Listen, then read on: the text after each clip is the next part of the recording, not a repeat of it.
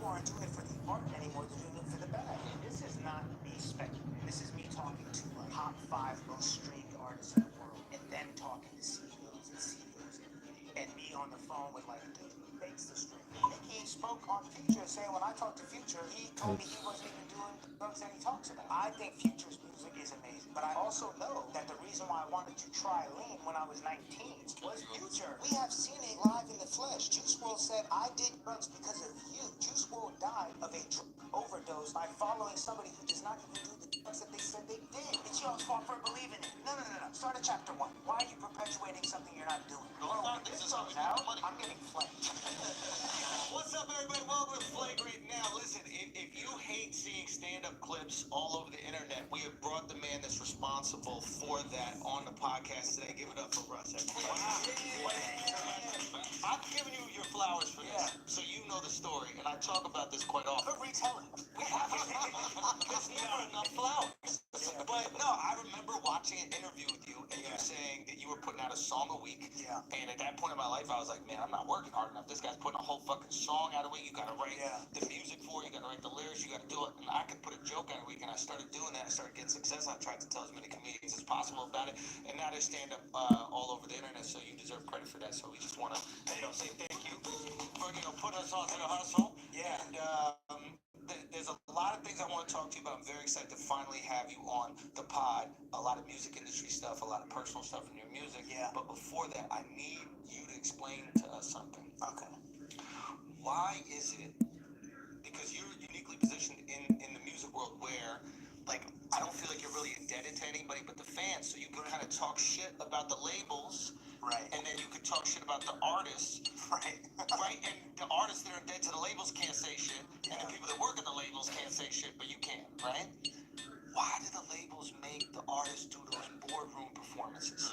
Is that like a... I don't think, like, the crazy thing is, I don't think they make them do the performances. Here's how those go, right? Here's the reality. The reality is, like, when you get signed to a label, or you're trying to get signed to a label, they'll, in a way to sort of, like, show you how much, like, artillery we have and how much we fuck with you. They bring the whole team. We have digital in here. We have radio, like, they bring the whole staff, right? And they sit them around this long table. Yeah, this is great. And they play. Bobby wanted that label. It's like, here's the thing. It's like they play your music. So it's like I've done that meeting, but like a sane individual, I sat at the table. You didn't get up and like we just listened to the music. So now some people like want to stand on the table and go nuts, which is like that's their prerogative. That's what's up. But to me, yeah, I mean it's like those people are like they're not there to fuck with you really. Yeah. So like doing all that is not going to make the deal better. So you can just sit in that level of awkwardness. Like if somebody played my stand-up for me, I don't know if I'd be confident enough to perform it for them. But like I'd be like, can we not sit here for this? Well, see, I mean, back then for me, it's like I was just, what was I, 23 when I partnered? So it's like I was in a different headspace of like so like beyond arrogant, you know, like just so gung ho on my shit that I was like, fuck yeah, y'all should be playing my shit. You know what I mean? So yeah, I mean, I definitely never like stood on the table. That never crossed my mind. When I saw that, I was just like, what, you know? And also, it's just like, don't care like that. Like, so you're standing on the table. It's almost like that's not gonna make them like go harder for you. You know what I mean? Like, it's not. Yeah, they got a house. Their kids are private It's school. a job, and it's also musical chairs in the business. It's like that person you're like doing all that performing and all that, like trying to get them on your side or whatever you're trying to do, they could be gone next week. Yeah. There's like conspiracy people be like, oh, this is like a humiliation ritual. Yeah. No, to check them. that is a choice. The truth is always personal choice that these people are. The truth is always way more boring. That's what I realized. Like I'd rather almost believe it was a humiliation. Right. Let's just look. I don't believe Russ. Yeah, good. It's mine. You know, Russ is dancing on that video coming out. And there's a video of you.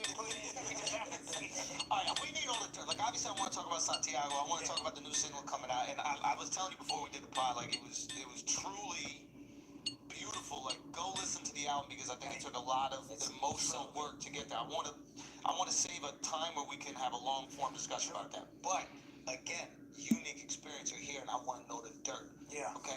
How are these labels fucking artists with the streams? Yeah. I don't know how they're doing it, but it feels like they're doing it. Yeah. And how are they tricking us? Because I see these people that go crazy. Album goes #1, but then they can't fill up a show. Right.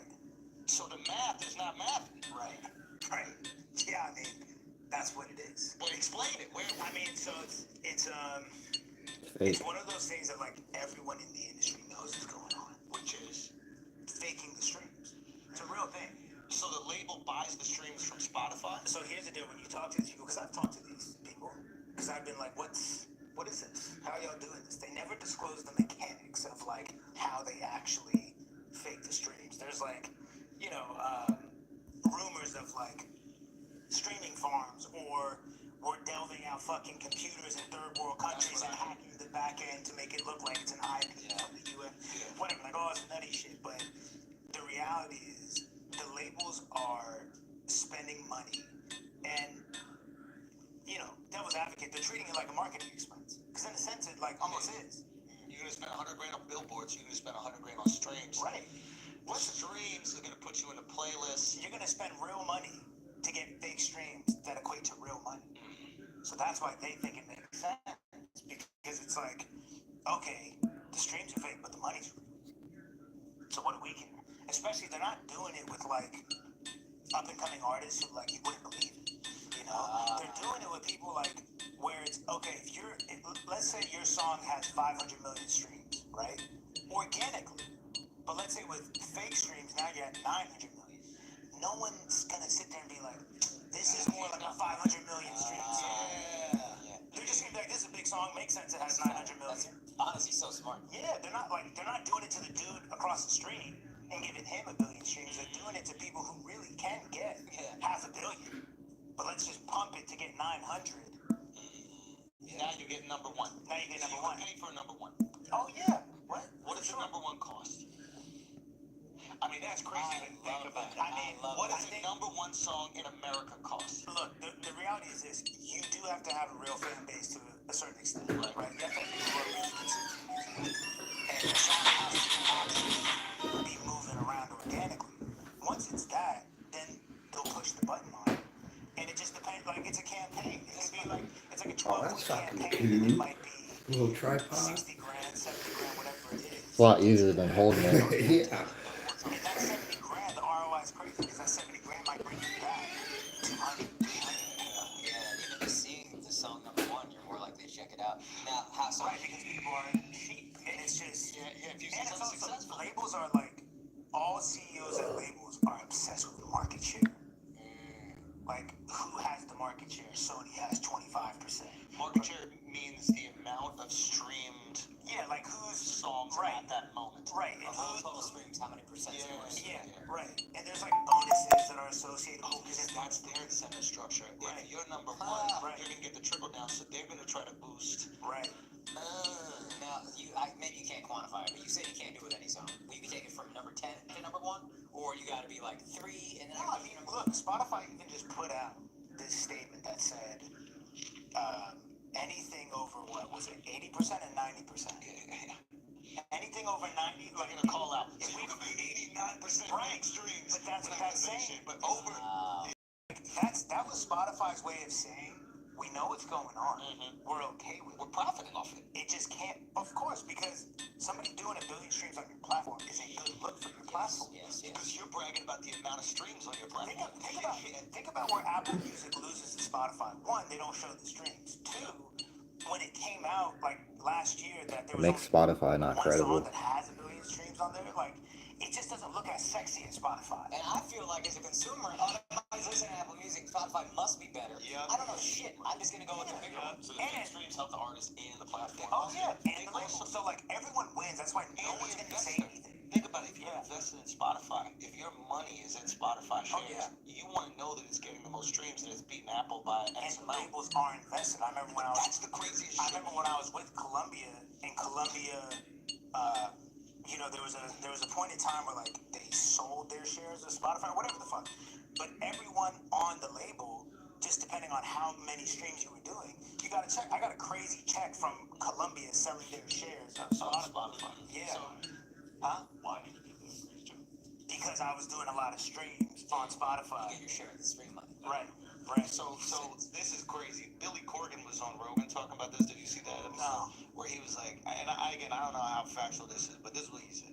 He's like, the labels took equity pieces in the streaming platforms and then gave the streamers sweetheart deals on the artist music. So basically, we're gonna charge you less for the artist music, which means the artist gets less. Right. But we are personally gonna take equity positions in those companies. Right. So give me a little bit of Spotify. I'm gonna give you this artist music for little, but when your brand builds because it needs us to build, I get that, but you know who doesn't get that? The artist. Which is crazy. Yeah. But but it's like the artist uses all of that for leverage to go get sponsorships, and it's all like fame driven. Yeah. It's all like the streams might be fake, but me being perceived as a massive artist, Like money on the it's road, real. monetized. So now I'm getting this, now I'm getting that, and I'm monetizing it with this brand or with this sponsorship, whatever it is. So it's like it's all just a fucking finesse, and it's all a scam. And there's some artists that are like, I'm just gonna live off of my deal, right? They're like, I don't even care if I make enough money to pay back the company or the label, whatever it is. They're gonna give me my advance. That's what I make. Yeah. Right? And and it's so funny when artists are like, I haven't seen a check since I got signed. It's like, because you're not recouped. making It's money. like, what are you so confused about? Yeah. It's like, you didn't make the money back. the artists don't know. Oh, yeah. I don't think any of the artists know that their streams are being faked. Wow. No, but that's, and here's the thing. That's Right? great. Nah. But here's the thing. That's why, first of all, I encourage every artist, audit your label. Make sure there's an audit clause. Like, I'm auditing, who I was with. And just a lot of money. Yeah, because the reality is, like, you don't know. There's a lot of things that are just hidden in those statements and the marketing expenses. And the reason why, like, if you're signed to a major league, right, it's so easy to just deny everything because there's a buffer. There's a label. The label's the middleman between the fake streams and you. So if it comes out that so-and-so is faking their streams, you can just play dumb. Be like, I had no idea. The label must have did it. Yeah, I didn't know what the label was spending their money on. And when I have a hit song that has a billion streams, I'm not gonna go, are we sure it's a Look, billion? this is not me, like, speculating, right? This is me talking to, like, top 5 most streamed artists in the world, and then talking to CEOs and CEOs admitting, and me on the phone with, like, managers of massive artists, and on the phone with the dude who fakes the stream, and them saying, like, what's going on. Wow. Dude, you know what I just So this is not, it's not like I'm not sitting here like, Conspiratorial. this is how, like, I really think people are faking. Yeah. And, like, once you know, it's really easy to tell which songs are being fake. Who's the most fake? No, I guess. Come on. Listen, I'm not gonna. We were talking on Brilliant Idiots, and Charlamagne said it was a Drake song that came out. It was a Drake and SZA song. SZA, yeah. And he was like, it went number 1 1 week, Yeah. and then next week it just fell off. Right. And he was like, listen, those are the types of things where you go, are these songs being pumped up by the label? Because I think Doja Cat's song Paint the Town Red had been in that top 5 for weeks. Right. That you're not going to keep faking streams Yes, for. you are. For really? I'm not saying that she was doing that. But you would fake but I'm streams just for saying, months. I'm just saying, like, this is the thing. The label. You're getting a real, like, it has to be a song, But there's going to be diminishing returns if you keep having to spend $100,000 every month. No. well, it's not $100,000 every month. Because it's really just spending enough money to hack the album. So 6ix9ine was right. Is that what you're trying to say? What was he saying? Depends on what he said. Right about what? No, he said something about they took his number 1 by buying streams for some artists. Yeah, I mean, like, the reality is they're not going to do it, and it doesn't make sense to do it with something that's not already a moving train. Got it. When it's already a moving train, the public won't know the difference. Yeah. You know what I'm saying? Like, if it's a song that genuinely has 500 million streams, if we juice it and now it has 900 million, like I said, you're not going to sit there and be like, nah, I don't believe it has 900 million, because it's massive, organically. So Donda and, what was it, Certified Lover Boy, when we were all really fixated on who was going to be number 1. Yeah. Whoever was number 1, theoretically, they could have just paid and be For like, sure. And it almost makes me But sorry. it's like, the labels are it's a business. They're looking at it like, we're protecting our investment. Of course. One. Yeah. And we're trying to obtain as much of the market share as possible. Yeah. And they also know, this is just like a psychology thing. It's like fake commotion ends up creating real commotion.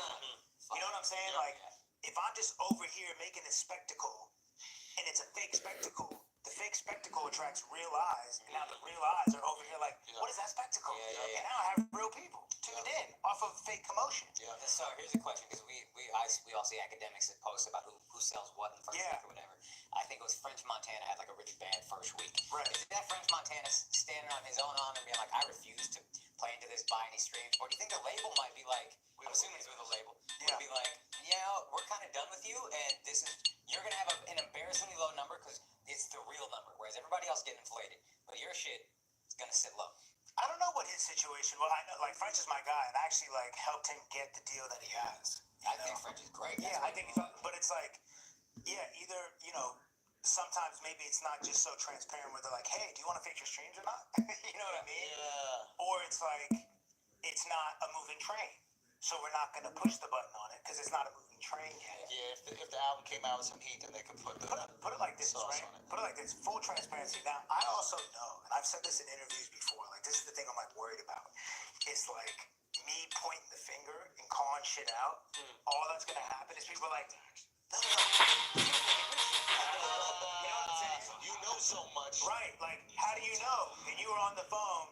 Nah, you know what? Who even listens to Russ? You're faking your stream. But I mean, you got people coming out to shows. I think that's the real difference maker bodies, right there. real bodies. But I will say this for full transparency. This is the truth.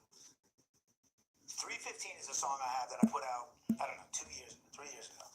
And right now it's doing, 500,000 streams a day on Spotify. There was a time where it was doing 800 and 900,000, right? And the threshold to go into today's top hits is like they want to see you getting like 1.1, right? And that's like, once you're in today's top hits, right? So we got on the phone because I was like, Milan, I hit my manager, I was like, Milan, see what this guy, like, because I've like, low-key, I'm like playing like a fucking Vice documentary. I'm like exposed to I'm like, Milan, hit this guy, like, what is the like process out of this shit? But it's like, so he talks to him, and he's like, look, you gotta think this is the perfect song to do it because it's crushing organically. Nobody's gonna know the difference between 200,000 streams. 315 organically was the before TikTok and Billboard did the thing where there was a Billboard chart for TikTok songs. 315 was the #1 song on TikTok in the world. You know what I mean? Organically. So once again, if I was to boost that, what is anyone gonna say? No, I hear it everywhere on TikTok, so it kind of checks out, makes sense. And we talked to the dude, or Milan talked to him, and he told us, it's like an 8 to 12 week campaign. You spend 35, 40 grand, and like, that's it. Then it's out of here.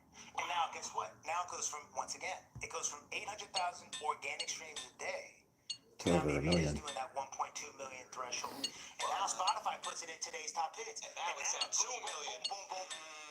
You see what I'm saying? And now radio's like, wait, this is a smash. It's a multiplier. And so all of a sudden, that extra 400,000 streams that are fake get a whole bunch of real ears but I just could not live with myself if I did it, because the reason why, like, and I'm gonna be honest, it's so tempting.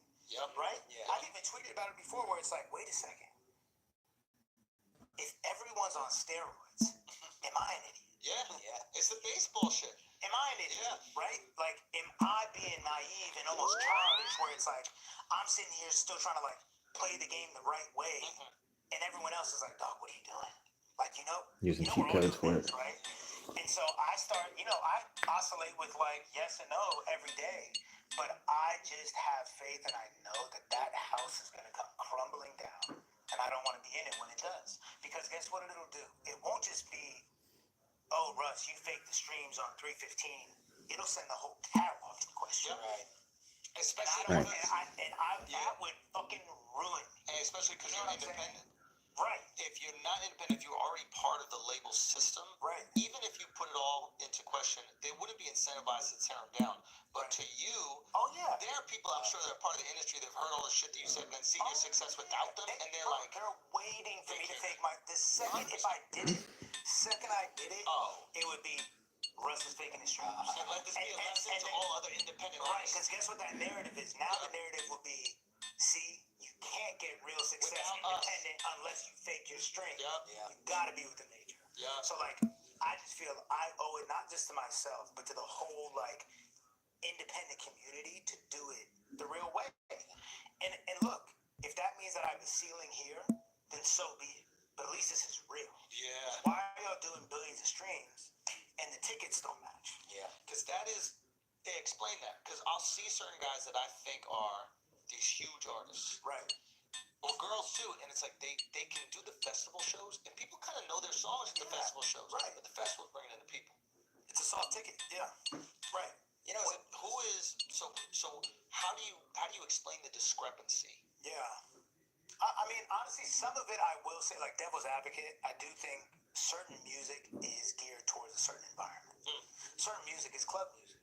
You're not going to an arena to hear club music. Rap sucks live. Let's just be honest. Nah, not all that. You've been on this. It's awful. Son. Rap is the worst music live. It's so bad. It's unbelievable. Wait. It's amazing. Give me an example of rap. But Travis, I literally asked him afterwards. I was like, yo, usually rap sucks live. Like, why did this suck? And he goes, I make music for the live shows. Right. I'm specifically putting together these songs for this experience. That's a great point. Counterpoint. You also saw 50 Cent the night before, and that was also great. So I'm sure 50. I think it was falling apart pretty quickly. 50 was incredible. I'm sure he did 60 in the arena, but 50 in the arena would be incredible. Yeah, of course. Okay, there's no question. Yeah. What I'm trying to say is, I can listen to a random person sing karaoke, and if their voice is amazing, it shuts it down. Yeah. Like, you've seen those videos where people are singing a song in Italian, and like, they're in a restaurant, like they just come in and start singing, the whole restaurant starts singing.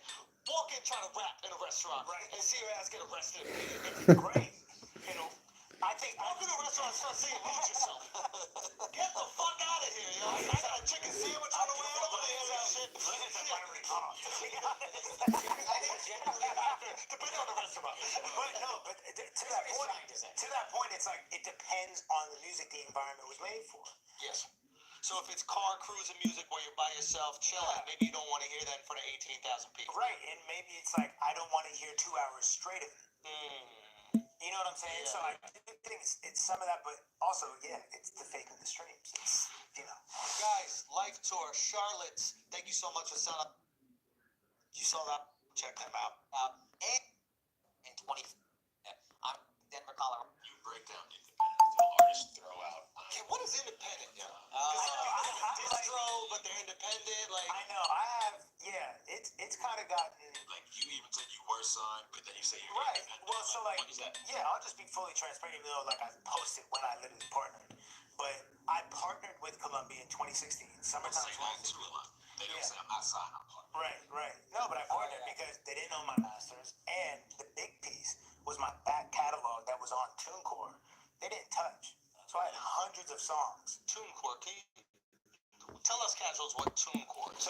First breakdown. So TuneCore, very quick, is just it's a digital distribution service. Best platform You pay ever. $50 a year.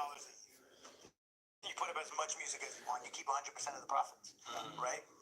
So I had all this music up on TuneCore, and I created all this leverage because shit was going crazy. I was already touring, and I partnered with Columbia because at that time in 2016, it was a way different landscape. It's like Apple Music didn't even come out till 2015. I remember I had like What They Want was in Rap Caviar back when Tuma Basa was running Rap Caviar, and I didn't even know what the fuck Rap Caviar was. Like that's how new everything was. So I signed because I was looking around the game and I was like, I want to be a massive artist. I want to be on radio. And I'm listening to everyone on radio. I'm like, they're all signed. So let me level the playing field. That was the intention, right? So I partnered, but I kept my back catalog. I kept 100% ownership. And everything I did with Columbia was, y'all get 50, I get 50. Simple. And you keep the full master. Yeah. So it's like, that feels fair to me. You know, y'all putting up money, like, whatever. Let's rock out. And then in 2020, I believe, went just back fully indie, done with the deal. Why didn't it work out? Why were you not? It just got to the point where I realized the juice wasn't worth the squeeze, and they couldn't do anything for me that I couldn't do for myself. So that's my question. Like, you gave them 50%, which means you need to essentially double your profits that you could do on your own for it to be break even. Right. Did you more than double being with them? Yeah. Oh, so there was value in being with them. Well, I was, like I said, it was a moving train. I was gonna make money anyway. Got it. So also, yeah, we're not counting how much you would have made off your next album, Right, all the hype and right, everything. right. So you didn't think that they offered enough value to continue? I think at a certain point, once like the game sort of began to progress, and once I started to see, the big thing for me was like them getting told no. That was big. Meaning, which I know a lot of up and coming artists think like this. Oh, well, you get with a label, and then you just get told yes to being on that playlist, and yes to being on radio. Oh, so they're getting told no, and you're like, I'm like, fuck, so then you get with the label. no by myself. Literally, that was the exact thought, and I told them, I said, I can't get told no by myself. So those boardroom meetings, right? Some of those people sitting around the table, one of them is the Spotify and Apple rep, and You gotta make him get it's just them calling.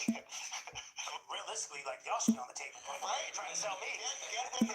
I'm gonna get you a rack candy. Yeah, no, but it's like once you realize, and once I saw that, all right, it's just a human being calling Spotify or Apple, like, hey, of our 70 releases we have this Friday, you guys should really consider us for these playlists, and they can get told no.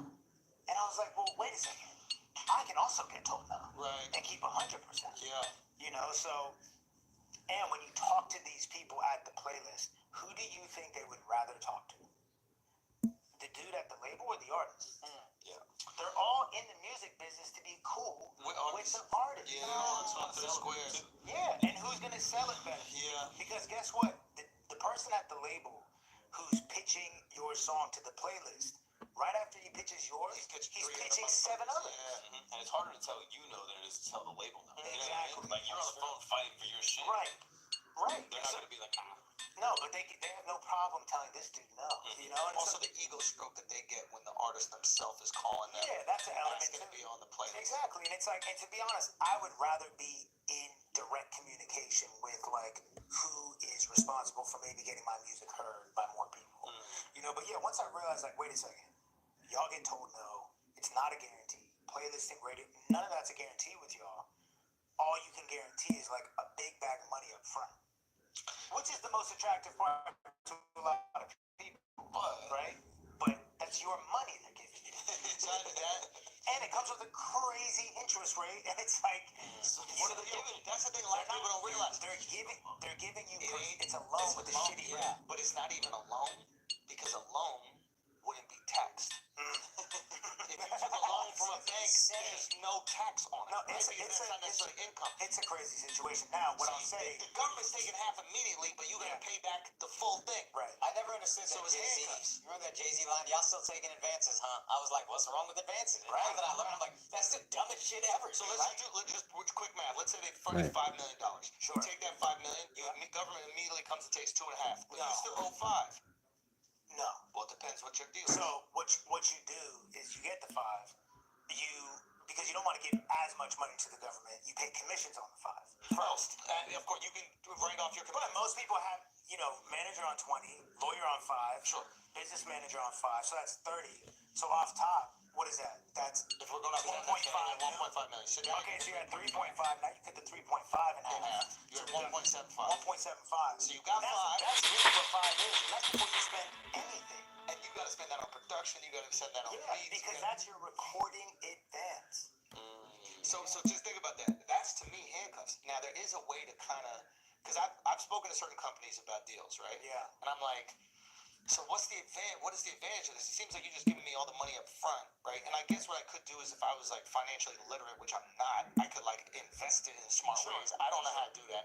I genuinely don't, and I just tell them straight up. So it's like, it seems to me what this does is just kind of like shackles me to you, and I guess I get some money up front, but that money isn't my money. I have to make that money anyway. Yeah. So, but what I did ask is, what if we did a loan instead of an advance? Because a loan is technically not taxable with income tax. You only get taxed based on what you make back against that loan. Right. So you can, you know what I mean? There are certain ways around it. But it is kind of fucked up how It is fucked up. Because it's it's about 5 turns to 1.75. Well, and a lot of people also think, well, if they give me 5, that incentivizes them to get their money back. It's no. The whole label's cross-collateralized. Meaning, that's the other thing. guess what? If I give you 5, and I give you 5, and I give you 5, and I give you 5, and these 3 flop, and you make 50 mil back, I don't care that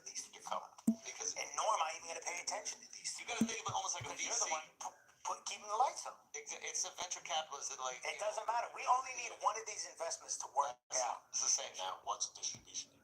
Distribution deal is more so there's no ownership of masters. Oh. The splits are way more favorable. So like you go to Empire, maybe you get an 80-20, which is just like it's a profit split. Like they don't own the masters, right? And they usually offer label services. So that's where it's like back to the very original, like what is independent? Yeah, I mean there's different variations because independent to some people is well I'm just not with a major label. It's like all right, so you're not with a major label, but you're with that label who has major label services, and you got an advance, and they do label services. It's like, I guess. I guess, yeah, that, like, in a sense, if that is your definition of independent, I'm just not with a major, then yeah, you're independent. But for me, for a while, before Columbia, I was independent in the sense that I didn't depend on anyone to do anything for me. And even post Columbia, that's what it was. Up until the Santiago album, where I've been putting music out, similar with Tim Core's video. What is up, everybody? Video is another like digital distribution, right? I pay $50 a year because I have a great relationship with the CEO. I pay $50 a year, put out as much music as I want. It's the same shit as Tim Core. But they collect the money on your behalf, so they recognize every time it's been played on radio, stream. Yeah, it's the same thing as TuneCore. Everything is like monitored and registered and collected. So there's an RSS feed or something that goes. Yeah, there's a back end. There's a portal when you log in and you can see what everything's doing and how much money you withdraw and send it to your bank account. Right? So Every if Friday. it was played on this time 100 times, they owe you $10,000 from that. That all comes back. And I get paid every Friday. It's been like that since 2011. Gotcha. So instead of that going to the label and then the label distributes it to you, TuneCore can just do it, so it cuts that out of the way. And artists on major labels, it's a semi-annual check if you're recouped. So if you're recouped, you're getting paid twice a year. Twice. So That's if you're recouped. You get paid in March, April, and you get paid in fucking September, October. It's fucking hilarious, which I make this joke with like my team all the time, just because of like when I left the deal and kind of how it works out. My birthday is September 26th, and so every year, ever since I left Columbia, they like send me a check for a meal like on my birthday because it's like that's when the semi-annual date falls. So I always know that like on my birthday, they have to get That's fun. That's a nice little birthday present. It is. I know. I'm always like I know they're fucking throwing up. So the cross collateralized thing is really interesting also. Yeah. Because I imagine that's part of the idea around the 360 deal, which is it's really just more protection from them. Of course. So it's like I think We don't need your music to sell. We'll get it on the merch. So we gave you that $5 million. We need $5 million. Yeah. You only have 1.75 after paying commissions and taxes and whatever. So even if you paid us that back, we still need the other 3.25. Right. So if your album does nothing, but we throw you in these, what's it called, shows, we send you around the world, we're getting that 3.75 back off of these other things. I think our perception on 360 was they just want a little piece of everything. It's like, no, they don't even know if you're going to make money. Right. But if you do, that's like the interesting thing, right? Is like this whole notion. This might come off crazy, but it's the reality. It's like, oh, it's a bad deal. For who? For who? For the artist. The label signing good deals. oh, this, Yo, but you know what I'm saying? And that's what people are not. Artists need to go into these meetings understanding it's business. Yes. They are not about to sign a bad deal. yeah, yes. You know what I'm saying? Which is why you need leverage to make them sign a deal that they normally wouldn't want to sign, but they don't want to lose out on your potential. It is funny how they get salty when they're on the wrong end of the deal, though. Of course. Yeah. Of course. I feel like we should understand it's business, and they should understand it's business. Yeah, for sure. Yeah. Yeah. Can you talk about the dollars and cents when it comes to streams Yeah. when you're independent and with a label? So if you get 1 million streams independent or 1 million streams with a label, how much money does the artist get? 1 million streams independent is like on Spotify, $4 grand, give or take. If you're independent. Yeah. If you own 100% of the song, Got it. And then if you're with a label, how much do you get? you may not see anything. Let's say you're already recouped. How much is 1 million streams? It depends on what your split is with the label. It's the same Got it, $4 grand. got it. It's the same 50-50, $4 grand. Just yeah. it's like But I thought Spotify has deals with record labels where it's like they get better rates. Yeah, Yeah, sometimes like it's like tier 1 rates or tier 2 rates. Yeah, but some of these, that's why you got to be careful which distro you go to, because some of these distros don't have the tier 1 rates that the labels have. They might have tier 2 rates, so they're actually getting less money per stream than a major label. Okay. Oh yeah, like TuneCore, video, You're getting what the labels get. Yeah. You get it. What the You're getting the same rent. Yeah. You're getting the same. But the reality is, like, Drake is getting more money per stream than the up and coming artist because he's bringing more to Spotify. Yeah, he's more valuable to the streamer. He's gonna get more. Yeah, he's gonna get more. I'm not even mad at that though. Like, once again, people never consider the other side. It's like, bro, this is a storefront, right? Yeah. That is allowing you. Stop with the entitlement. Is allowing you to sell your music in their store.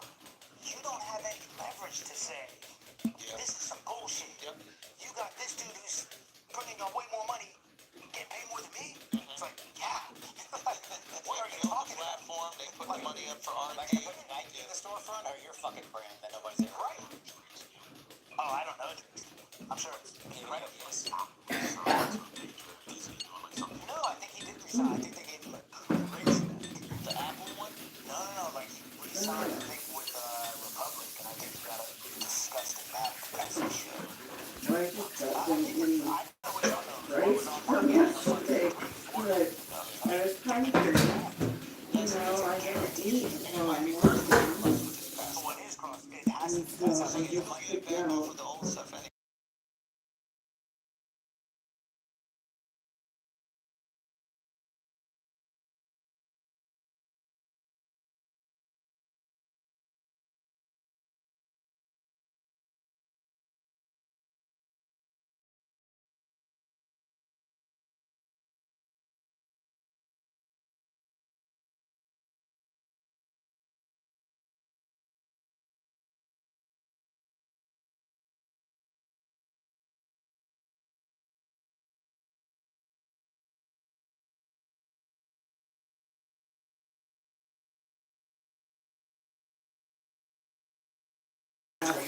carpet, except for the bathroom upstairs.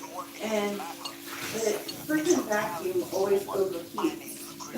I don't even get to finish the whole upstairs because the vacuum always I don't overheats. know. He just may not want to. You know, because there is Yeah, it just stops. something to be said that's not right or wrong.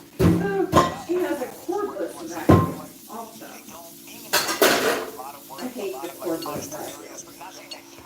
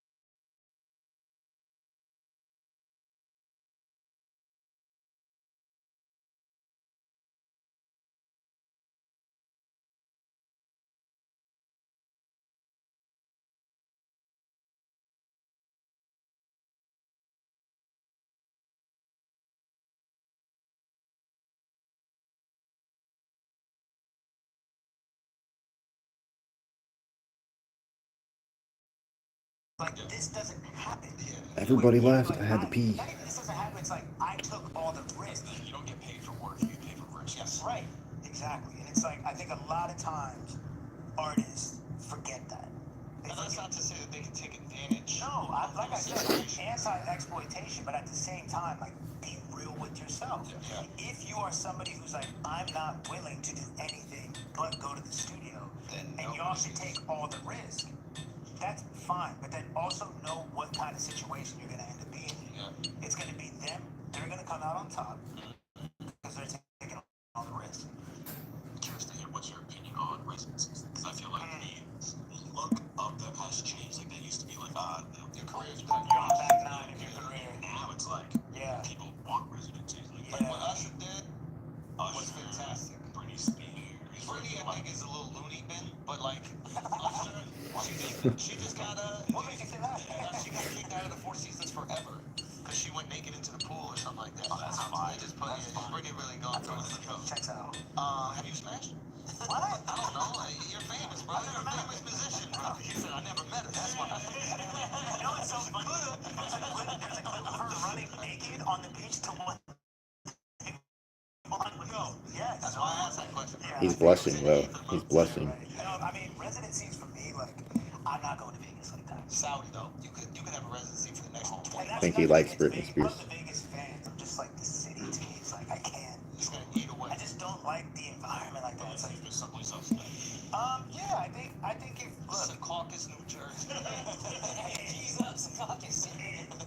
I think if it makes sense for you, yeah. I mean, you know, you go somewhere 6 times a year and you already love the place anyway, and they're giving you a meal or whatever. It's like, yeah, why not? Do you think younger artists should start? Yeah, because I mean, it's soft ticket. You know what I mean? And a lot of times, like, Can you explain what that means for people? soft ticket is people are gonna be there anyway. So like, if I perform at a club on a Friday night, it's a soft ticket show because guess what? If I'm not there, they're still there. By club, you mean like if you go to Live or 11 in Miami, like if There was already gonna be people there. with Vegas casinos, there's already people that There's are already there, people there. and they're gonna look for something to do besides gamble. Yeah.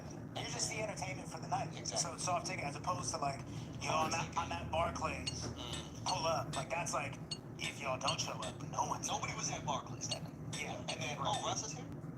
You are That's right. You're the ticket. So, yeah, I mean, it's a soft ticket play, so the pressure's off of you because there's going to be people there anyway.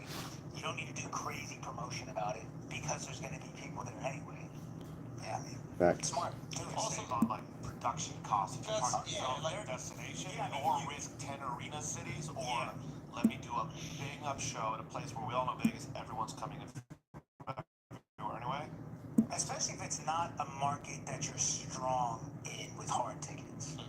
So you're not taking away From what you like I would never do it in LA because LA is my strongest market hard ticket wise.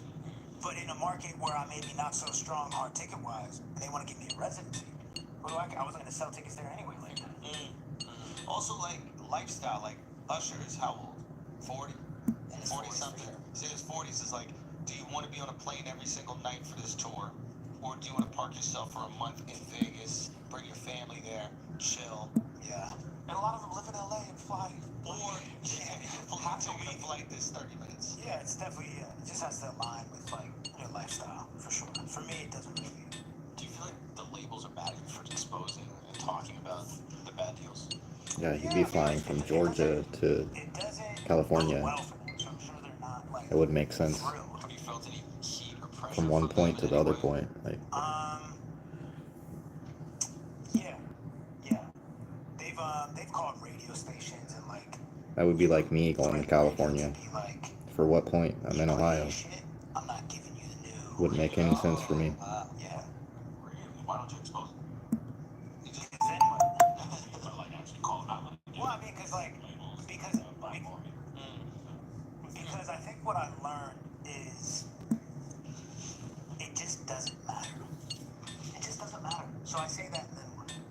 Realistically, because I'm on an island, right? So I say I dig my heels in the sand and I say these people over there, they're trying to fuck me. It's like, well, bro, what'd you expect? There's this whole circle right here of people on the inside that are trying to protect this, and you're over here.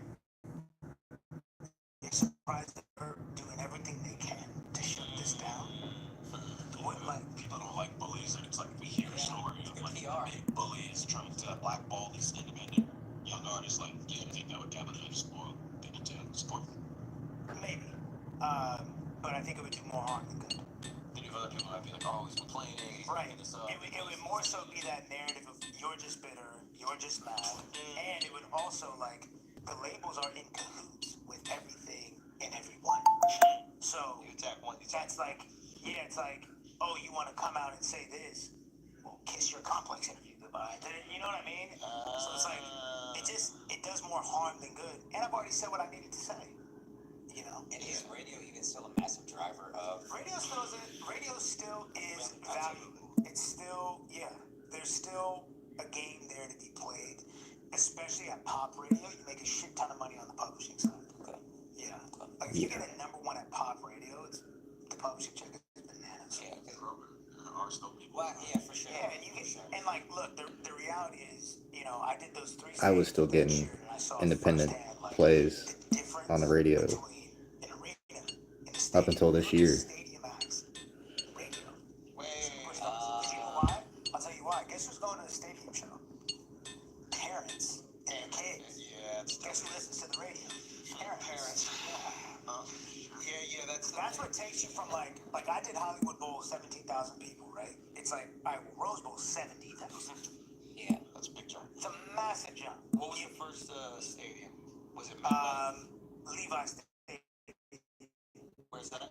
Santa Clara. It's like where the 49ers play. So you go This dude broke this fucking Super Bowl record. That's unbelievable. He's not even from here. You know what I mean? Wait, okay, so break it down. So you and Ed are there. You're opening for Ed. You come out during his set. Okay, so you come out. I do a 45-minute set. And he went and bought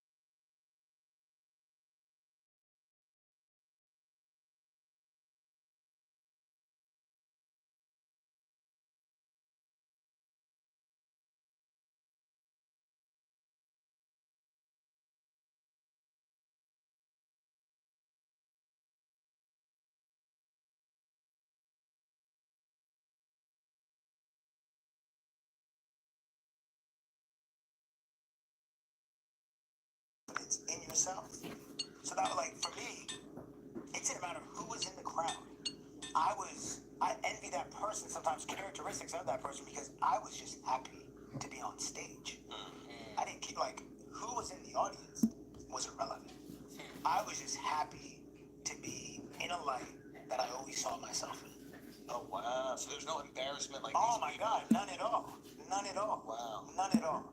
I felt zero embarrassment for that night. More embarrassment for in a 7,000 cap venue if only 6,000 showed up.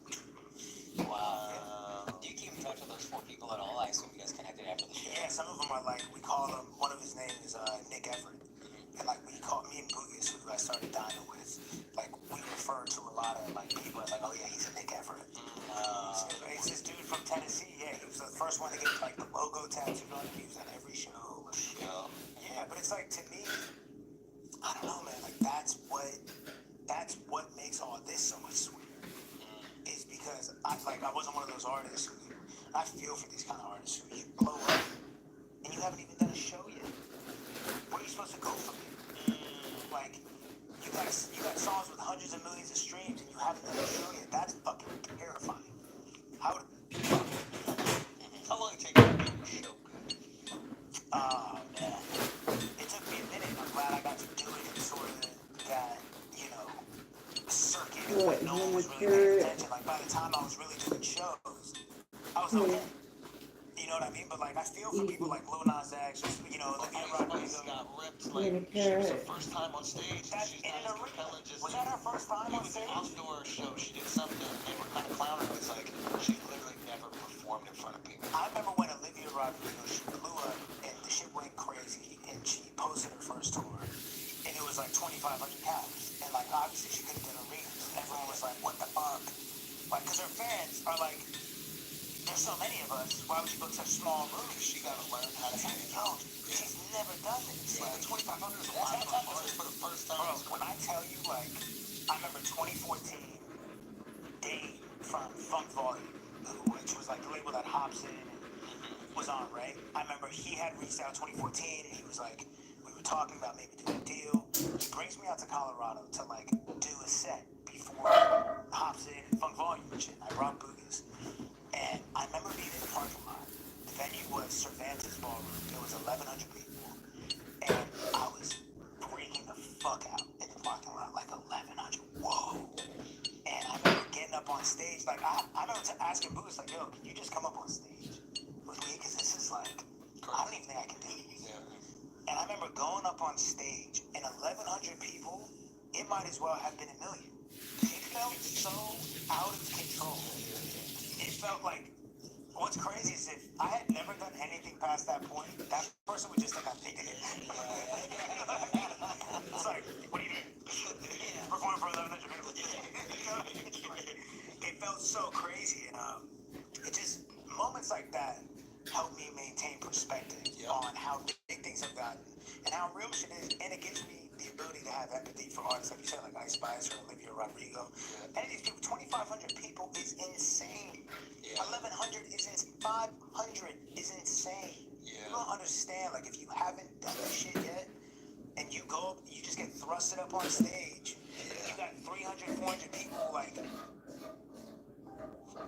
mission was full reach out and bring it home.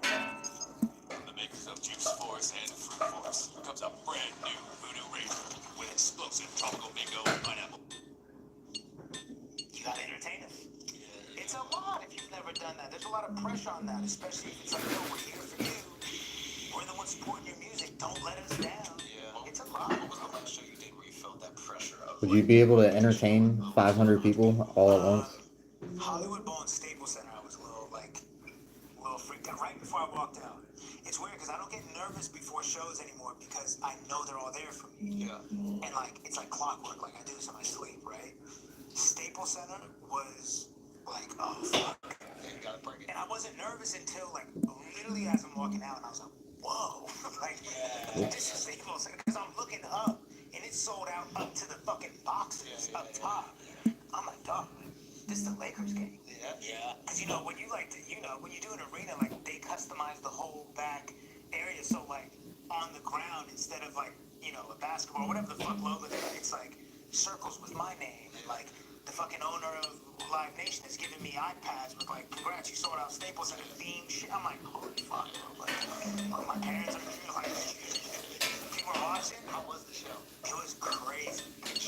Did you lock in during it, or were there moments where you were actually reflecting on the fact that you were? I think a lot of times, and I wonder if artists, I disassociate on stage sometimes, where like it's almost like y'all are watching me have a imposter syndrome. You know what I said? Because like a lot of times during the songs, I'm like, I can't believe these people. I'm just like, what are these people doing here? You gotta like remind yourself, I'm staying Like, oh god, sometimes. Yeah, I mean, Staples Center was one of those ones I was like, well, especially because that time I wasn't doing videos. And means you have the song playing from the monitor. Yeah. How do you not do videos? Yeah, so like I fucking hated in-ears because I wanted to be a month. I wanted to be in-ears for the people. In-ears is this, like if you do in-ears, all like traditionally, all you're gonna hear, you're wearing headphones, right? You see the artists, they have that like FBI shit in their ear while they're All you're gonna hear is the backing track. You hear no crowd. It's like you're in the studio, so you're a little detached from the crowd. You're performing and you just hear your vocals that you're singing over the backing track, over the instrumental, and you're looking at the crowd, and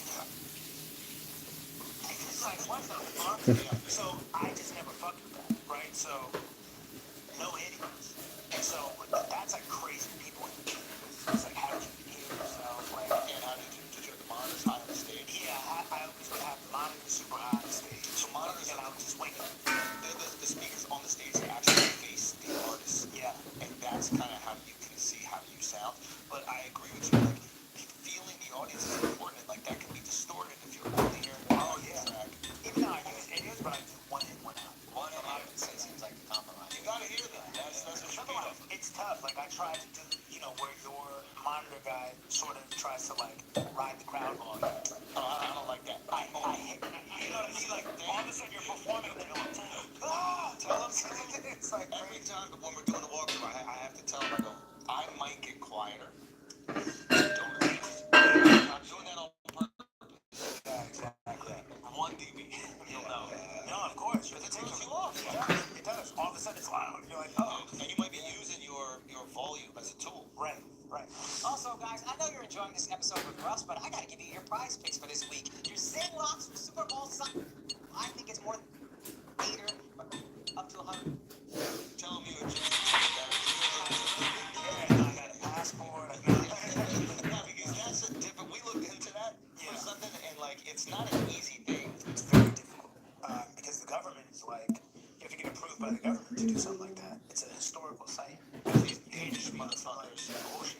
Whose sandwich was this? You hear about that? I don't know. That's disgusting. Like fucked on top of one of the pyramids, and after that, they really This is started. your Google searches. It's like, you want to know if you would be the first?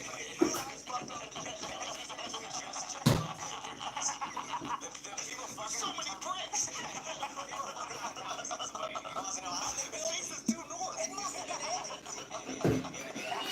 What are you making? Some stir fry.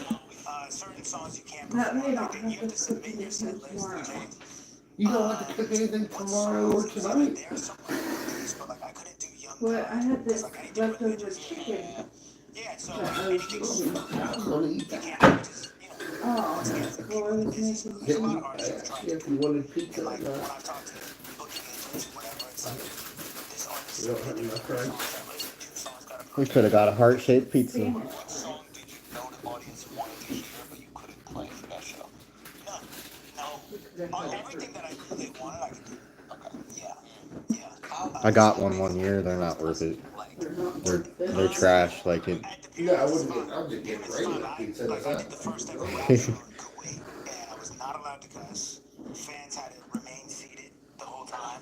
I couldn't dance. Not that I dance. I think it was Jets Pizza that was doing it one year, and I got one. So it was like. It looked like a heart, but like just to eat it. I mean, just to eat it, you know, it's not. You can't cut it right because it's a heart. It was cool. Imagine sort of like the ballroom of a hotel. But So Jets has there was good a stage, pizza. and there were seats, and everyone had to remain seated. And me just being like obnoxious at that time was like, fuck. Like I'm like trying to rile him up. I don't give a fuck. Even though I did well with not cursing, but certain shit. Happy Groundhog Day! I brought Sam Adams, Cold Snap, and this groundhog. Uh-oh, your cousin from Boston. It's at hand. Type in maybe Roscoe. Oh yeah, this is it. Yeah. See, I'm still dancing. I'm still hitting my feet there. I would have arrested you. Yeah. I would have arrested you. So the craziest thing. So this is So the look, boardroom. here we go. Right. Look, everyone's sitting down, and they had like officials from the government running through the middle, telling people to sit down. See, someone stood up. Now the craziest thing that happened during this show is in the middle of my set. I turned around at this point, like my manager was DJing. He's just plugging in aux to the laptop and I just rocked out. That's like how we did like massive shows. Yeah. And I turn around to him and I have to stop the show because there's like a royal family member who's like, my daughters want pictures. Wow. Middle of the set. Crazy. Like, and he's telling me, he's like, yo, this guy, like, he wants his daughters to come up on stage and take pictures. Like, that's it. I'm like, I'm like kind of busy. Yeah. And so I just didn't do it. I was like, wow. Yeah. Which it ended up being fine. Like, after the show, I don't know if it's in this clip, but after the show, I talked to Offer backstage, and it was, no, I guess it's not. It's on my Instagram. Wait, you talked to the daughters backstage? No, I talked to the diplomats and the officials. Yeah, you pleading for your life at that point, or what is that like? No, it's fine. It was fine. I just feel like, so back then, I'm just coasting on, like, it can't happen to me. Yeah. Like, it's all gonna be fine. I told them this shit when we were in Abu Dhabi, and we were doing the what is it called, like the little run through before the show, we were doing a sound check and shit, and I was kind of like wilding a little bit during the sound check, Right. and the promoters were getting a little nervous. Sure. I can imagine with yours. Did you have to cut anything out? I ain't cut anything. We presented the list of what he couldn't say. And I was like, violated and I was like, yo, they're not gonna arrest me. I had the same thought, like, why not arrest me? This is a bad thing. And but I remember them getting nervous, and then basically the way that they positioned it was that they would go after the promoter. I think it was. Yeah. The promoter would be worried about They this. would be responsible as well. This type shit. Right. That's also, you want to go back, right? Especially when you know that the audience I'll is say great. this, That's what they really have on you. Like, they got a great sense of humor. Obviously, don't talk about Muhammad, but like, just get talking about them. Right. Like, I posted a video. I'm making fun of them for the first 10, 15 minutes of this. Like, Wow. nuance it just about their culture. They love it. Jesus Christ. We're not gone. We're Sort of open, but to that point, it's like when you travel to all these different parts of the world, what you realize, everyone is a human. Yeah. Everyone's just a person. I didn't see them as humans either, bro. I didn't see them as nah, dude. You know what I mean? Just white people, just white people. No, but it's like, you watch the news and you see shit, you think that people are like,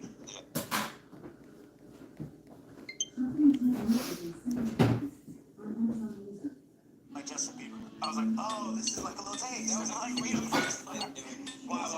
Can we show it? bro, it's rockstar shit. Yeah, I don't know if it's, oh my god, bro. Ethan. First of all, India's like the fastest growing market on Spotify. It's a massive country. The people are so loving, so supportive. I've not seen people go that hard for me. Like, there's only so many groups of people who really like match that level of intensity. Man, I went to India. The second I landed, there's people at the airport, which like I'm not used to, like fans lined up. Championship. Yeah, and like, but respect.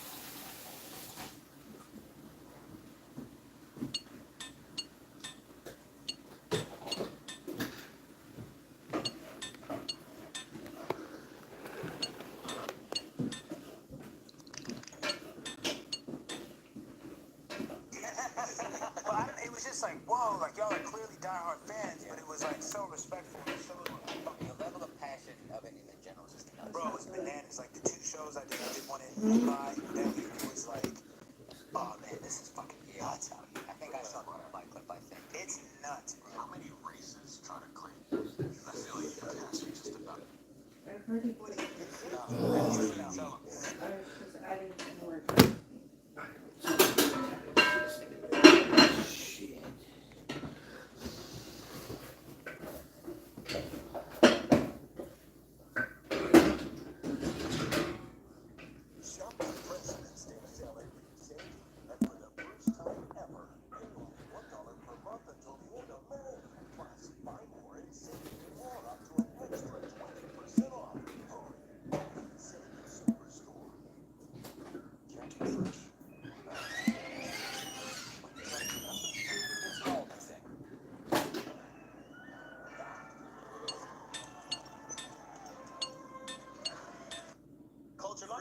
You want me to give you a gem my mom gave me? Yeah. It's when somebody has a perspective that's like unfamiliar to you. Yeah. A beautiful response is that's interesting. It's very open-minded. So it's like they're not odd. Yeah. They're interesting.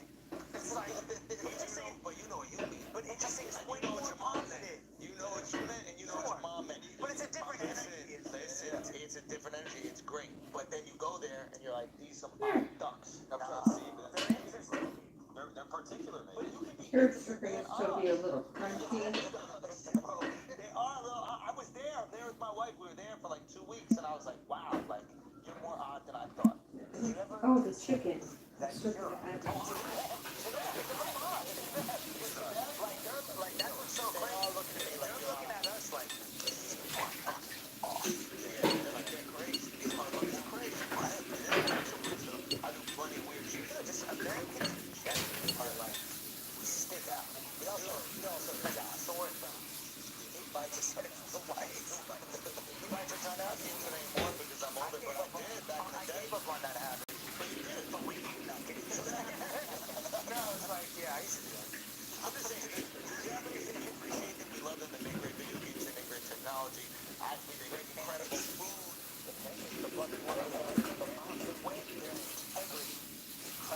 They have great integrity and they take care of you. All that stuff is very clean. But there's also some oddities that we can appreciate as people who enjoy misfits. I like misfits, clearly. So, and I find that the Japanese are misfits. You guys are misfits. Look at you guys. Just calling your friends ugly on a platform in front of millions.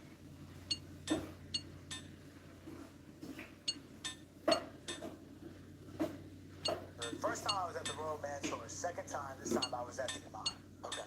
Wow. Crazy. Yeah, Iman is nuts. Iman's the best. Yeah. It's rough. But did you go into the souk? Did you? Of course, yeah, we did the whole thing, and then we rode ATVs in the How many desert. roads did you buy? Be honest.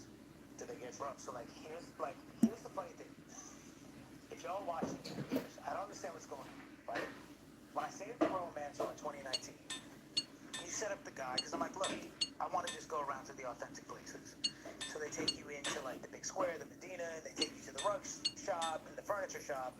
It was awesome. The first time I was there, I bought a shit ton of rugs, bought furniture. Cool.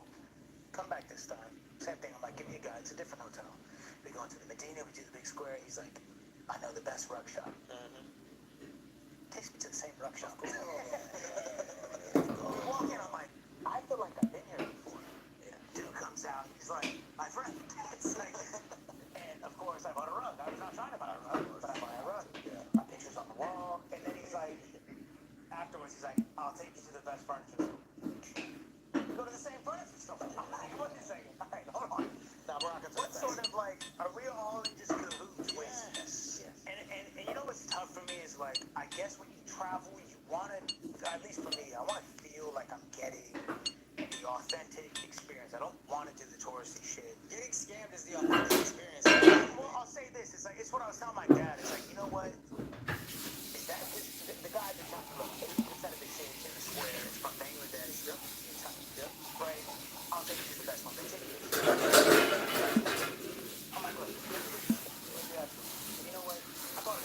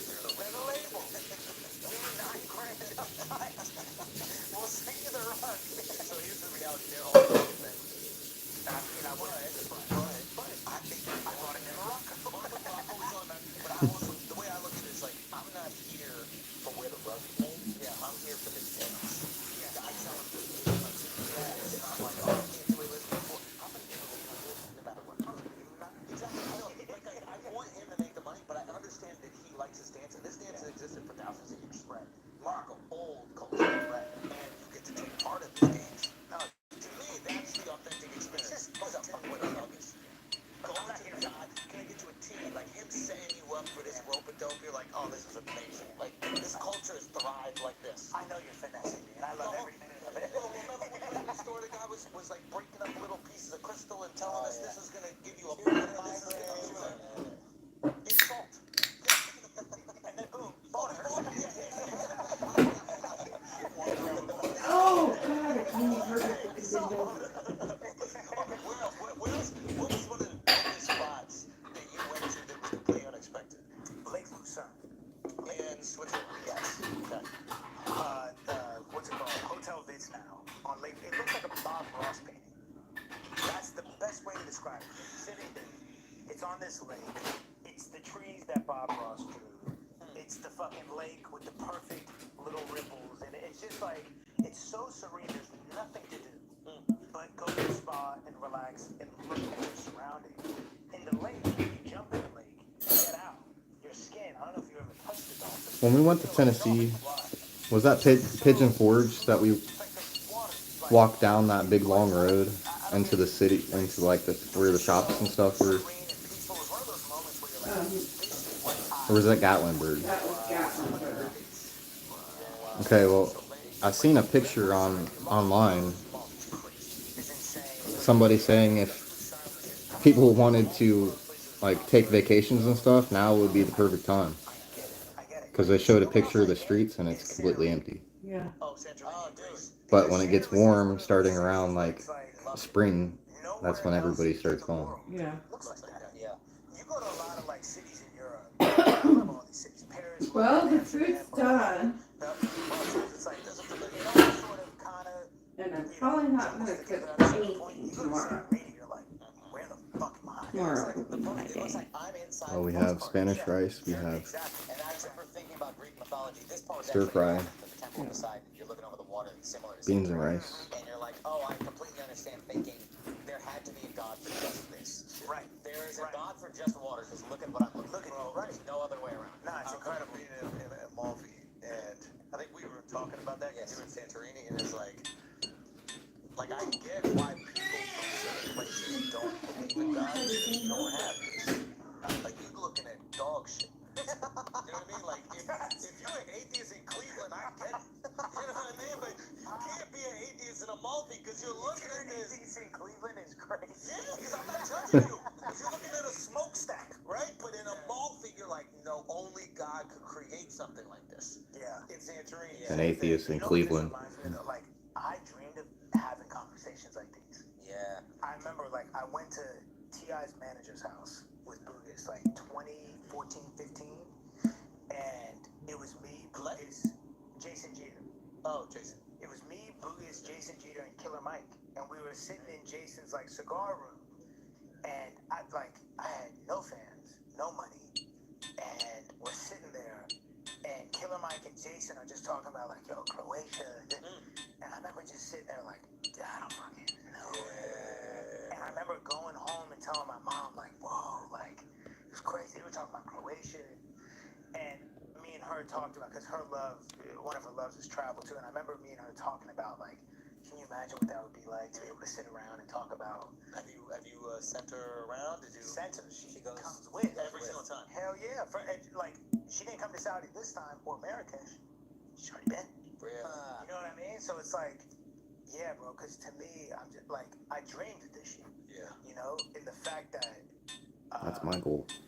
I've gone down the rabbit hole before of I want to see my bank balance have more in it. But then I did the That's my second goal, I step of think. that question, which is why. And when you get to the why, it gets confronting. And staying the It's most like, authentic. What's the why? the why was, well, so that I have more money. And then it's like, but why?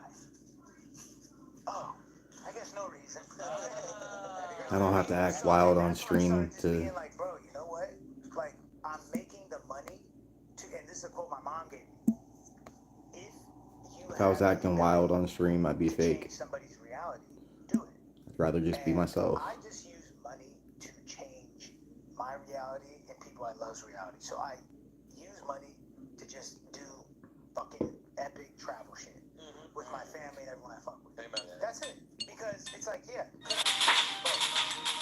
like I could show you the fucking tax document, whatever. I've made, and this is 3 years ago, so it's more than that, but 3-4 years ago, I had grossed 50 mil. Gross. This is before you have to pay out people. Grossed 50 mil. So I made, like, I had made that much, spent fucking 49. You know what I'm saying? You know what I mean? Because it's like, what else am I doing with it? Yeah. Like, I feel like the culture of like. Might as well spend it and give it away. It's so, it's just, you have no connection with the present. You're saving for what? A billionaire Like, a lot of people don't could spend $1,000 a day I always tell people, look, instead of just being like, I want to be and rich, still have a half of a billion or more by the time that they die. what do you want? Yep. Meaning, they could give one lucky person every single day How much is all that $1,000 cost? Now and reverse still be engineer. okay. Now all of a sudden you don't need $1 billion. You need 2 mil. Or you need 500 grand or whatever. So like for me, I do that all the time with myself where I'm like, Even with do I millionaires, want more money? Yeah, because I'm ambitious and I like they seeing could the give away numbers go up. $1,000 a day and it'd be But peachy. realistically, it's like, me and my business managers talk about it all the time. It's like the big purchases are out of the way. Everyone got a spot. Got the house. Everyone has a car. Everyone has a spot. So it's like now I'm just on some like, bro, I'm just trying to go places and do ill shit. Like we were just in Marrakesh just because. That's like businesses. My dad fell off a camel. It's awesome. Why not just have everybody make the same amount of money? But it's just like doing shit like Why that. give the owner Like, more for money no just other because reason he's the than owner of the being able to company? log it in your memory bank. Everybody should just make the same amount of money. That's the only reason why I'm doing this shit. Wealth of experiences. That's it, bro. Because all this shit is That's just my like, goal. It's one big Start a facade, business and everybody people are gets paid the I feel same. like me included was chasing such like approval and validation and like Travel is for you. travel. Stacking money is for them. Right. Because who is it impressing? Right. Well, you know who it's impressing. It's impressing the perception of what I think I should be. Exactly. Like That's in the eyes of I should what? I made 50 mil. I should have 48. It's like you could have had 48, but guess what? You couldn't have had is the trip to there, the trip to there, the trip. And I think about that shit all the time. It's like someone, I said it on a song. It's like something like you may be richer, but have you ever left the country? You know what I'm saying? It's like, so how rich are you? Yeah. Like I feel so rich in experiences. There's that You know what I'm parable. saying? Like my mom has been, no lie, around the world 2-3 times. Around the world, like everywhere, documented. Like she's seen everywhere, and it's like, what else, dog? I'm gonna probably ban so does it, but there's that parable about the guy fishing, and then somebody comes up to him and he's like, Oh, I know exactly, bro. Please tell a story for the cameras. You It's can my probably tell favorite. the treat better than me, so No, you go. you can because Okay, so guy sees another guy fishing, and Yep. he's just like, so what do? I'm an investment banker, whatever the fuck he is. And the guy's like, oh, I just sit here and fish. And he's like, what? That's how you make your entire living? He's like, yeah. Right. What's wrong with that? And the guy's like, no, man, you need to like fish. You need to like sell fish, open a market, then maybe open an online e-commerce thing. Then you can try to make money. Then you can hire employees. And he goes through step after step after step. And then the guy's like, okay, then what happens? He goes, then you can just sit there and fish. And the guy's like, that's what I'm all right now. and that's bro. That's Basically. it. It's like because I've heard that, and it's so true. It's like, bro, I sit at home and I make music, and it's mailbox money. I get paid every Friday since I was fucking 18. So it's like, this is. All right, guys, we're gonna take a break real quick because we gotta talk about your health. And That's kind of how my products you use, they need to be scientifically my backed music up, carefully situation tested. went. That is not negotiable. That's what I love about Momentous. They set a high bar. They got a continuously expanding line of products. I've been receiving checks since 2015. Dr. Andrew Huberman, Big Dick Cubes, in the motherfucking building, testing these products, co-signing everything. Their favorite. But I didn't get monetized on YouTube until last year. He was like the 3 endogenous indicators of happiness. Everything else can, like marginally raise it or lower it, but the 3 biggest indicators, and the words he uses are precise, and I really like them. He said, a calm mind. Wow. Not sharper, not quicker, not doing more shit, but calm mind. Yeah. Fit body, house full of love. He's like, if you get those 3 things, Wow. genuinely everything else. I love that. Everything else is kind of like little parameters that can kind of tweak it, but those 3 things across any culture, any society, any individual is going to be the biggest indicator of happiness all around. I really hope that everyone watching this fucking hears that, because that to me, that's the epitome of what people should be chasing, and that's what Santiago is about. That's what the second book is about, because all those things you said have nothing to do with anyone else. It has everything to do with things that we're in control of, and it's just, bro, that's it. That's it. Everything else falls into place. It really does. That's what I've noticed. It's like, if I'm good mentally, physically, spiritually, whatever, bro. I don't Whatever think else therapy's worked on anybody faster than it's worked on you. It's actually really remarkable. I think because I needed it and I wanted it so bad. Yeah. And I committed to it because I really, for years, and I would like trickle it in songs like, I should probably get a therapist. It's like, 5 years later, still no therapist. What are we doing? But I really did want help. And it's so much deeper than just like the connotation of therapy. It's really like a spiritual mentor, because the guy I talked to, he's not even a licensed therapist. He's just a fucking guru. He's a wise dude. Yeah, and it's just, I don't know, man. Having, like, not to get cliche, but being men, it's tough to feel, one, comfortable being vulnerable with things you're struggling with, two, to even like have somebody that you can talk to, because to your parents, that might feel like, they're gonna feel guilty because somehow they'll make it about them. To your friends, they're like, I don't fucking know, but to like, just get over it. And I got my own shit going on. Yeah, Like, you're doing better than me. How can I help? yeah, like, have you tried getting over it? Still got viewers in here? What did you say in another podcast? You said the measure of a man is how far he can. So that's something that my mentor told me. He said, society measures a man by how much can you carry, how far can you carry it, and how alone can you carry it. I did have And it's 4 so people real, on like, here. I think just subconsciously, that's kind of how men move throughout society. Yeah. Is, not to get fake deep, but when, people ask me, oh, how you doing? It's like, can't complain. But when you really read into that, it's like, you can't complain. Yeah, I can. I'm in a position where I can. Yeah. Like, you can't. Because we Well, have not looks like allowed take a ourselves super pizza for another day, I guess. to even give ourselves empathy. Because we don't feel like it's a safe space with other men.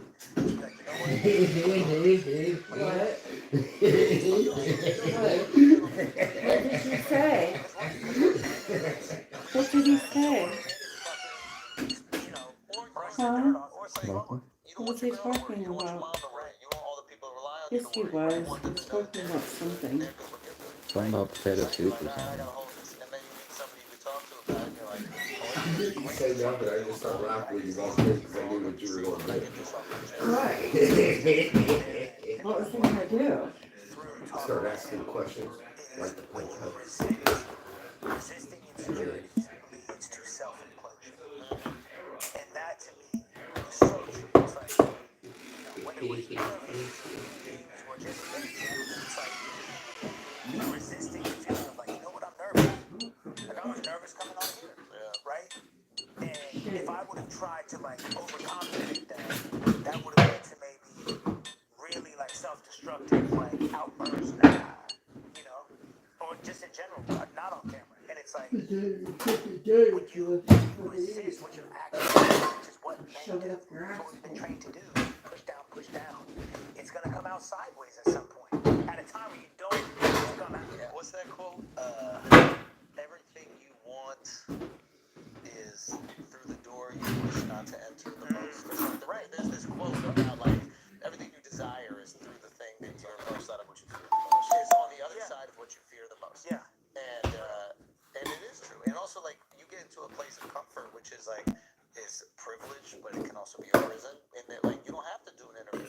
You don't have to do anything you don't want anymore. Right. And now you're in a position where you can avoid those things you fear, but what is on the other side of those things you fear is exactly what you want. You know what? For me, this is like a thing I've like set as a goal, is like the year of just doing hard shit. Because, like you said, I don't have to talk to anyone ever again. And you're good. And I'm fine, but it's like, guess what? But I want more, and I'm ambitious, and I want to express myself in different mediums than just music. So guess what that means? You gotta do the podcast. You should do the podcast. You fuck with Schultz. You like his brand. It's a good place for you to express yourself and be honest. But yeah, it's confronting because now you gotta like be yourself, and people are watching. And if you You go put back, yourself out there for judgment. You and can't control it as much. you can't control it, and so it's scary. And like you said, because I'm good, I just be like, what? I'm at the house. Yeah. Like I was just in Saudi, then Marrakesh. I could have just gone home. Yep. You know, like I miss my dogs, I miss my pet. But it's like nah, bro. I have to do the hard shit. And then there's a joy that comes from that. Yeah. There's also like a fulfillment of purpose that comes from that. Because you're like, oh shit, I was scared and then I did it. Yeah. Right. Yeah. It's weird, like, because that On is, the I other guess. side of fear is strength. Yeah. And so that is the thing. Like, when it comes to like money or stacking, whatever these things are, I think that like I have no aspiration to be a billionaire. Like that, the sound of it is like, okay, if it's cool, I don't give a fuck. I just don't care. Like it doesn't mean anything to me. But I do have an aspiration of having enough money where every decision I make is because I want to make it, right? Not because I have to. Right now, we're privileged enough. Like we're the luckiest people on the fucking face of the universe. We get to do shit that is so much fun for a living. Like this is a joke. It's even a job. Right. Right. It's crazy. No, like, look what we're doing. It's a joke. This is insane. It's absurd. We're Like, in a random building in New York. We set up cameras to make it seem like we're doing this. there's fake bricks here. Yeah, they're not even real. So like, No, it's insane. yeah. So, But see, like that's really what it's about. exactly. But one of the things is like, so we're very fortunate that like through stand up and all these different things through music for you, you've been able to do a thing that you truly love to make a living. Yeah. There is another level which you might be at. I don't want to count your pockets, where it's like you actually don't have to do anything anymore. Yeah. Your family's good, you're good, and everything you do is because you want to do it. Yeah. Now, what you just described to me, I didn't even foresee, which is when you don't have to do anything, Yeah. you will have greater hesitation with the things that you fear to do. Yes, that's. I didn't even think about that. Well, because for a long time I've been at where you're talking about, where it's like I don't have to do any of this, And you're good. because I've had the mailbox. I've been getting paid every Friday. You're gonna be fine. So it's like I know I've been financially secure for a long time. Got it. And so now, like you just said, I've never heard it like that. Now it makes you really analyze the things you don't want to do, because you're like, wait a second. Because before you gotta do that, you gotta do that uncomfortable interview because you're like, I want to push this album. I want people to see my work. I put a lot of effort into this, so I'm gonna put myself in this vulnerable situation because there is upside, and I have to risk that downside for that upside. You can't hide from fear if you're not rich. Right. And that makes me But now, think of the mega artists that they do the mysterious thing, and I'm wondering, Are you mysterious? or are you just a little bit brave, like the Kendricks or the Travises? That like you never see them. they're just they're just good. They're just like But they're fine. maybe they Or also maybe they're afraid. But maybe they're afraid. But it's like I know for me it's just kind of like I don't have to do these things, but I want to do them. just being driven by the fact that I'm scared to do them. You know what I mean? But that's because your goal is personal growth. If your goal Yeah, is that's like it. money, then you're like, nah, I'm not getting this box. I'm gonna make more music. Exactly. Yeah, And that's a How fucking. do you gauge how much you show the world? Because like you're very vulnerable in your music, but Yeah. then like social media, just like surface I don't level know, it's stuff. like even right now, right? It's like I have nothing to push. Yeah. We can make up things. Like I have a song coming out in 2 days. I don't give a fuck if we don't have to talk about any of that. I got a haircut. I don't give a shit. This is clever right here. No. It's not. No. Truthfully, Lock that up. Lock that up. I don't even have anything What's to do. in it? Anyway, underneath the Chicago is out, by the way. No, but truthfully, it's like I genuinely wanted to come on here as an exercise in like do the hard shit. It has nothing to do with any of that because I've learned that all of these extraterrestrial things don't sell your music. I'll never forget. This is no shot at Tiger. I love Tiger. I remember 10, 12 years ago, I don't know when the fuck it was. Kim Kardashian posted like a Tiger mixtape. I remember we're on the come up, so we're studying everything, and we're like, damn, Kim posting the mixtape didn't even like really matter. It didn't like move the needle. Yeah. And certain things you just remember on your come up, and so forever we're just like, yeah, it just doesn't matter. Like Kanye right now could post me on his Instagram, like go listen to Santiago. It's not gonna like for 24 hours it'll be like, whoa. Nah, and then he posted with a picture next to that It doesn't. milk factory he got walking around with. It's just like but it's like I'm telling you, bro. I'm telling you, it doesn't. The internet's so fast, it doesn't matter. Yeah. The only shit that matters is like real, actual, human, consistent connection. Yeah. And so for me, it's like I don't have to do any of this. I don't care about promoting anything because I'm not entitled to your platform to promote my shit. So I know I have my platform. My fans know what's going on. I got a community. Y'all know what's up. Cool. I want to come on here because I fuck with you. I want to talk to y'all. And like I said, it's an exercise in like, bro, do the hard shit. This is like training my brain to do a cold plunge. So You see what I'm saying? Like this is the cold plunge. selfish follow-up. I know you talk about all I want is growth, and even in your music, all you want is growth. I was listening to a podcast where he talks. This guy works with like high-level, like athletes, investors, whatever, and he talks about the people who excel, the Tiger Woods types. Yeah. They don't perform for ego reasons. They don't do what they do for ego reasons. A lot of us do, and that's why like embarrassment, like bombing on stage as a comedian, is so fucking embarrassing. Right. Having an album flop, maybe. He talks about basketball players a lot of times, like they don't want to miss free throws. It's just embarrassment, and that really hinders your growth if you're doing it for your ego. Because the ego is like, well, I don't want to get embarrassed. Right.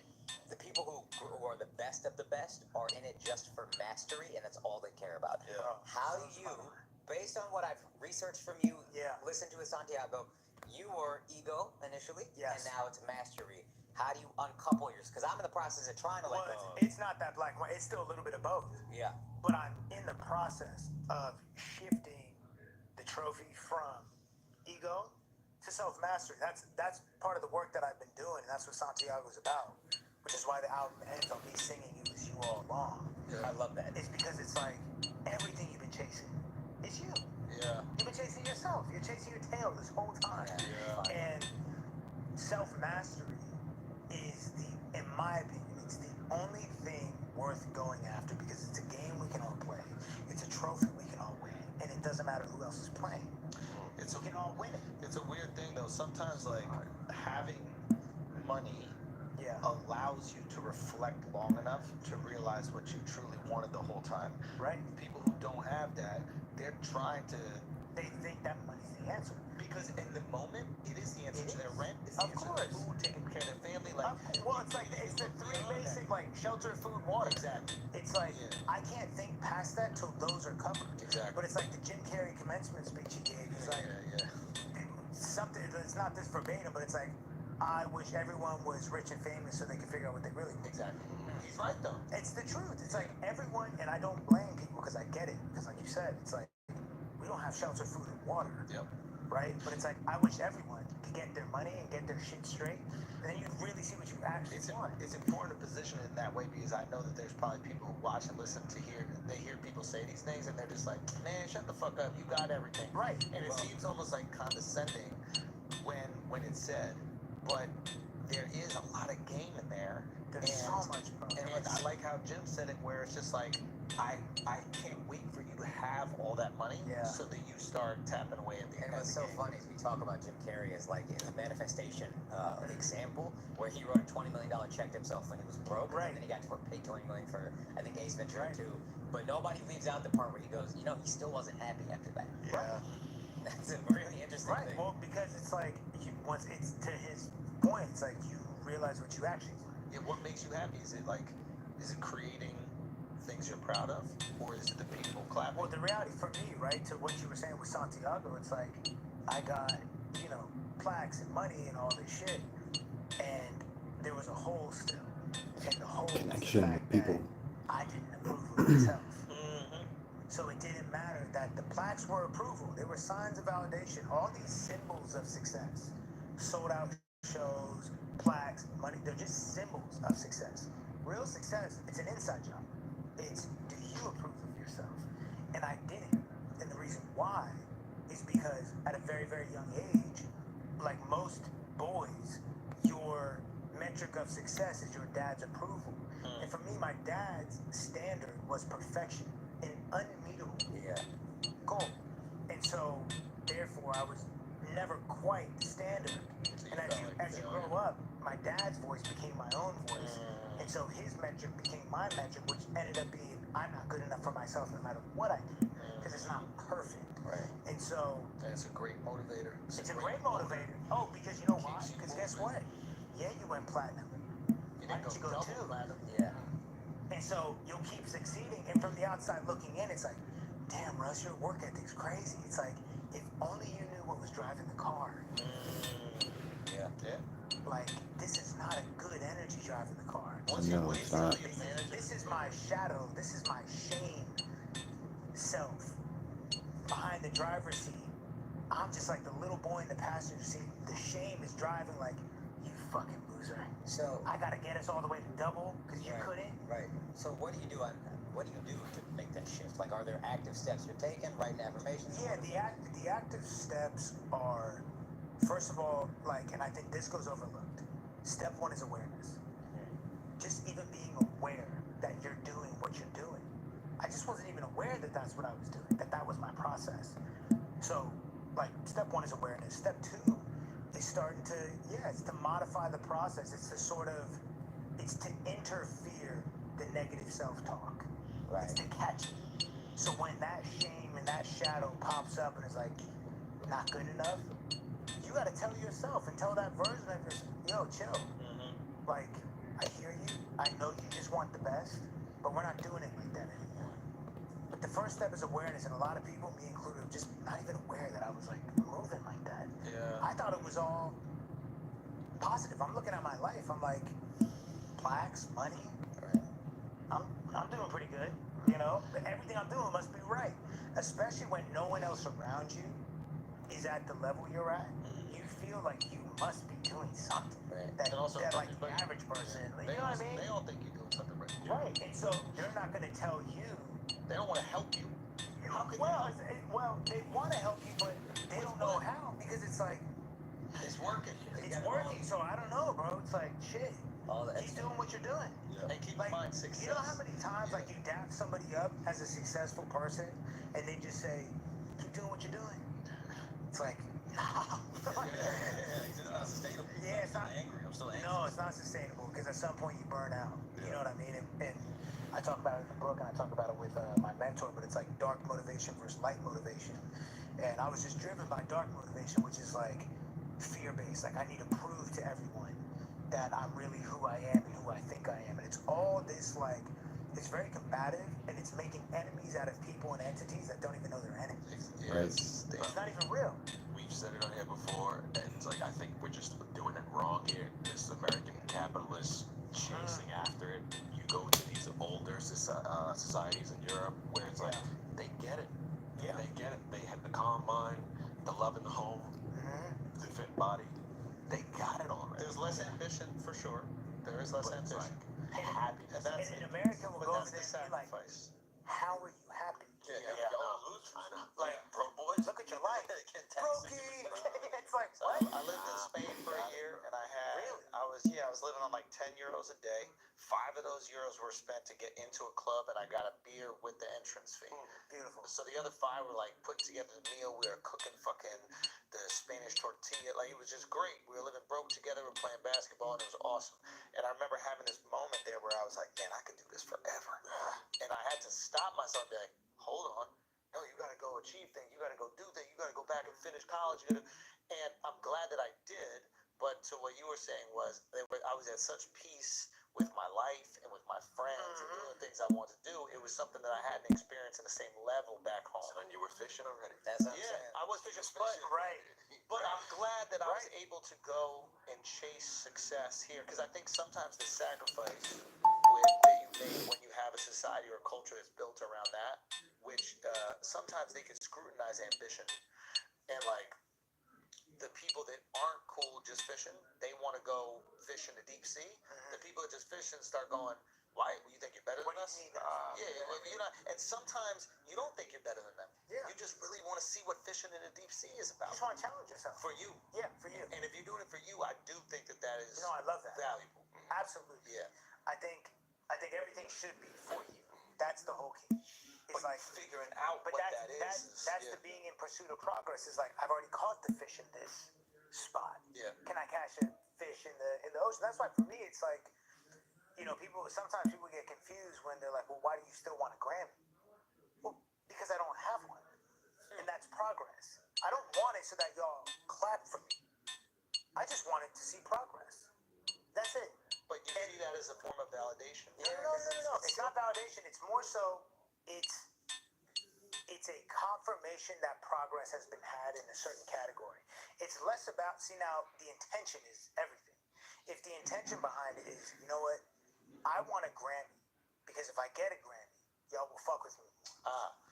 Now there's a negative intention around it. You're gonna get the Grammy and still be miserable because you don't approve of yourself. If I can poke a hole, it is still progress that is decided. It's other people deciding you've made progress. It's progress that's completely Out of your control. validated. Yeah. Right. Externally validated specifically. Yes, and that, what's so funny about that is when Santiago came out and Billboard like took away sales, and I was so fucking pissed. But why'd they do that? Complete horseshit, because you're not allowed to. This is Billboard's rules. Not even a lie. You can look it up on the internet. Billboard says you are not allowed to incentivize fans to buy albums. You know what that is? What do you mean? Marketing. Incentivize fans to buy albums is marketing. Yeah. It's literally in the rules. Luminate is the company that verifies the sales for Billboard. They're owned by the same company.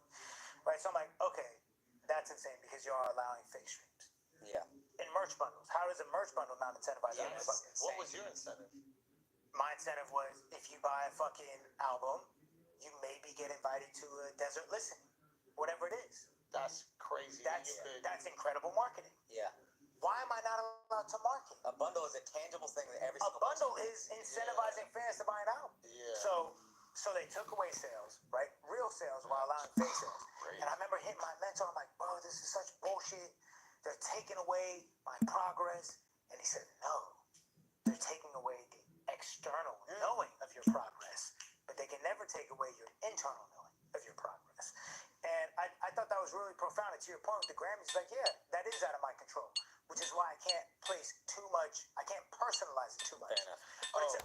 But there is something valuable about having a mountain to climb. Yes. You know what I'm saying? Yes, it's purpose. Yeah, so it's like, it's a good mountain to climb, but depersonalize it. So just to clarify. I won't take it personally when this doesn't get nominated for a Grammy, whatever. Is it a absolutely okay mountain to have? You just want to see progress? Right. Sure. Okay. But don't personalize it to the point that, well, if I don't get it, then I'm a failure. But so just to clarify, the album itself represents the progress. Correct. Not the sales, not whether it's the fact that I made it. The fact that you made The fact that I made it. Yeah. That's the thing that I always tell people. It's like certain songs. It's like, bro, this song was already a success before it went out. Yeah. Because I made what I wanted to make. Yeah. I already won. But when the thing that you want to make receives an amazing response, It's a double win. Euphoric feeling. Oh yeah, because You feel like your artistic integrity is intact and the people are appreciating you for your most authentic self. That's the fucking... no, it's incredible. It's incredible. What song on this album is your biggest win without just by putting it out? I love you, boy. Yeah, I remember you saying it was really hard to write. Yeah, I mean, that was the one where, the whole album was me doing sessions with my mentor and him giving me exercises. Because, I don't even lie, the first session we did, I felt bad. Because I was like, man, the whole time you're talking, and I told him that, I said, the whole time you're talking, I'm thinking of songs. I can write about this shit. Yeah. And I felt bad. I felt like I was like almost using the situation. And he was like, no. Allow the creative side of you to come along with the journey. And I learned that the creative part of you is sort of the part of you that tries to make sense of all the other parts of it. So he would give me these exercises, and he would never say write a song. He would just journal. He said you can journal in the form of a journal, a poem, a song, lyric, whatever you want. Of course, naturally, I'm always going to revert to the medium that you're most familiar with. So many times we would do a session on Zoom, and I would do all the sessions in the studio right next to the mic because it just feels safe for me. And I'd get on the session and go right onto the mic. And that was I Love You Boy. I Love You Boy was like, the exercise was, I want you to journal and give your inner child the empathy that you wish you got when you were a kid. And that was I Love You Boy to me. It's the hardest song I had to write because I had to be honest about feeling embarrassed about certain moments of my career where, like, in an interview where I drank too much and I said ridiculous shit or, just whatever. And it was like, damn, man, like, just having to be honest, like, you know what? I think it gets way more vulnerable than that. You fucked up? Oh, no, it's way more, but it's like Great self-reflection. Just having to confront things that I've never had to confront and be honest with, like, What you want. Yeah. What you did want. What I wanted. We're embarrassing that. What I wanted, what happened, and the shame. Yeah. The shame that's attached to wanting something to happen so bad and wanting to be this perfect version of yourself, and you didn't hit the mark all the time. And having to be honest with yourself, like, yeah, you know what, you did fuck up. But you don't need to beat yourself the fuck up. Like, give yourself perpetual punishment. And that's what I've done to myself. It's like, I do that. Well, you would if you're a perfectionist, if that was put on you.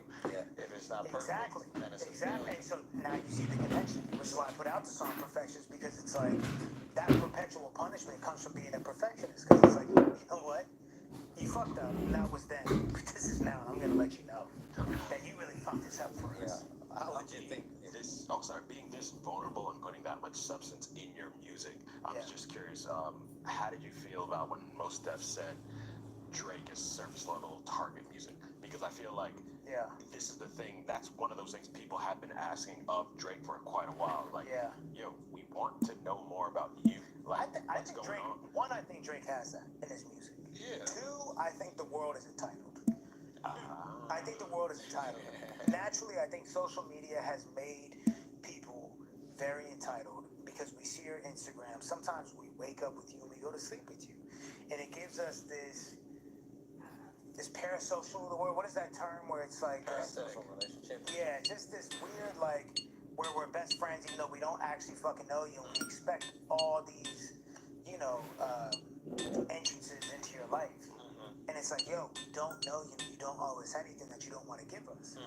And social media has ruined that. Social media has made people feel like we are entitled to know the ins and outs of your thought process on any and everything that has to do with you. And if you don't give it to us, we feel like you're bullshitting, fake, you're this. And it's like, bro, these people are artists and they give you what they want to give you. And if you don't fuck with it, next song. Bounce. You know what I'm saying? But it's like, I feel like, one, Drake has that depth. How would you break down hip-hop? What is hip-hop? Because Mos Def was saying that's not hip-hop. I would think that's hip-hop, but... I mean, the way I got introduced to hip-hop was like, it's intelligent movement. That's what it is. So I understand the perspective of, like, you want there to be some sort of intelligence behind the lyrics and not just sort of filler and fluff. But the reality is, like, shit changes, and disclaimer, I'm not in any position to speak on what is and what isn't hip-hop, because I'm white, straight up. But, Just the truth, still a hip-hop artist. yeah, but the reality is, well, I'm ushering it. I'm a guest. You know what I mean? He gave me like a +1. I was the +1. Yeah. Not that pass. Yeah, all right. I got the +1 pass, but like, at any given moment, all the +1s get out. No, but, yeah, it's like, I think hip hop went from counterculture and underground to it's the most popular shit in the world. So naturally, it went from people doing hip hop to express and rebel to make money. And Jay-Z talks about it in his Breakfast Club where, you know, there was a shift that happened where hip hop became a get-rich-quick scheme. And rap became a get-rich-quick scheme. And when that happened, of course you're going to lose the art because people aren't doing it for the art anymore. They're doing it for the bag. So it's like once you realize that, once again, it's just letting go of the resistance. It's like, look, if I can just accept the fact that this shit got so big, which was the goal, that it's now become a plausible financial scheme. Okay, well now I have to accept that there's going to be some people who are not doing it for the art, they're doing it for the bag. And what a great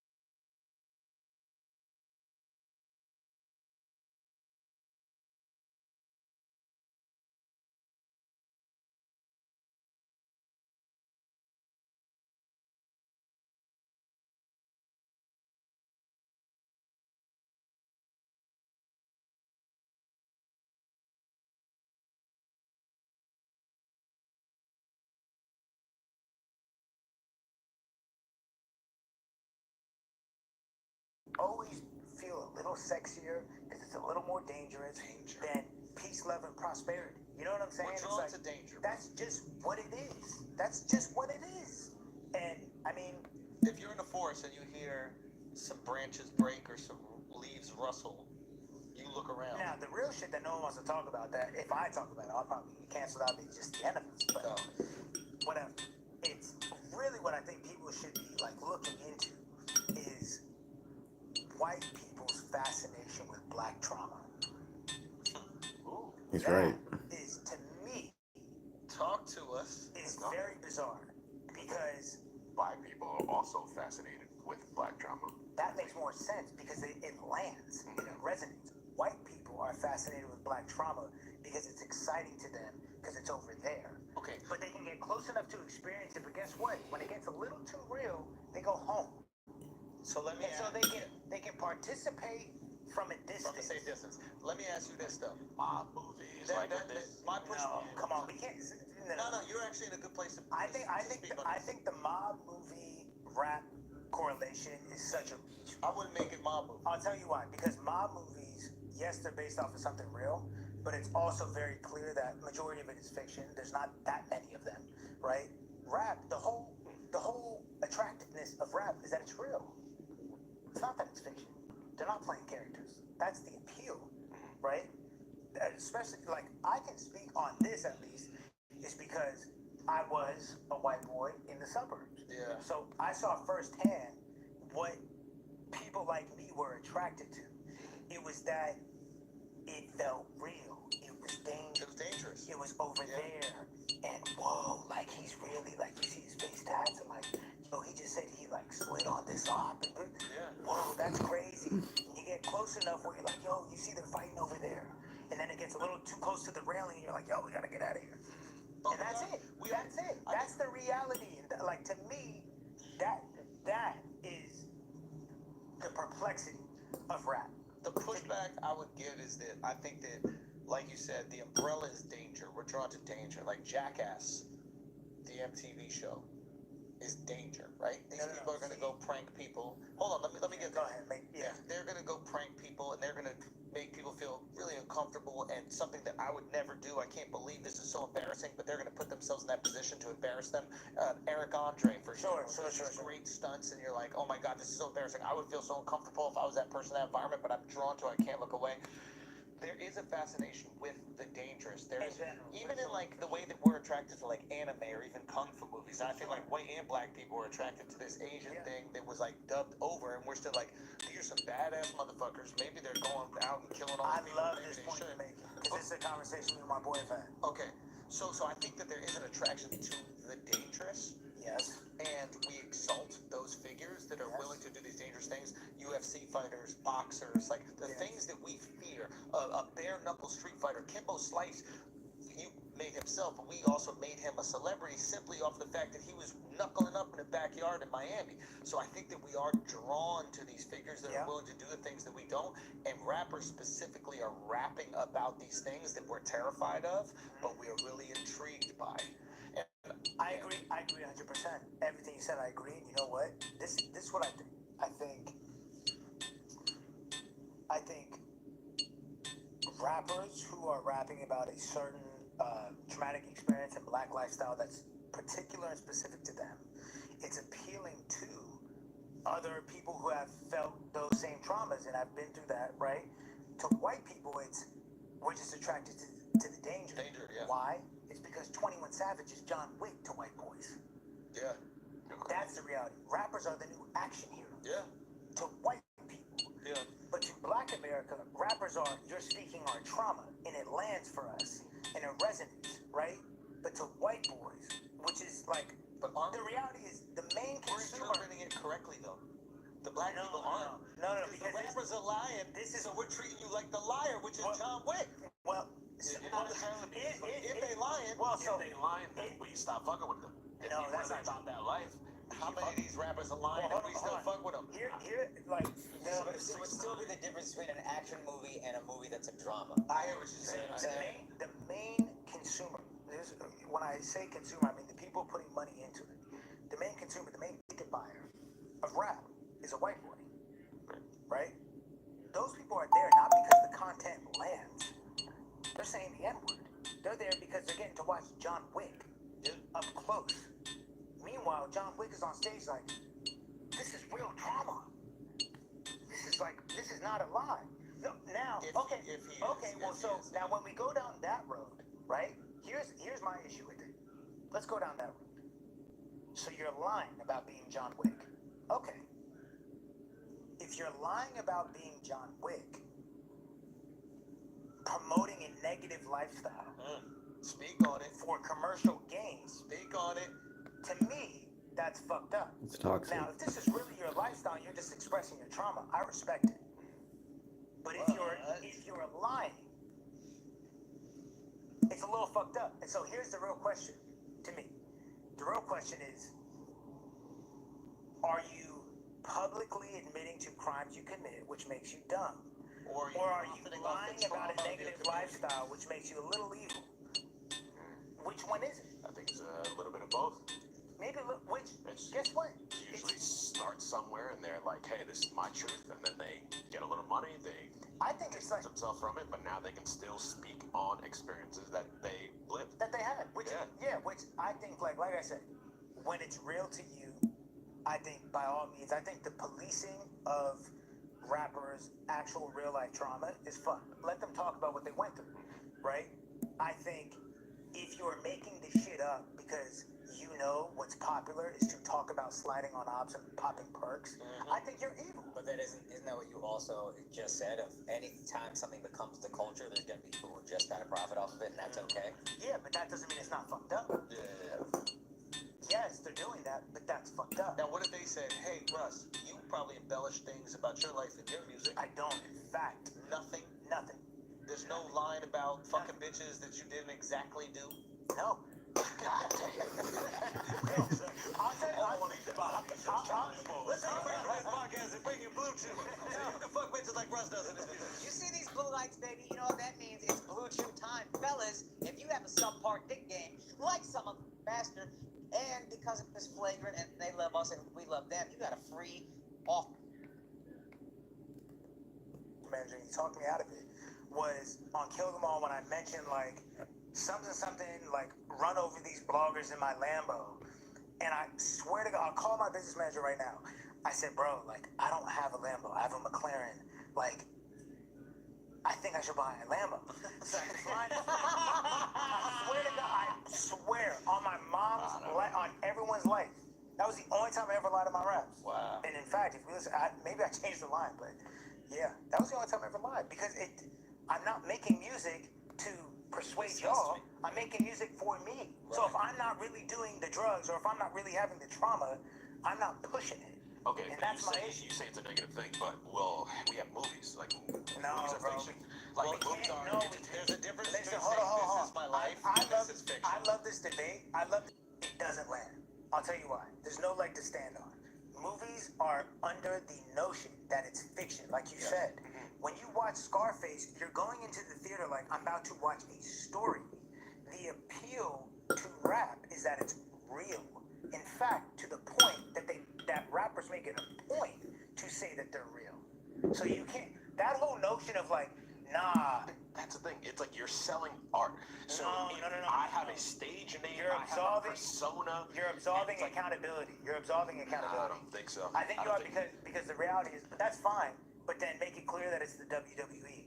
But don't go out of your way. WWE doesn't make it clear it's WWE. Don't. Watch. It doesn't matter. No one says what they're doing is bad. No. WWE makes it clear to the people who, like, at a certain age, you know Santa Claus isn't real. WWE has never said publicly these are staged. Of course, you know. But what I'm saying, and I feel the same way when you see a rapper. That's not the same thing. No, but realistically, right? A lot of the appeal of rap, this is what I'm saying, because when you keep in mind that the main consumer is a white boy who thinks it's real, you have to understand that the appeal is that it is real. So, like, even though they're not saying it, they're not saying it. You see what I'm saying? It's like, the whole appeal of, like, this slide on op music is like, yo, I think they really are. And a lot of them really are. But wrestling's that. Like, people know, thought but Stone rap Cold is- no, hung but out with his rap- friends and went like No, that but and drink his beer. rap is not wrestling. Here's what I would The say. appeal of rap was that it was not wrestling. The appeal of rap was that it was real. Reality Everyone rap. is under the notion that it's real. I understand the point. I know because we're all grown No, men that it's not real, but I'm saying the appeal. A lot of people still believe it's real, and also there are rappers. It's still real to me, damn it. Have you seen that? I think 70% of the people at a wrestling show think that shit is real. No, it's not 70%, but here's what it is. I dare any of y'all to come out and say one of these rappers is lying about the shit they're rapping. I think because that rapper will die on a hill defending the shit they're making. I think most of us know. I think say they're telling the it's truth. much That's like what I'm saying. The persona. You know, it's like wrestling in that we know at a certain age, you know it's fake, but we all just kind of, and I can't speak for black people, but I think the wrestlers kind of buy into, look, we know most of this is bullshit, but let's all pretend it's real because it's just a fun thing, like wrestling. It's just a fun storyline we're all buying into, and I can't speak for the black consumer, but I think most of us at a certain age know most of these rappers ain't doing nothing. They got fucking Roth IRAs or whatever investment accounts, and we're all buying into this game. We have aged out of the audience that is influenced the most by rap. We've aged out. So you're talking, right? We're talking amongst each other as grown men who understand that it's not Santa who's bringing the presents. Might be Amazon. That's most influenced by rap thinks it's real. And No. the issue that I have is that if it is not real, don't push it because it's negative. Now, if what you're pushing is positive and it's not real, push it by all means. That's Santa Claus. Santa Claus isn't real, but it's positive. Y'all shit isn't real, but it's negative. And you're not even living it? Nicki spoke on Future saying when I talked to Future, he told me he wasn't even doing the drugs that he talks about in the songs. I think Future's music is amazing. I'm grown enough to have the discernment to say, man, this shit is... Stick to the Models is like my favorite shit, right? Russ, watch your mic. Sorry. Stick to the Models by Future is my favorite shit, right? But I also know that the reason why I wanted to try Lean when I was 19 was Future. Was Future. And I'm not gonna blame him. That I'm grown. I did think the drug shit was real. I did the slide on ops with it, but the drug shit. No, I'll tell you why the drug shit can't be real. because not at you the cannot. extent of what You he was can't do saying. that many Dude, drugs exactly. and live this Yeah, long. okay, but not to advocate. Which is why for when negative- Juice WRLD said, I started doing these drugs because of you, but we have seen it live in the flesh. Juice WRLD said, I did drugs because of you. And then he Juice died. WRLD died of a drug overdose by following somebody who does not even do the drugs that they said they did. Valid point, yeah. What the fuck are we talking about? and Everyone that's wants to fair. tiptoe around the fucking, because certain people are Teflon and you can't talk on So certain why shit. is there a defensiveness around this, Al? What do you think that is? Because people are trying to protect free speech, even if the free speech is I don't think negative. it's free speech. Yes, it is. That's I think it's a cultural. That's what it is. It's like, oh, we should be able to say what we say. No, I You don't think can, it's but then free also speech. face the consequences. I think it's cultural success, and I think No, it's I like. think it's we should be able to say what we can say, but then that's fine. But you cannot absolve yourself of the accountability when you have to face the consequence of your actions, and when the chickens come home to roost. Exactly. When Juice WRLD, who did drugs because of you, dies, that is a real moment of reflectiveness that needs to happen within the culture. Oh, real quick. No, question. That's the reality. Yeah, Am I tripping? Hold on, but I don't think anyone like. When Alex Jones or when Tucker Carlson or any of these dudes that were supposed to be taken Was it on Amazon? face value, right, as like news sources, and they were telling the truth. When they back up and they go, I'm just doing this for entertainment, they get ridiculed. Yeah. How dare you manipulate all these people? Right. But what I'm saying is you can make the same argument that Alex Jones, Tucker Carlson, or any of these guys fought on rappers. Right. I see where you're going. You want me over with Juice WRLD, but you can't go news, because news is news. It is, I'm presenting this as news for you to like consume as facts. But you have to and understand, should operate with to a this. 17-year-old, This is my life. How is to a that 17-year-old, a rapper is giving them news on the culture. But it's the same thing. It's brandy news. It's like sports is real. No, but like rappers are I the think we're fucking. kind of arguing through things like no one's trying to absolve rappers like influence. Like a parent should raise their kids. For sure. Kids can look up to somebody and be influenced by, but at the end of the day, it's up to the parents to raise your kid. I agree. So it's like this artist should be able to be an artist. If they are actually, and we gotta can't act like this shit isn't going on. Yes, there are some rappers that are fronting, but there are rappers that really are about that life. Like we see it happening. For sure. Chicago, we see For sure. So it's like you can't put all the onus on. No. For disclaimer, I'm not talking about the ones who are actually talking. Like I said, I'm talking about the ones who are actually talking about But even the ones that aren't. No, but see, that's where you have to start raising an eyebrow of like, this is a little bit evil, because if you are purposely choosing to promote a negatively influential lifestyle that you yourself are not even living, this is fucked up. I'm not talking about the ones who are like, yo, like I really live this. I did X, Y, and Z. I'm using my music as a journal to talk about it. Let them express what they express. The ones who are not doing it, but they're doing it because it makes money, and then they have blood on their hands. I'm going to further reinforce the stereotypes of the black community from my personal game. And that's a crazy intro. But that's essentially what the criticism is. It's like, if you are living these things, that's incredibly unfortunate, and you were born into a situation you probably couldn't avoid, and you should be able to speak on your experience.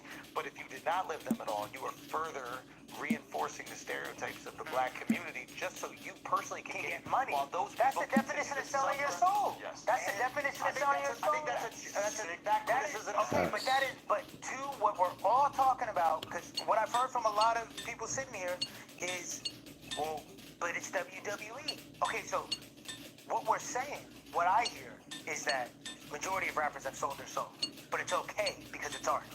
No, I'm saying. Well, I will say also to his point, it's not as negative reinforcement. It sets up a negative reward system where you think to yourself, if I want to make it, I got to be one of the real guys. Not even fake it. I got to be real. Otherwise, if I get my card called, bro, this shit is phony. I might have to live that life. I think it's a little hypocritical to just call out that, because this happens in society everywhere. There are people that are selling cancer to you. There's people that sell like tobacco industry. Well, I wouldn't say it's hypocritical. I would just say it's hyperfocused. But there's a lot that don't. McDonald's like are killing people. I know, but but nobody's calling this shit out. I know, but that's like that tweet where it's like, if you say you don't like oranges, someone's like, what? So like pineapples just get off the.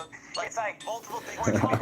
We're talking about McDonald's has received so much criticism, bro. There's been so many documentaries. Super Size Me is a documentary. Like, there's constant. No, but we're talking criticism. We're talking about music, and we're talking about artists that are putting out bad music, and it's up to the people at home who consume that music how they live their life listening to it. If you're raised right and you know we can all listen to a Future song and not be influenced by it.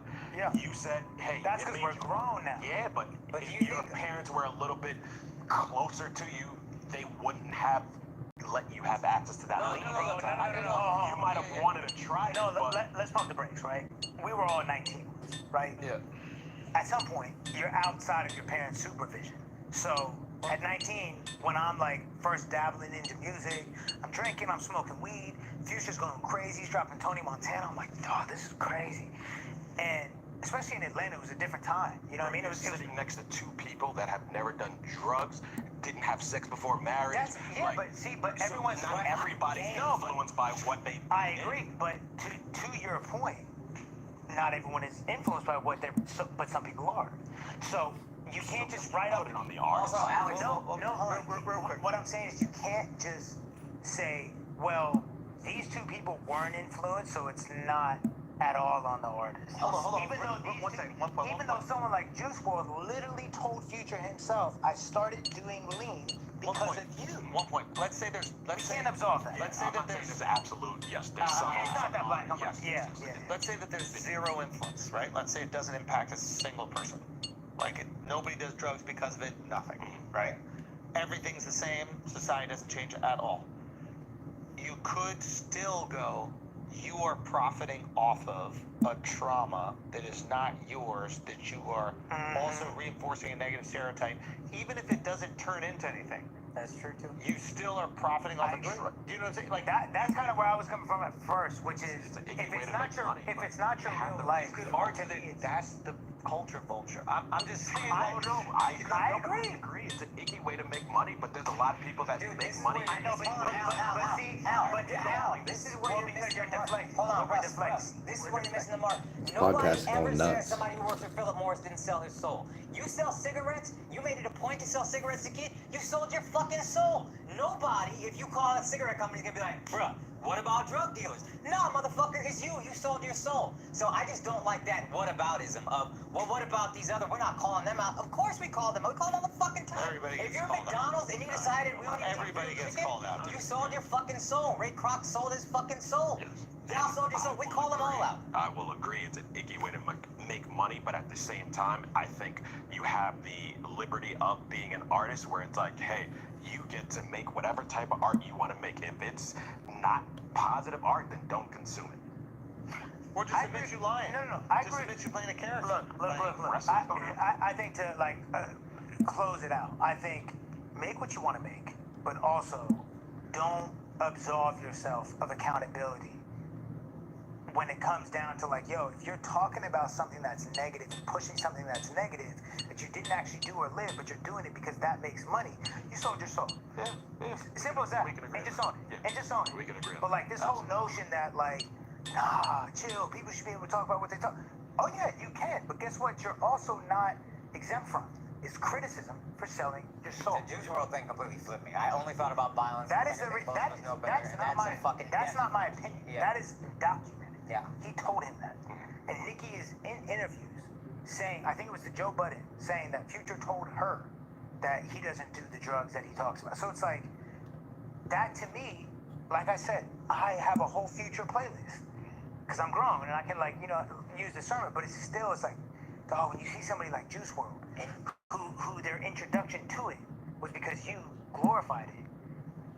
That's gotta feel crazy. But then it's also, hey, where's Juice WRLD's parents? No, bro, because where are the people around you? No, come on, because then we're acting like, no, that's not true. Yes, no, like you can't put because then we're acting, Future's fault. Like then we're acting like none of us were 19 before, where even if you had good parents, you just didn't want to be 19 and wild out because that shit sounded cool. There are 19-year-olds that didn't want to wild out. But then the ones who did. The vast minority, though. No, but minority. You can argue the foundation is set by the parents. Listen, minority and majority is irrelevant. The fact that there are 19-year-olds who chose to wild out because they heard he was wilding out, even though he wasn't wilding out, cannot just be ignored for the sake of an argument.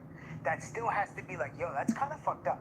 Yeah. We're not saying that's the whole blame. We're not saying that that's what's wrong with the world. But there needs to be accountability. It can't just be like, What if All Michael right, so Jordan some never people worked? died. Big deal. It can't just be that, because that's the alternative. The alternative is like, so what? So somebody died because he followed what he said. Big deal. Where was his parents? It can't be that. You could also argue it's worse from an artist than it is from a Philip Morris, because at least I know those guys are just trying to make money. Art is supposed to be art. The art that hurts people, that you're just saying, no, I'm just trying to make money and calling it art, and that's kind of like, as an artist, fuck you a little bit. Yeah, but the and guys... I was on your side 20 minutes ago. But the guys at Philip Morris were spending money trying to convince people that this isn't bad for you. Dude, they're bad too. They're bad too. But you can argue. But to defend the artist and be like, dude, that's art. I'm telling you, as an artist, if your art is killing people and it's not even real to you, I could argue that's even scummier. And you can hear the vitriol I have for these cigarette companies. These are monsters. You could argue. To say you can't argue that is wild. No, you I'm can't just argue saying. that. That's in the guise of art. I'm having people killed is worse than, hey, here's a product that I'm selling as a product and a consumer good that's killing people. Because I know you're a greedy fuck. I know you. I clock you as a greedy cocksucker trying to drive up a airport. That's also what corporations are. I just think we're coddling humans to be like, oh, well, you don't have the wherewithal to know that you shouldn't do the thing that you're listening to. We're just saying there is also accountability. I think we are underestimating the societal pressures to just be amongst and just be 18 and be 19 and but why can you be 18 and 19 and watch John Wick and not want to go out shooting everybody? No, see, why do you have that wherewithal? But this then correlation Wick isn't a documentary. It's doesn't matter. Like, why do you have the wherewithal to bro, know that? come on, bro.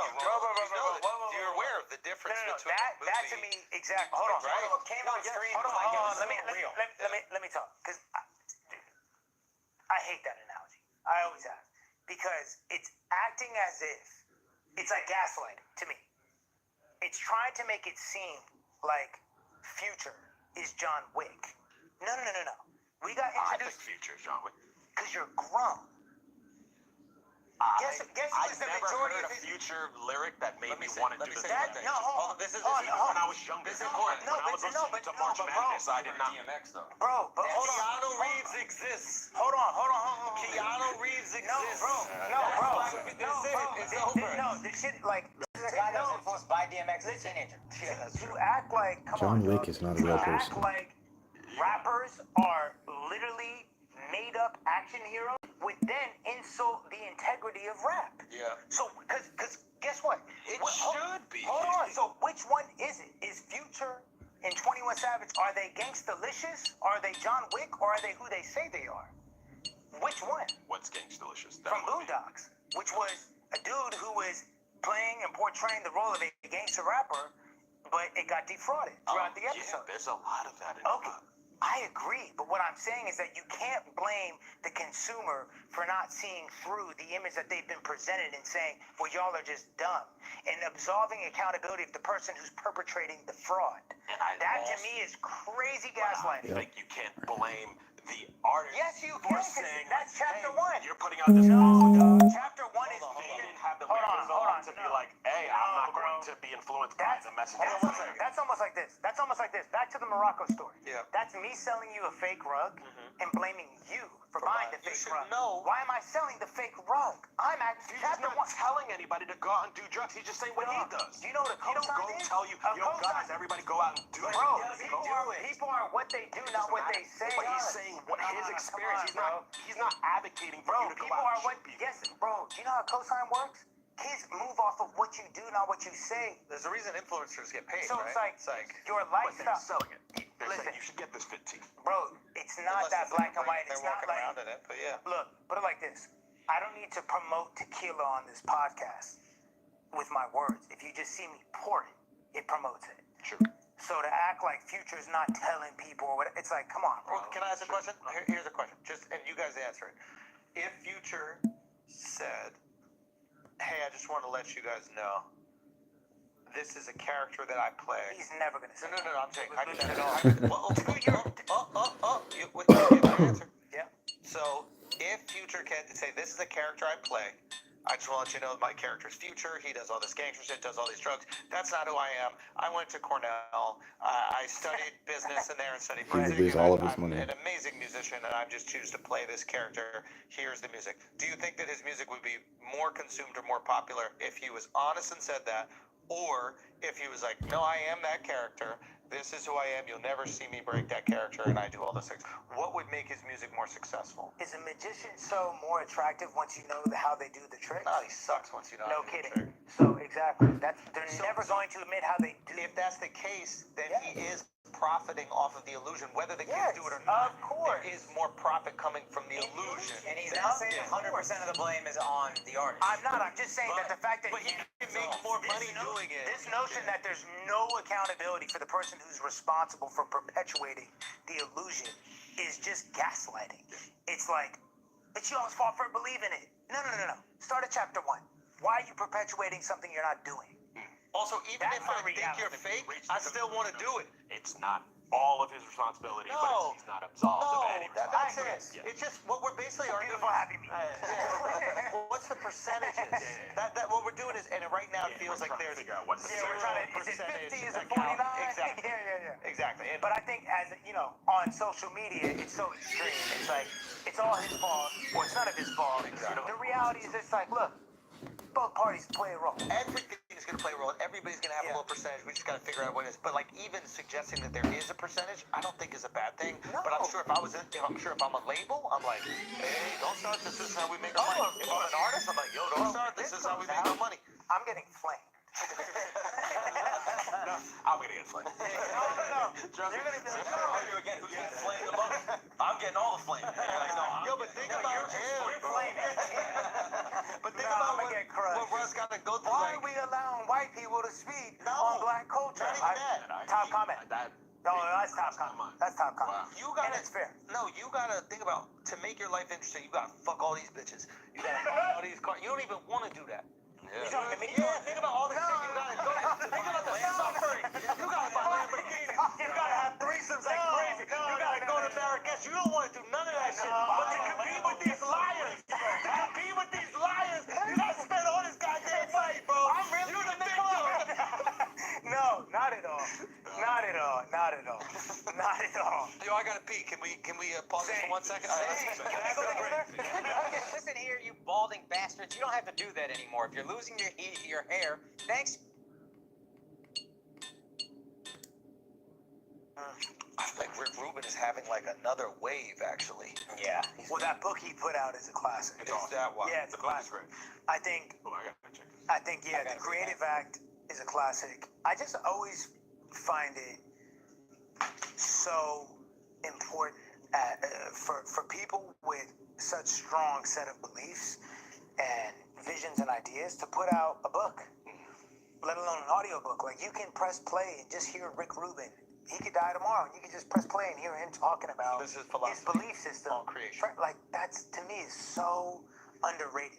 Yeah, the reason why it came up, I thought that was your guru person that you were speaking to. Yeah, no. But I mean, I listen to Rick Rubin without him realizing I'm listening to him. But Okay, so what does Rick Rubin do? For those of us that, you know, he's synonymous with music, but we don't exactly know what he is doing. that's the guy in the room who only has the purest intentions at heart, which is, I just want this to be the best thing it could be. And so people in the music business have called him like a reducer. I think Kanye called him a reducer, not a producer. You bring him in and he's just sort of like, nah, Cut that that out. should go, that should. He's just, I don't know. It's like you very rarely meet people who are the source. Yeah. We talk about it, like me and BB Borelli, who I had her at the house for like a month and a half when I was making Santiago. Who's this, BB Borelli? She's incredible. She's the one who wrote Bitch Better Have My Money by Rihanna. She's an incredible songwriter. Incredible songwriter. And she just gives so many gems in the studio. One of the terms she kept saying was the source and pure, source, pure, source, pure. And kind of how she puts it, and I agree, it's like there's people who are just the source. They're the source of the Beyonce source. don't even write her own Like, songs. they're in there just conjuring the ideas. And then there's people who deliver the ideas. But there's people who no one knows, who are like we're the ones coming up with the ideas. Like Would you say Kanye is a source, or I would say Kanye is a source. I would also say Rick Rubin is a source. Okay. I think like people like Sia, you know, the pop singer. Yeah. She's a source. That's someone who people call on her to write their songs. You know The way I interpreted Rick from the book and just from both his interviews, I'm curious what you think, is like he seems like a creative psychologist. Yes. Or like a creative therapist. I agree. It's like creative self-help. Yeah, like you're coming to him being like, look, I have all these ideas and I feel really strongly about these different things, but it's all kind of nebulous, and he would be like, this is where you should focus your energy. This is true. This energy you're feeling is honest and will connect with people. I'm And always this thing is skeptical of these types of people, but I have so much respect for the people that admire him. So I give him that benefit of the doubt. But if he was anybody else, I'd be like, what's this hustle, bro? I'm skeptical of a lot of them, but I've had a lot of benefit from a lot But of them. isn't that So I how think it there's goes? good and bad ones. Yeah. Isn't that how it goes with anyone? Like, absent of credentials, aren't you skeptical of anyone and everyone? Always. Right? Right. So it's like, yeah, Rick Rubin, absent of credentials, you're like, But what I'm not is this skeptical if you could dunk from the free throw line. I'm not skeptical if you put up 50. I see. So it's I like, see. if you know so much about making But the Rick music, Rubin has tangible, like, you could be like 99 Problems and all these amazing. But Jay had plenty of hits prior. No, to of that. course, but once again, it's never. also, it's is he never writing the music for it, or is he there going, this is what, I like, think you know what it is. It's tough for non-musicians. yeah, to we're outsiders. We don't know what it takes to understand the contribution that people who maybe don't play an instrument or don't write lyrics Right. have. But Phil Jackson. I don't know if the triangle offense is that effective. I don't think he can take the egos, the talent. There was a time before the game moved to the three-point line, the triangle offense was incredibly And he effective. was The game effective. passed him by, but he was incredibly But he was effective. effective with the Lakers until 2011 was Kobe's last championship, 2010. But the three-point line didn't really change. The way that people shot threes has changed. Well, you understand my point. He takes the talent that can dunk from the free throw line. He goes, here's how you win a championship. Jordan doesn't win one before. What I'm trying to say is I'm not trying to discredit his X's and O's game. I don't want to get too far off from this, but like the triangle offense was something that was amazing. Now most NBA teams run one of two offenses. It's kind of the same thing. It's how you manage those players, is what you're saying. But it was something novel and unique and really cool what he was doing. And there was value. I think why I like resonate with Rick Rubin so much is because he preaches authenticity and making music for you, the audience that is you. Yeah.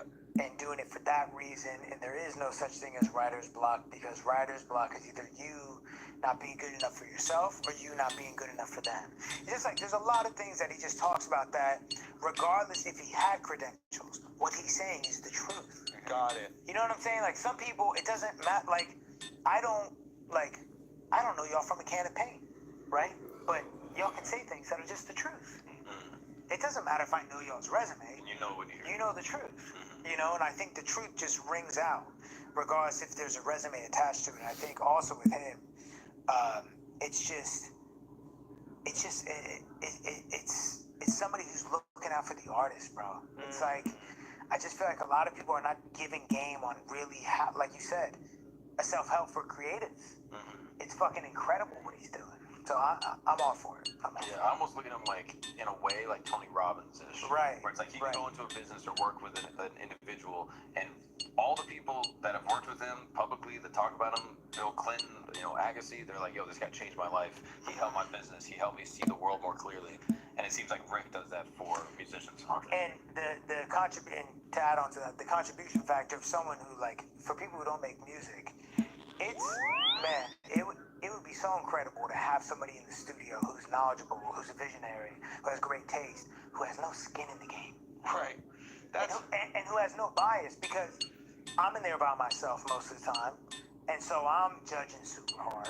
Or it's me and Boogie's my best friend, and like we both just like love everything we do, and yeah, certain songs get this reaction, certain songs, but still, it's like to have somebody sort of over here who's like, I don't fucking know y'all at all. Yeah. This is the one. This isn't the one. Like when I met Rick Rubin in 2016, went to his house, and we drove in his car. He was driving this. I'll never forget. It was like a white Range Rover. We're driving down PCH, and I'm playing him songs, and I play him a bunch of songs, and I get to What They Want, and I don't know if What They Want had come out yet, but for context, like What They Want is like 5 times platinum now.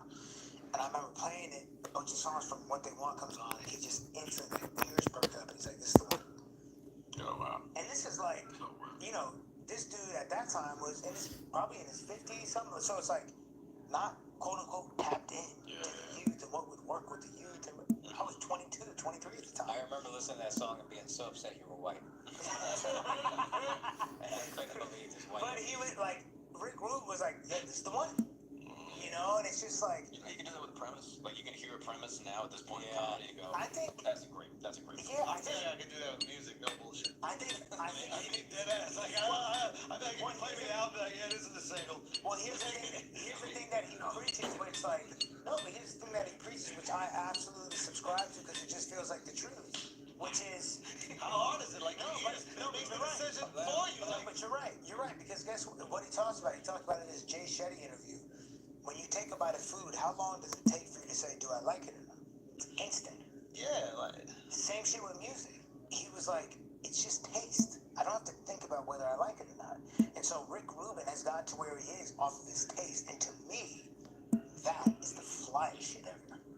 That dude has gotten So you would love Rick Rubin is the point. Bro, no, you no, would. I think Which I is would. why everybody loves mumble rap. Oftentimes skeptical when I hear about these figures and the way that they're described. That's Right? the type of Because taste a lot that of they got. times I think that they're like, for example, it's really nice to have somebody when you're an artist tell you what you're doing is great when all the other people around you are trying to monetize you. Sure. So when the label is trying to make money off this, and the studio is trying to make money off this, and the people at the recording space trying to make money off, and then somebody who doesn't need your money because he's a multi-millionaire so many times over comes over and he's like, no, I like this one here. You go, oh, there's honesty here. Yeah.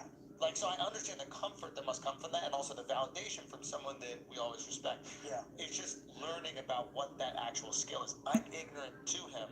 Yeah. The only thing I know is that people that I respect really respect him. Well, he I'm also trying like to figure out- started Def Jam, which was like the first hip hop label. Yeah. Right? So I'm just Maybe trying to I'm figure wrong, out what the actual tangible thing is, and this creative consultant having taste. Like, taste is huge. Like, taste is everything. Dude, that's the thing. Like, It's not even huge. It's everything. The reason why you write the jokes you write is because your taste says they're funny. Yeah. And the reason why you're huge is because there's a lot of other people who say, your taste is my taste. Right. And also just understanding what the people have. Like, That's taste. yeah, understanding what people want. It's like understanding culture and understanding feeling. Like, That's taste. And when you have taste, it's hard to imagine some people don't have taste. that's, yeah. And it's also, you can't quantify taste. You either have it or you don't. He did his 60 Minutes with Anderson Cooper. Do you play an instrument? No. Do you know how this board works? No. I know what my ears like. That's it. That's everything, though. It's like, for me, there's a lot of imposter syndrome, still is, with like, maybe I'm not the best pianist, and maybe I don't know how to work all the equipment, but I feel like I know so well what a smash is. Bro, you know what's funny? And like, that's just taste. And that's what I've been moving off. So for me, Rick Rubin it's just confirmation that taste is everything. I'm gonna tell my wife this shit, bro. There we go. Now we can say. Now you should show Now me we shit. got to the real. I just got taste. It's like his wife has been watching Rick Rubin interviews. I got taste, man. And so he's like, I get it. I don't know how to pick the things out. I just know when I don't want it. I know when it's not there, and I know when it does hit me, it's there. Yeah. But I just know it. I have a really strong opinion about these things. That's interesting, calling it taste, yeah. That's what it is. I just The thought reason it why would be you a snob. wore your clothes. No, but it's like the way he explains it, it's so true. It's like, do you like this food? I don't like it. It just tastes. It's not like you put on what you put on right now. He doesn't understand food. It's like a real sensitive thing. No, but it's like. This guy, No, but it's like. he really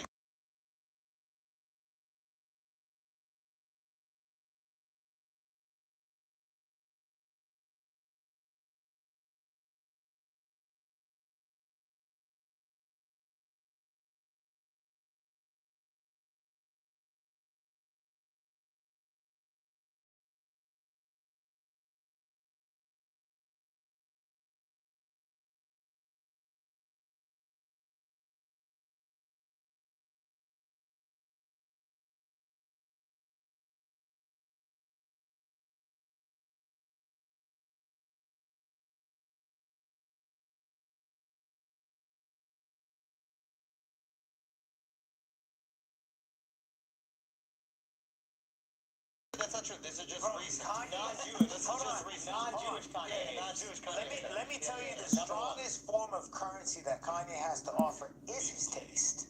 No, that's why he's Kanye. No. It's because his taste is that when he does something, people are like, well, that's fly because Kanye did it. Because his... Not recently, though. Yes. What recently?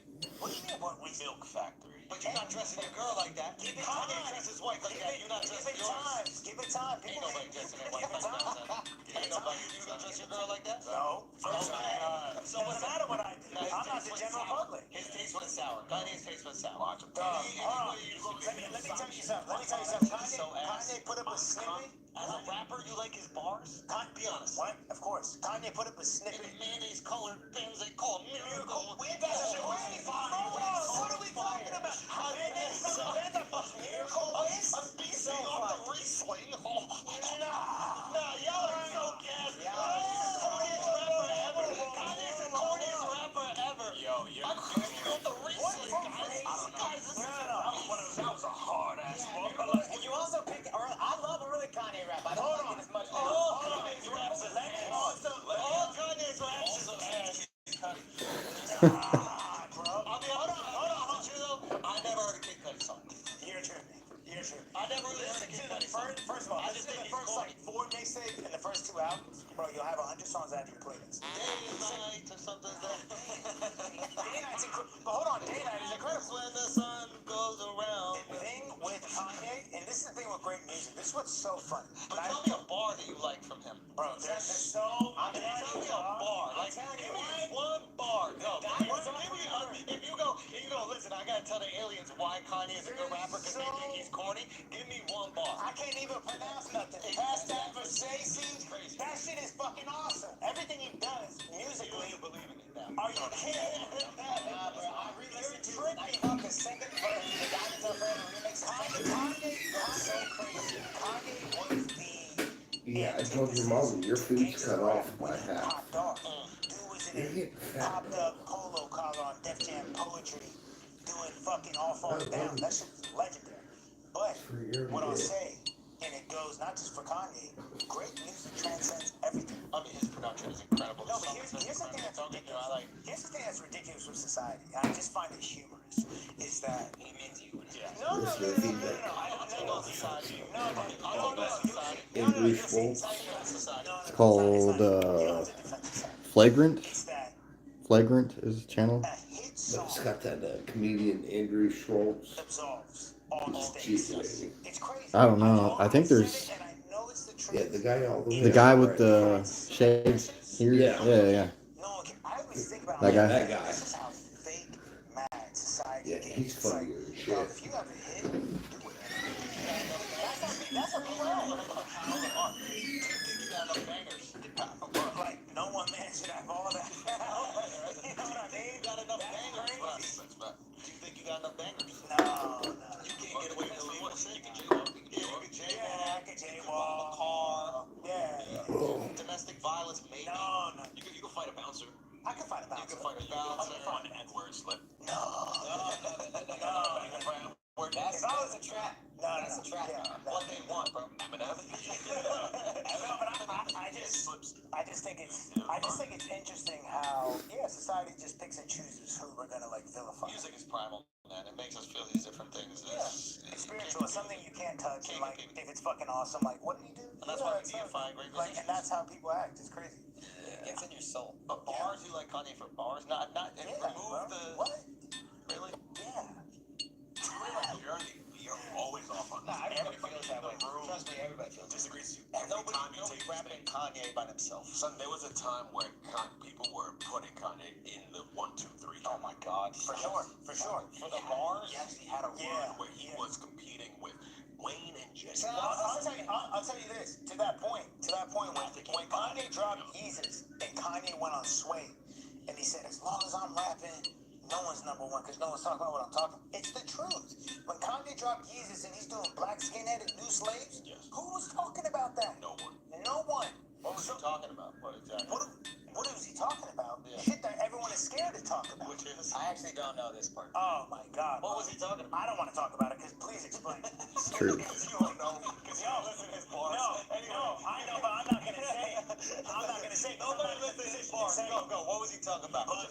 us slaves by being victims of consumerism. Vanity slaves. Vanity If slaves. you've heard the song When he Vanity sold y'all the same shit that he was calling you slaves for buying? No, listen. He made it though. So. Listen. Once again, This isn't all Jesus. listen. Get out of here. Nobody said he wasn't a fraud. Hold on. Once again, awareness is step one. Awareness is step one. So when you hear like Kendrick Lamar's song Vanity Slaves off of like EP, Kendrick Lamar or OD, whatever it was, when Kanye dropped New Slaves from a mainstream level to be delivering bars about basically being vanity slaves, that's powerful. Now, did he turn around and sell this and that? But it's like, bro, you gotta commend the audacity. Yeah. And I think with Kanye, what people always respected. He was one as well. Yeah, right. And I think what I always resonated with Kanye was like the audacity. The audacity to just say some shit that you know you probably shouldn't be saying is, man, like, Kanye is my angel investor for the battery in my bag. Okay, I'll give you that. I'll give you that. Yeah. He'll say it, and he doesn't worry about the repercussions. Admirable. Absolutely. No, I'll give it. Your haircut. Oh, listen, Kanye West. He wants his haircut so bad. I just want he cannot wait to get this haircut. He didn't think about it. He's mad he didn't think about it first. My favorite one is when he's talking about the manager or the executive. He's like, yeah, you know, there is an executive. I'm not going to say what religion he is. He was Jewish. Doctors. I'll still buddy doctors, but I'll not say the doctors and which hospital they come from. The Jews. The George Bush doesn't care about black people think it's so funny. No, I like the audacity. That's so ill. That's like a glitch in the matrix. But he's also... Absolving people of like fucked up shit they're saying. It's more so like before I go to shame, which is what I would usually go to for myself, especially. It's like, What are you going? where are you at? Yeah. You know, and I think that that's just a much more productive opening. You know, so yeah, I don't know. It's like two, 3, 4 years ago, I'd be like, what the fuck is wrong with you? More so now, like, damn, like I wonder what's going on. That's it. Let me ask you a question. Lucian Grange? Yeah. Who is he and what's his power in the music industry? I believe he owns UMG, Universal. But the way people speak about him is like he's pulling all the strings. Yeah, he's just like a popular name. I mean, he just owns a massive. So there's Universal, Warner, Sony, and whoever. I don't know who we've been drinking, but yeah, I mean, there's people who are just CEOs of these massive labels and companies, and they are in power. But it's like he's just like an attractive, popular name. Who's the most powerful person in music? Probably the people in Japan who actually own the shit. What does that mean? Oh yeah, like certain. When I was with Columbia, certain. Sony is a Japanese company. They went above. So like, Columbia has a CEO, but Columbia is part of Sony. Sony has a CEO, but above that is a dude in Japan who owns all this. See, now we talking. So certain deals, they were above the CEO of Columbia, and they were above the CEO of Sony. They had to get approval from the dude in Japan. And how did you do that?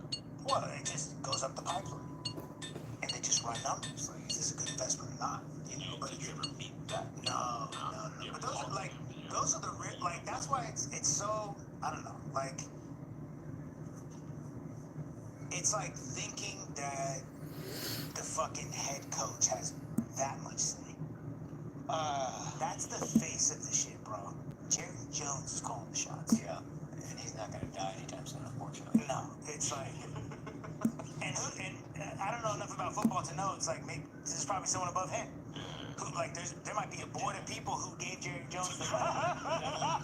No, but it's like Fucking asshole. no, but it's like bro, it's the same way politics work, Jerry right? Jones. It's the same way politics work. It's like Biden or Trump is the face, but there's a board of people who invested, and so it's like those are the ones who really are calling the shots because it's like we invested, so you need to do X, Y, and Z. Same shit with like the people in Japan who actually own Sony as a company, not just the music. Like, Is that why you're afraid to call them on? Is that why you call them what a segue! They fucking signed the checks? Is that No, what's going on? I have no association with that. Because I just want to apologize to all of you out there. No, but it's like, when you start thinking macro, it's like, a record label is just one of the arms of Sony. Sony also makes PlayStations. You know what I'm saying? It's like making it headphones. Yeah, it's like, this is just another, like, what's so funny is the record label, that entity in and of itself is one artist. PlayStation is one artist. Like, we just need one of these things to go crazy. Yeah. But underneath each one of these things is like so many people who are like, what the fuck? Like, I need my thing. And it's like, bro, these people don't give a fuck. Let's send it to Japan. Like, I don't, like, what does he want? 4 mil? Like, how much has he made it? 6? Give it to him. Whatever. Yeah. Like, they don't give a fuck, bro. You kidding? These people are checked out. They're not here with you. Like, what do you think they're doing out there, those fucking weirdos? looking at a koi pond. As they should. That's what I would be doing if I was bees up in Japan. Getting inspired. I'm at a koi pond eating fucking tappanyaki, just fucking minding my business. Give me the P and L. I'm blanking on his name, but the Houston gangster that everybody. Prince. Have you ever had a run-in with? No, I've talked to his son before, but yeah, I mean, I've never met them. How much control and power do they have? I have no clue. It seems like they have a lot. I know what y'all know. Outside of looking in, it seems like they have a lot. I mean, when you talk to his son, I'm sure you've shared things like. No, just literally a DM. It was like, what's up? Oh, appreciate you. Per hand emoji. Did you ever have to check in? No. What? He just doesn't make. I don't think he. I'm not doing like. in that world. The other thing is like, It's a good question, He but operates in hip hop. no, I know, but it's like if you're moving around, claiming to be the big bad wolf, or like there's other big bad wolves. So like when you go to a city that you're not from, there's other big bad wolves. It just makes sense to be like, hey, big bad wolf, like I'm also here. Can we coexist? Who explained this? Just like basic, like that to me is like basic courtesy. Who is it? Is that not basic courtesy? No, it is, but I'm just saying. So yeah. I thought they just have control over An embargo on a no-fly zone. Yeah, No. like any hip hop artist that are performing gear, No. you gotta, check in with. I've done numerous shows in Houston. It's completely fine. The etymology of this is that back in the day, hip-hop artists could usually only perform in like one venue in a city, and that venue was owned by like the local drug dealer. So now you had to do a deal with the local drug dealer, and if you didn't come with your guys, the local drug dealer who was paying you all cash, who was basically trying to clean his drug money, knew exactly where you were staying, and you might get hit for your shit on the way out of the venue. So you had your guys reach out to them and say, hey, That's multi-layered. but this is back, so that's checking in. So it's basically like, yo, am I gonna be good making this money? Because back in the day, rap artists weren't getting to play in the fucking arenas or the crazy venues or whatever. No, it's. I think it's different, like depending on like sort of the music you make. When I did Hollywood Bowl and I wanted to bring out YG, and you know, he hit me. He was like, man, like the venue's tripping because of who I am and like what I'm associated with. They're not letting me. Long story short, like he ended up being fine, but it's like they didn't give me a hard time. They gave him. They gave him a hard time. You know what I'm saying? So I think like it just kind of depends on what the perception of you is. Do you have to move around with security? I move around with security because it's smart. Because I stopped thinking that it couldn't happen to me. Good. And also because after 2018, when there was a lot of like media hate and like cultural hate, I was just paranoid. I'm just like, I just started You're also feeling. running up on people that talk shit. Right, so I'm just like, bro, like, I would be dumb to think that that all of these are just like baseless threats. So let me like move smart so that God forbid anything happens. So yeah. Well, yeah, are you still moving like that? Hell Like, yeah. No, but running up on people that you. No. I was never moving like that. Yo, that shit works though, huh? No, but I wasn't like, I mean, it's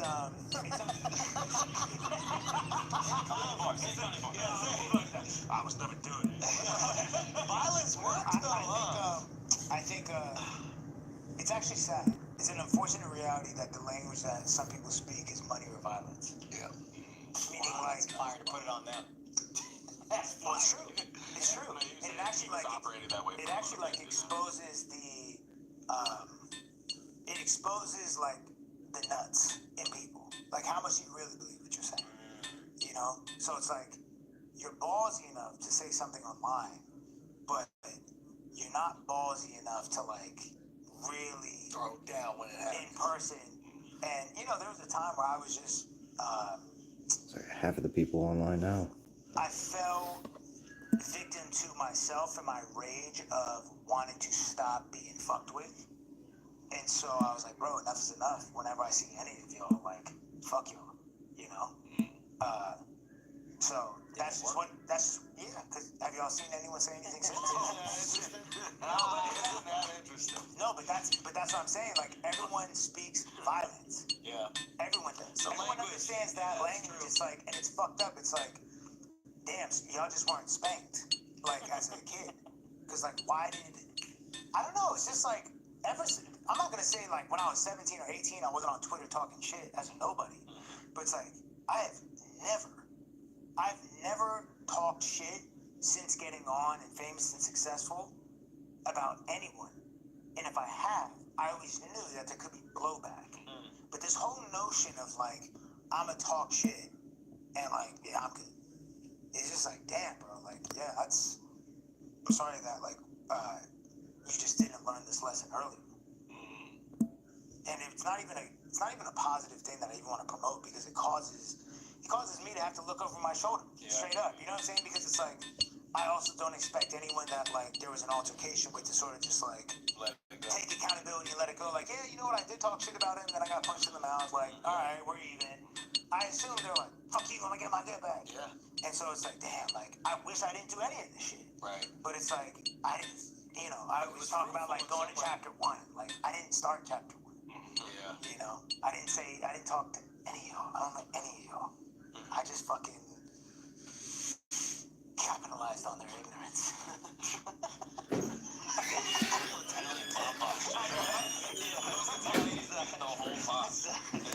Unfortunately, they didn't have much shit. No, it's just, It's a lack of respect. it's not who I want to be. You turned me into a man. It's not. No, it's really not. Because it's not fly. Like, it's really not. It's not fly. And there's a long-term cost. The security is a long-term cost. There is, because I don't blame. So, like, revenge is a dish best served cold. So I don't blame any of those dudes. It's like 5 years from now, they're like, you told me for 5. Fuck you. We caught you in the Bahamas. You know what I'm saying? So, like, I wouldn't blame any of them. Stop. It's also like, whatever. They just lack accountability. If you were Quit it. an evil individual record executive that wanted to create a system that could extract as much wealth from the artists that you possibly could, given the technology that exists right now, how would it look? Easy money. Okay. You create somebody who is the most radical persona and image of counterculture as possible, and feed them hits. That's it. Like, think about example, like, so like, me and Boogie talk about this all the time, which is, I think at its core, I think hip hop is black culture, right? And I think you've heard from a lot of different perspectives within the black culture. You've heard from the CEO, right? Jay-Z, which also drug dealer. You've heard from the artsy dude, Kanye. You've heard from a stripper. You've heard from it. It's like, what's the next extreme thing that you haven't heard from yet? What's the next extreme perspective you haven't heard from yet? Get that. Look at Sexy Red. I think Sexy Red. Just gonna say. I think Sexy Red is all. I don't subscribe to this like it's like a weapon of mass destruction. I just think, like, it's the natural progression of things. It's like Sexy Red is, I think, represents the authenticity that everyone else is almost trying to push. She's like the real deal. She's the real thing, and that's why it resonates, because it's like, oh, Very small percentage of the culture. Very small, but it's impactful. But it's impactful, and it's authentic. And so, look at, like, the progression of the game, right? It's like, okay, but where do you go after Sexy Red? At some point, me and Bruce talk about this all the time. At some point, you're gonna hear. You've heard from the CEO. You've heard from the drug dealer. You've heard from the stripper. You've heard from the biz. At some point, you'll hear from the crackhead. You'll hear from the this. You'll hear. Now, hold on. Will. Why would it stop at You're making a Think about it. Why would it stop here? You're right. Because you just get more exhausted men. That's why women have been making No, this music. it's like, think about it, bro. Like, we're not stopping here. It's gonna go to the next level, and then the next, and then the next, and then the next. It's more extreme. Oh yeah, and bro, give it 10 years, a legitimate, like where it's like clear that that's their brand. It will have a #1 song in the world, and it is a known crackhead, and we will be living in a Black Mirror episode where everyone is rooting and cheering on for the train wreck of a crackhead. What was the first thing you said there? You said counterculture, right? Yeah. And counterculture is anything that goes almost completely against whatever the mainstream popularity is. Well, and correct me if I'm wrong, the culture of hip hop at its core and at its inception was intelligent movement. What's the antithesis of intelligent movement? Crackhead. Being reckless. Reckless. Okay, we're like kind of close. Well, no. To your point, Everything right now, like why the old heads are like hip hop is dying is because what is happening is counterculture to the culture of hip hop's inception. Yeah. Okay. And the shit happening in hip hop is actually counterculture. In the culture is hip hop. To the counterculture, I'm curious about this. Okay. Hip hop, I don't think had a #1 album last year. Right.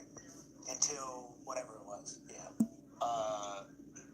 There is a form of music that has gained I saw this popularity, and I sent it to the group chat. It was so spot on. I'm curious your take on it. And is country this rebellion that you're talking about? Is this counterculture? Is the mainstream culture, everybody's listening to hip hop, and hip hop is, it might not be representative of every single person in America, but it is popular music now. Is country now the most rebellious or counterculture thing to hip hop? And is that why it's become so popular? I think it's not that black and white, but I think there's a couple things. I think it happened with rock music, which is subject matter in rock music reached the ceiling where we have heard everything. And I think with rap, we have heard everything. Oh, you're also sliding on the knob? Heard that. In fact, I heard it and it was better. You're selling drugs? I heard that. 50 did it and it was way harder. You're sad. You're emotional. You're sad? Heard that. Cuddy? Way better. Drake?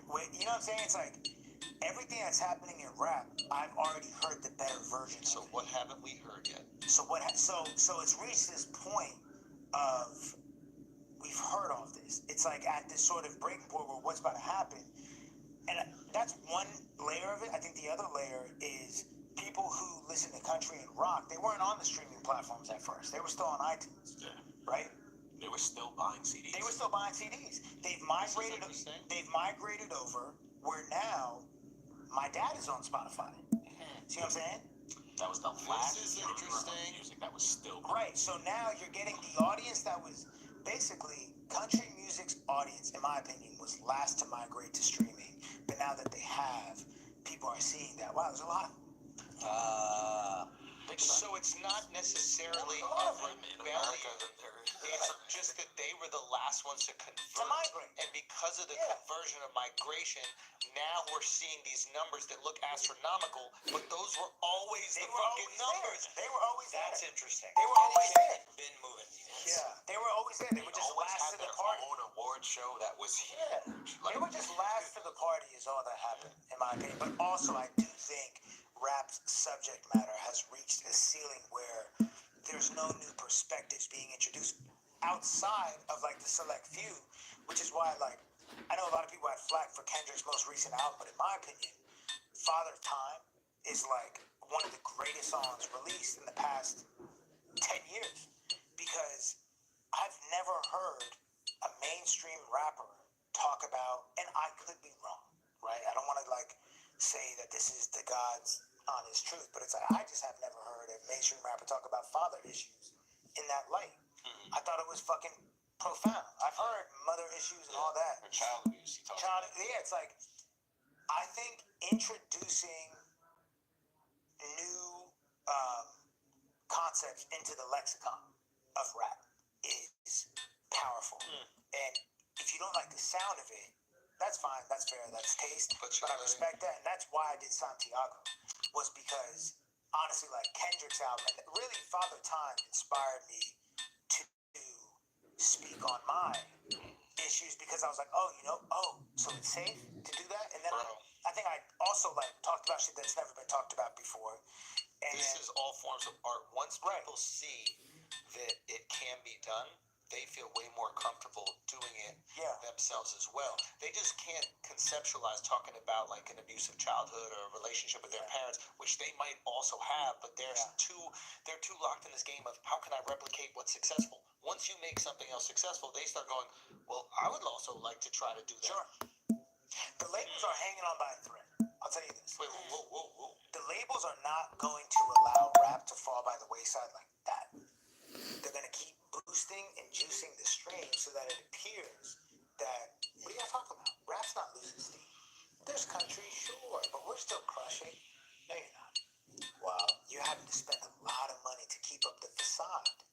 This is A Star Is Born. What is the Lady Gaga movie? It's that. Star Is Born, yeah. It's right now, the labels are doing everything they can to keep the makeup and the wig and the choreography going so that it looks like shit is popping. But it's not. It's not. And how does that end? Do they run out of money? I think it's like every genre. I think, bro, to be honest, once again, the truth is boring, right? Here's the truth. You know what it is? 4 years ago, every CEO was signing every SoundCloud rapper and their cousin. You know what they're about to do? Sign every country artist and their cousin. And guess what? The country artists, like we talked about before, they'll make enough money to cover the loss of the rappers that they're still fronting. And so it doesn't matter. It'll always look like rap is still doing its thing. That's why Beyonce booming, yeah, but rap is is doing still country crushing. now. Yeah, but y'all signing the country artists. I know because I'm talking to I start relationships with the people at the labels, and some of them are good people, and we talk about it all the time. Hip hop and rap is out. Their whole focus is country artists. My theory is Their whole focus is, look at Morgan Wallen, bro. Yeah, Morgan. Are you kidding? He uses some words rappers use. Bro, Morgan Wallen, Jelly Roll. Shout out Jelly. Yeah, that's the man. Bailey Zimmerman, like all these dudes who are like dudes and women who are coming through this vessel of this singer-songwriter, country twang, alternative sort of space. That's who the labels are scooping up like they were doing 6 years ago with like Lil TJ and Polo G and all those kind of guys. It's like that's what they're on now. It's musical chairs, bro. It's like thinking that these people actually give a fuck about you is a mistake. Now, real quick. If rap starts to, let's say, struggle, and views and streams are harder to come by, do you think that rappers will resort to more extreme tactics in order to garner those views or streams, and that's how the art becomes the crackhead doing all these crazy things, or the slide on the ops gets even crazier? I need to do something even crazier in order to get the reaction that I did before. Yes, but also it's like labels. I think labels are going to. You got something, yeah, you got it. Get it from me. I think labels are going to continue to prop up rap to attract newcomers. Because, put it like this, right? Labels letting rap fall is a bad idea for them. Because now where the up-and-coming rapper is going to go to, they're going to feel like, well, no, I'm not going to go over there. I'm not going to sign because all these rappers are falling off. But if you keep seeing rappers doing crazy numbers, you're like, all right, so there's still a place for us. So they're going to keep propping it up, knowing deep down, damn, we're having to spend 30 grand every 4 weeks to keep all these rappers propped up, but these country artists are making millions. But you know what? At least we're still recruiting and persuading these up-and-coming rappers to come over here. And they want to keep the rappers so they don't lose like market share. Yeah, of course. Also, you don't want to let it pop up. This is a fact. I might even get. I don't know. My lawyer will probably call me after this. But when I left Columbia, first of all, I bought myself out of the deal because it means they wanted another album. Yeah. Right. And I said, I'm not doing another album. He said, okay, well, we need money. This is like layman's terms. Like, all right, cool. Here's $1 million and some change. Y'all can have it. And also part of that was, well, we want market share on your first 20 songs or whatever the fuck it was that you put out independent. What do I give a flying fuck about y'all's little dick measuring contest? process in the industry. Meaning those songs. Meaning, like, after I leave the label, when I put out 20 songs independently, and Hits Daily Double puts out the market share report where UMG has 30%, Sony has 20%, Sony wanted to be able to claim my first 20 or whatever songs independently as part of their market share. Bonus. Even if they're not with Sony, that was part. What do I give a fuck about y'all's weird dick measuring contest that you can flex to the other fucking weird CEO at the Christmas party? Yep. I don't give a flying fuck. I'm getting out of here. You know what I'm saying? But it's like that's what they're moving off of. Right. Is market share. Yes.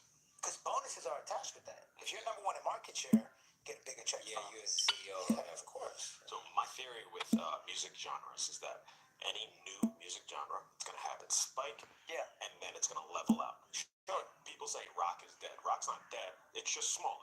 Yeah. There's still and rock boom stations. People still I don't know. I don't think it booms again. I think it just levels out. So it's like right now we're in the country boom. Yeah. And it's going to level out. I just think country is Hip hop has leveled out. Can I say a hot we take? have Afro beats, Yes. which is a new version of music that people haven't heard, and it's booming. I want to say so many hot takes. No, but say your country's not new. Country's been around for No, but I know what he's saying. But I know what you're saying. New to like streamers and just like new to the marketplace. This is the Music's first. being consumed. This is the first time since streaming boom where country was cool to young people. Yes. But to that point, I think we're once again. This is really me holding up a mirror because I'm white. So I feel like I can speak on this.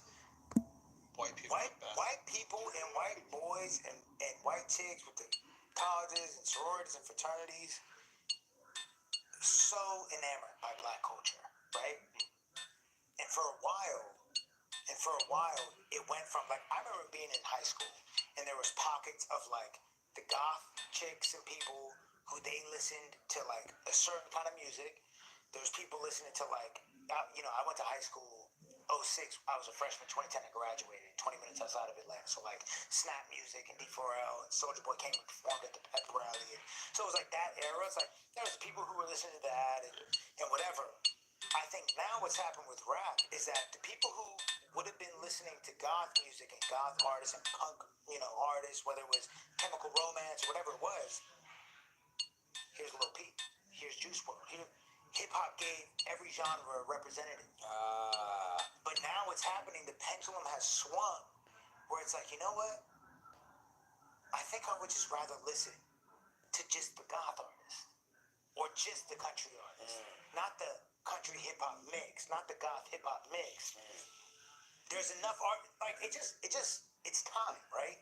It's time where it's like, it was also hip-hop dominated. We gotta really think, right? It's 2024, it's been 10, 11, 12 years since like trap boomed and it was a complete insurgence and takeover, right? Where rap and mainly the production of rap and the trap influence was in everything. Ariana Grande was putting out albums that had trap hi-hats. You feel me? It's like you got the biggest pop stars in the world using hip-hop influence and 808s and shit like that. So I just think now enough time has passed where people are like, oh, it starts with the artist where it's like, you know what? I think I just want to make like some punk pop, goth shit. Some fucking Boys Like Girls, Chemical Romance, All American Reject shit. Like, I just want to do that. And then the same people who were listening to maybe like the emo version of hip hop are like, oh, you know what? It was really this that I was looking for. This just wasn't there in 2014, but now it is there. And I just think that that's what's happening. It's becoming a lot more nuanced in there. Yeah, it's becoming a lot more compartmentalized. Yeah. It's like, if you want pop punk emo shit, there's actually pop punk emo bands that can just fulfill that role. And if you want trap rap, there's that. I think the past 10 years, rap just bled over to everything. And so it was massive. And now I think you have people like the Noah Kahns who are singer-songwriters and the Lizzie McAlpines, whatever her name is. She's fucking incredible. And just, Luke Bryan's, Morgan Wallens, and Bailey, just all these people who occupy real estate that maybe 5 years ago belonged to rap fans. There was an overlap that was very clear to those same fans that actually this is just what I want. Morgan Wallen blew up, right? And I think with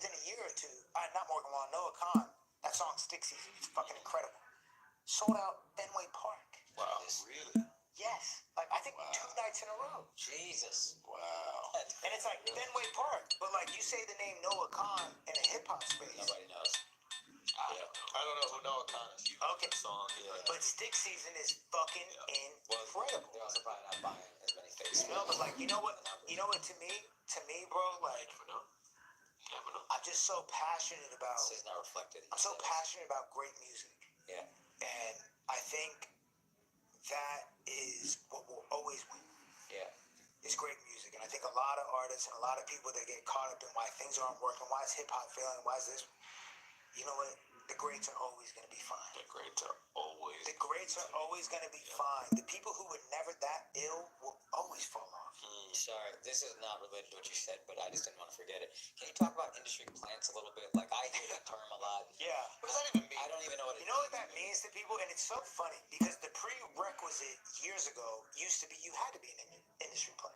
And what industry plant means is basically like, we only know you because the industry planted you here. Well, that used to be the only way you could be known. Yeah. Think about it, right? It's like the first time I heard J. Cole was 09 on Blueprint 3 on A Star Is Born. Right. I remember I bought Blueprint 3 and Cuddy's debut on the same day, September 9th, I think. 09, right? September 13th, something like that. That was the first time I heard J. Cole. Then I heard the warm-up, and it was a rap, and I was a fan. He was an industry plant by industry plant standards, because first time I hear he was on a Jay-Z album. It's a crazy. I think he was already signed to. But it's like that used to be I grew up in Queens and he went to St. John's, I believe, and he was like, I saw him handing out. right. So you were like early in that way, but it's like Before he was signed. it's like you used to only be able to find out about artists if the industry pushed them. Yeah. And then the internet opened up, and a lot of this like organic rise and guerrilla movements happened to the point where it was very clear, like if you blew up via internet and guerrilla style, or if like the industry put you there. And so it started this conversation of, nah, you're not as real as that, you know. And for me, it's like it used to fuck with me a lot, to be honest. People call me an industry plant because Discredits all the work you did. Yeah. bro, because I am the furthest thing from it. And it's like, and I get mad because I'm like, one, discredits the work, but two, I'm like, damn, bro, like, y'all are missing out on so much inspiration. Do you understand that, like, if you actually realize the truth, that you would realize you can do it too? Yeah. They You don't know what want I'm that. saying? It's like, bro, They want the justification It's like- for why they didn't do it. Yeah. They don't want to know of how to. course. They'd rather not do the work and have an excuse. Yeah. And it, He's on because he cheated, not because you're nice. right. And you are work your And ass you off. figured out the system and you did that. Well, your parents had money, so it actually doesn't count with you. Yeah. Yeah. And it, bro, it used to bother the fuck out of me. Because I prided myself on that. It was a part of my identity. Yeah. Was my come up. You know what I mean? Like, damn, y'all about it. Like, especially it came during a time where they were taking away everything else, it felt like. I was like, damn, y'all taking away that too? Yeah. Like, that was the thing that was like Teflon. Like, Like wait, what? y'all saying this now? What were they saying? And I remember the dude who started the rumor, straight up. And I'm cool with it now. What rumor? What were they So saying? the rumor was, it started on Kanye Tilla. It was a forum, Yeah. right? And the rumor was my dad worked for Columbia. Oh. And that's how I got on. Yeah. First of all, none of that makes sense, right? It's like, so then why did I have to put out 11 mixtapes? Yeah.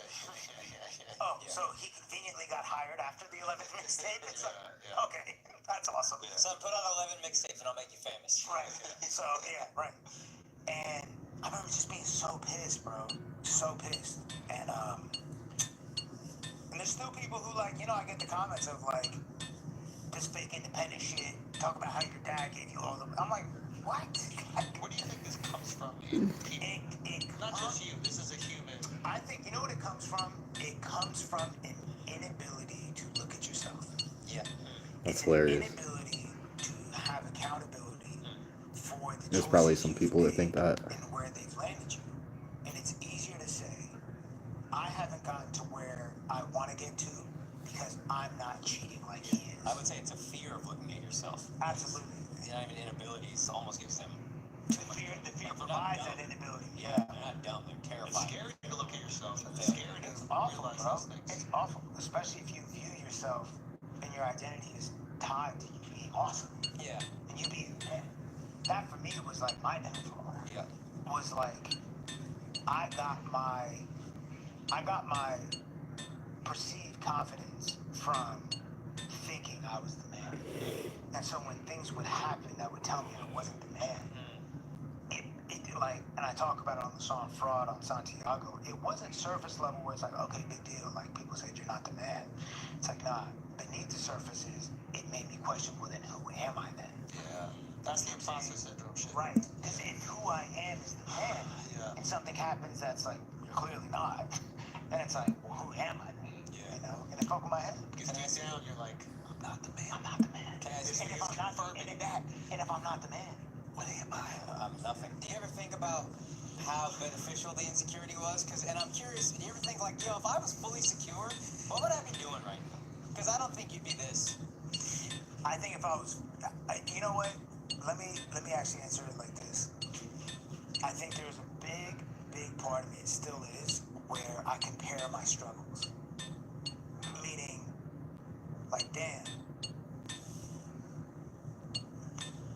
my struggles aren't valid because my struggles aren't that struggle. And I had to realize that, you know what? Yeah, maybe I didn't grow up a certain way, but I had my own struggles that are specific to me. Yeah.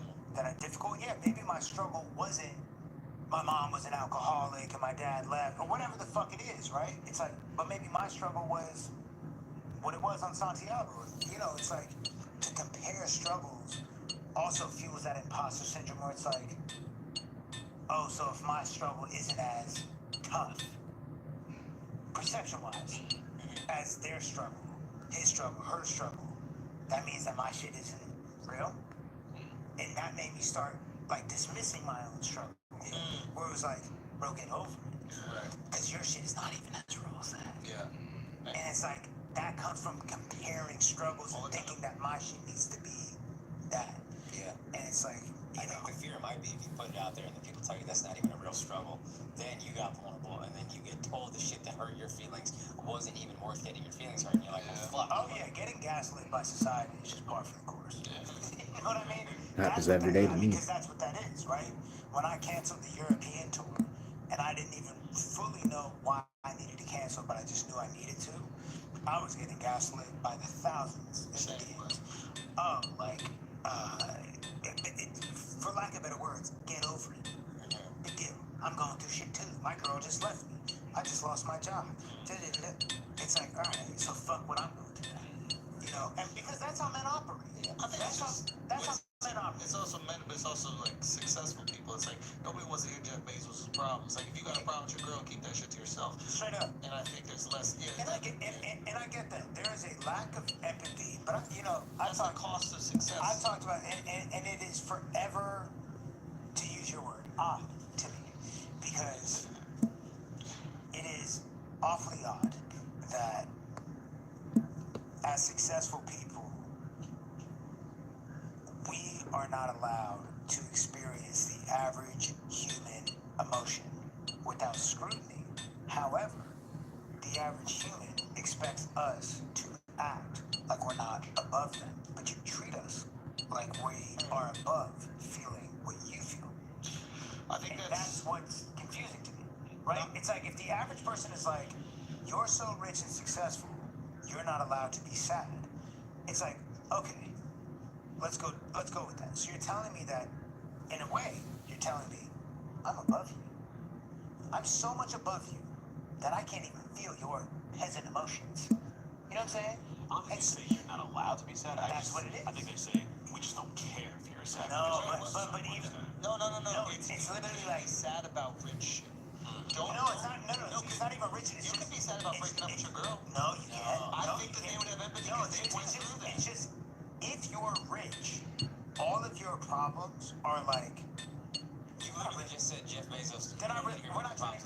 And so to me, Or if they think you're rich, I just think it's then your problems how won't matter. Society holds celebrities to an emotional standard that's above their own, and then act bizarre and act offended if a celebrity acts like they're above them. But you have literally told them who you think they are. You think they're above you because you think they are immune higher than you could ever achieve. No, maybe they feel like, I think that's something important to understand is like achieving like wealth specifically is so monumentally difficult. Like there are people that they can't even fathom making what you might make in a month. Right. So the idea of having that, it feels, if you don't have it, that it would solve all the problems. Sure. Because it's so just far-fetched. Yeah. So they can't even conceptualize or empathize with going through these other things, because in their mind, just like all of us before we had any money, we were like, man, if I had all the money, I would be fucking Karen. My girl breaks up with me, I'm getting another girl. I'm getting 4 girls. I'm going on vacation to this. So there just probably is a lack of empathy.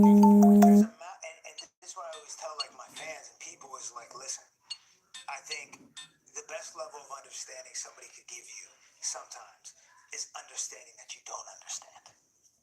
Just give me that.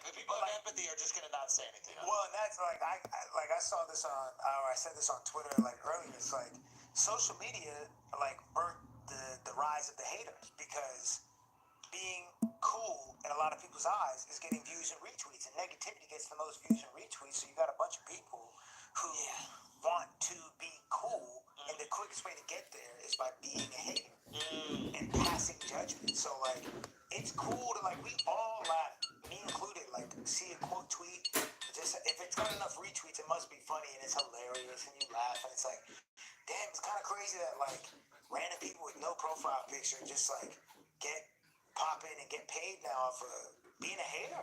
Yeah. Like, I'm not from that generation where it's like you got literally applauded for being a hater.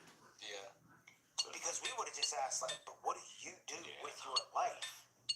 And it's like, if your claim to your bank account is, oh, I pass judgment and I hate on Twitter, that's how like I get money, you're a loser. I don't care how you got your money, like you're a loser.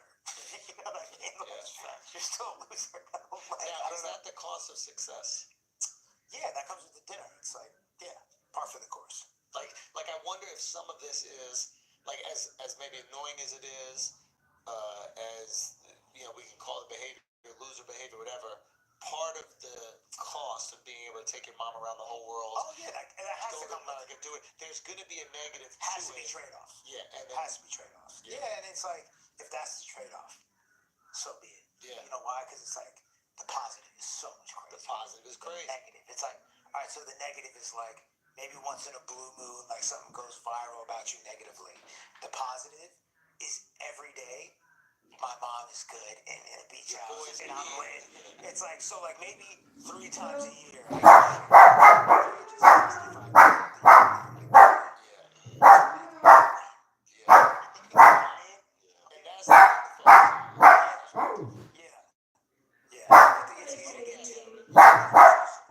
it's also if you create art or you really care about the thing that you're creating, anything that is, it's hard to not personalize. It hurts you a little bit, you know? Absolutely, that makes sense. I hear ya. So close. If we were creating a fucking power bar, or we're creating, you know, some random product, and we're like, we're like, how much protein can we get into this bar? Oh, do we get 40 grams? Are you talking to Grandma? You just talking to your Grandma? Yes, yes.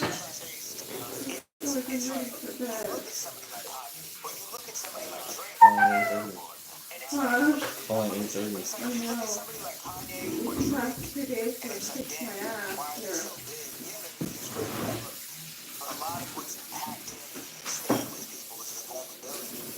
I don't want your toy. You see him pick that up? Yeah.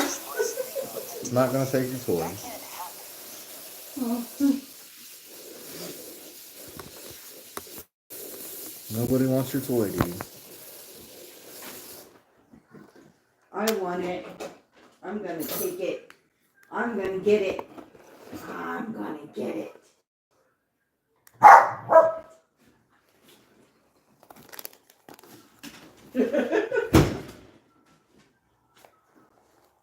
Sit pretty. Faster, faster, faster, faster. Stop. Stop. Stop. Stop. Stop. Stop. Stop. Oh. Shit. This is a baby. Oh, he's talking to his grandma. You're not even. What? You're wild. You're wild.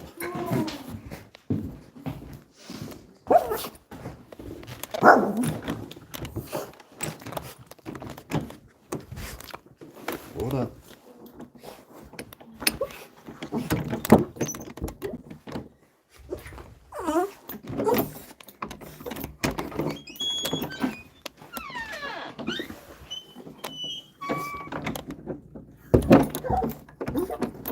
Hold on, dude.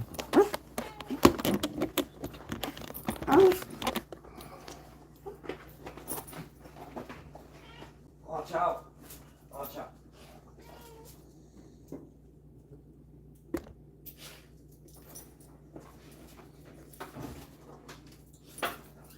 Well.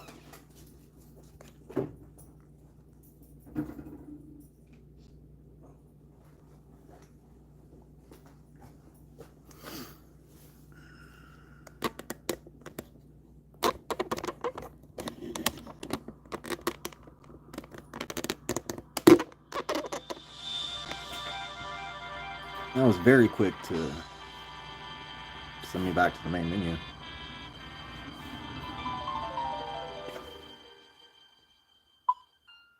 Yeah, I was only away for less than a minute.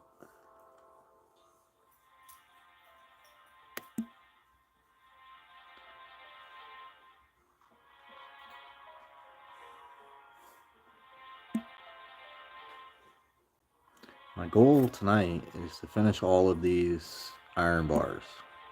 That's my goal.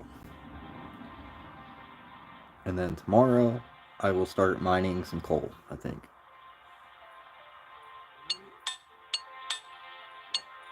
Or, no, tomorrow I will start high-alching all of these. And then I will mine some coal.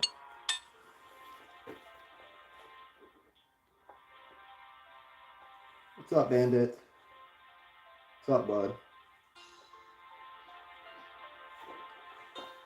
Were you in your bed?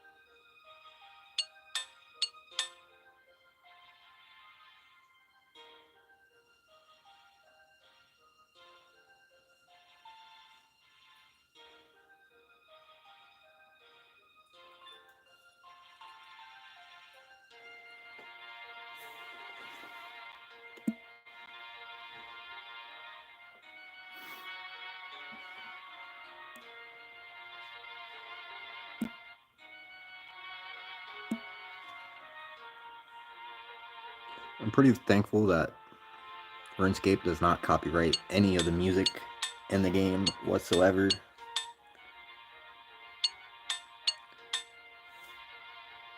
And that you could actually play this music on any live stream that you wanted to. They're the goats for that.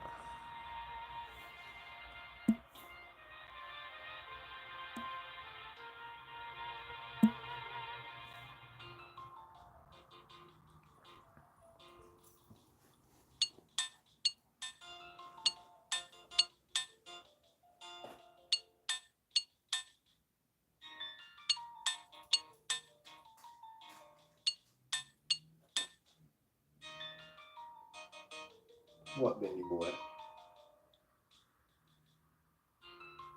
What you need?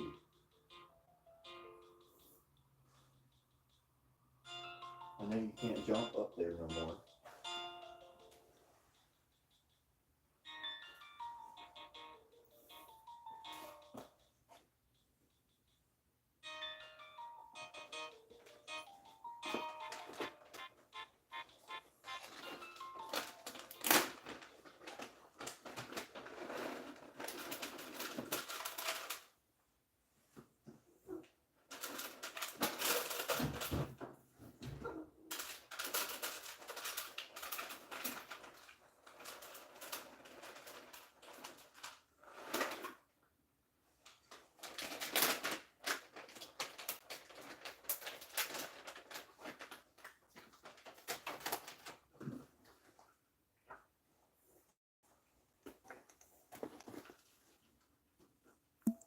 I have to feed the little cats.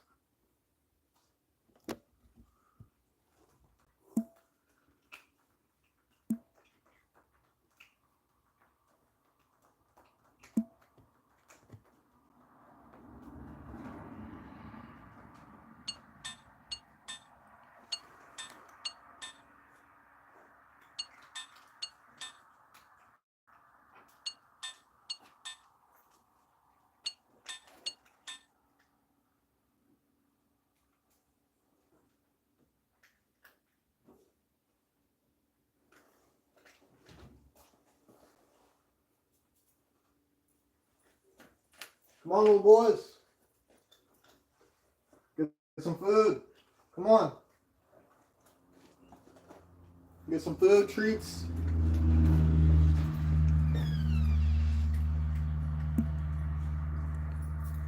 Come on, boys. Always have to persuade you guys, don't I?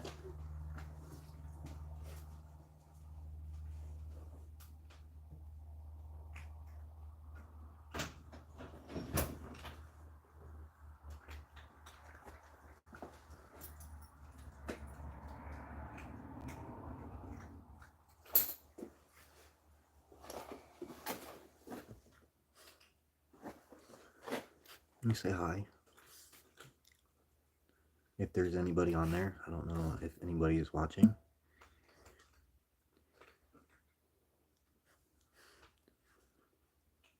You want to do all these iron bars for me tonight, bud? If only dogs knew how to play, huh?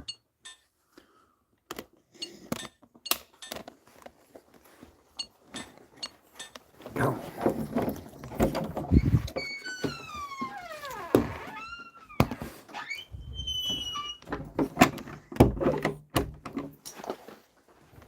Let me get the drink.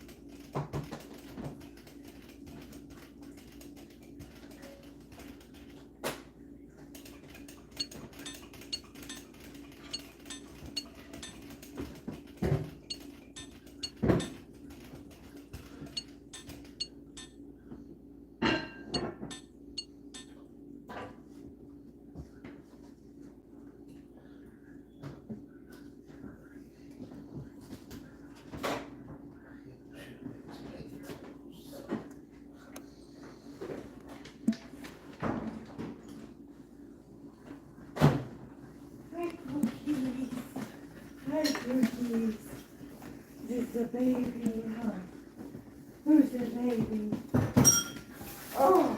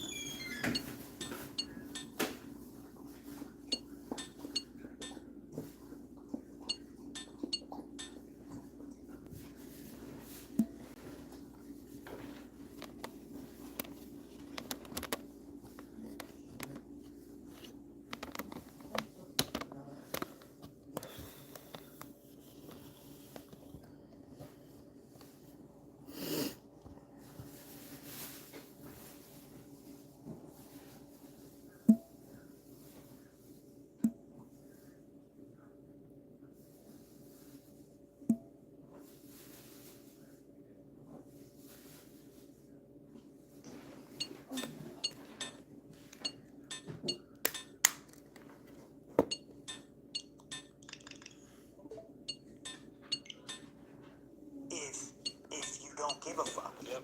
The reality though is that attribute doesn't live inside of a vacuum. It's gonna also bleed over into other aspects of their life. Yeah. So you're gonna get outbursts because they're sensitive. Yeah. Because they're feeling. You can't be good at this if you're not sensitive. No, it's like a great artist if you're not sensitive. No, it's like I used to be. I used to feel it didn't last long. It was for a little bit where I was like, man, like I'm too sensitive. I gotta let this shit go. And I was like, nah, bro. That is literally my super magic. Yeah. It's like my ability to have the antenna up and to receive the message and execute it without interference is the superpower. And if I start letting the outside world tell me that having my antennas up is weak, then I'll be y'all. I don't want to be y'all. Yeah. Y'all suck. You know what I mean? You want to feel I don't want to live y'all's life. Yeah. God forbid.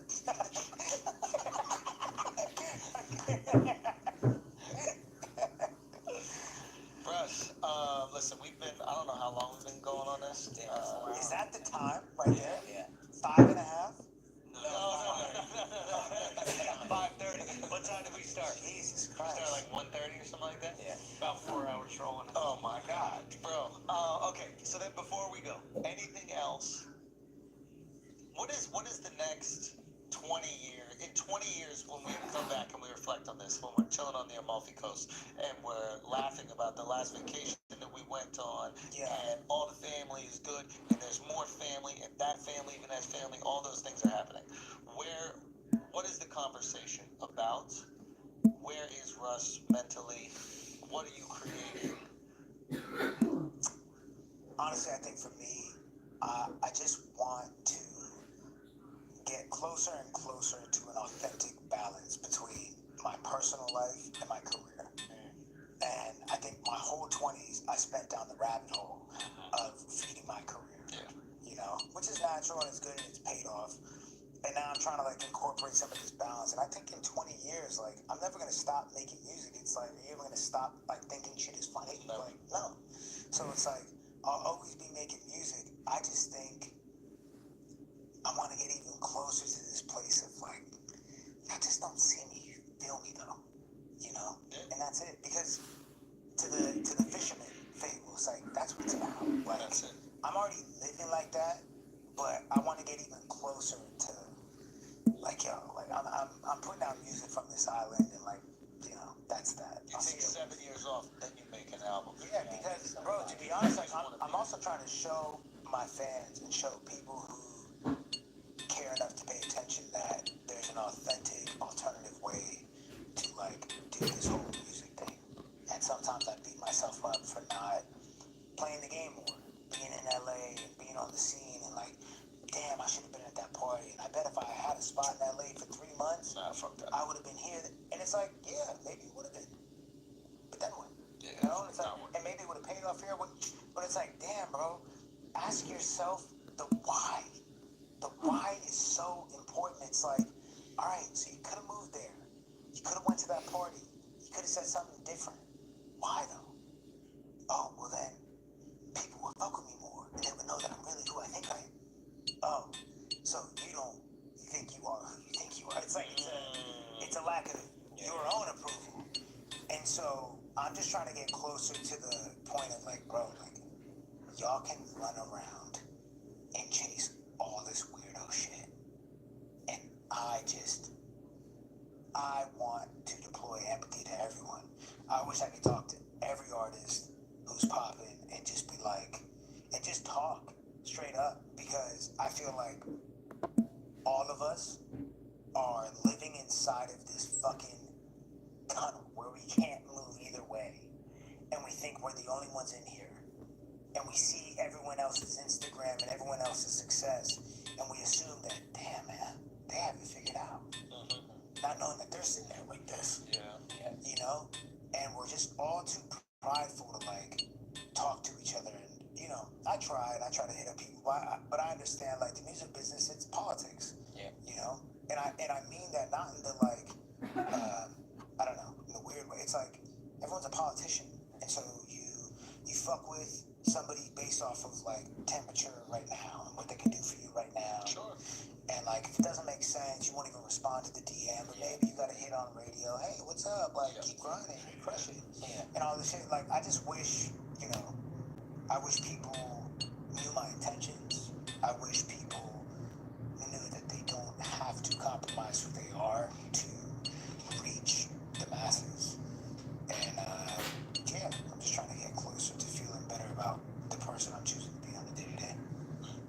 Amen to that, my boy. Russ, go check out Santiago. Go check out the single that's dropped. By the time this come out, I've already dropped. Yes, beautiful. Go check it out right now. It's another relationship problem, so spin it.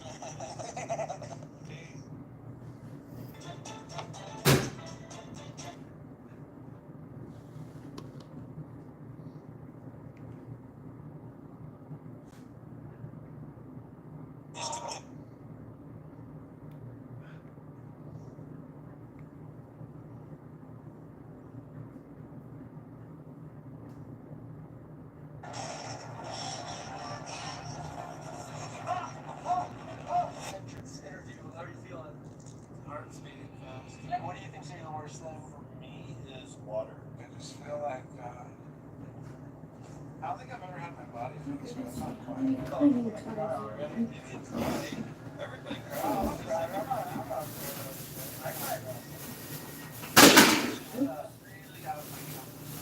well, that's why we're doing it. If it was our comfort zone, we'd be doing it. I just don't feel like I'm doing this.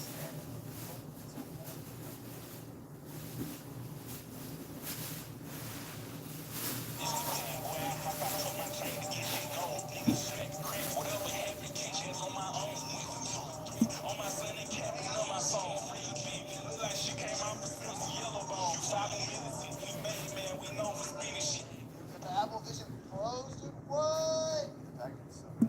Make it hard a little. These in 10 years, insane.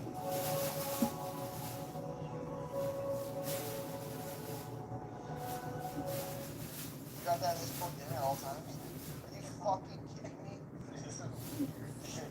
I feel like I'm that, like, rich kid, and all my friends go over and play with my toy, but I'm the only one playing with it. Yeah, face like this not working. They probably hear me talking shit. They're gonna fucking bomb my house when I'm sleeping. Bro, holy shit. I just tried across that. It didn't work.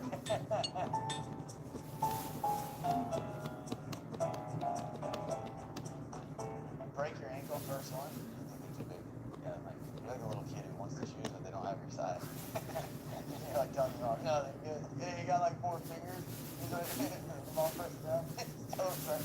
Alright, today we're going to be driving with our Apple Vision Pros. They can see and help you protect other drivers. So with these on, it's actually a lot safer. Where are we? I think are we in Joshua Tree? Oh, it's fast in the game. Anyone else getting motion sickness or just me? Is this a one-way, bro? What the fuck? Which way? How are we going to spin here? It looks bigger. It looks like a bigger space to be done. You can spin me a little. I don't mind too much. There's a lot of things popping up. A lot of things popping up. Yeah. That was actually so nice. You know what we're wondering? Is it worth the $3,500? I'd say so.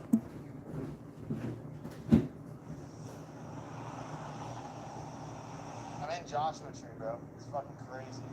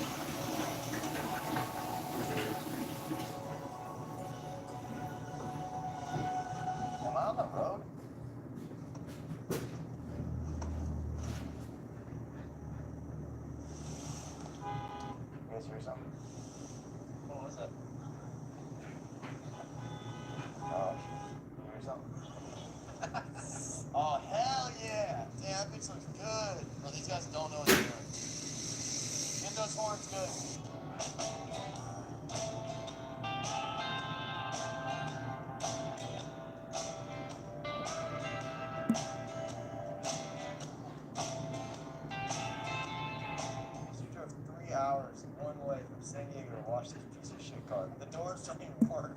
I swear it gets worse and worse. It does. I do want a nice car, but I also like hitting things. What's up with this shit, man? You got spit all over the hood. I need a shave. Kind of gross. But whatever. You gotta look gross some days. If you don't look gross, there's days you, other days you won't look good. If you don't have downs, you have ups. Like you, dude, you look good every day. It's just kind of annoying, huh? Perfect every day. Combed over, lathered up. Bro, save the fucking word, Josh.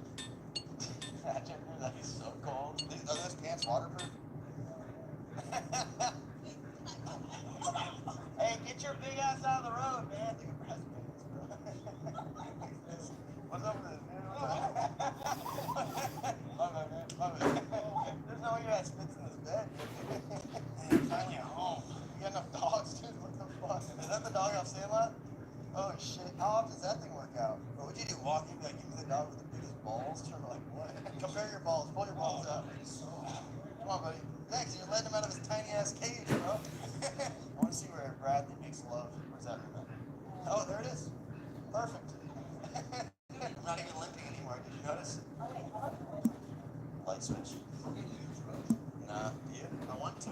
Why would they give me one of these? Bro, I just feel like this house has shit everywhere. Like every corner in this house is just supplements. Some sort of supplements. What is that?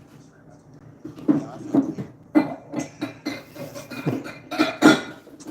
Jesus, bro. Alright. Check out consent. We have 5 subscribers coming out. Yeah, you guys are all good. I'm gonna go hang out in the fridge. These pill bottles, can I take some of these? Oh, you're ordering that for one, right? So bad. Why is it so small, bro? Look at that shit. What happens if you take steroids one time? Will that be good? It's like fucking good. It's like good one time, don't make it gay. Yeah, no, no. You know what I mean? I found this in my phone. No! Bro, look at this. Oh, hold on. This is from how many years ago?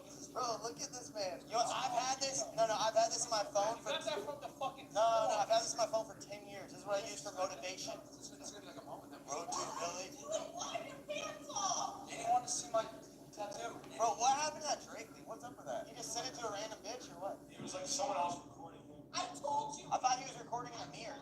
Who has it in their camera roll? I got it in mine. We can just look at mine. I reminded me of Roscoe. He's like, we all been there. You know, just one of those nights, bored as fuck. It's funny because no matter how much money you have, bro, everyone's the same. Everyone's just playing with their dick at some point. I'll stay the night. We should do a slumber party. Like, pause, you know? But like, for real. Are we working out today? I thought we were working out today.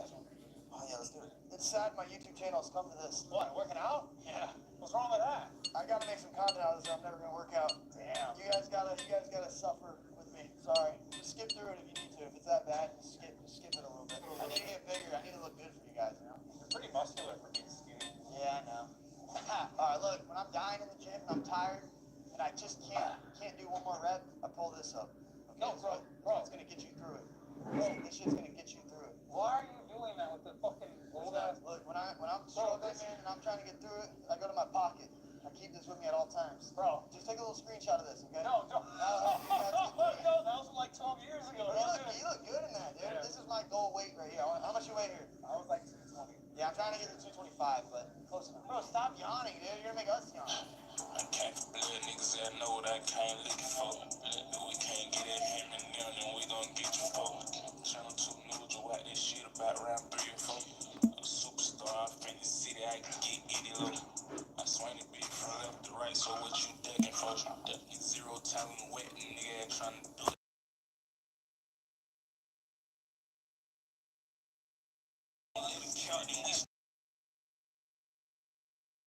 Spookie's gonna give it a shot. You're not even fucking filming, bud. There you go. Well, it smells gnarly. Oh, shit. You gotta swallow it. I can watch people do this shit all day. It is insane. That was nothing for you. Do you want milk? You don't need it? Damn, dude. How is it that? Dude, it's easy to do this guy. You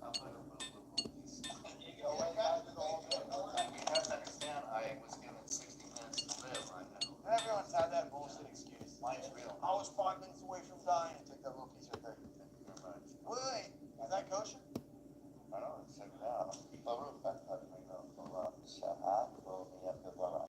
Just a little piece. We didn't want to make him eat the whole thing. That's too much. No, eat the whole thing.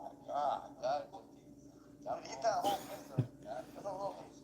How did you do that? He ate the whole thing. You eating a little bit. I know, but I just, my mouth is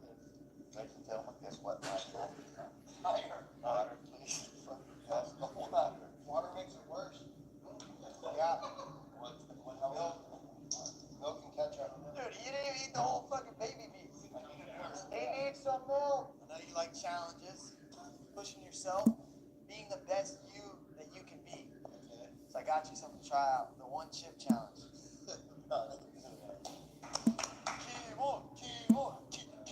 I couldn't do that a week ago. Doctor said no sex, no jerking off. I can finally trust. I gotta relearn. I haven't been able to do that. That's good though. Wait, hold on. Let me put a secret out there. I don't want to promote these fuckers. Danny Duncan 1 chip challenge. Build.David69.com. That's it. Push your button. Yeah. We won't be Street Socks. Yes, I'm always here.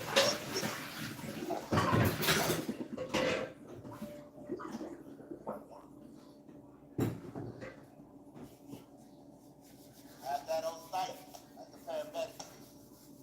So don't play with it, bro. Just eat it. Stop playing with the shoe. Don't weigh the whole thing. How bad is it? No, dude. Oh, I can't even do it. Fucking got to keep over. But that's no.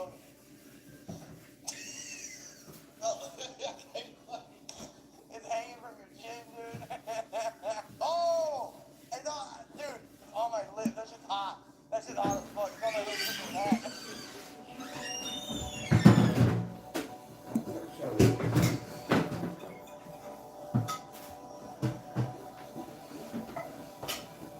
How hot was it? You come out your mouth. That shit's so down.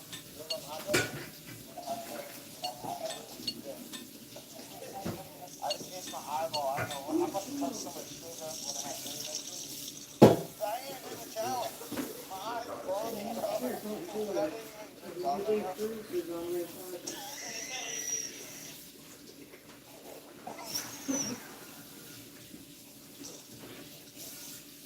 Is it bad? Yeah.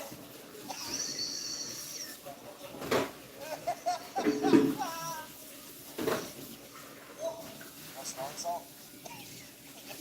Stop. Was it good? Yes, yes. Still alive. I swear I didn't even Huh? Still alive. Not bad. I didn't Oh, maybe not. I didn't hear you. What? Still alive, I think.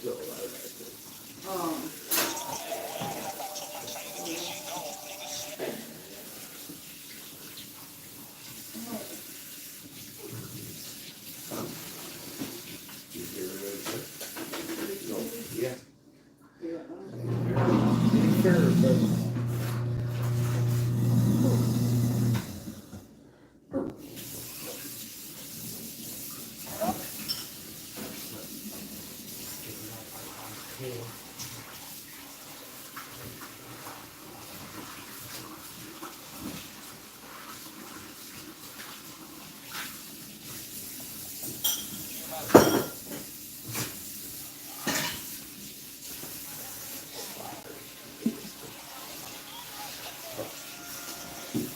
You go out. You're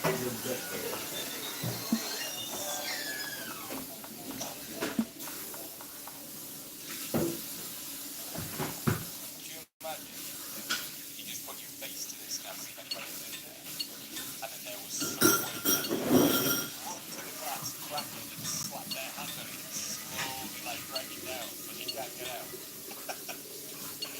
So good. Probably something like that in the works, to be honest. Well, guys, welcome back to some more Myth Survival. So today, I wanted to mess around a bit. Now, what I mean by that is I've been getting a few people letting me know like certain things have improved, and when we played around with the console last time, which is effectively like a little cheat menu where you can see things either being developed to be added to the game, or maybe things that were tested at one point. If you haven't seen it, you will today.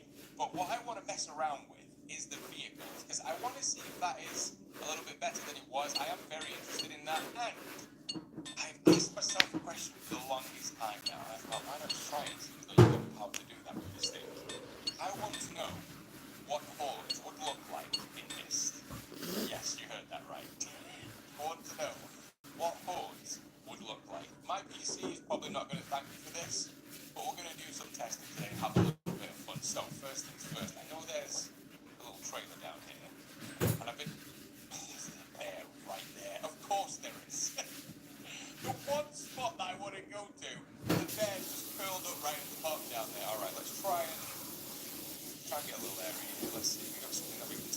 Well, I know we do, so plus 3 times, bring this up, weapons. I've had a little scan through this, by the way. The only thing I don't think I recognise is this, but I might be wrong. It's just been a minute since I've used this. Alright, so slot number 1, and then we'll put that slot number 2. Slot 1 will reload. Let's reload this up. And, oh, I'm sorry, little player. Look, he's minding his own business. I'm so sorry!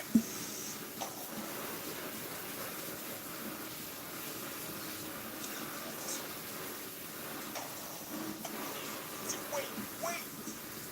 There is no way that bear's not affected by grenades, or am I just not reaching it? Hold on. Turn that back up there. I might not be reaching it. Gotta get a little bit closer. Oh, it's right on it. What? What did you just do? You stuck up a grenade? Oh, I'm so sorry. Hold on, I'm stressed as well.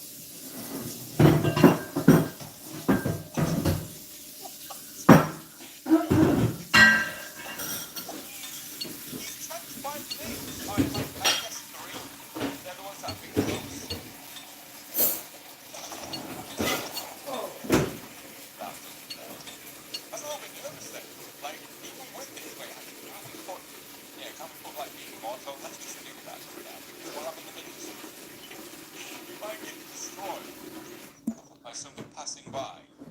Alright, let's see what we want to take a look at it. I can't believe that. Did you guys see that? I'm not joking either. Like, it actually rolled underneath, or at least the grenade looked like it did, and it just went.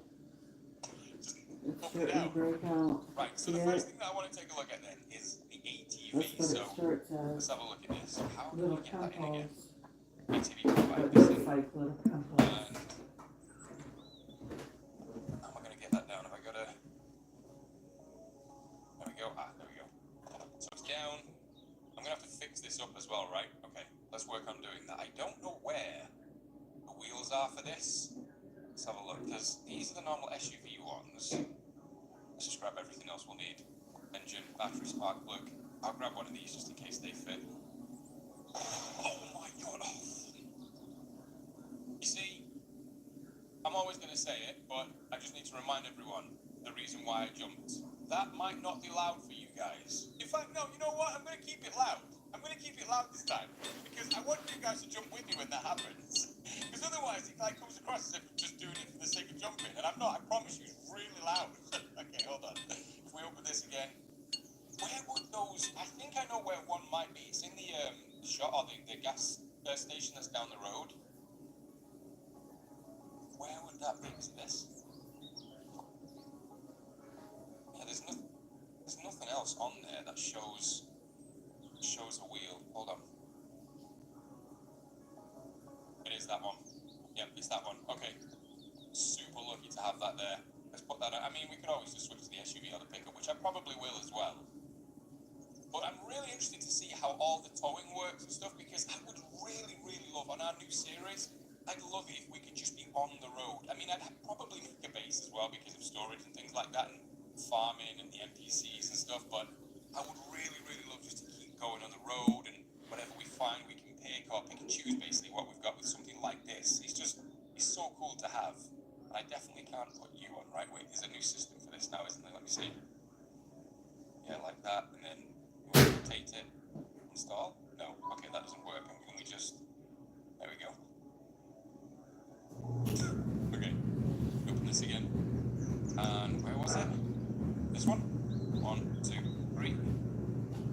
So 4 tires on. What else is that asking for? Oh, fuel. Okay, I see that at the top. But what's the engine? Like, all tires are good. Oh, 50%. Okay. So we don't need to do that. So we just need fuel now. So let's bring this up, and could you imagine if you mount this onto like the back of that truck? Oh, you know what? We should try that. Oh, no, it's only fixed to the car, isn't it? Yeah, it's only on the top of the specific car. Interact and fill gas can. There we go. We got one. Can't help myself. I've got to have a little look what's in it. And there we go. Fill gas can. Whoa.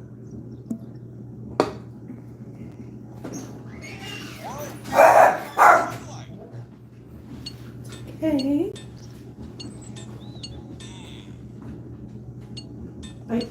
I can see you. I do know I have like a fast run Yeah, I this can console see thing, you. but I don't know how to turn it off, so I'm not using it.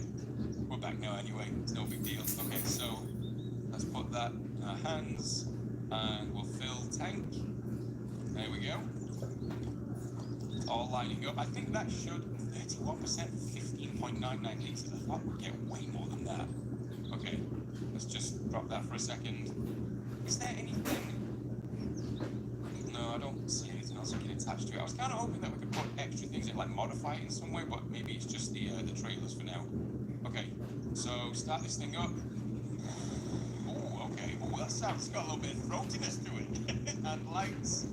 Nice and bright too. We'll keep them off. Wait, what?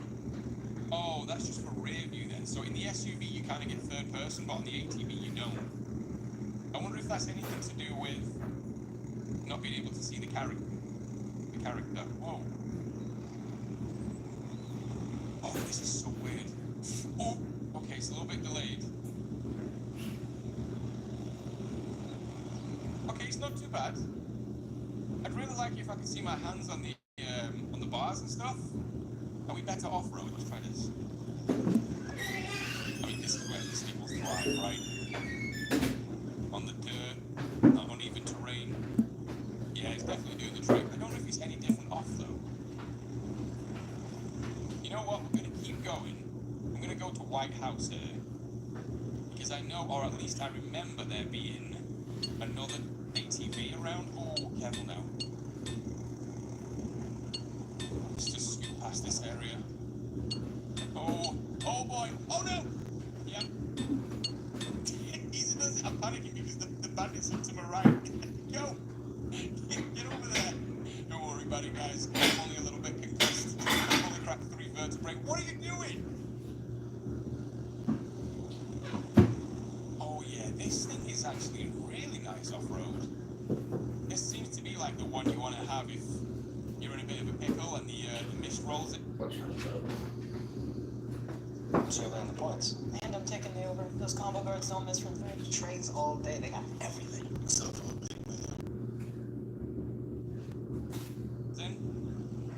Because he didn't look that fast on the tarmac, but then when you get into areas like this with all the trees and everything, you really are moving. I mean, I guess you could do that with the SUV, but you don't want to risk flipping that thing.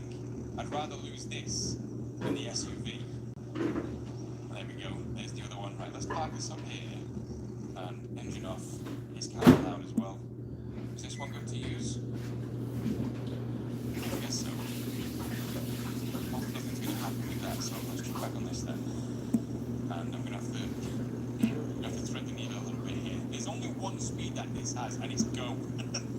Nothing else. It's just go. Reverse. Take it easy. No. That's it. There you go. Is it gonna... Okay, ready to dock. Right, let's just back up a little bit. Engine off. And... there we go. Okay, nice. That looks really good. I mean, it's a little bit off the ground. It's going to need to be a bit of tweaking for that, but that does look really, really good. And I don't know what you can store in this. Oh, you can bring the back out like that. Nice. Let's see if we can just pick something up and if it'll stay in it. Let's go in the house. I've actually been in there for a minute. I love this place. It's kind of iconic at this point. I hope they never get rid of it. Make sure that there's no undead. Oh, look at this. You can see the light switches and stuff. I love that this has been added. I mean, the generator and stuff was great before, but like the whole invisible wire, it does break immersion a little bit. If you can do that, like put things in and you have to watch what you're turning on or it's going to trip and things like that. I do like that a lot. Oh! Oh, that's real nice. Can you just add them all around? Oh, hello. Right, I want you, like, you can guard the door for me for a second, okay? Can you imagine if I just put that down and it blocked everything from getting in? You know what, there might be a chance of that. Let me just do that real quick. If we get a chance to cheese it while we're testing stuff, then I'm definitely going to do it. There you go. What should we call him? Frosty. That's what we'll call him. Frosty guarding the door. Can we move all this? PC here. Throw that. I really hope you can break that down, because that's taking up a lot of space. Oh, yes, God, look at that. The blinds are down. All the blinds down. Don't let them see the lights. What else we got? Another one here. We see them. Where are you, you undead bastards? There they are. Don't you go over to that ATV. Close this. Okay, I think I'm going to sleep. I think we're going to have a little bit of fun with the mist as well. Alongside trying to mess around with, like, what I'm saying are the hordes. I say that very loosely, by the way, because I don't think it's going to act like that, but at least we can get an idea of what it might look like. So, rest. Let's do an hour. Waiting for the sound to go. No? Okay, maybe one more hour then. I love this White House. I mean, you can do this on the top of buildings like you've seen me do before, but just knowing that you're pretty safe inside of here. I mean, until they can climb, if that is going to be a thing. Here's burning up. They're all cooking. Right.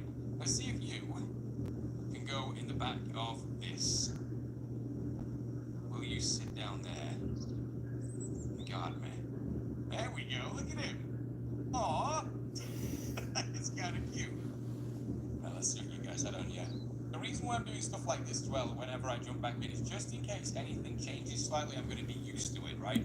So if we jump into the series, it's not like a total shock that things have changed. If they have something new on them, or I'm supposed to be looking for a particular material or a component or something that I can't find.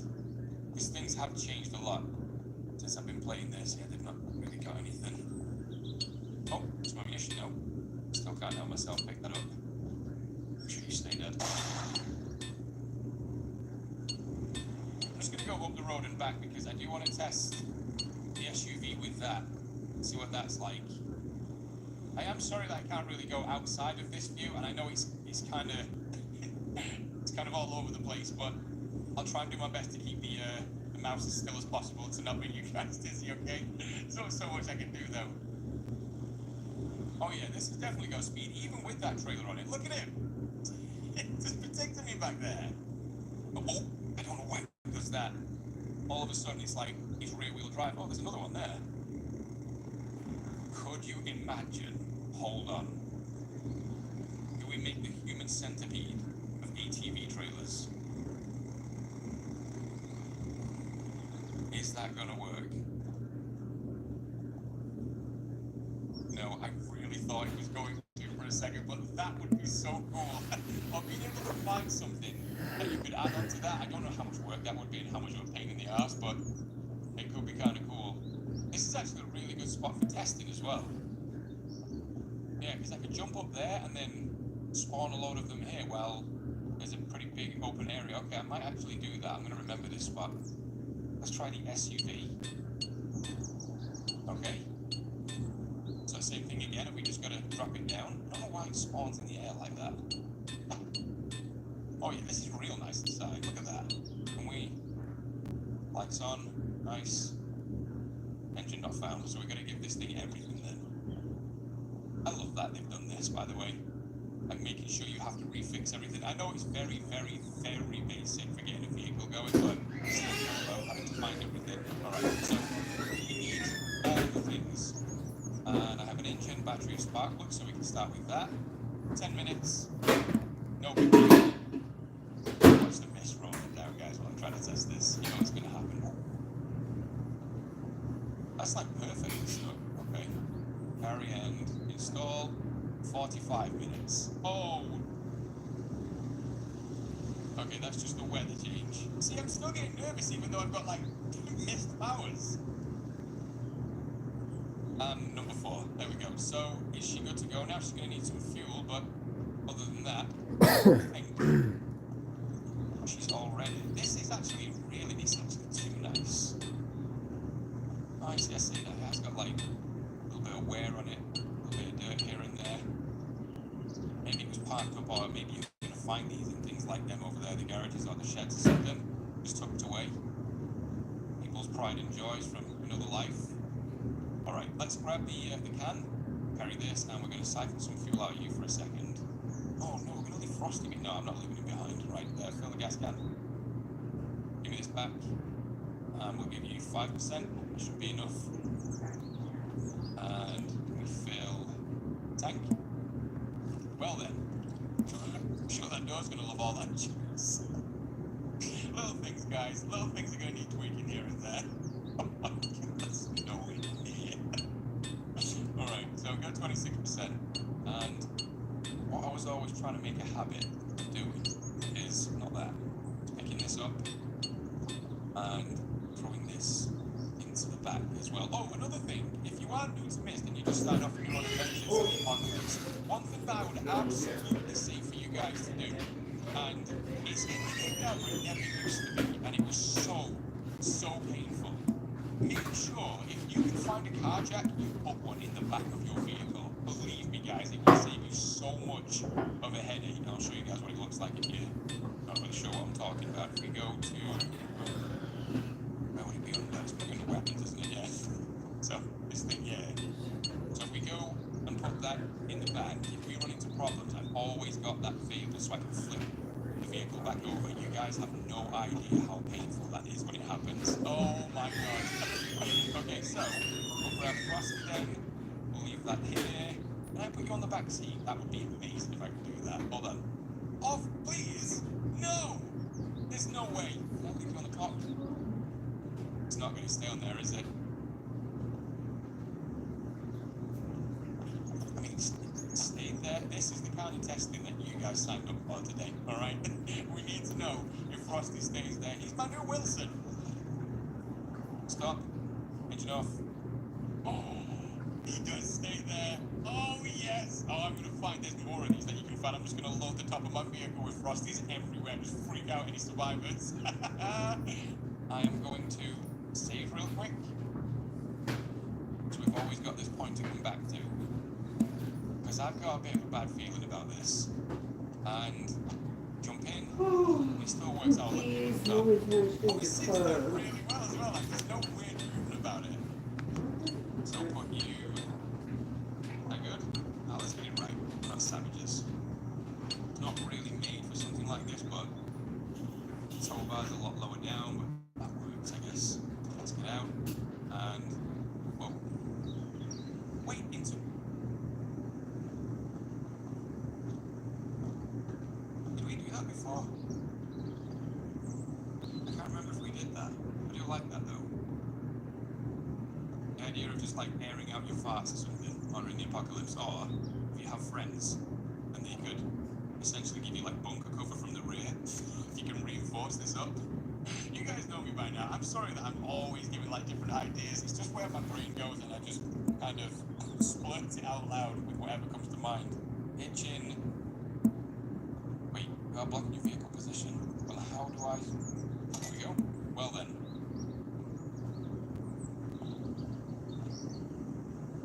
I've got to stop saying things. I always manifest stupid shit. All the time. I mean, we can see underneath though. It needs welding. It definitely looks like it doesn't. Fresh welds on there. How am I going to fix this? I can't drive around the apocalypse with that. That's just embarrassing. I'm not doing that. Hold on. Get in there. Oh, it's fixed. Oh, okay. Nice. Right, let's put our lights on. There we go. And we'll take her for a spin. Is she... Oh, no. She's very stiff. What's going on there? Why is there no flex in that line? Is that the way it's supposed to be? I can't imagine it is. Isn't there like a little bit of wiggle in that attachment? So...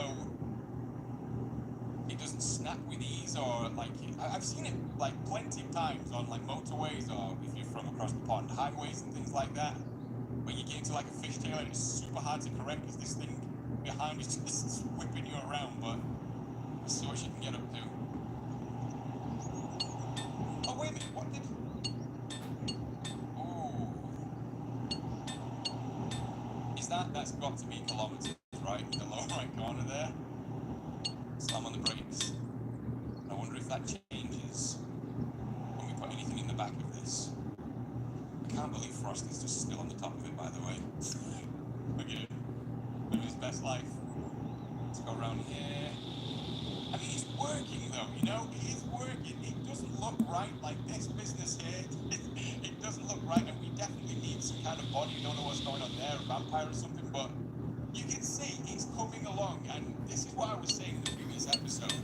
There's so much potential for this. Even though it's super ambitious, they're doing such a good job. I still believe it's one full-time developer, and then, oh, I didn't see you.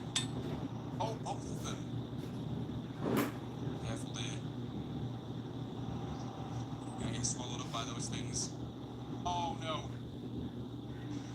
In the worst possible place to roll your vehicle next to two seekers. Alright, well, I guess I can show you guys what I was talking about. I'm gonna put it on there. Two. Can I do it? Interact. Ah, there it is. 30 minutes. Oh no, Frosty, look at him. On his back. Oh yeah, that's why I say have it, because when that happens, guys, oh, it's pretty much over, especially if you do that in front of them. And I definitely will, so we're gonna have to make it a habit of finding those things when we get to the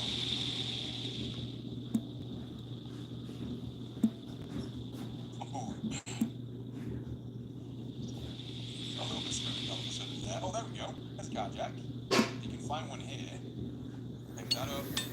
What is down there? It's kind of tradition on the channel at this point, guys. And one day, something will reply. Here we go. Hello? One day. And when it happens, we're all gonna lose it. I promise we will. It's over here. Oh, a flannel shirt, we'll take it. Propane tank. Definitely hold on to that. Just drop you down there. Wait. Like that.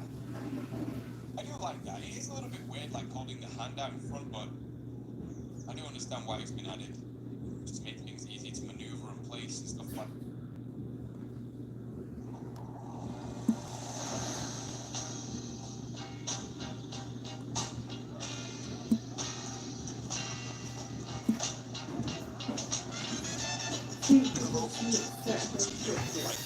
For me, Like that.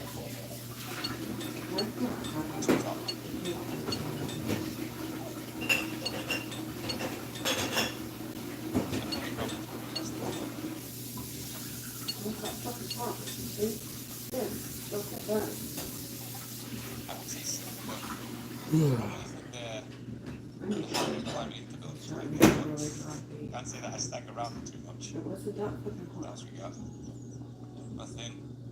All these important documents. We knew that this outbreak would happen. The truth behind all of this. You know what? We're gonna jump over here. And we're gonna go like this. Spin around. Put it right there. Look at that. Just my luck now, it will switch to a mist. No? We're good. Okay, perfect. And we park over the shit. Oh yeah, there we go. Back outside. The reason I wanted to bring this is purely because I do want to play around with the flamethrower a little bit too. So we'll put you down here. We've got 10.9 in there. Fill propane and transfer gas. That's what we want to do. Yeah, I don't really know what this episode is. We're just having fun exploring. I hope you guys don't mind. I'm sure you know, because I know Love you. people have said like we don't mind doing this type of stuff up until the series starts, but yeah, I'm just kind of playing around with stuff that we haven't seen yet. Do you know what I am going to do? I will be honest. In the previous episode, I was absolutely heartbroken when we couldn't have a look at the thing we discovered that looked like some kind of bandit base or something like that, and I want to know what it is. So, you know what? Because you guys have been showing a crazy amount of love lately on all the videos, not just the missed one that we posted. But we're going to take a look at it. Okay? We're going to go and have a look. What other weapons we got? I love this Glock, so I'm absolutely grabbing that. You know what? Let's put some attachments on the Glock. Let's get that. I really don't use the sights on pistols like ever, but for the cool factor, I'll throw that on too. I'm guessing there's no no suppressor. I'm going to try all of these because if one of them fits, I'll be so happy. Can't imagine it will though. Okay, let's go to modify sights. There we go, a little reflex sight. Yeah, none of the suppressors work. Ooh, mag. Okay, maybe like a little extended or something. And we got the flashlight. Okay, that works. What does this look like? Hold on a sec. Put you there. Oh, this thing is so cool. I love the way he holds it like that. Reload.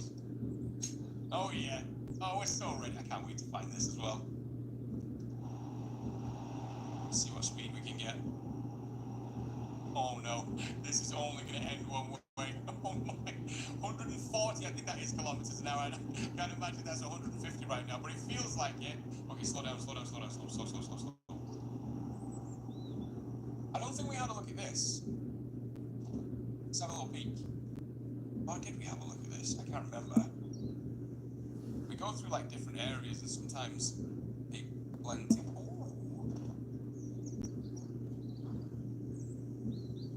Some infected in there?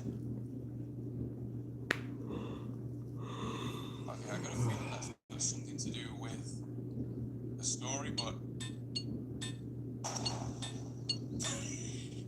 couldn't help myself. I was gonna say we're gonna leave it. We're not gonna go in, but I couldn't help myself with that. It's too less infected to worry about. Right, so where are we going? That's where we were last time.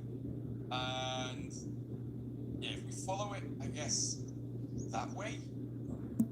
That's where we want to go. I'm going to try and find that spot where the, what looked like a massive bandit spot, or it could have been a survivor camp, I don't know. Let's see if I can come across it again. This thing doesn't do half bad off-road. I definitely don't want to push it.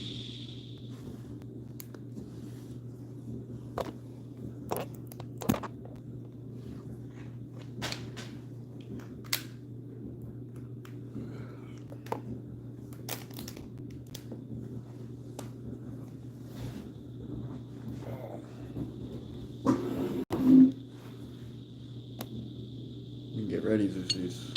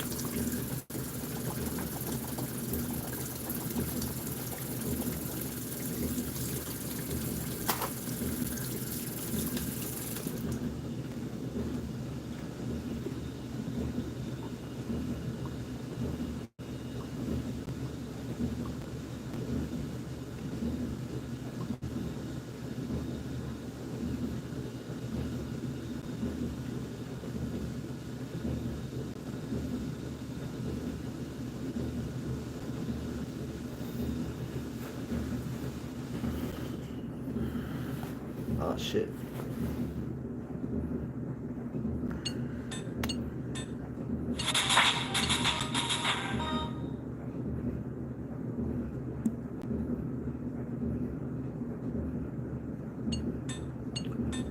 I'll be right back.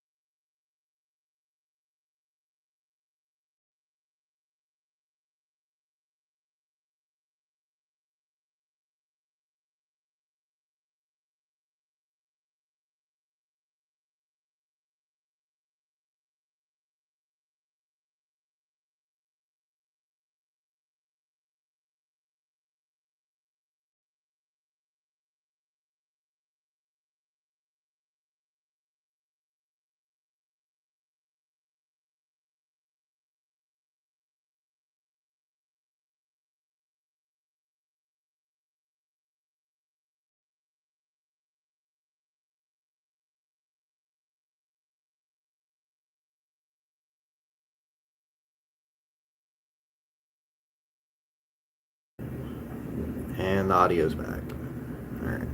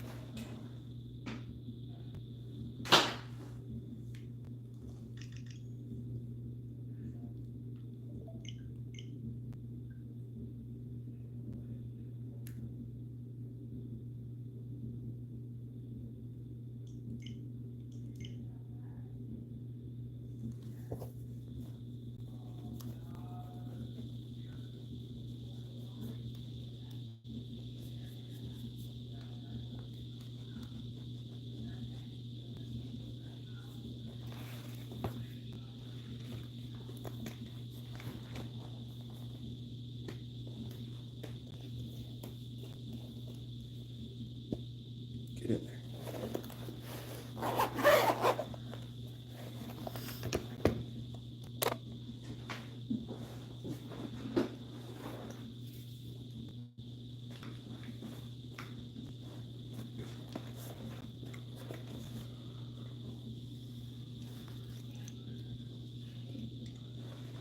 Be back to get you, bud.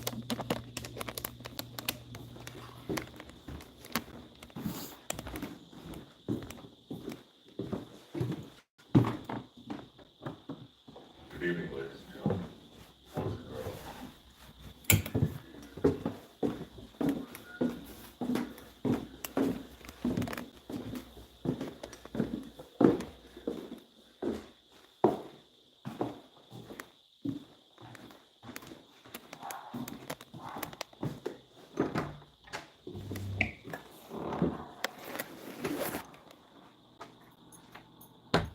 It's nice and warm up here.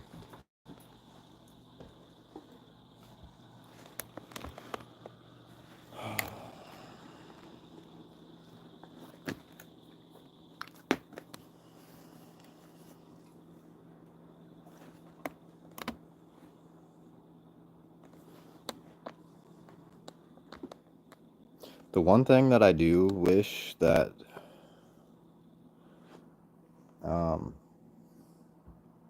I wish I would get like recommendations of like cool TV shows or cool movies that I have not seen from viewers.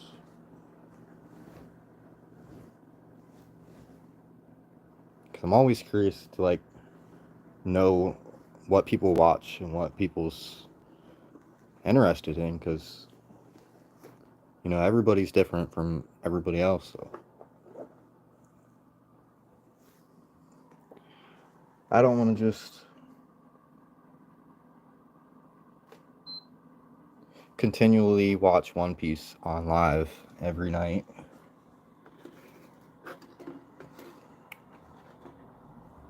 Not that there's nothing wrong with that, but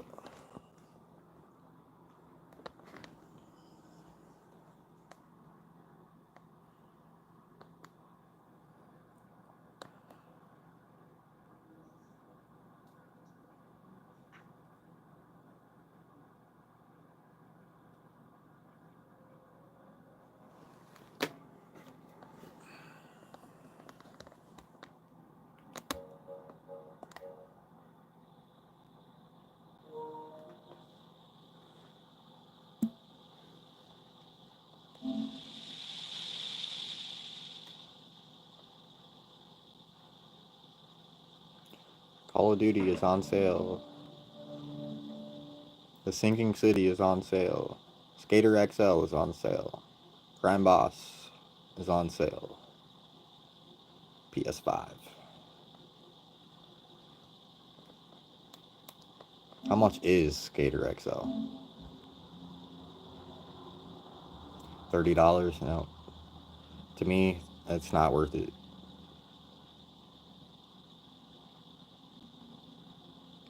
Plus, it's a PS4. I just don't like playing PS4 games on the PS5. It just plays differently. It's weird.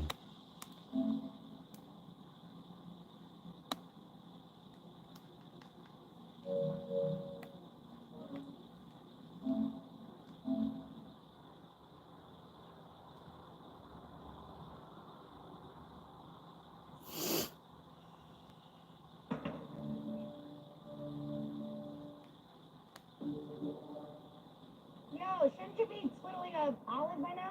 You know what? Up close, she had a really funny smell. Aw, damn it, me again. Okay, fine. She smelled really good. I just had bug in it. You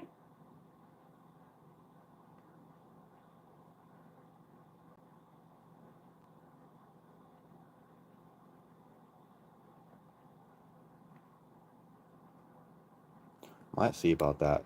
I thought there was like a Bob Marley thing on Netflix.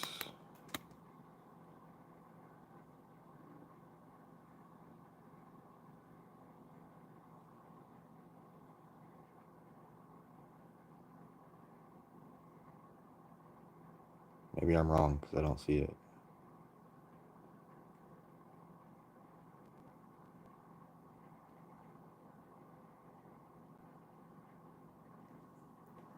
I gotta take the dog out.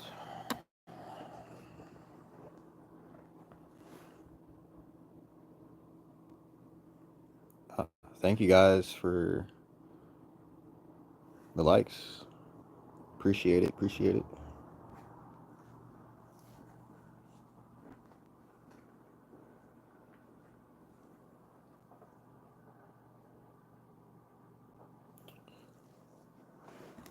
I will be right back. I don't think I'm gonna take this with me. I'm gonna take the dog out real quick.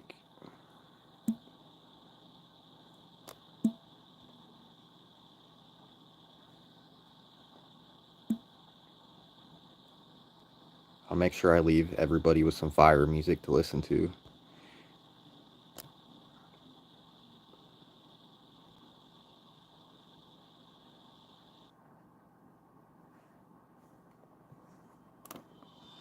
I'll be right back.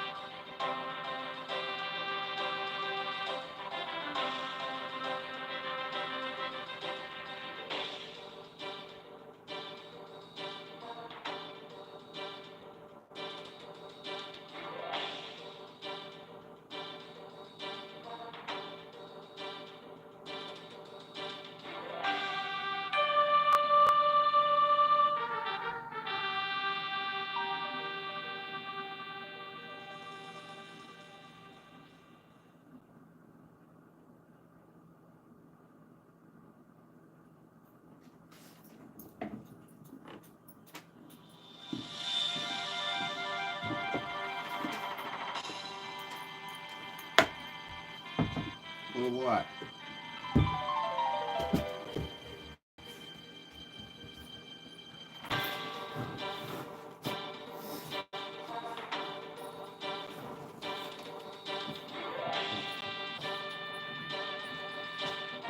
Yes, we are back. Okay. I do need to switch this though.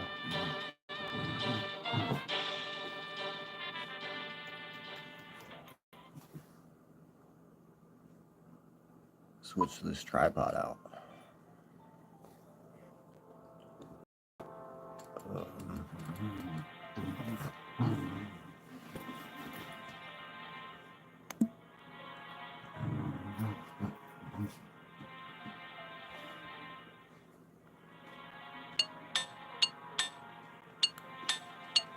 Hey. Hey. What you doing?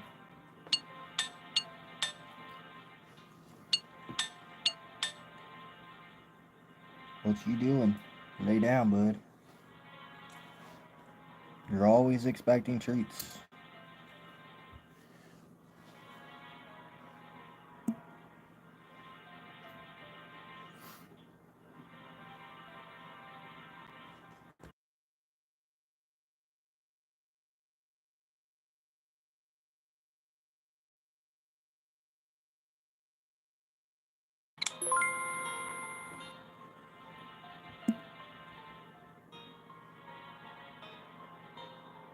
That's a lot of plate bodies.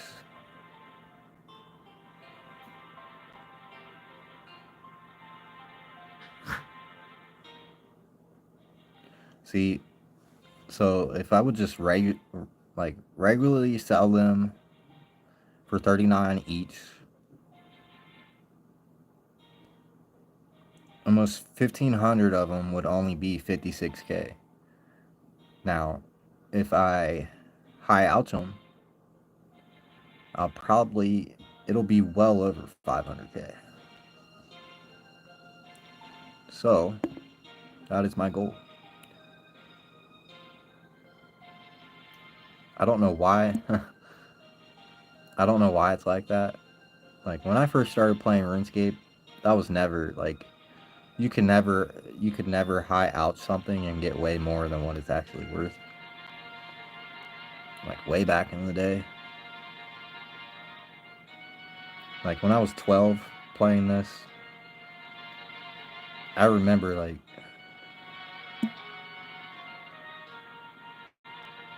I'm pretty sure there was nothing like that. And over the years, the bots have just taken control of the game economy, and it's wild. Like, there's bots on RS3, but they don't really have a big effect on the game economy, like on Oldschool. I think I was talking about this last night on stream.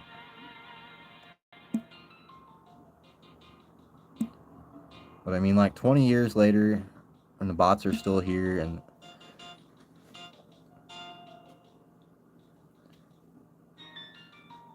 it just makes you think, like, why don't they have an automatic system that can detect the software?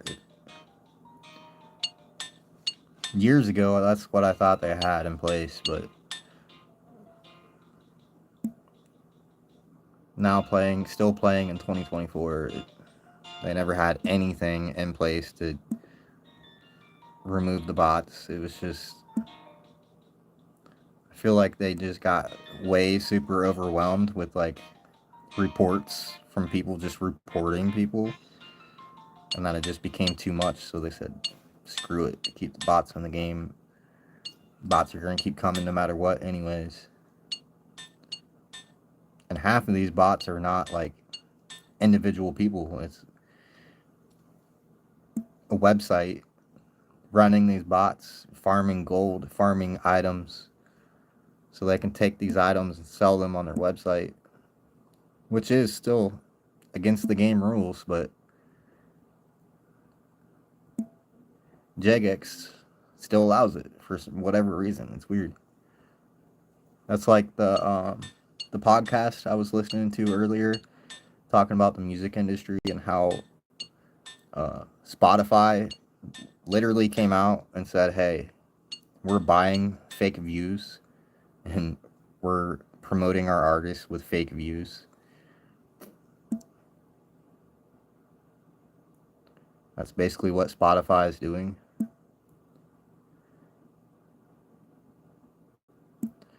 Which is also why if you have less than 1,000 plays on your song on Spotify, you're not getting paid whatsoever for it. Which is really bad for the artist because, I mean, say you get 500 play, like, say you're an upcoming artist and you get like 500 plays on your song. You're super hyped about it. You ain't gonna get nothing from it. But there are things you could do to get your money independently in the music industry. Just like the game, I guess. There are different ways.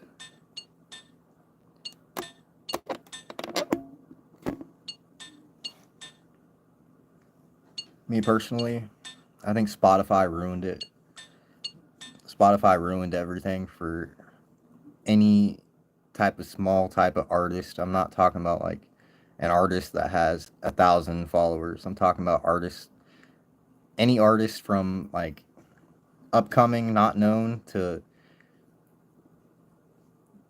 say maybe 10,000 followers or something. Like if they're just not reaching that threshold of 1,000 streams on anything, they're not getting paid for none of it. It's a rip. I expect to see more people go independent with everything, like not just music, but like live streams and game developers and producers, people who make the music for, you know, like artists to like sing on the song or rap on the song. I think we're going to see a big push of independent people.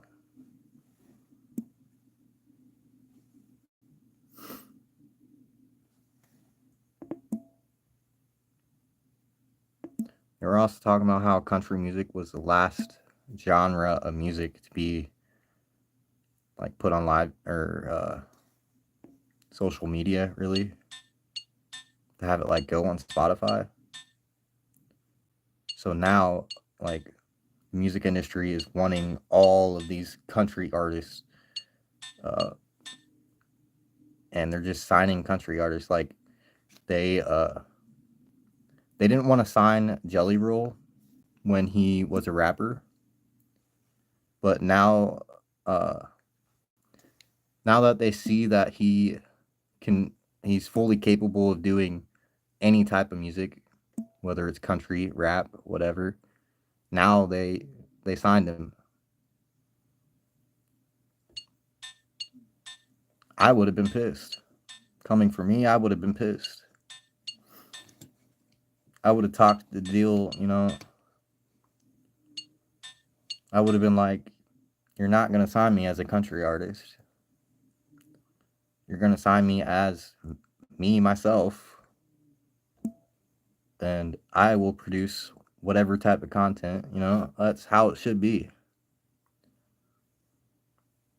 But like they were saying, it is a business. Streamers, musicians, all that type of stuff. If someone is out there like trying to seek you out, to either sponsor you or promote you or sign you to like something, you know, we also have the right to negotiate our deals. So if, you know, if their deal is trash, all of us independent artists are not going to go for it. If we can do everything that they can do with one person, why would we need a team of 10 people? Makes no sense.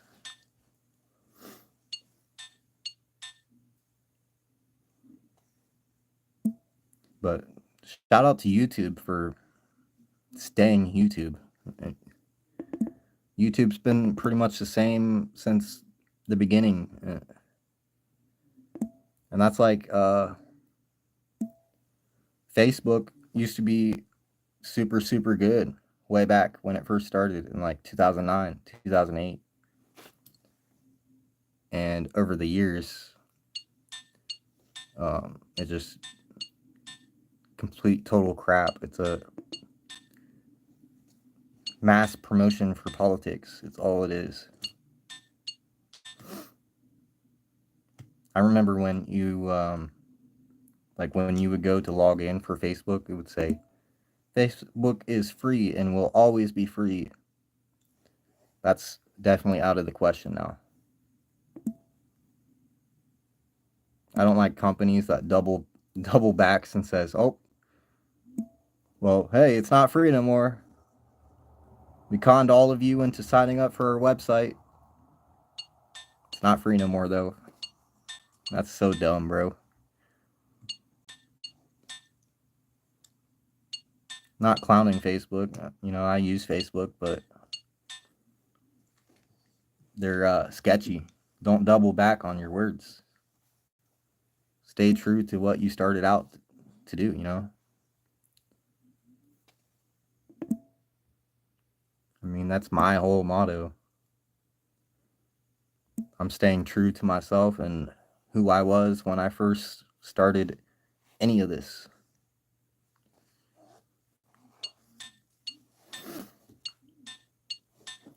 And I've lost a lot of friends and a lot of people along the way. And it's weird because I've stayed the same person the whole time.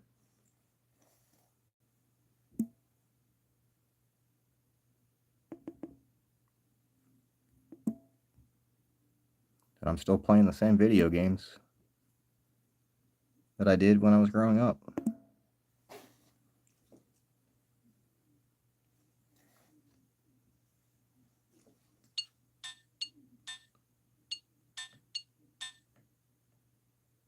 It's crazy though to think back on, like, I used to come home from middle school, do my homework really quick, grab some food, and then I'd jump on the computer and play Runescape. Now it's completely, totally different. It's like, it's just wild to think back on, like, how far things have, like, evolved. And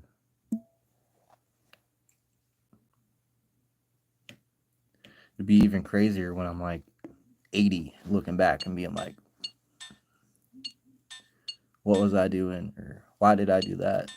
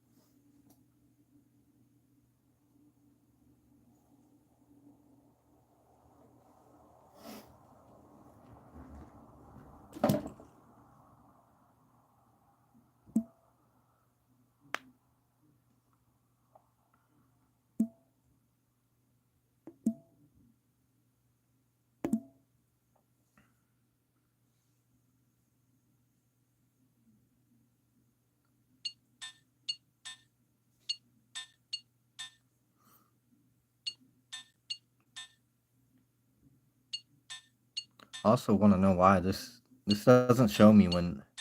So it's supposed to pop up when someone types in chat, but earlier people were typing in here, and I couldn't even see what they were typing.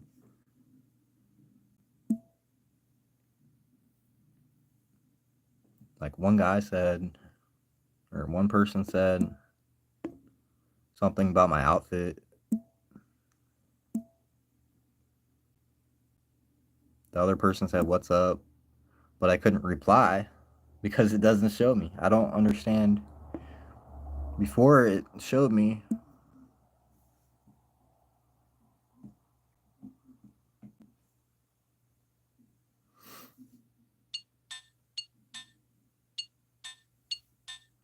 couple more months and then get my new computer. Shit's gonna be popping.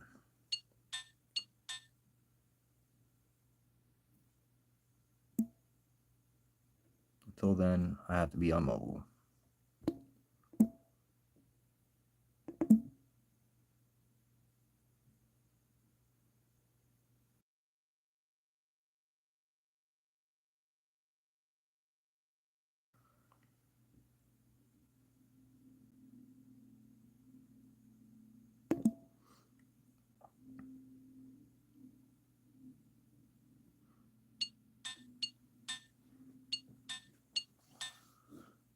All right.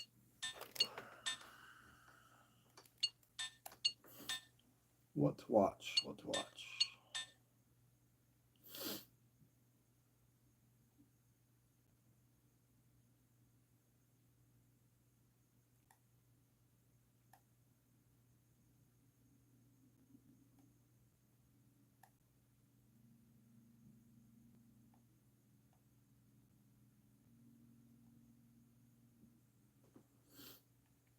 Nobody wants anybody to have it all. When I was a kid, I didn't think you could have it all. When I was The Fire Nation is embarked on a dark path. And the world might never recover. The world needs the Avatar.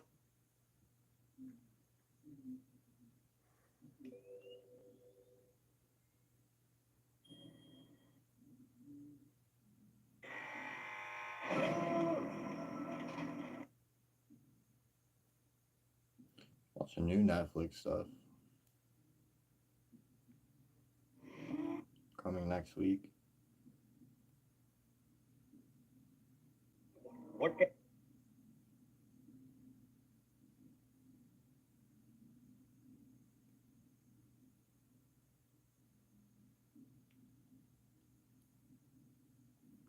That's really what I'm looking for. Last Airbender. The Fire Nation is embarked on a dark path. On the 22nd. Could have sworn there was like a Bob Marley thing on here.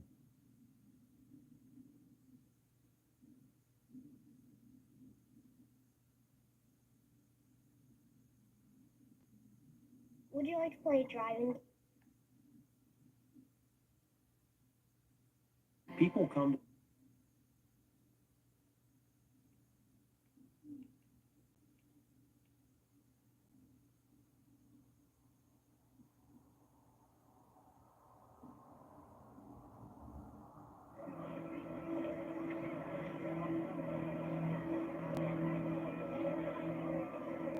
We have some breaking news coming for you right now. We have unconfirmed reports this morning of a large seismic event off the Southern California coast.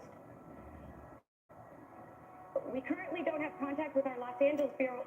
We're now getting news of power outages across the western part of the United States and reports of telecommunication outages as well. Guess I'm gonna watch How It Ends. How It Ends. Released in 2018.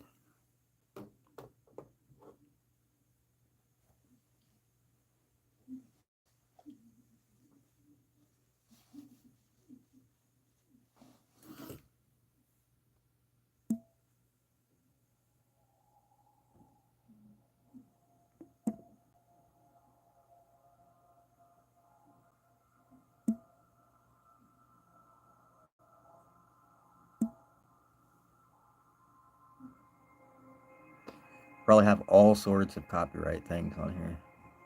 On the stream. Been up for almost 6 hours. Almost 5.5 hours.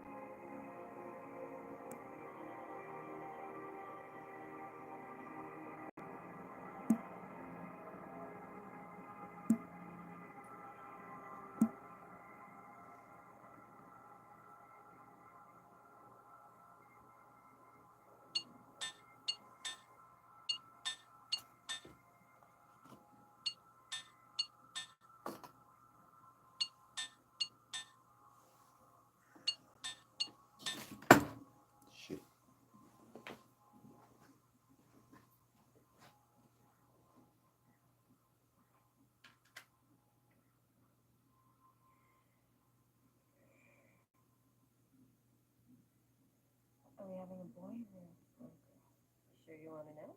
Yeah. Can't take the suspense.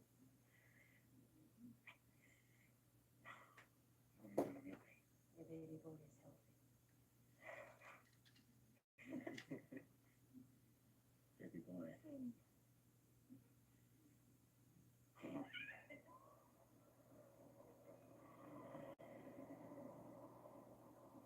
You all right? Yeah, We've got months to get ready. yeah. I'm not worried about that. Good. Then you shouldn't worry about tonight either. Right. He's asking Tom Sullivan if his daughter's handsome when we walk in the park. Would you rather tell him I'm pregnant? Funny. It's gonna be all right. Yeah. We still have something to talk about this time. So easy on Dad. Nothing to be afraid of. Just don't bring up liver. I try not to bring up the boat, but then I get nervous and I end up bringing up the boat. He restored it himself. Well, Yeah, I am aware of that little detail.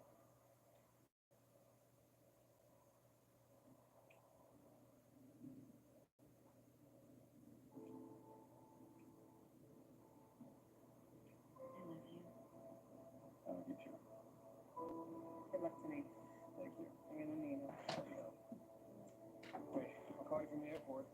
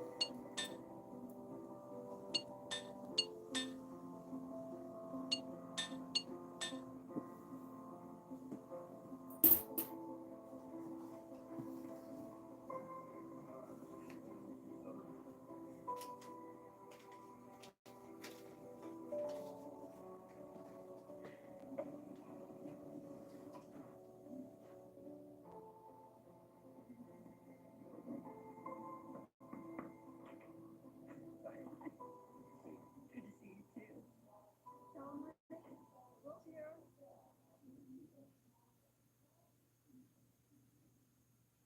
That's all. Well, good to see you. Yeah, you too. I was just about to fix myself another drink. Once you see it fall off, you lay in the kitchen. Yeah, sure. Anything I can do to help? Oh no, you're our guest. Relax. Thank you. Cheers. See,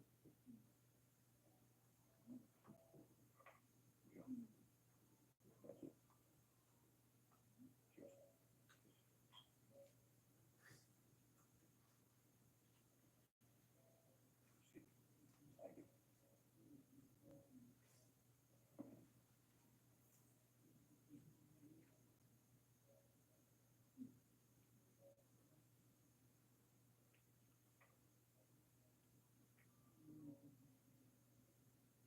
How we looking at time, hon? Oh, not too long. Enjoy your scotch. He was.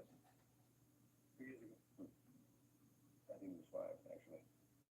Sam has the same photo on our wall. Right. Okay. Why's this shit so quiet? That's, wow. The boat. I remember this. Be almost as long as we had when we did the original. Just put it back down. Stay on the safe side. Yeah, of course. Sam is 215 about finding a house. We talk about it. Yeah, you know, at some point in the future, we're gonna, have some more room. I'm a few months back, you know. Thank you. Yeah. What are you 2 months about? Providing assistance. I'm gonna guarantee that if it doesn't work out, you can't make any claims to the money that I put down. Not the person will. I'm a little confused. Did Sam ask you for help? No, don't worry. Well, Forrest Whitaker is a good. We've helped her brother Steven too. Right. I think that's the You know that I'm making good money on this job, right? guy's name. Sir, you're unemployed before you moved to Seattle. He's a hella good actor. You were off for a while there. You know, like I said, work's good. And, you know, when it makes sense, when it's the right time, then I'll open my own practice. And, in the meantime, we're fine. It's not like we're way ahead. For all you Bitcoin crypto people out there, Bitcoin just hit like 51K. It's going back up to where it was. I saved till I started working for Northbridge. I started making some real money. But I always had. I jumped out of that crypto shit. Sold all of my shit. And you're not asking for anything now. We're just offering to help our daughter. Why did you move? Okay, that's fine. Only asking. I suspect that we'll move because you thought it would be easier. Because you thought it would be more secure if he moved my daughter away from me. Moving was Sam's idea. You know what? I doubt that. Sam would have told me. I don't know. Think she would have told you if she wanted to move away to start her own life on her own terms with me without her father breathing down her fucking neck all the All time. right, say what you gotta say. Spit it out. You know, let us know how you really feel, Will. Sorry. Get it off your chest. But just don't swear in front of my wife. Whose table do you think you're sitting at?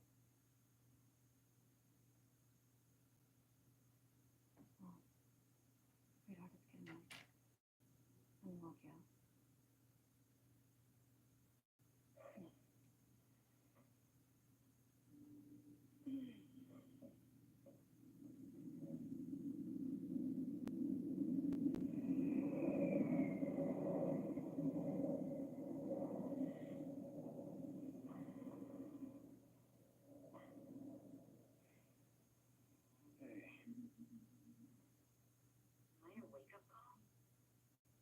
No, it's just lying down next to the gym. Yeah, I don't think so. You look like shit. What time is your flight? Soon. What time is it? 6 in the morning. In Seattle.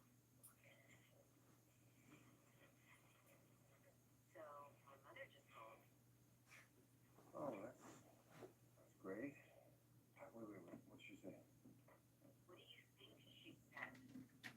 Yeah, okay. I'm sorry, Alec. I'm sorry. Sam, never. He was into me from the second I got in, okay? I guarantee you. If I'd asked for his blessing last night, he would have said no, so I didn't. My mother asked you to leave. No. It wasn't quite like that. Please. Just call her. Really fucking late, okay? I can go.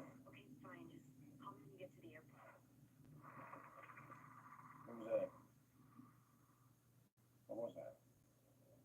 Howard, What is that noise? well, something's wrong. Sam, I'm scared. what the hell is that? Sam, can you... Jesus. Hello?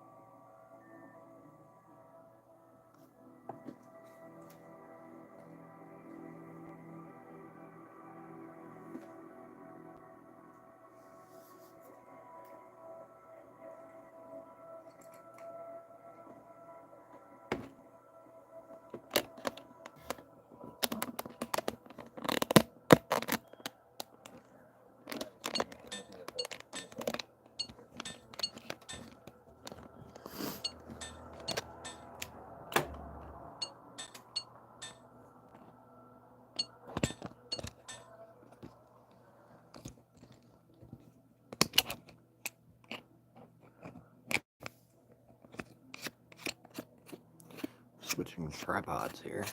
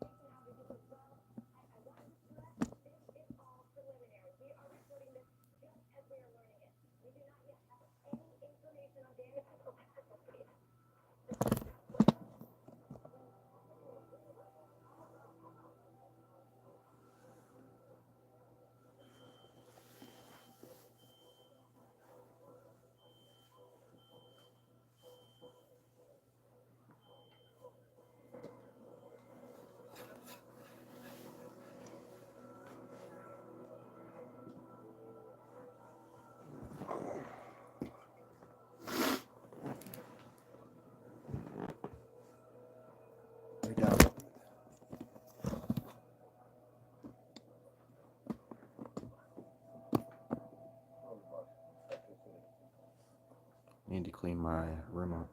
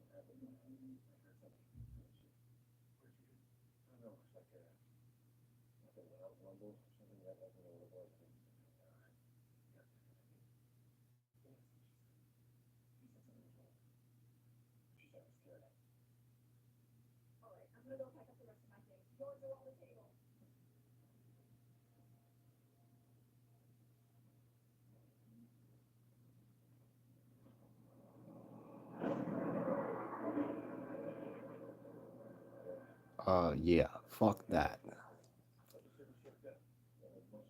I would be, I would not be up in there.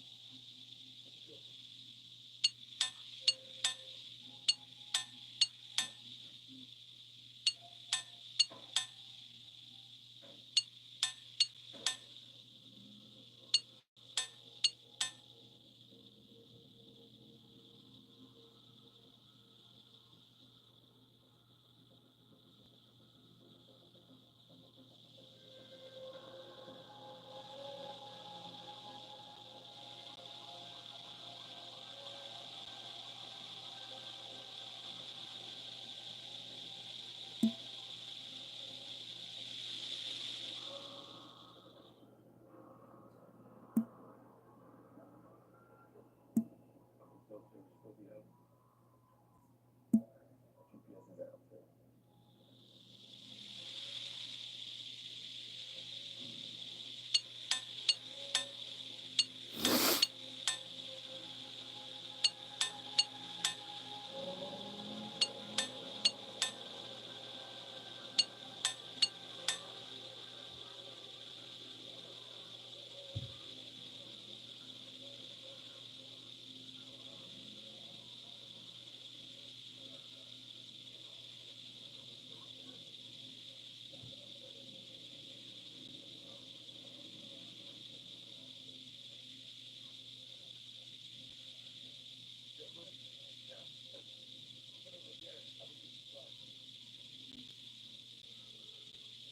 GPS is out there.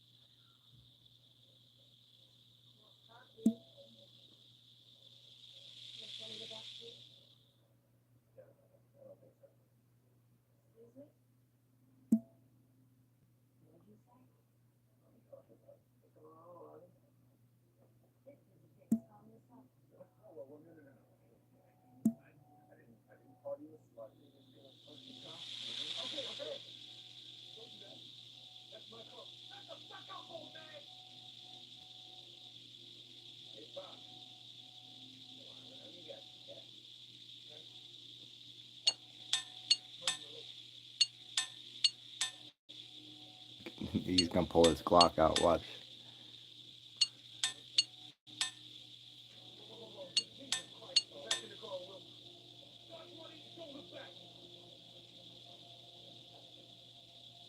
Who tries to rob people with a baseball bat? 3 people try to rob one dude with a baseball bat. Dude's got a Glock. What are you doing?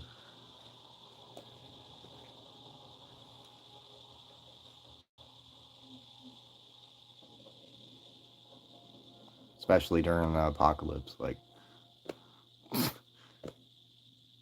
you shitting me?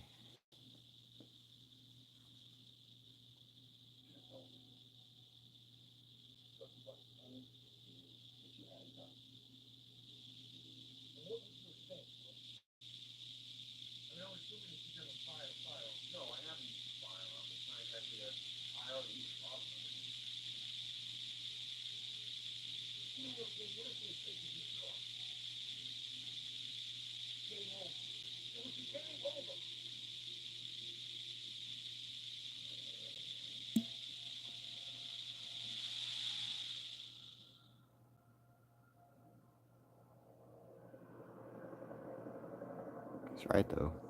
What if they would have took their car? They would have been sitting ducks at the gas station, eating Doritos.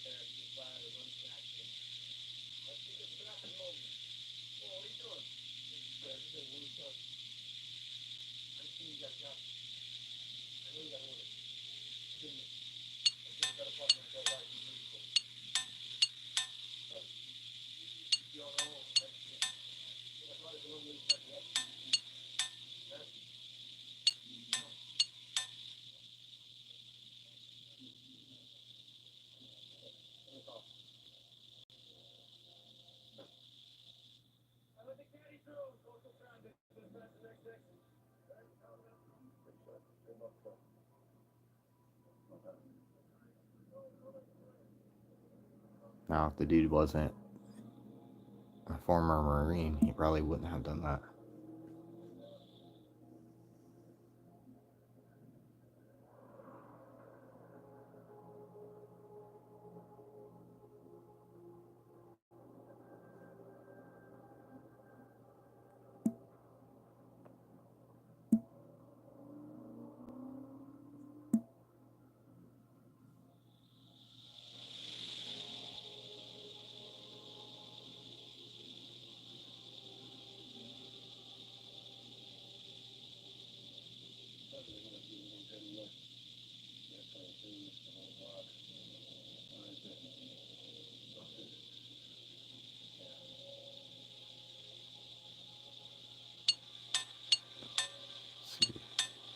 started at level 34 today, and now I'm level 58.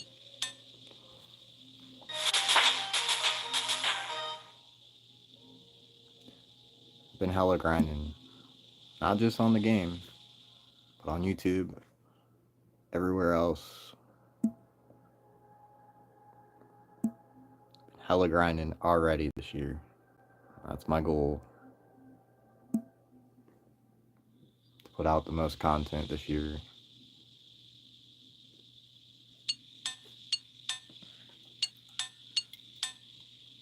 I figured, hey, if I go live every single day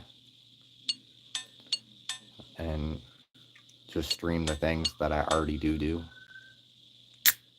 why not? I already do it on a daily basis, so.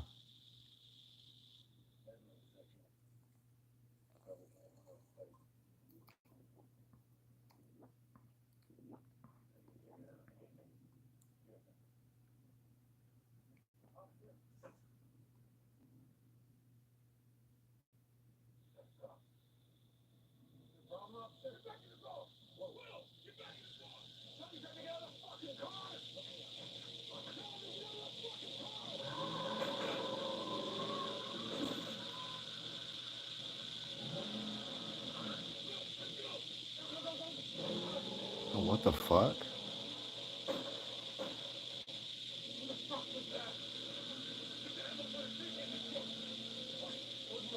Oh, he don't have a Glock, it's a SIG. My bad.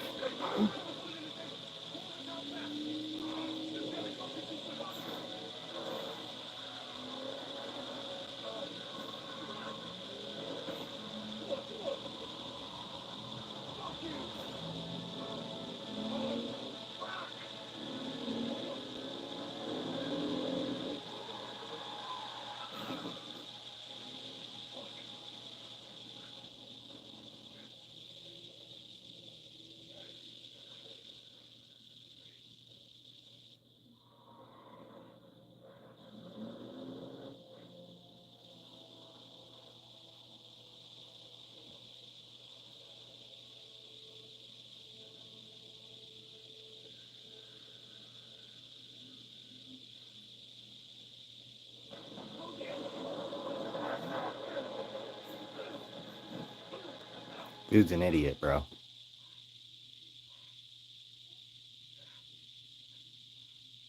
Now they're fucked.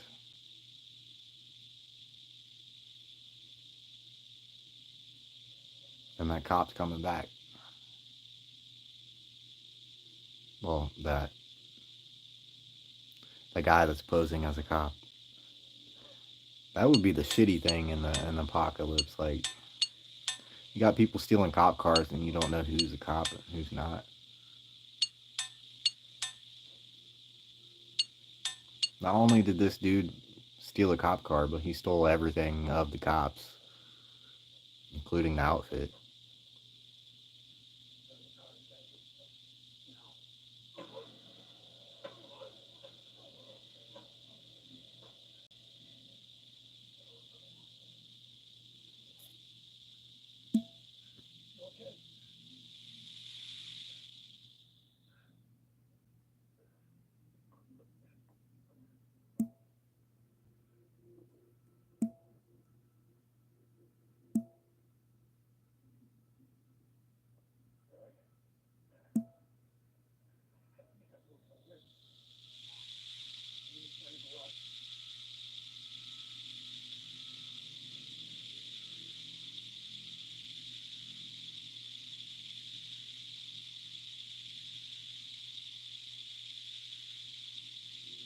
Took both cars.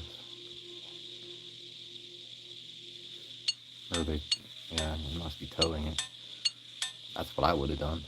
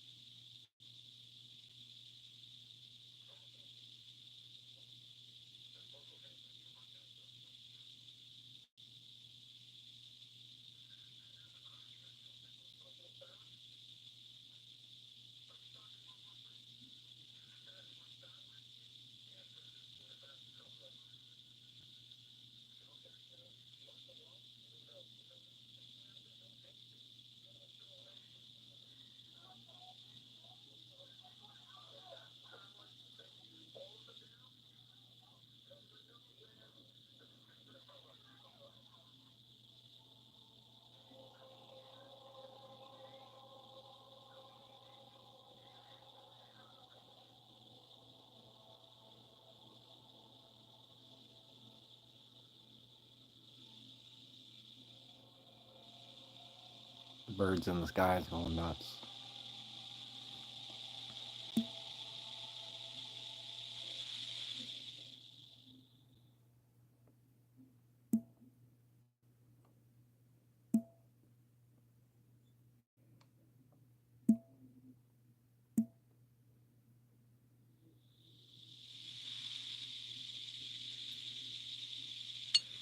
I think that is true though. I seen this video. This dude put his speaker on the ground, and there was a bunch of ants on the ground. And he played a certain frequency on the speaker, and the ants started going like in a circle, and like different patterns and shit.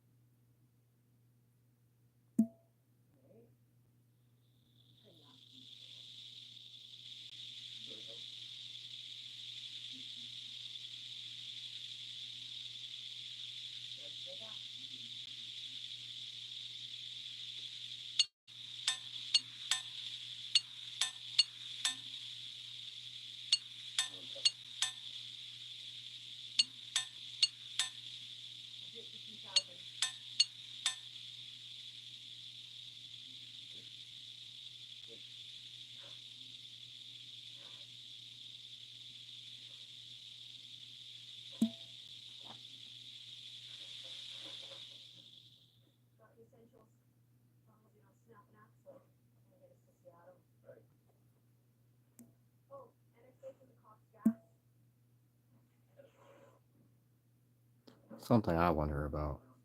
So, like, if the apocalypse actually did happen, would people actually use money? Would why would you? I mean, given this is just a movie, but would you actually ask someone to pay you in money during the apocalypse when the world's going to shit? I wouldn't really want money. I would say, hey, like, give me a crate of food or something, like some food that's gonna last me, some weapons or some shit.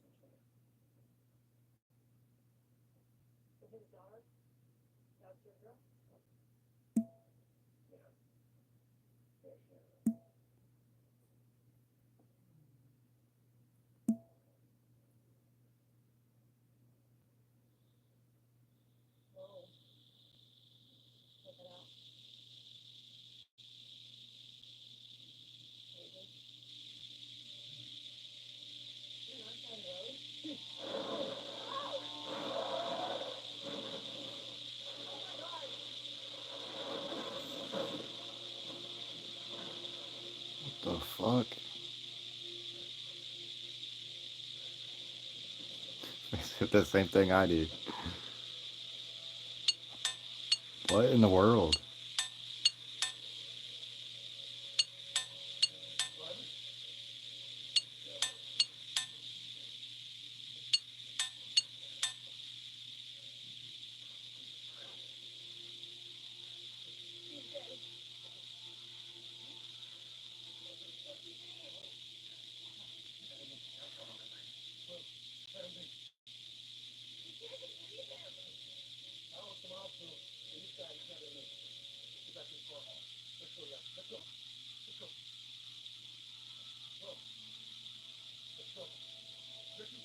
Why would they just plow into the other car that was coming on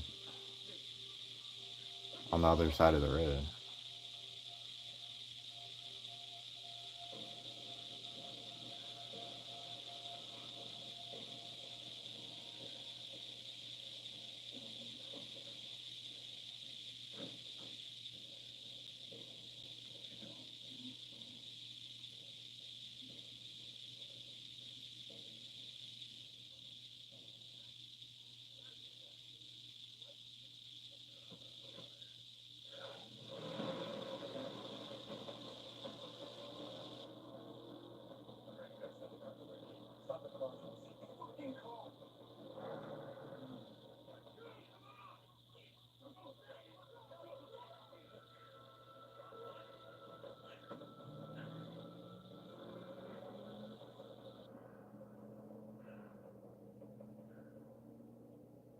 Well, they told me to wait. I would have left. Whatever. See if I fix your car if it breaks down again. We had a deal. If you're not gonna honor it, you need to speak up now.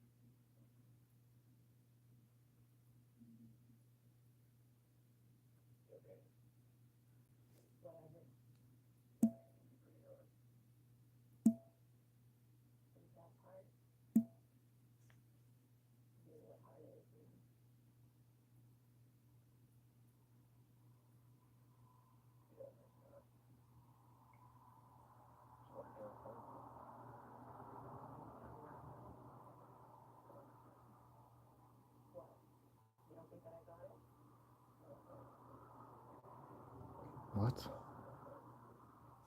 Why would she want to go to California to be a rapper in the middle of the freaking apocalypse, bro?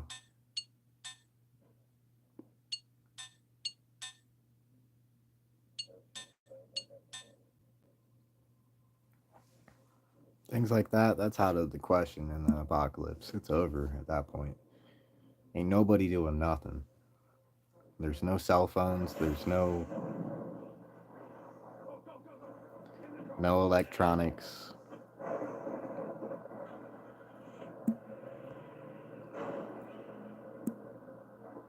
Probably the only electronics that there will be is radios. Maybe flashlights. But everything that has a computer chip in it is going to get fried. That and the internet and the power grid is what keeps everything running.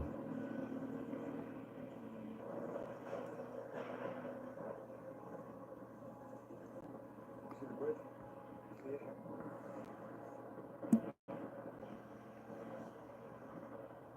What's going on?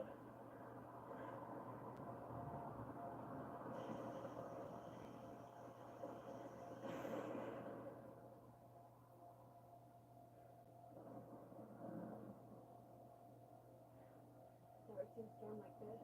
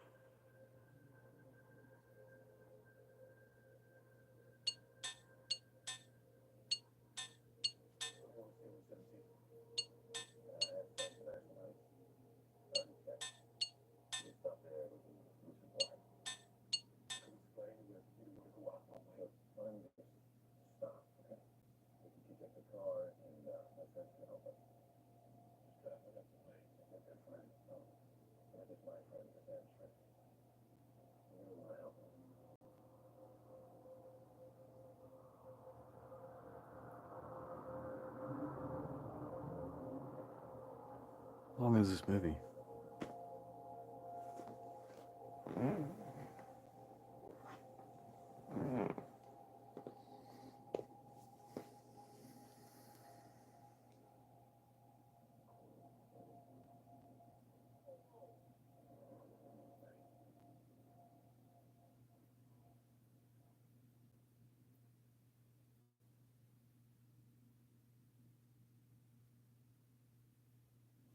It's like 2 hours long.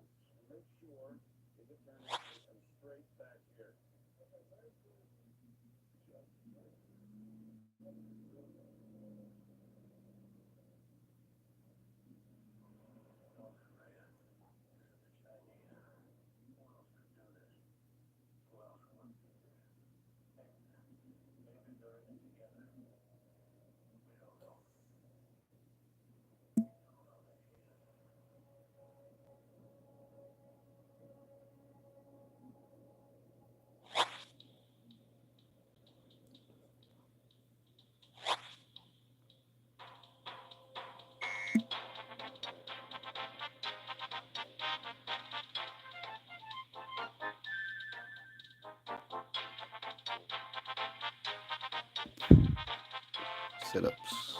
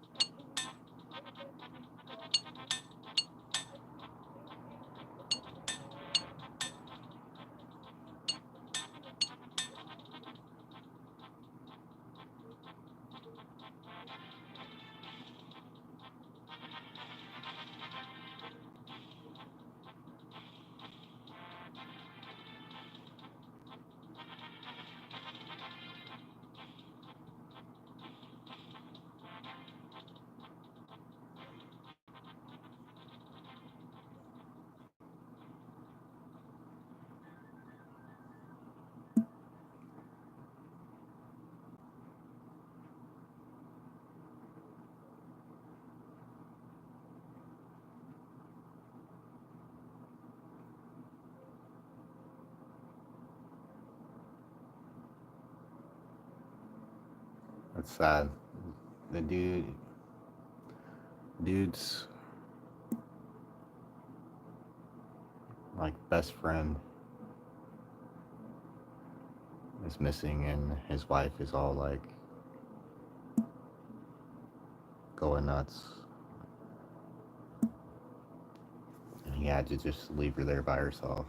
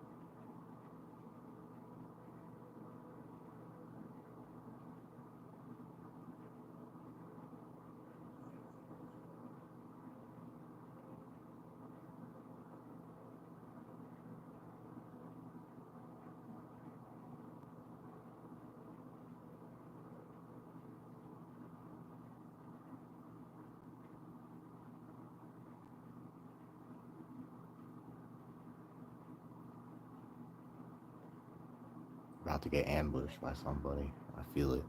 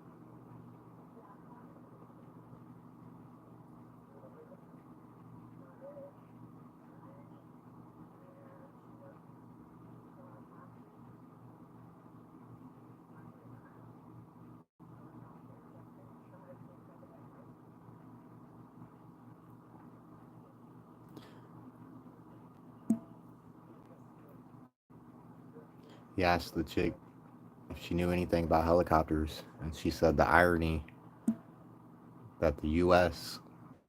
named all their helicopters after all the tribes that they tried to wipe out.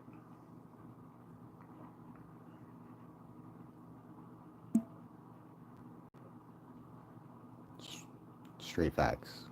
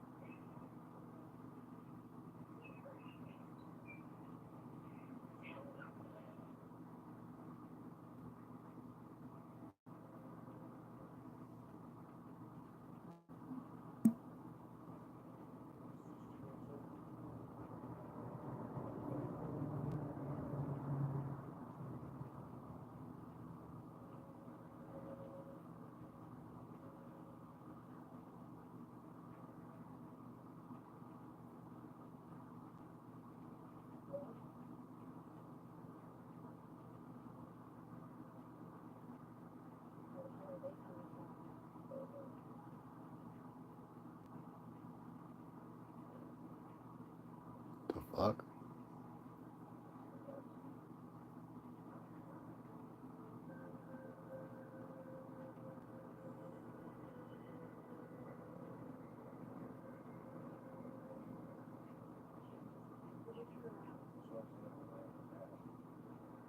No, that's wild. They're driving through a city that's on fire. Looks exactly like Tennessee did.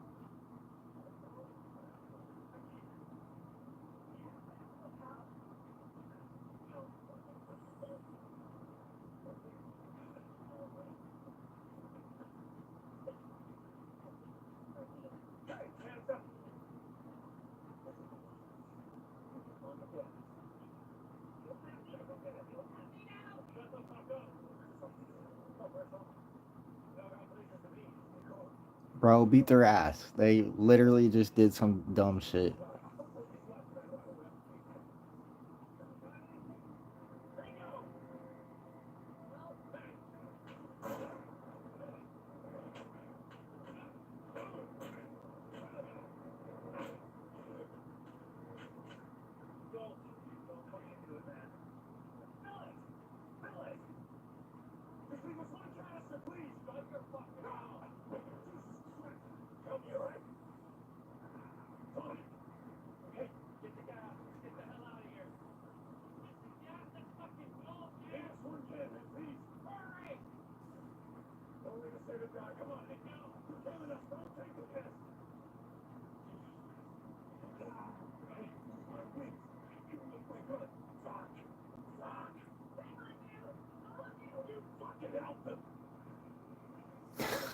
For real though.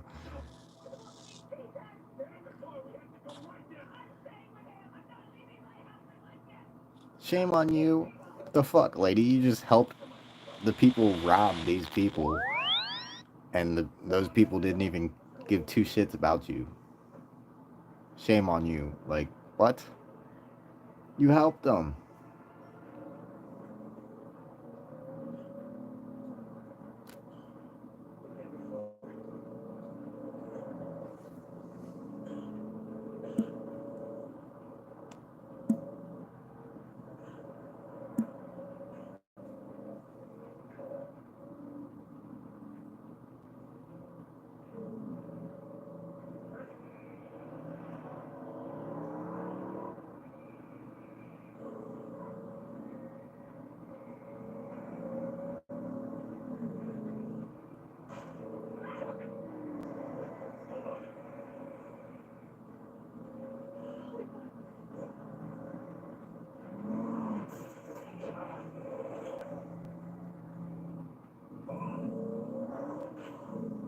You're telling me their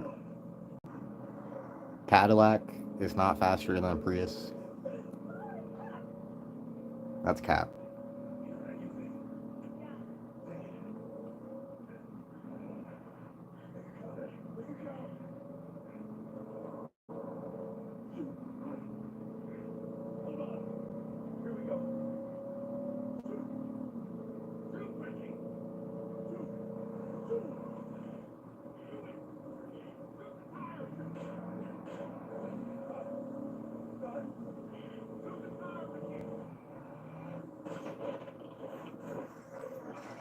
Holy shit.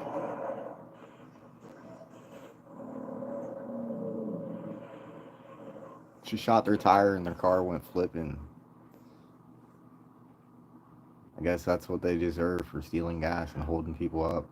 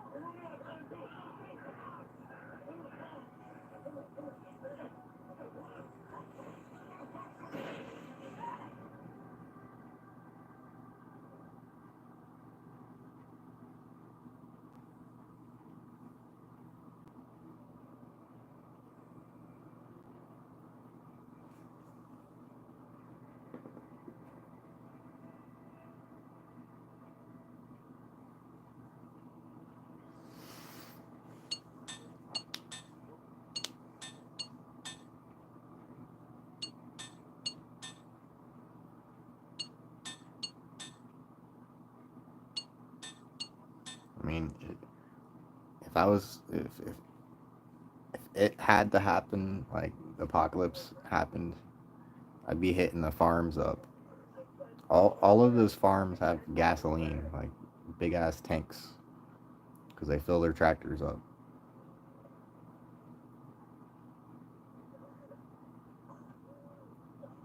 I would honestly get a big ass semi, and I'd go to a farm, take all the gas, use the semi to store stuff.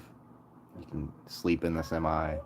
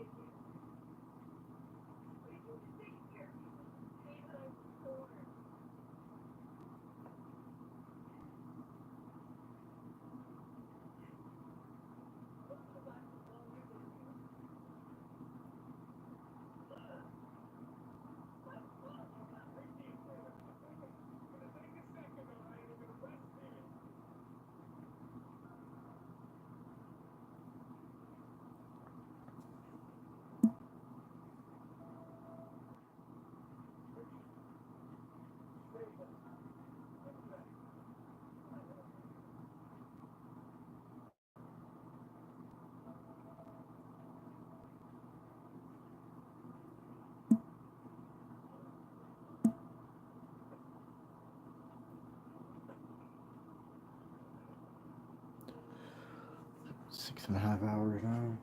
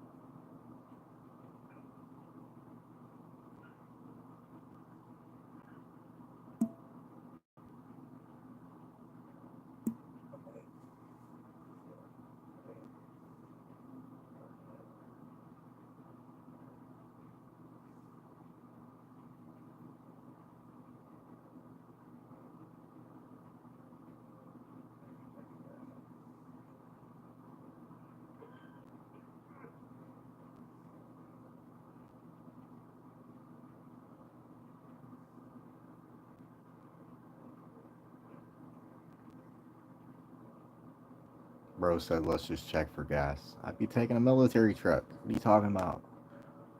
So there's this big train, bro. It just wrecked. Bunch of military vehicles. I would be taking a Humvee, bro. What do you mean? Why do they gotta be in this Cadillac the whole entire movie? Like,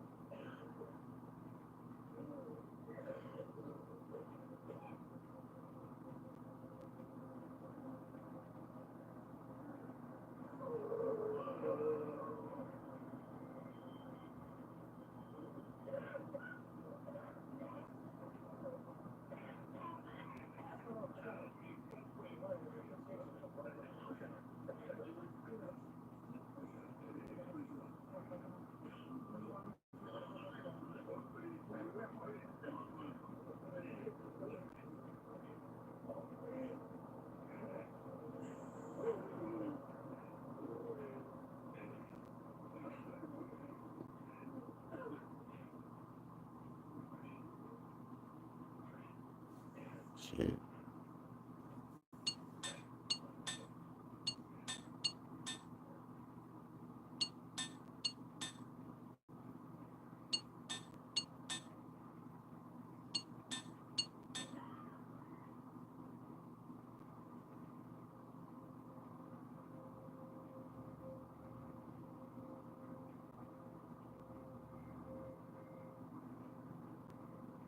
Bro only grabbed gas from a military convoy that crashed.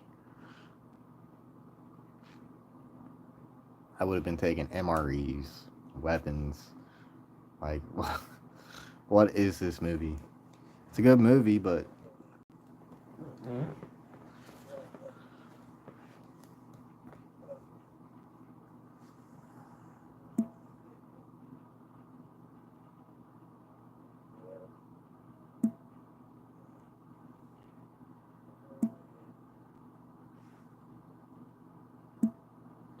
I'm getting closer to being done with these iron bars.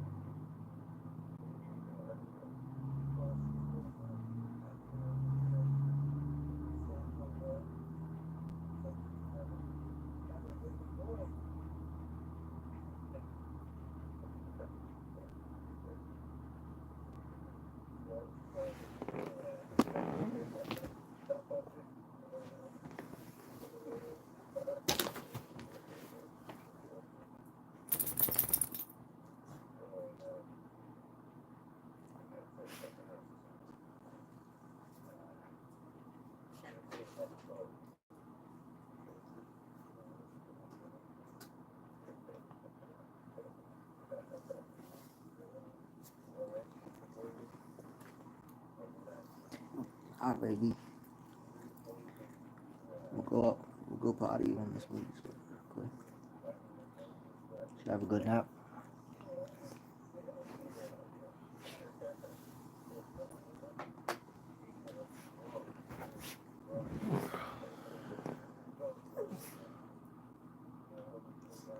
Sounded like somebody was in the driveway. Just a really shitty car.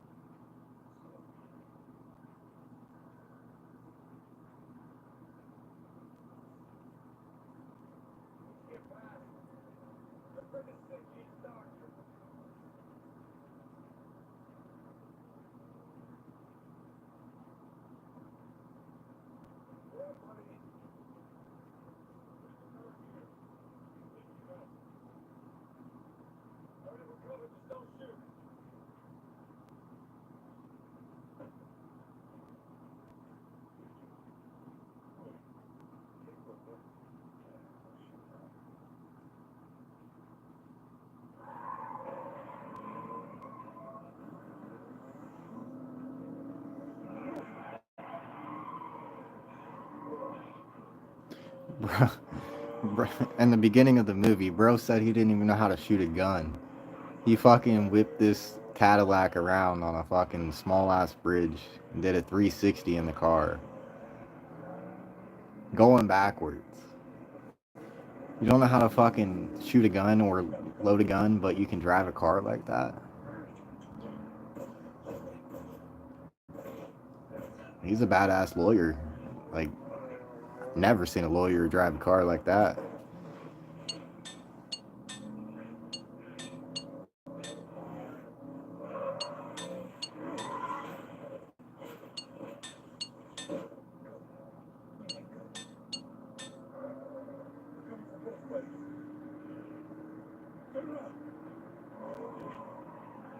Bro, there ain't no way.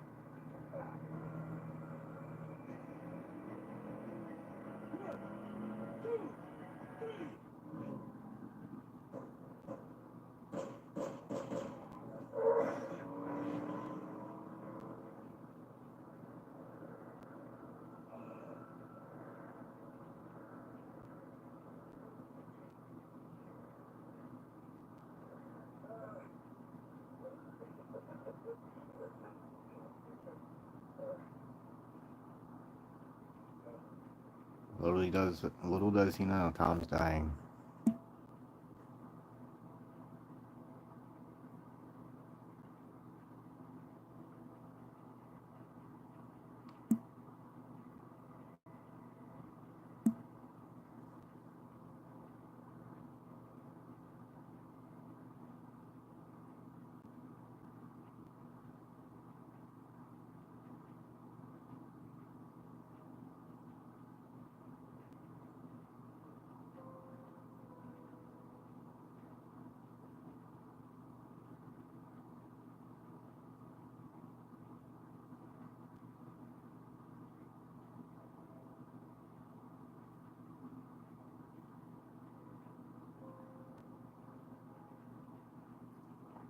There better be a happy ending to this fucker.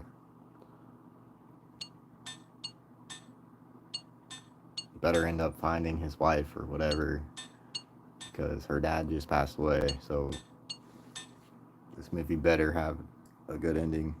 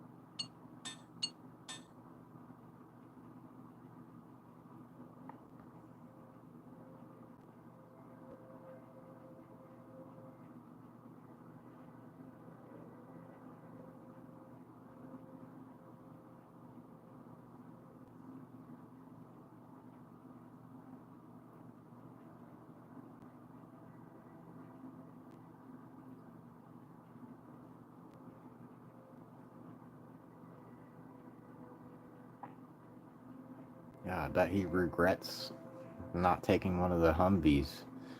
Those things run like no other, bro. Now he's walking on day 5. What's wrong with him?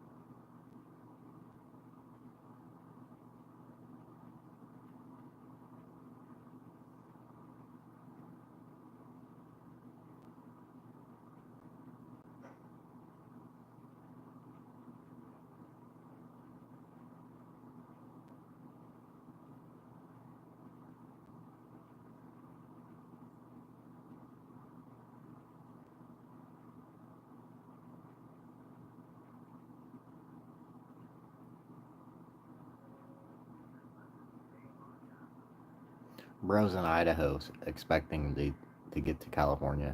It ain't gonna happen.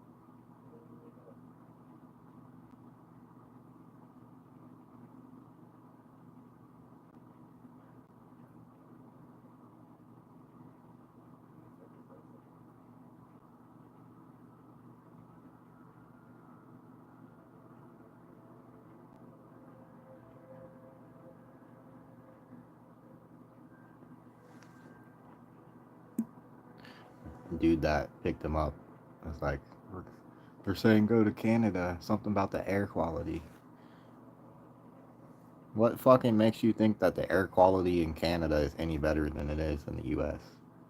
It's literally right over the lake, really. That doesn't make sense to me.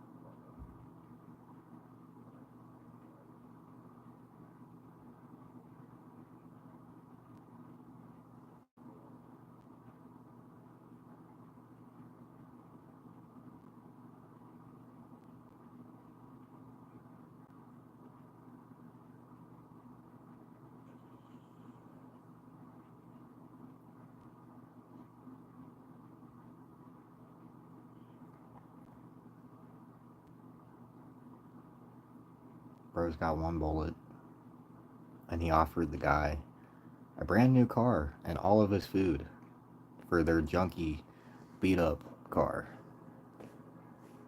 Seems like a good deal, doesn't it? In an apocalypse.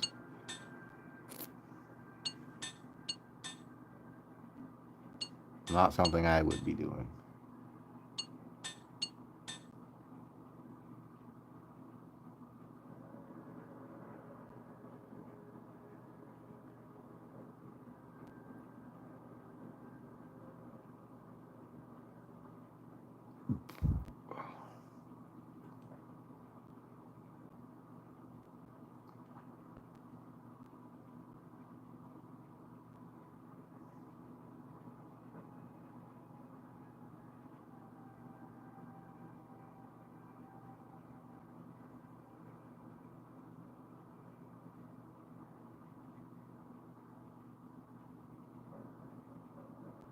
We're just trying to get to Seattle.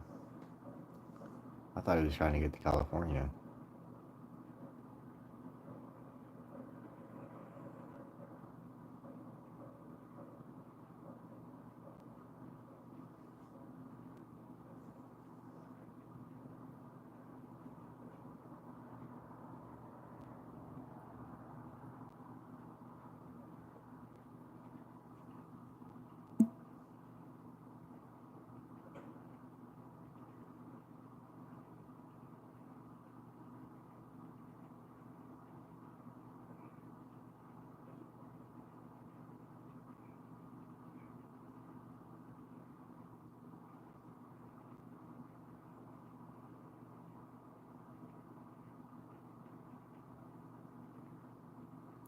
Smart. He found a fire truck. He's using the oxygen mask.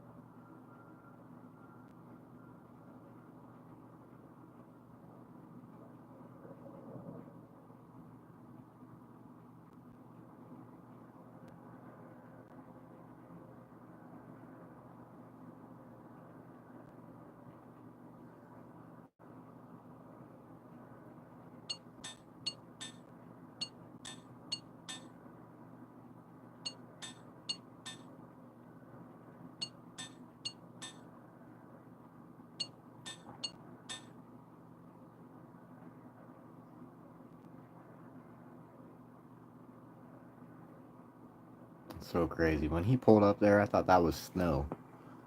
Those are ashes. That's wild.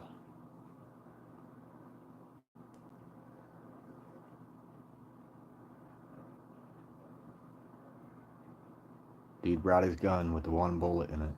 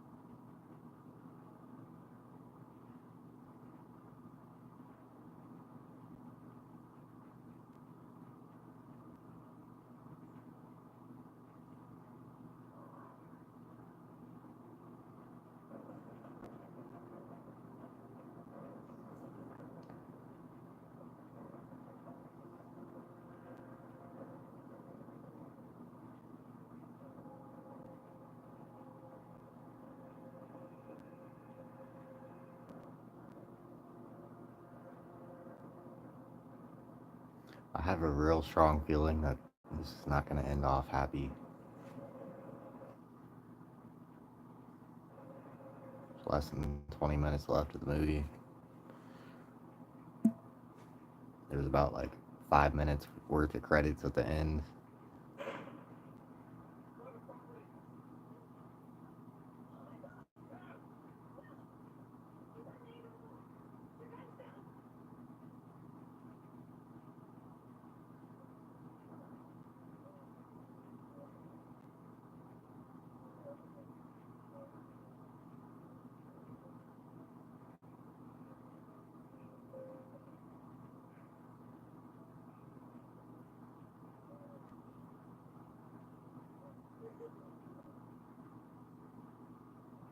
He found his wife and his baby, his pregnant wife.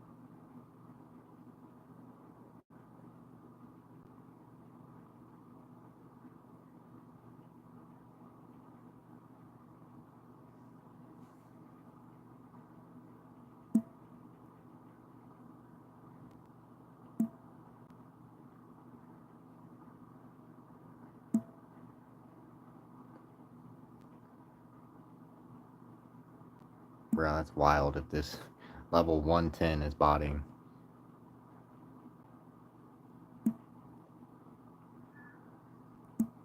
Wild. It's one of those guys that goes,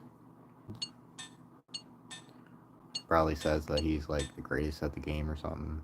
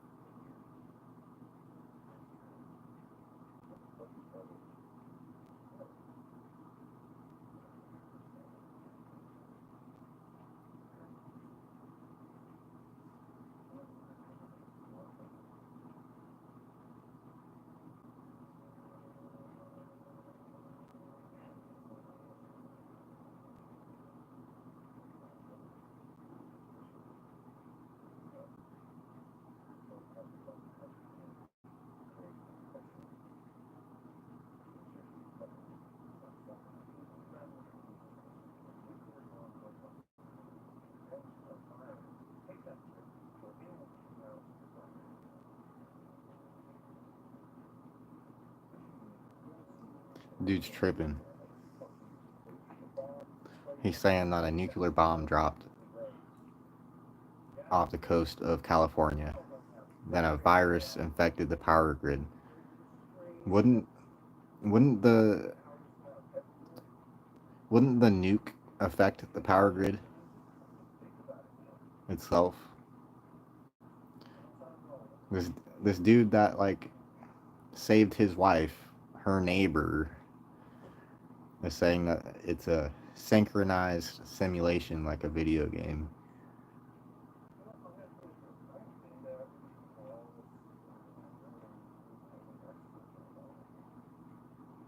Dude's tripping.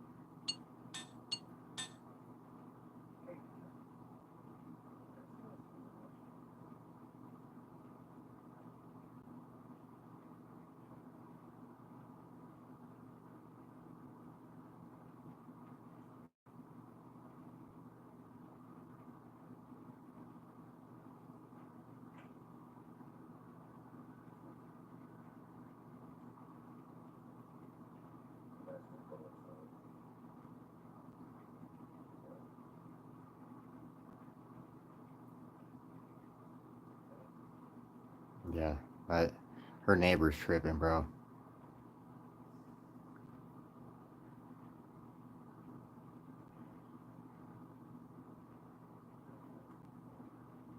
asked to see the dude's gun. Found out that the dude only has one bullet.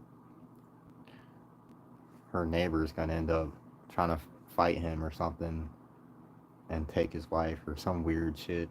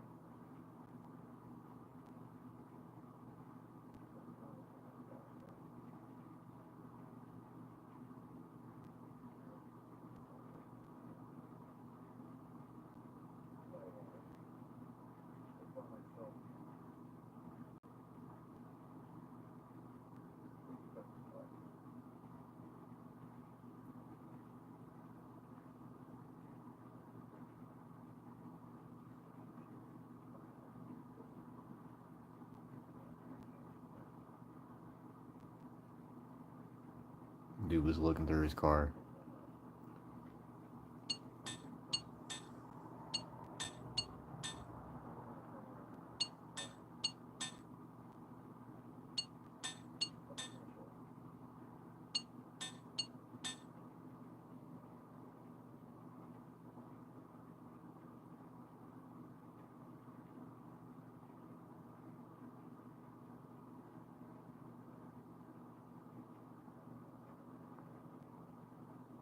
Yeah, let's follow the weird tripped out guy into the woods.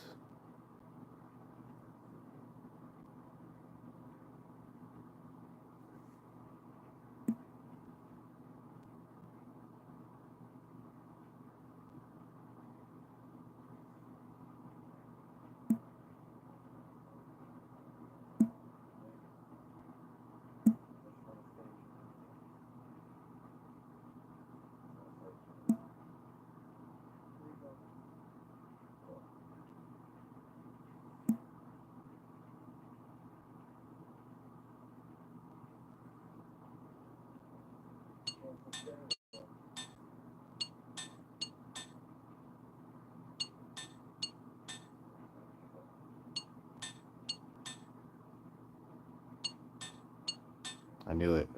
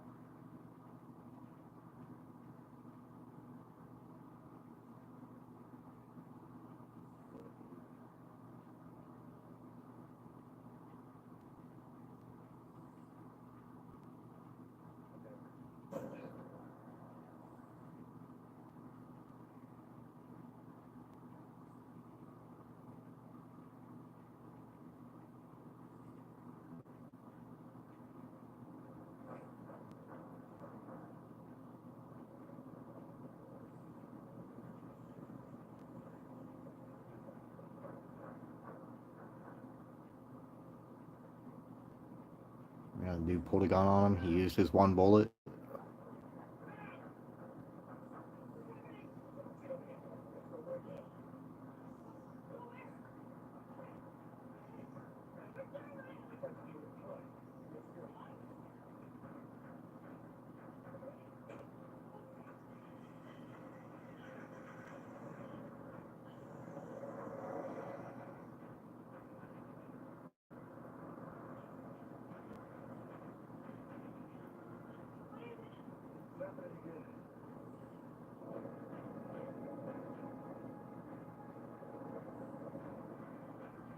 That looks like a big ass volcano.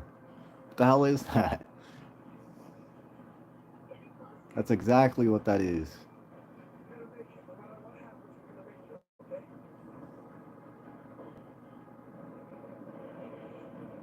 Look at this.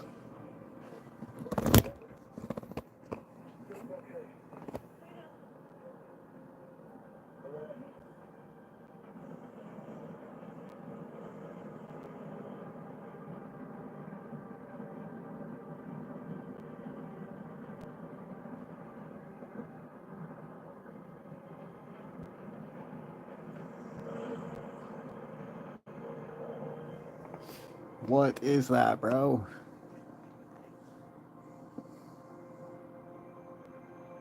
Is that where the movie ends? It does. That's ridiculous. I knew some. These movies, bro. It was a good movie, but like, shit.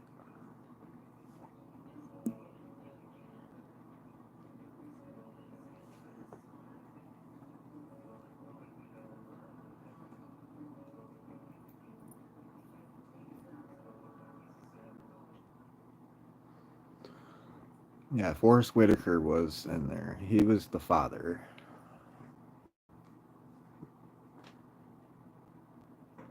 Any movie that he's good in,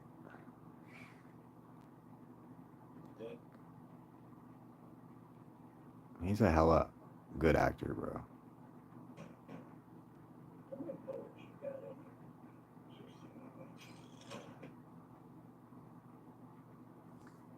Yo, shouldn't you be twiddling a olive by now?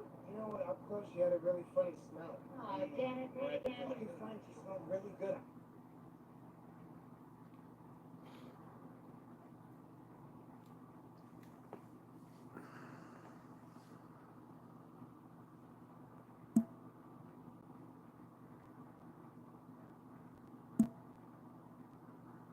I'll take a quick little break. Ain't nobody on here anyway, so I'll take a quick little break and I'll be back.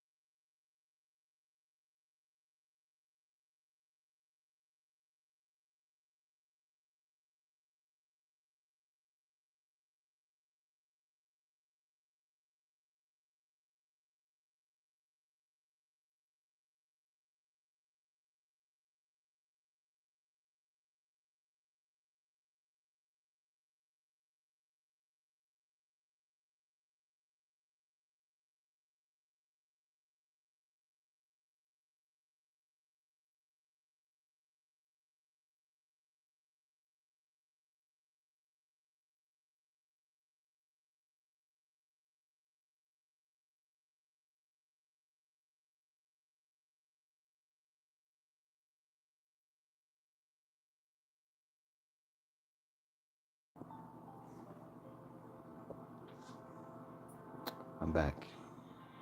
Had to take the dog out.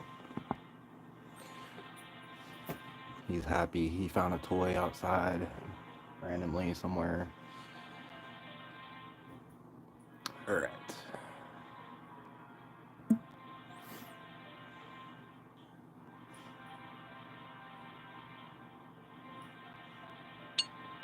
This is probably my longest stream ever. We're going up on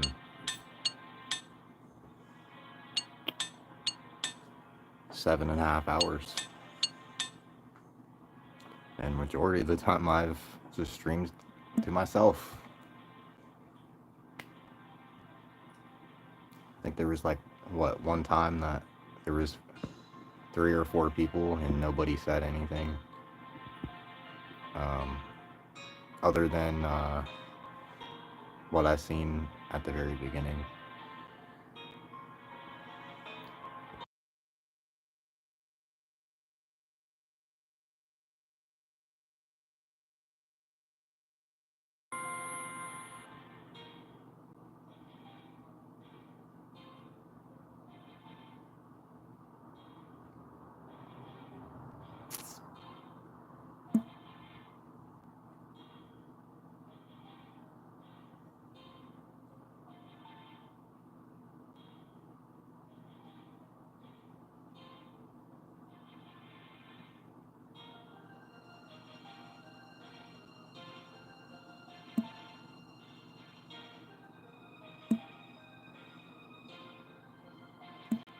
Trying to finish up these iron bars.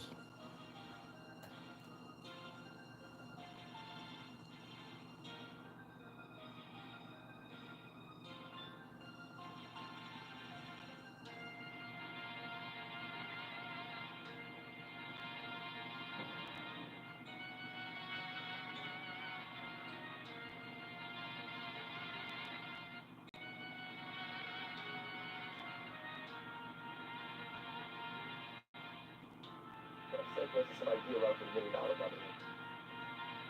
Is your life worth $1 million? Because you gonna die if you get $1 million. So your family gonna die. So is $1 million really worth your life? You got to see what you want. Well,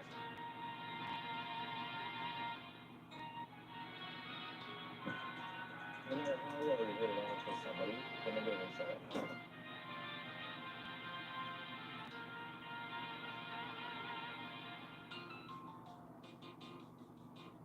Alright, I'm gonna go to the airport and pick up Uncle Seymour. He's got one leg. Seymour! This is the airport wheelchair, and I'm actually gonna need it back. Oh, only needs it more than this guy. Okay.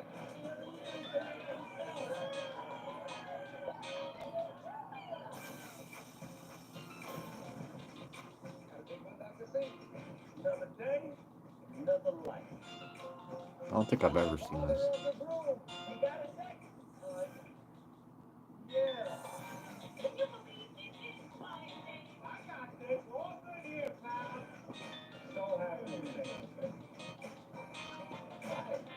Hey, I hope everybody likes the hotel. Giving a wedding at a phone lunch? Toaster. Horse slice. It's the 2 diamonds. This fast boy's gonna like it, the dessert table.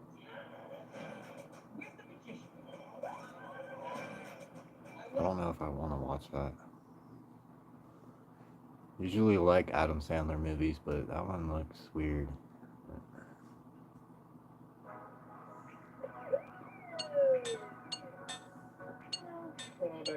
I'm sorry. I'm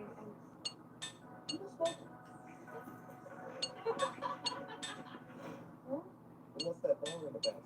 Oh, that's funny. That's a sculpture that I made in school. I don't know what you're thinking. Driving around with a ball in the backseat of your car. Who do you think you are, Willie Nelson? Even he got arrested. Really, time is a terrible way of fleeing by. My mom wrote that to me in a letter. Alrighty. Not that.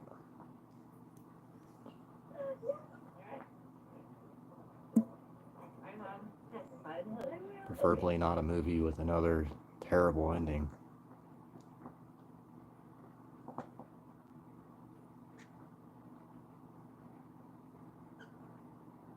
How do you end a movie with people in the car with the big fireballs coming on the land after them, and the movie ends right there? Like, we used to make a part 2. Strip down and dive in. The rest of these maniacs, they're right behind me. Oh. Hey guys! Say hi to my old friend from Royal, Sonny Fisher! Hey! They don't have clothes on either. You want to do a little skinny dip? No. Come on, we'll go tandem, like with the wingsuits. No. I don't want to do that. All right. Yeah. Dude, it's so good to see you. I can't believe how long it's been. Man, it's been 2-3 years. Yeah, it has been long. Yeah. You want a towel? You want anything? No. That one.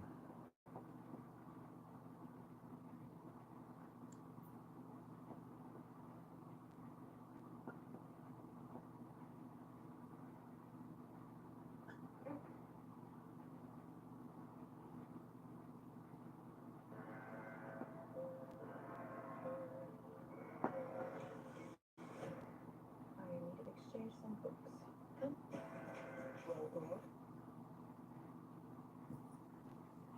Got another 15. Not today, though.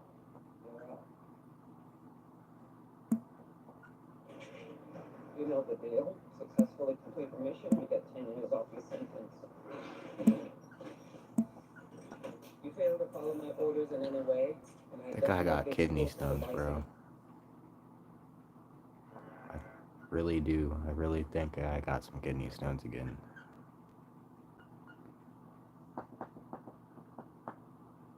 You can usually tell, like, when you start pissing a lot, like, very frequently. And then you get pains, like,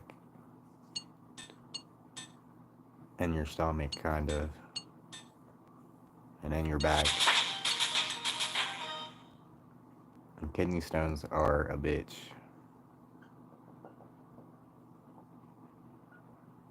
I had 4 of those before, and they had to go in and cut them out. And then I still had to pass them, even after the surgery. And it gave me an infection. That shit was bad.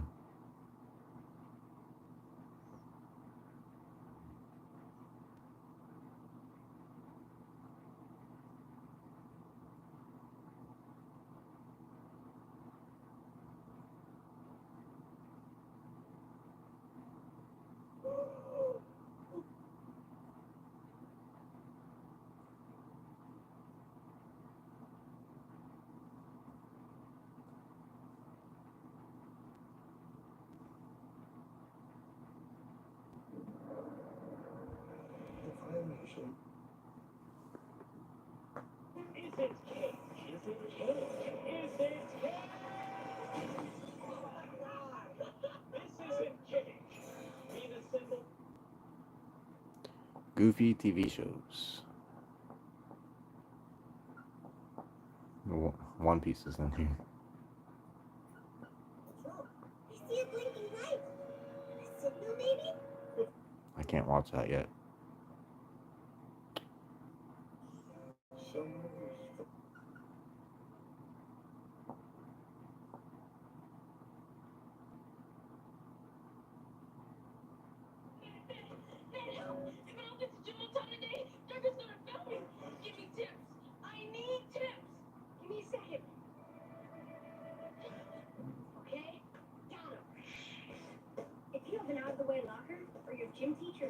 Ned's Declassified School Survival Guide.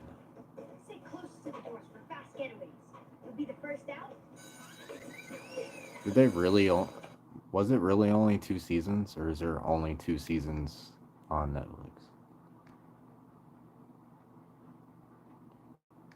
I feel like when I was younger, there was like a lot of episodes.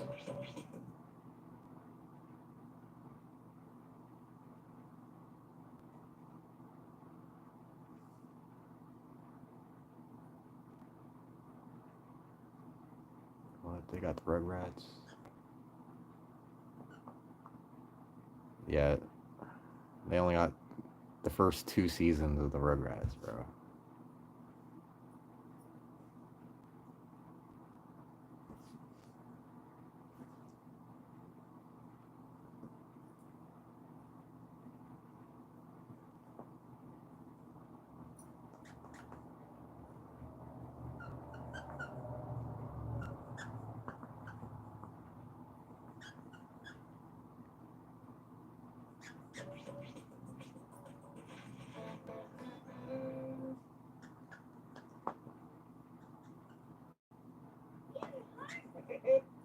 They have all that on here. Why are they only putting 2 seasons of them, though? My friend Mark, please make your acquaintance. Hey, you leave Benny be. Well, what are you gonna do about it, Sue? I have to go to the...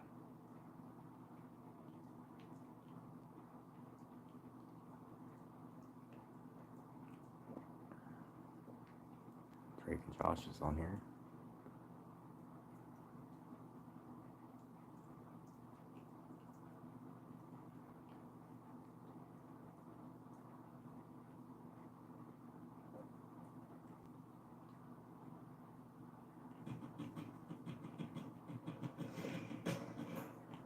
Richie Rich. Please, Richie Rich.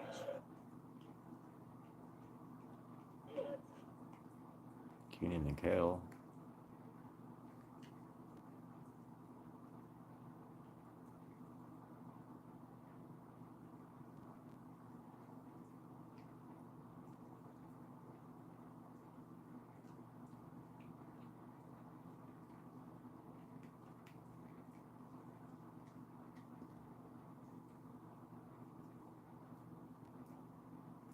I ain't got no gun, but you go to Little Rock, get your gun.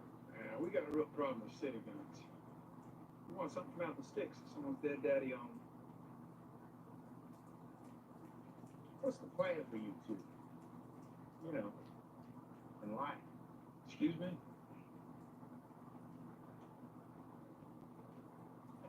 Well,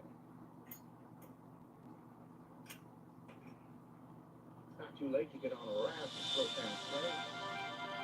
Because bad things can happen to those that don't pay the community for them.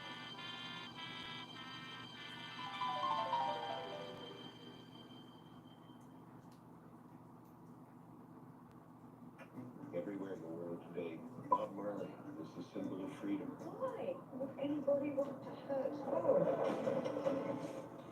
Jamaica was checkerboard of yours, and small to one part. Found the Bob Marley thing I was looking for, but it's not new. That Jamaica was going to become the next Cuba. I think the new one is only in theaters, so... The political force we know today as the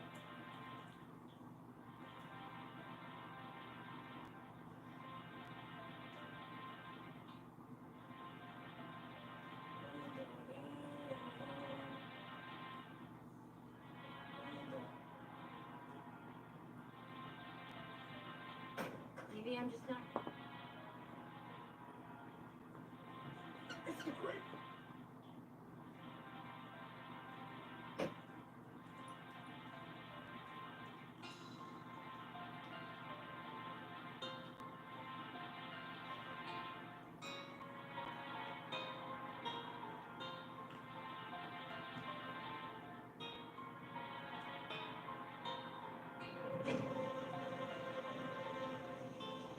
On a weekly basis, you are allowed 23 grams.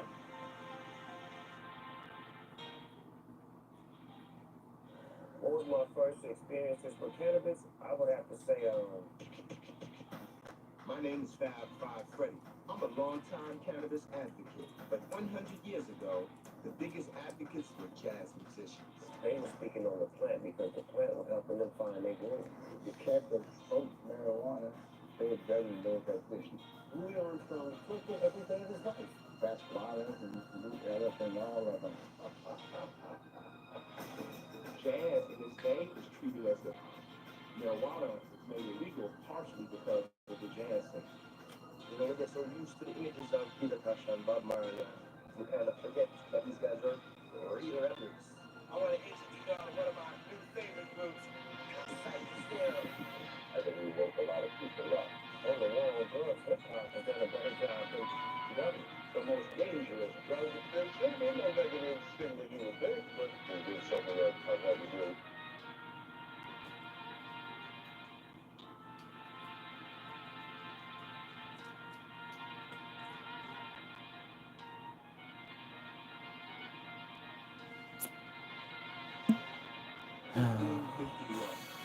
Japan is in chaos.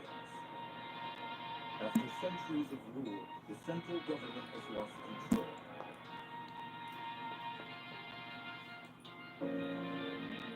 See the house from outside? You think this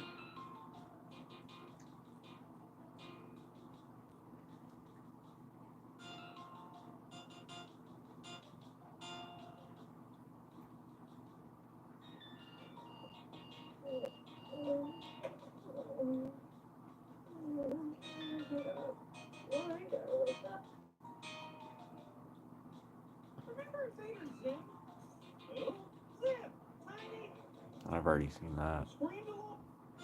Invader Zim.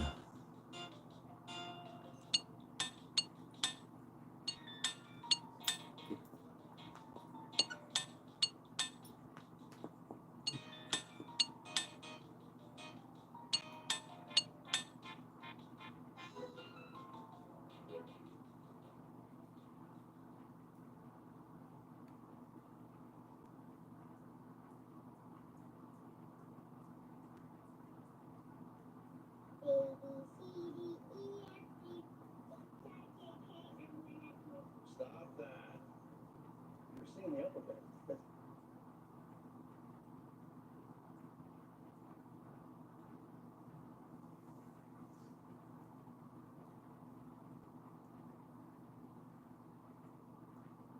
If there's one thing I've learned from being a mom, it's that parents and kids always disagree on one thing. No. Rules. But saying no 50 times an hour? No. Absolutely not. Nope on a rope. Nope on a rope. I'm like the post-apocalyptic action hero tough guy survivor. No, I need that to live. Jack Sullivan here. Zombies and gigantic monsters have taken over my town. Now my life is basically the plot of a video game.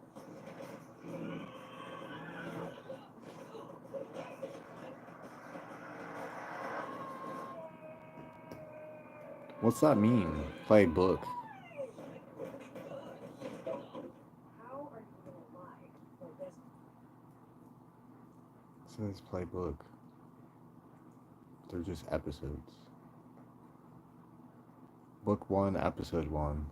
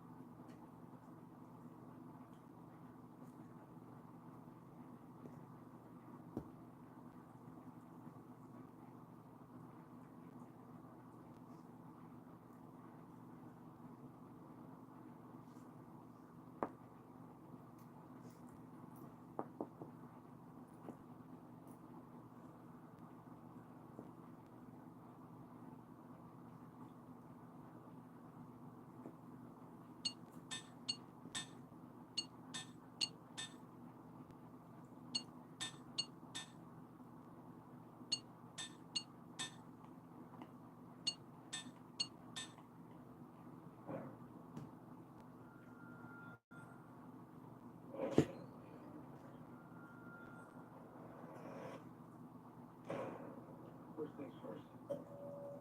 Anyone here wants to walk away and do so now or later? What's that man? There's no ground support. Anybody who's staying, or walking out. I think I've seen that before.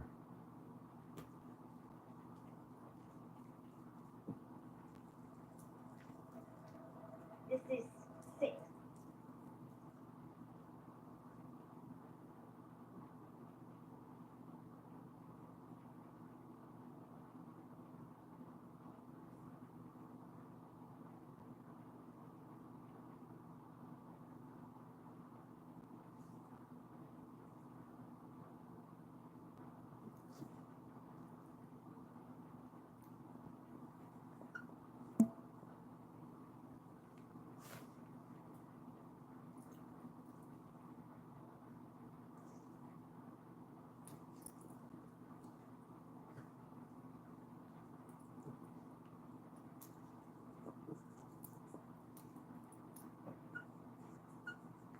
Riley, please come forward.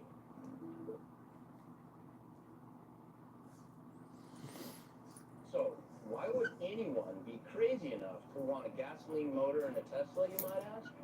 It's got a light shifter. We can't treat it like a Tesla, we're going to treat it like a hot rod. Right. Well, let me give you a little backstory on Tim, the owner of the Ferrari. Tim loves Teslas for all the advanced technology. The computer system, the touchscreen dash, and all of the driver assist features. In fact, he was on the verge of selling his Ferrari in order to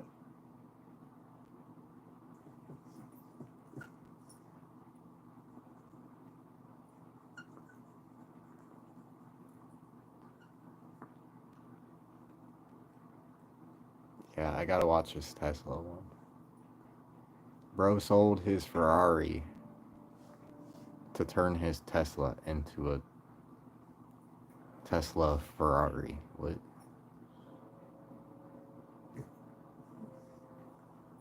Gotta see this.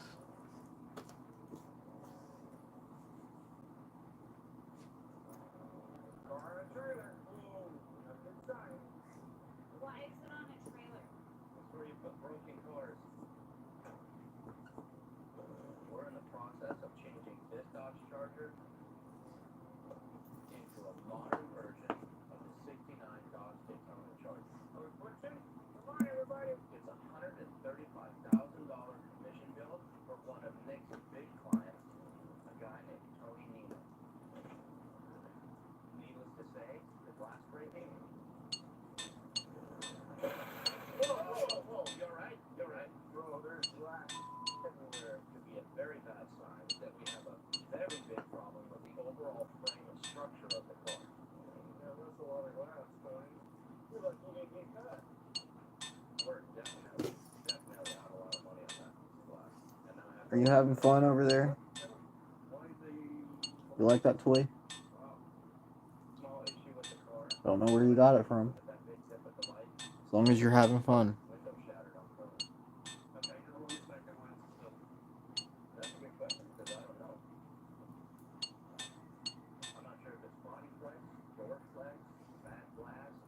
With this one, I was thinking my reputation doesn't being able to deliver show quality parts for my high-end clientele. I mean, worst case scenario, this could be something major structural with the roof, or it could be a total car bro, we know right now. Their relationships I feel like it's pretty easy now. They're a discerning, meticulous crowd. They want perfect vehicles delivered quickly. And if they're disappointed in any way, word will spread like wildfire to the whole car community. I know we need to order a piece of glass, and I know the client ain't paying for that. No, definitely not. Tony can be the kind of client that spends a lot of money with the car if he likes what he sees. And I know his expectations are going to be incredibly high right across the board. These guys are going to sort the problem out. They're going to sort it out pretty quickly. So why don't we get it back and get that glass up and see if we can start figuring it out real quick. Trying to change a regular Dodge Charger into a Dodge Charger Daytona edition. Alright, let's figure out what causes windows breaking. But the windows keep breaking whenever they're driving. Right now, we need to measure each side of this car to see if anything got tweaked with the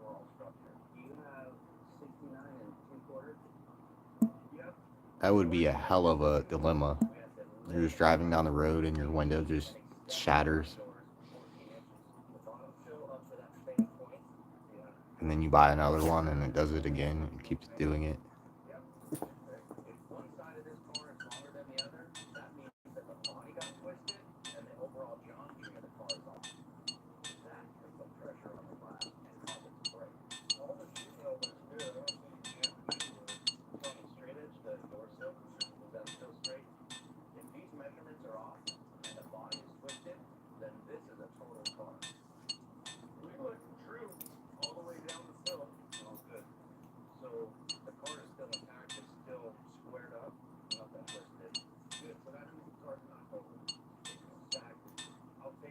Oh, it's a wrecked car.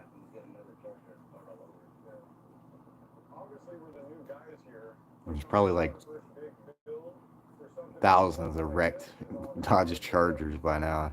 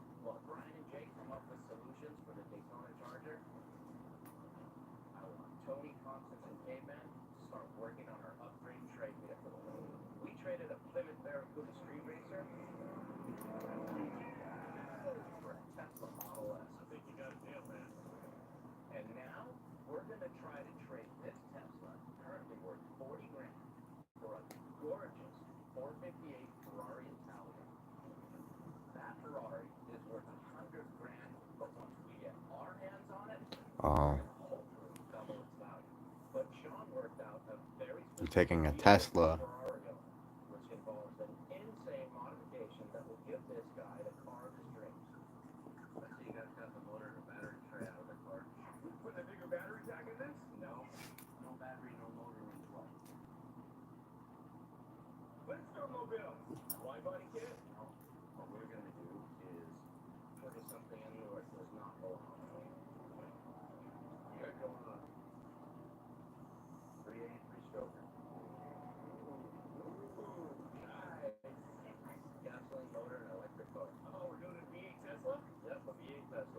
A V8 Tesla, bro.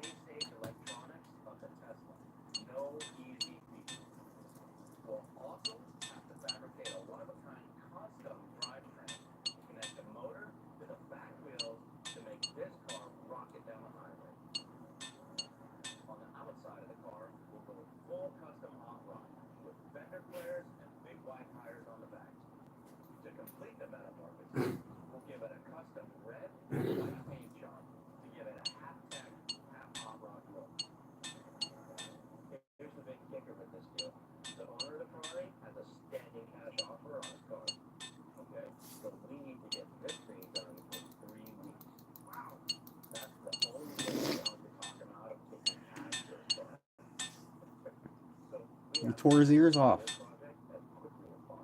He ate his ears. What if that stuffed animal came alive and bit your ears off?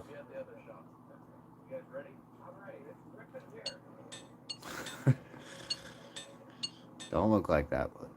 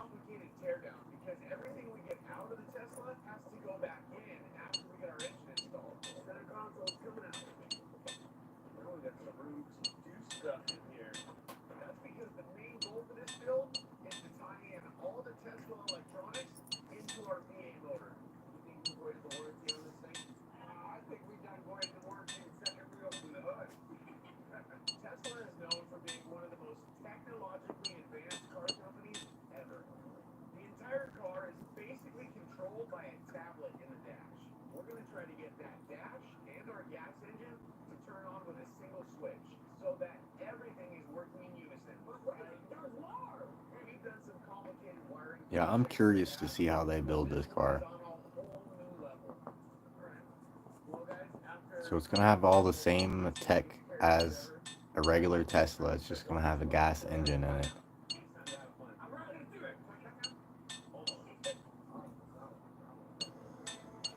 I'd really hate to be the owner because you can't take that back to Tesla.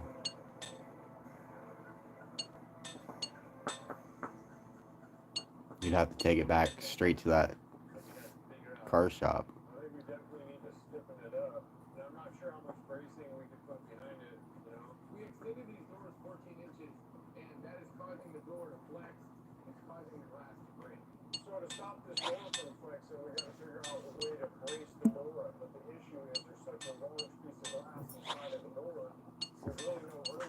Oh gee, it's my lucky day. Thanks for 80 coins. I'll buy a whole set of armor with that.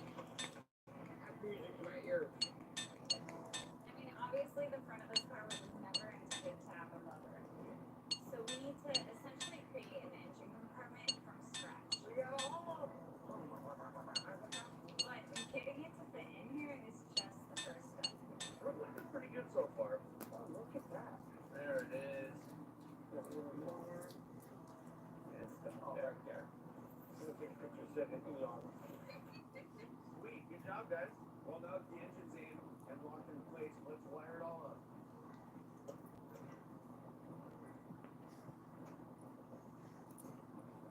Good looking fuel cell came in. Alright, as we get some fuel pumping, we can fire this bad boy up.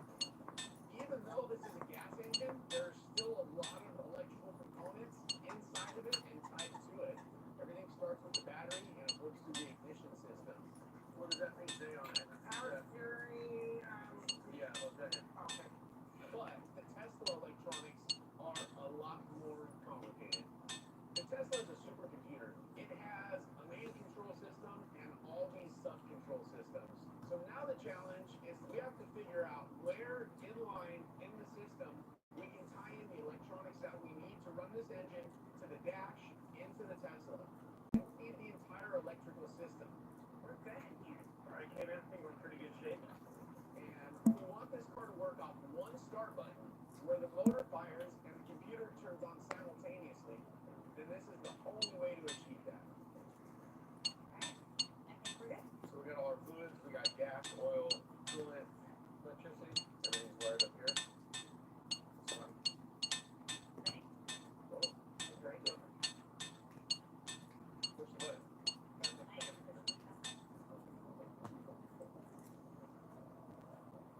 That's not pressing.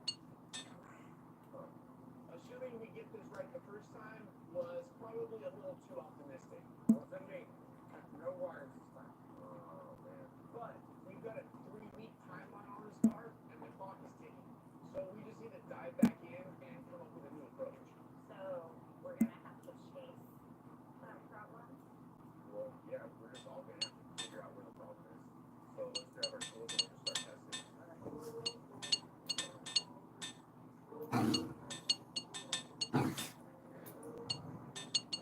You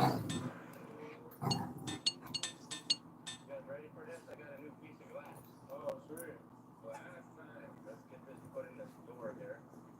There we go. I'm just nervous. I want to make sure this hole in the line up.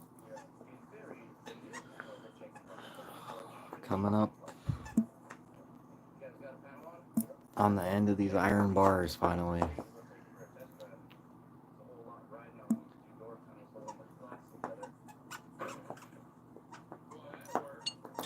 Crazy. There was like 9. I think when I started, there was like 9,000 iron bars.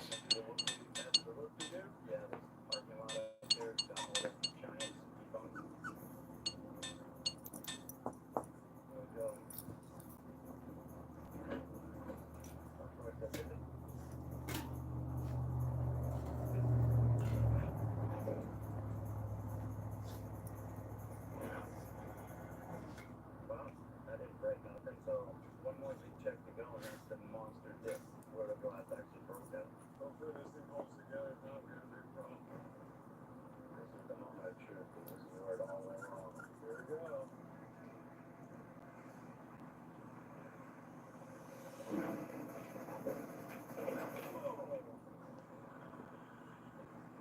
Oh, the window didn't break. The window didn't break. I gotta say, that's a good sign. Ryan and Jake did an excellent job coming up with a solution for these doors. Man, I'm not even gonna lie, I was stressed out about the whole thing. Me too, man. That's always good when you can figure it out and fix it. And now that the issue is fixed, we can move on to all the crazy body modifications that will transform this 2013 Charger into that vintage Charger Daytona. I think this car's good to go. It officially passed the safety check. Yeah.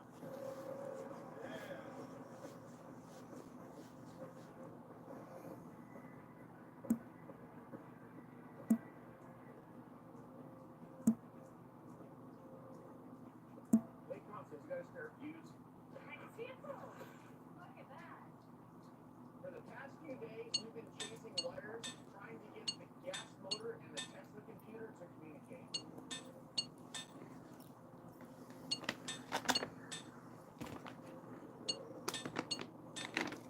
And it's proving to be a lot more difficult than anyone expected.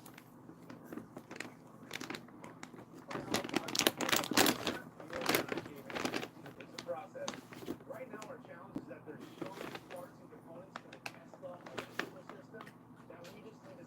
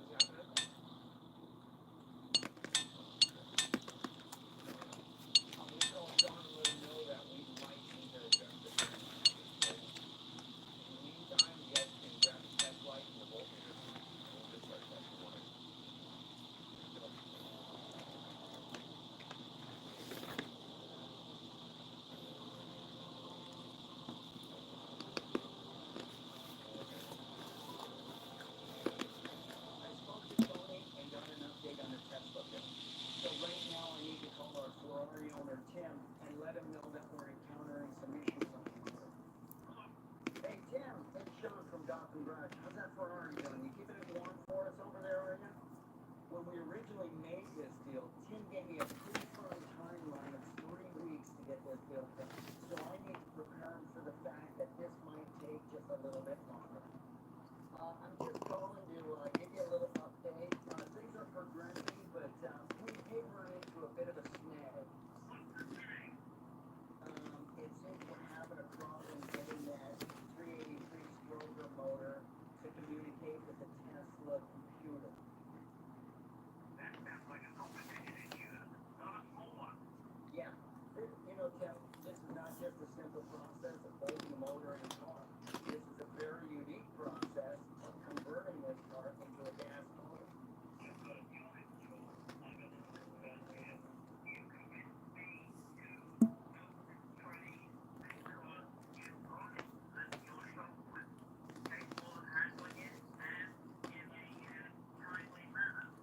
Yeah, well, Tim, I get that, but all I'm asking for is that we get a little more wiggle room on this 3-week timeline.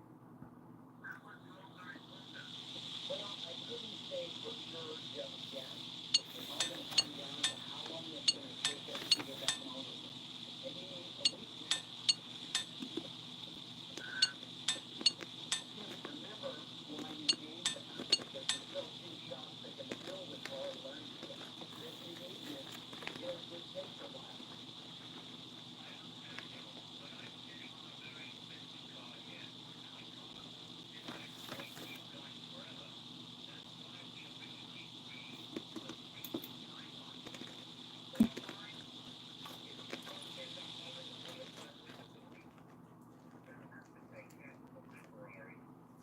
Okay, Tim, I hear ya. I'll talk to Mark and see what we can do, and then I'll keep you updated.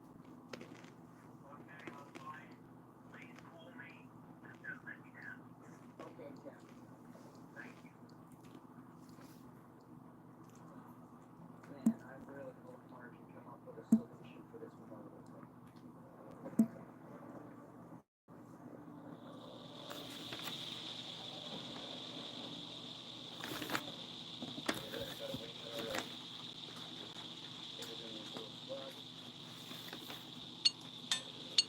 Locked in. Like a good pair of cowboy boots. You know, like, we're gonna have to get the window out of the car. Because so they turn, so that there, and then plate on the floor, and then the window should go right through. Once we solved the problem with the doors on the Charger, I updated Nick with the progress of the car, and he reached out to Tony as client. So now we want to get this Charger to the finish line. He wants this modern Charger to mimic the '69 Dodge Daytona Charger, and that car was known for being the most aerodynamic car built at the time. The body had a super pointed front nose cone to reduce wind resistance, and maybe even more recognizable was this super iconic rear wing in the back. Oh yeah, that's perfect.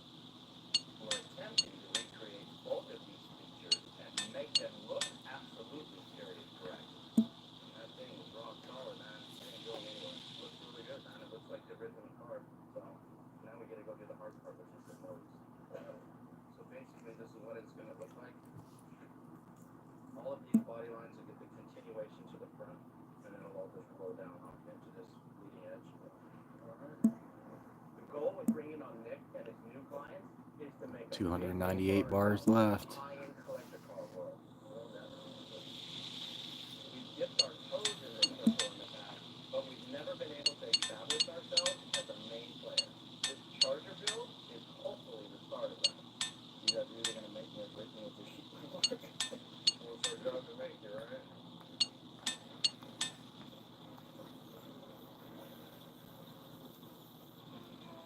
Getting that all buttoned up? Yeah, well done. Looks pretty sexy. It looks like the original car.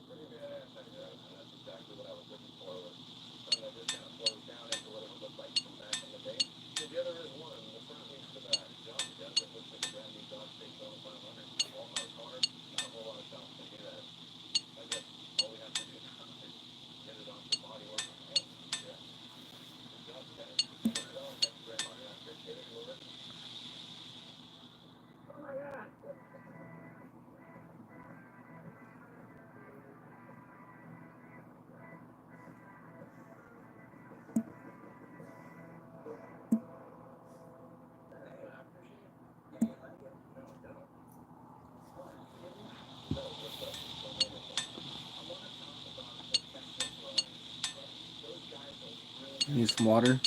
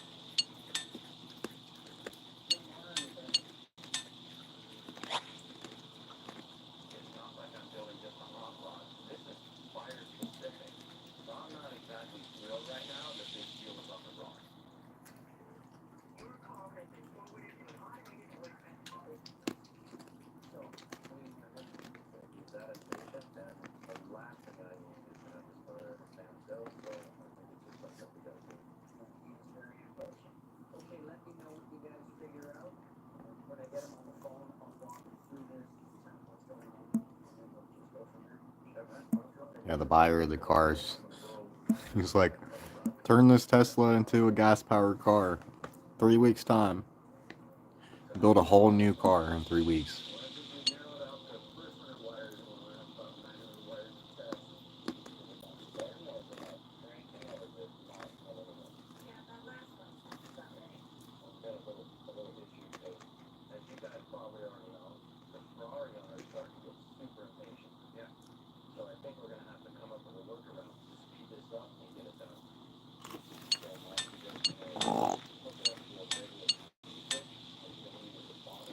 That was loud, bud.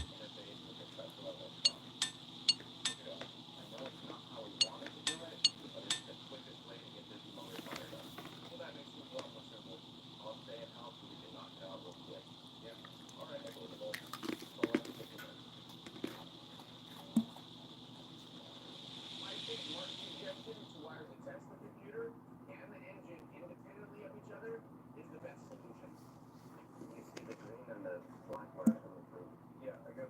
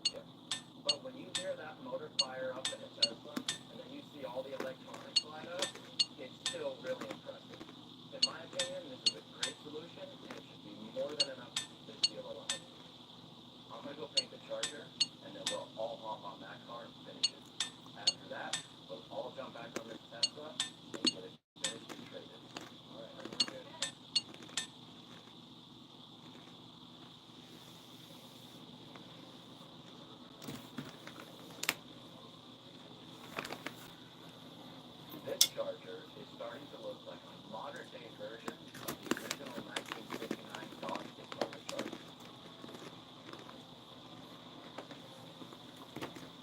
And with a classic Mopar paint scheme, it'll have the same vibe that it had on the NASCAR track back in the day. I want to finish it off with a super high gloss clear coat that will give it a mirror-like finish. It will take this retro car to another level. What do you guys think about the paint? I think it looks killer. Maybe it's the color, maybe it's the nose, but this thing just looks like a giant toy. My hope is that Nick's clients will appreciate the meticulous and creative work we do here. This car shows off all of the promise of our new business venture. We went all out. We turned it from a 4-door to a 2-door. There you go. Created a front nose cone from scratch. Really tighten it up? Yep. Scratch your head. And even gave it that iconic rear wing. Is that the biggest wing you ever built? Yeah, absolutely. When we're done, I think this Charger is going to be the perfect build to show where this shop is headed.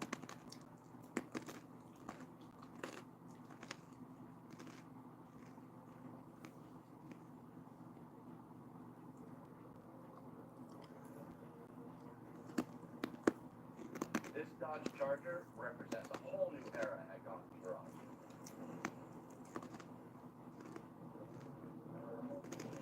And right out of the gate, we wanted to go big.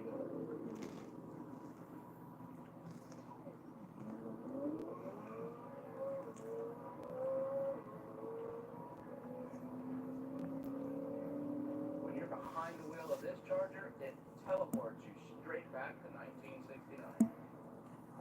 The rear wing just looks epic. Between that and the front nose, this car matches the aerodynamic look of the original car to a T. Based on where this car started, the transformation is just redonkulous.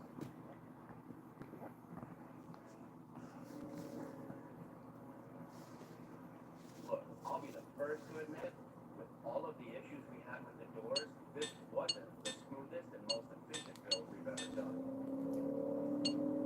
But if the end product is any sign of things to come,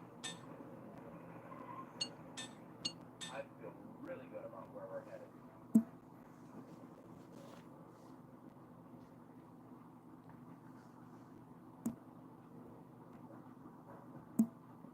What's up?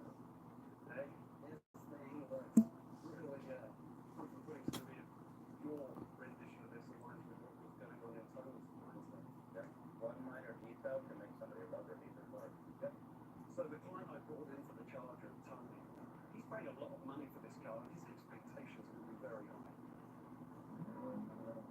And that's got to be genuine. The truth, Tony. I just hope that the Charger delivers, the team delivers on everything that he expects. Tony, how are you?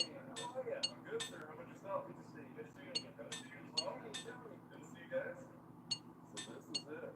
Yep, 2013 Dodge Daytona 500 Charger.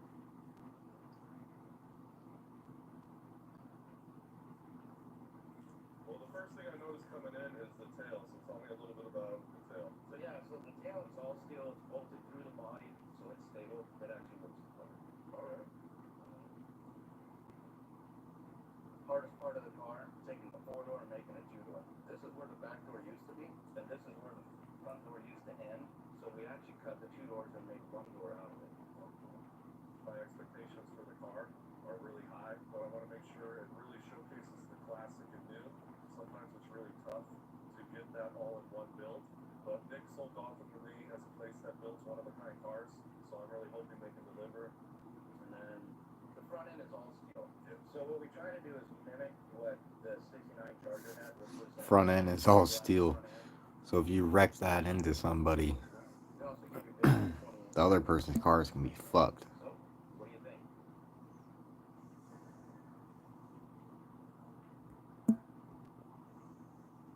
You know what? I love it. I love it. I love all the features you guys have added. The car was amazing. It exceeded my expectations. The wing is just my favorite part. I like standing out, Yeah. and this does it. I wanted to show cars something that stood out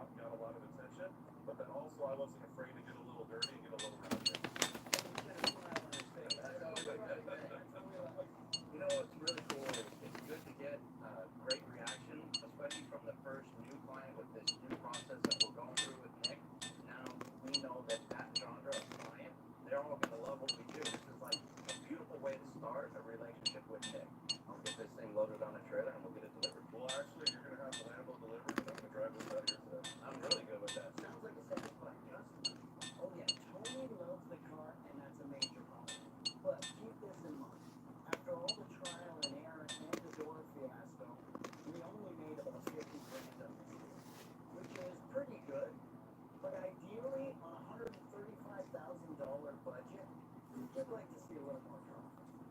Now, if it was me, I think I could have got us a little more than 135 grand for this. Not knocking Nick. Nick, you know, love Nick, did a good job. I'm just saying, I think I could have got us a little bit more money on this deal. I think you could have barely got Tony to pay full price for a happy deal. Hate to see him leave, but I love to watch him go.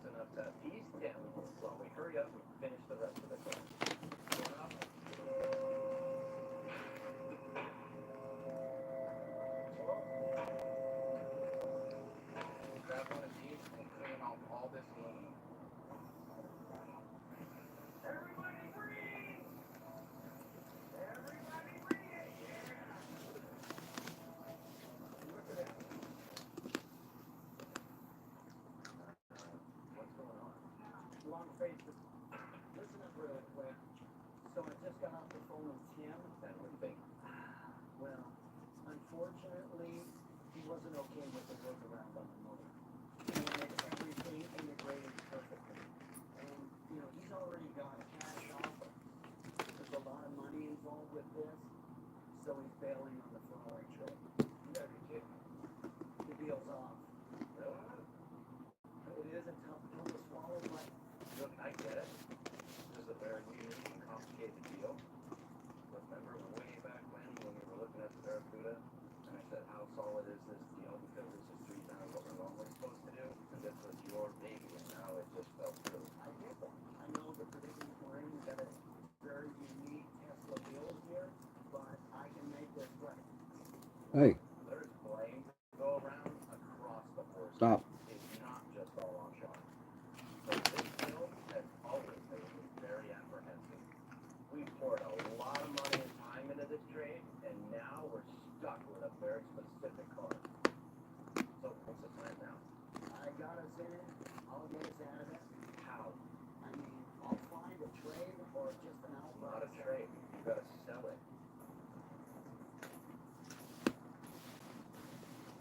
I promise everybody I'll get us out of this mess. Just give me a little time.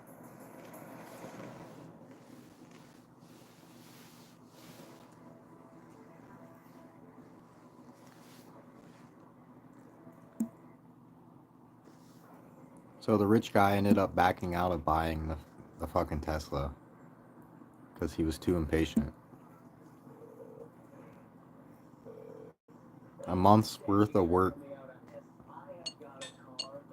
he wasn't willing to wait for a one-of-a-kind car that's never been done before. He's an idiot.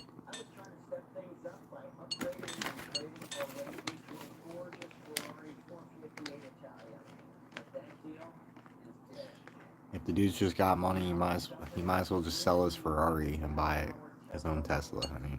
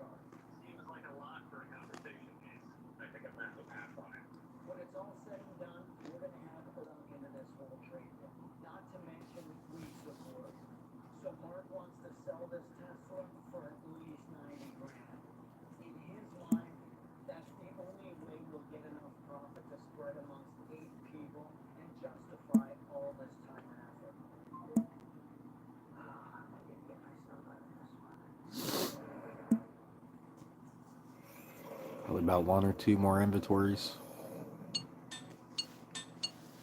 And then the gold bar, or not the gold bars, the iron bars will be done.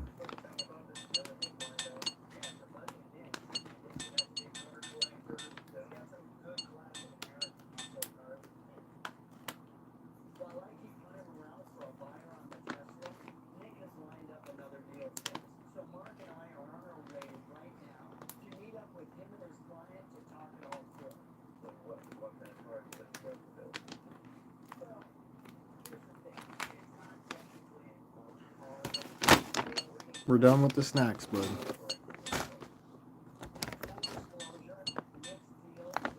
These are the best, though. The best pretzels.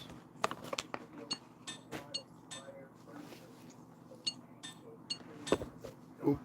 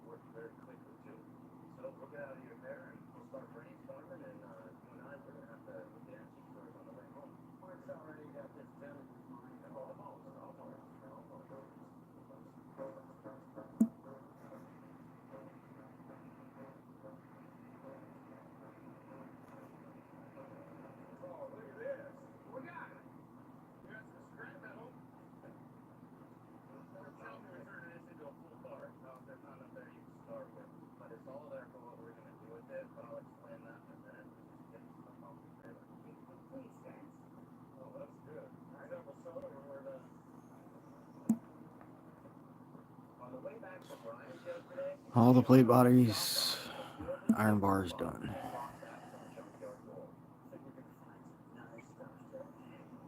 There's like over 9,000 iron bars.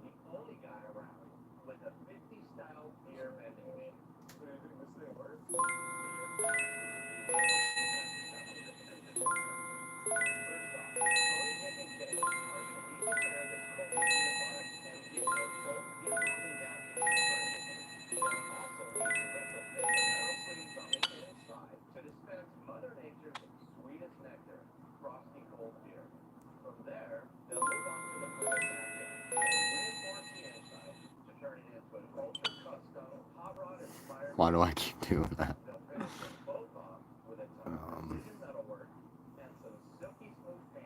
There's no easy way to do, like,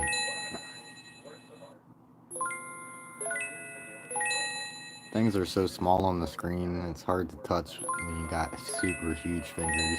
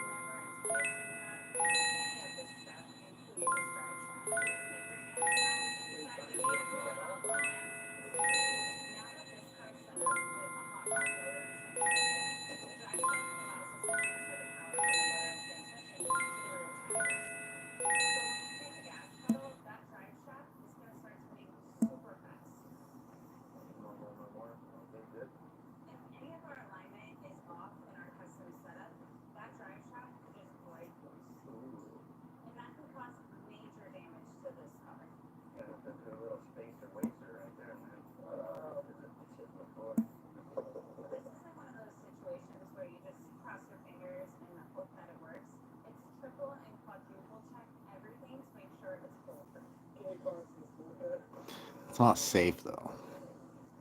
There's nothing, there won't be anything protecting the driver if the drive shaft breaks. Like, it's gonna break underneath the person's seat. Like, it's gonna.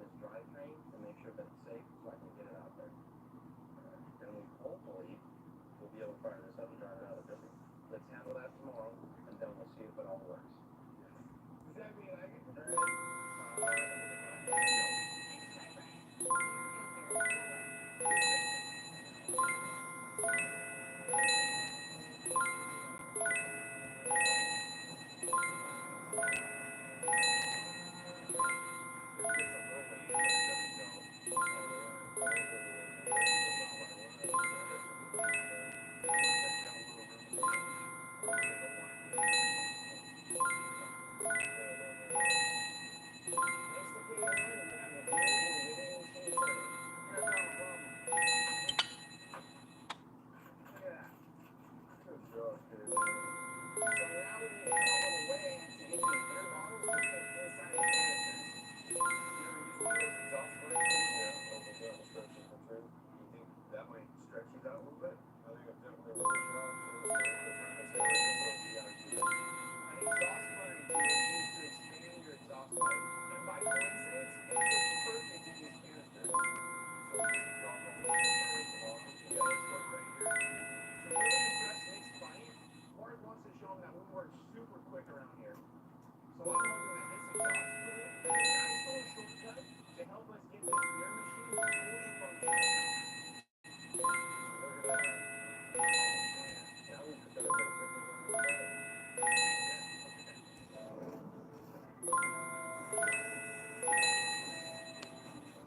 We're checking them off. It's working out pretty good.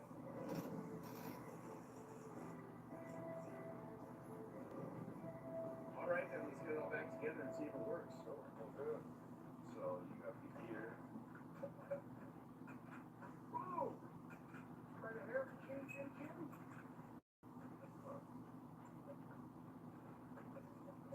There's no way, Tony. The neck ain't gonna turn that in. Yeah, the belt's too tight now. We're never gonna fit over those rollers. Oh, crap. So, maybe we can move the location of where these roller wheels are. We just have to move them up, relocate them.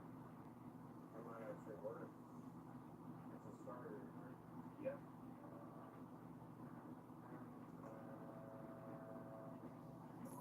The entire machine is designed to fit a certain size belt, and by expanding the canisters, we actually change the size of the belt. So now we have to adjust the rollers to sit higher, and then we should be able to get the belt to fit over the rollers. Looks pretty good. Like so. Want that go? Yep. It's kind of like when you had too many beers and your size 32 belt doesn't fit anymore. What do? You go grab a nail and a hammer and pop a new hole in that belt. And that's what we have to do. Oh, look at that. That's got buttons right there. Sure, I'm being kind of myself with 32 on the belt, but shouldn't we think we're listening to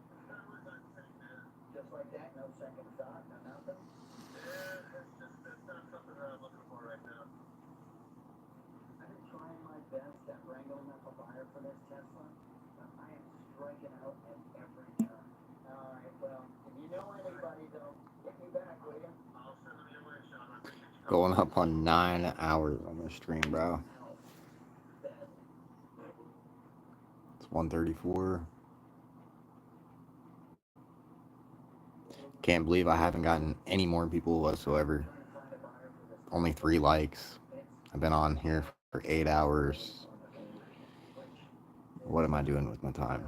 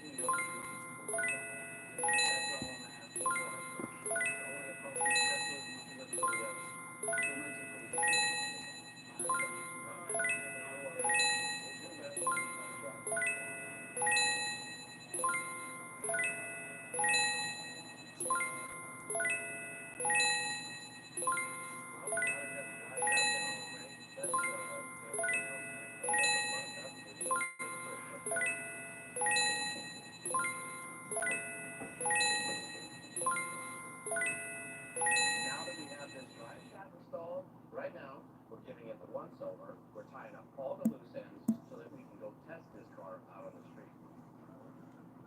At first glance, it all seems like this will work, but remember, this is an untested system.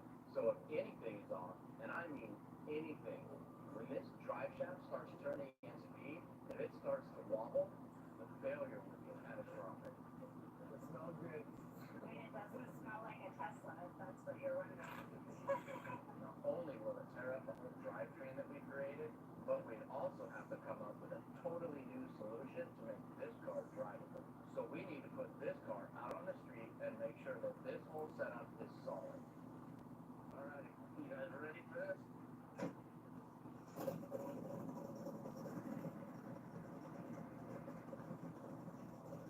I don't know. I would not want to be the one testing it. You got an active drive shaft running straight through the car right next to you. It seems like it's holding up pretty well.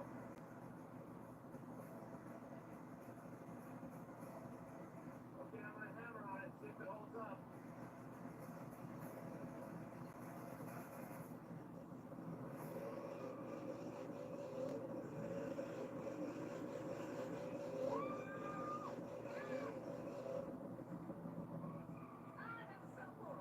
Hearing this car rumble and shake under its own power is totally surreal. And surprisingly enough, it's a very smooth ride, no different than your typical hot rod.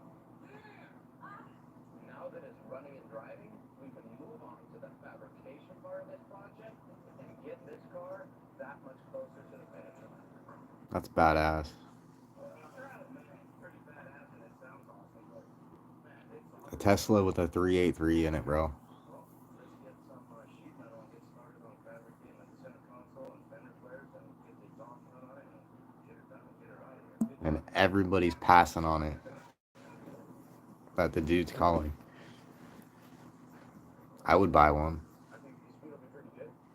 But ready? We're going forward. If I had the money. Yeah, it's pretty sturdy. Yeah, so there's no fall. Yeah. Now that we've got our vending machine fully functional, started back in the main cage.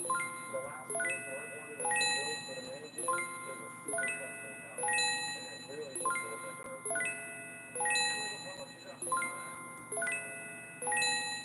So over the years of me being a fabricator, I've been acquired to custom furniture pieces. And when it comes to furniture and automotive stuff, they're very comparable. Oh, that looks good. Really good. But at the same time, they're called ruins. There's so many angles to look at. A piece of furniture just sitting there in the corner. Like a collage. So it does take a lot of time and effort to make that stand out just as much as a car that has all these moving parts and pieces. Oh, no, it's actually just pretty good. Yeah, it's really close. I think we can get a little bit more realistic fitting, so and if the hope is to get a super farm build out of this man cave deal, we gotta make sure we build everything out perfect. It's gonna be under a microscope. Hey man, how's this looking? It's looking like it's about ready to get primed. Hey, well, Jake's done, so let's just give these things a last wipe down and get them all primed and painted. Yeah, alright.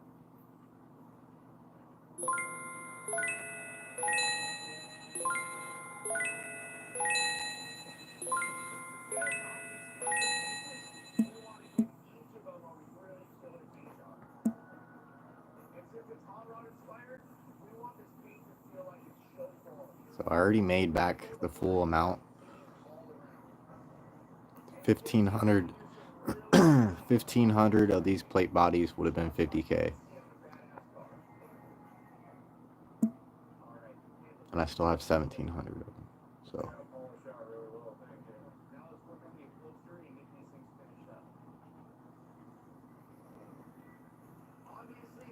I think I made a good choice.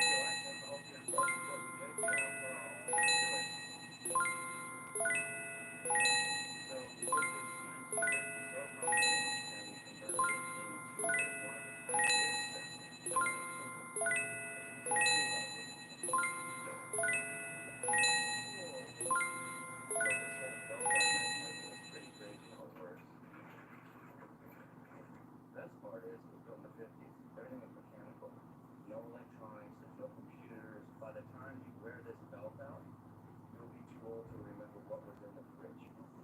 Or too drunk. Or too drunk.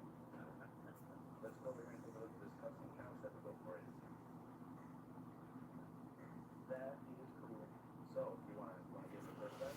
Yes, that test track. Well, it really seems to like what Shop put together for it. Building a few furniture pieces and committing to a whole carpet are obviously two very different things. Oh yeah, Ryan, let's do it in the back of that. Justin, that's great. Got a beer holder for you and a beer holder for your friend.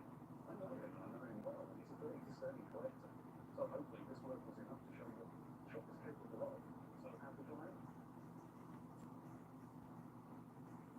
Yeah, absolutely. I love it. Awesome. So that's what the guy's going to do. These are two unique pieces of sculpture. Let's look at the car. Absolutely. The workmanship on all these pieces are amazing. You can tell the time and effort and quality that's in the pieces. Now, let me just turn my collection too. And when I do, I really like to do it. I can't wait to have you do a huge project with me. Now, the joy of the property garage build is the test drive. So I think it's time that we test drive the vehicle, Spencer. Oh, I think so. You said. I know you guys weren't totally into this build at first, but man, we might have just made a client for life. He's already working. Evidently. Tony did such an amazing job taking the lead on this project. When his friends round that corner down into his man cave barn, he's going to be able to say to himself, not only do I have something you don't have, I have something you can't have. Right. You can have, because if we got our line of custom garage furniture, I'm just saying, little pocket action. It never hurt. All right. Cheers.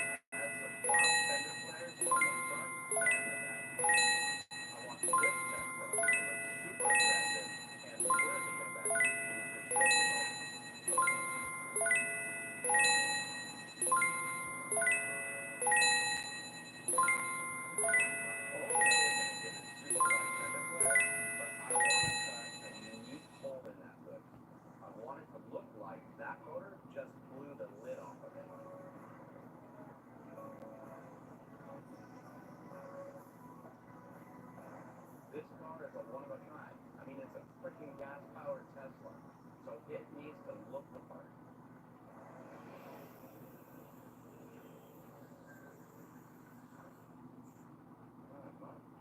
That's done. Now this is front garage modified, so I'm stoked. You guys happy with it? Yeah, sweet. Well, let's get it over, and then I'm gonna go meet with Sean and see where we stand on fire. 90,000. That's a nice car though. Converting it from a Tesla into a hot rod. We are the reason for this party, really, because he's probably celebrating Ryan. What's up? Nick was just telling me that Ryan is just crazy happy about the man. He's having a thoughts of himself. Yeah, already. Well, the reason we call James is got some good news. Nick found a buyer for the Tesla. Remember the girl? Supposed to be the one that's on the Tesla. Like you did. Just went close together. This is not really an easy task trying to find a buyer for a gas-powered Tesla. It took us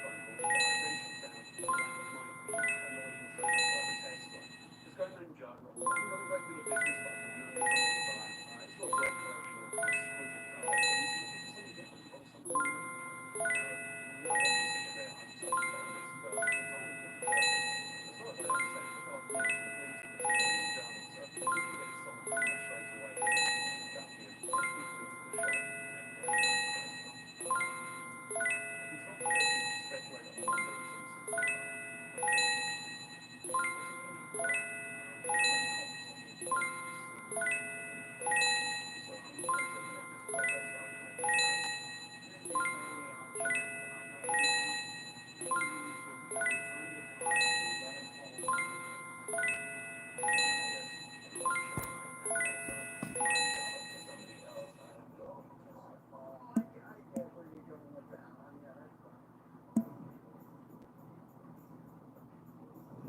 way I see it, this car has split personality.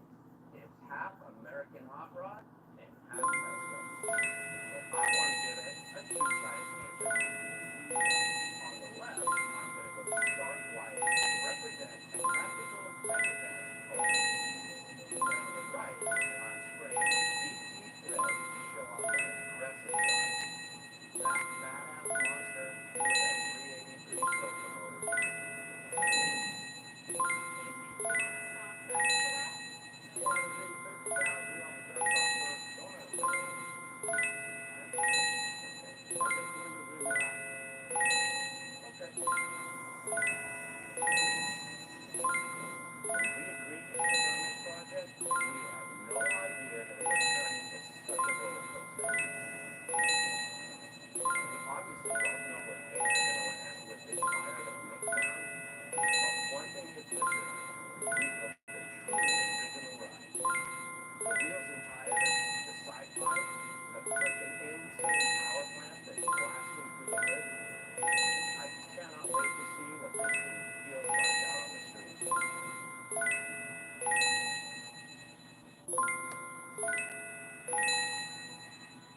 I'm trying to see what it looks like. For better or worse, we've always been known as a shop that takes risks. This Tesla looks nuts. That's because when we go places that other shops wouldn't think of, people take notice.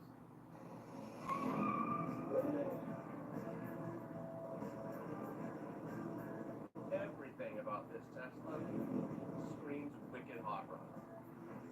We started with an older Tesla Model S, and then went total Gotham Garage.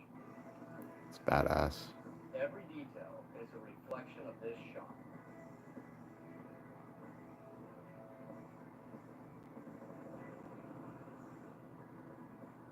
You can see it coming from a mile away, and you can hear it coming from a mile away. To me, this car is worth every bit of 90 grand, and then some.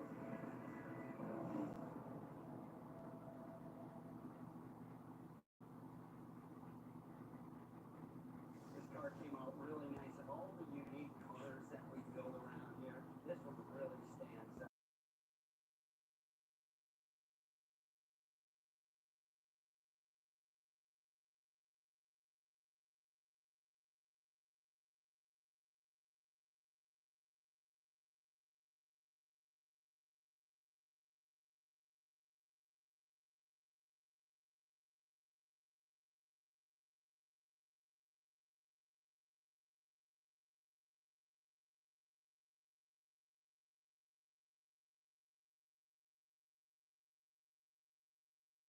We agreed that I'm going to leave the negotiations since the Tesla was always my deal from the beginning. Starting to see this car. Yeah, exactly. Hopefully, he values this car as much as we do. Whoa! Look at that! How you doing? I'm shocked.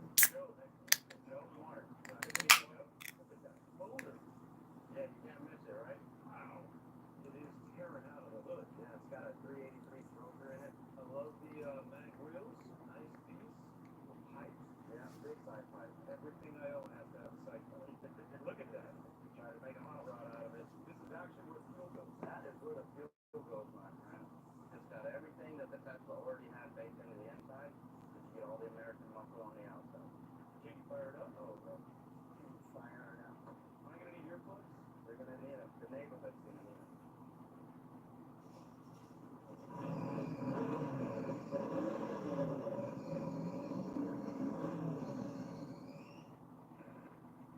Dad, I love that, don't you? Wow.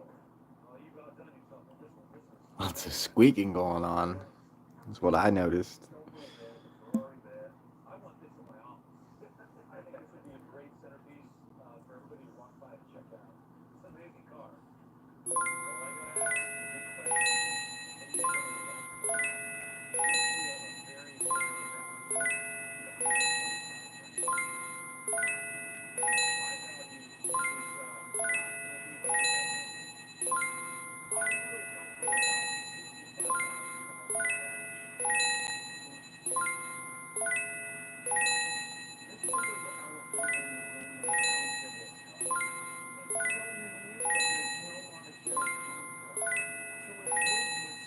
Bro wants to pay 65K on it. They just put in $90,000 into this car.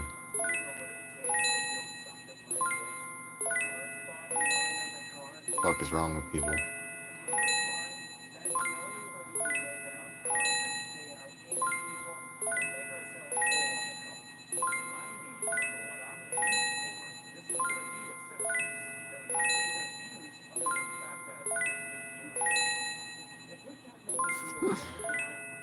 Bro just wants to buy the car just to look at it. He doesn't want to drive it ever.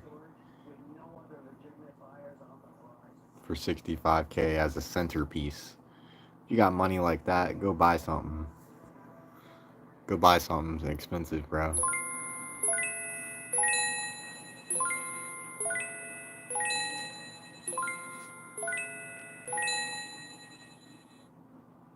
Why would he lowball him on a car like that?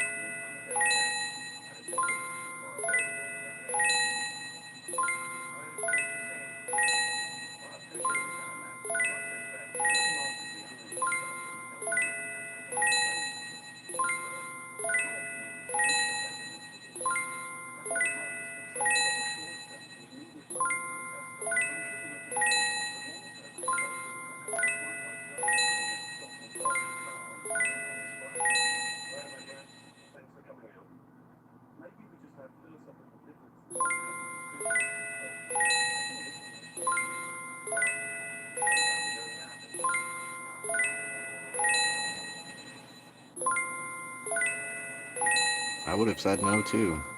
Dude lowballed him like.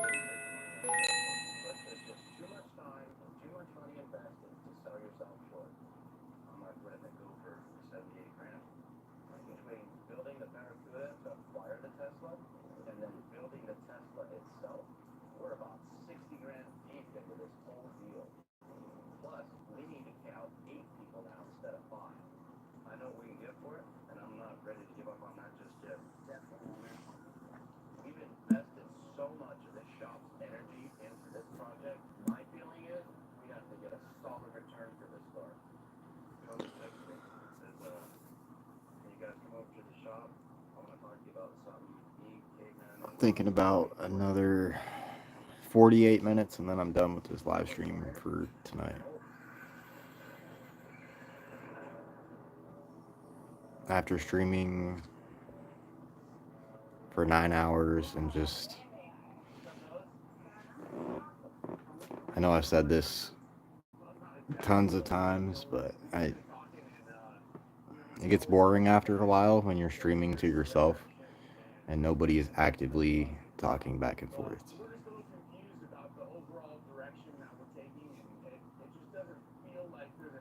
It just seems like YouTube is not pushing, like, YouTube is not telling all of my subscribers that I'm live, and it's like nobody comes in here. And it's crazy because I have over 4,000 subscribers, and well over 1,000 of those subscribers come back to watch videos. So why is YouTube not pushing out notifications? I've seen a lot of YouTubers say that time after time, like they're not pushing out notifications. I know for sure.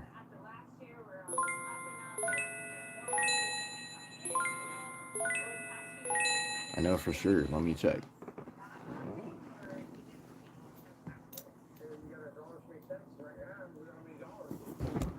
My bad. But on my tablet, whenever I go live, I have my secondary account on my tablet. And I'm subscribed to this channel with my secondary account. So if I'm subscribed, it should send a notification when I go live to my tablet.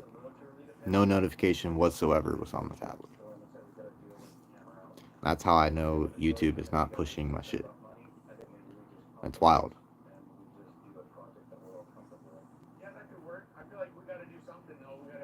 Wild, especially when I'm active every single day. Like, what is that?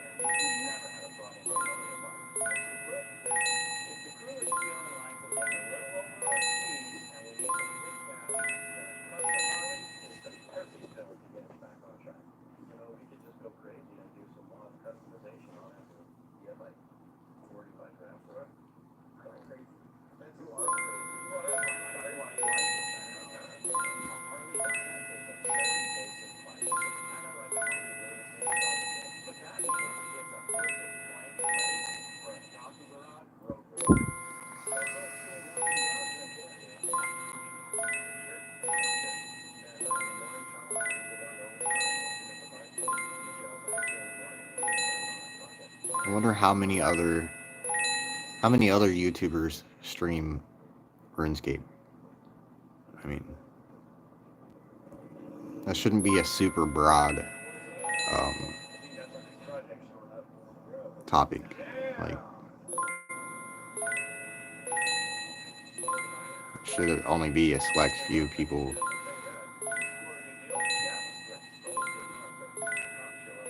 not millions of people?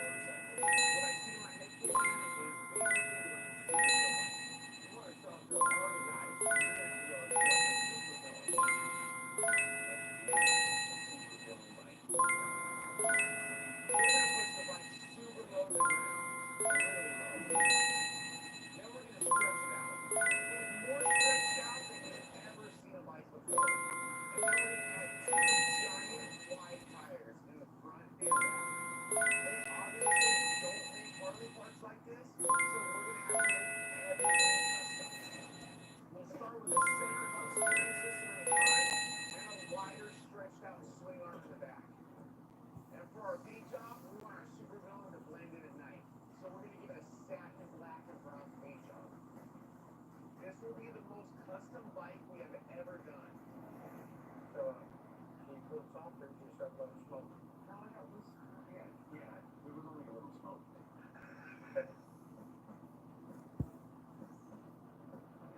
This string here is an orange string. That's like a teal with a that's a more for teal that's gonna go. You're getting involved in Professor Pilot's string theory. That's exactly. That is not a place you want to go, bro.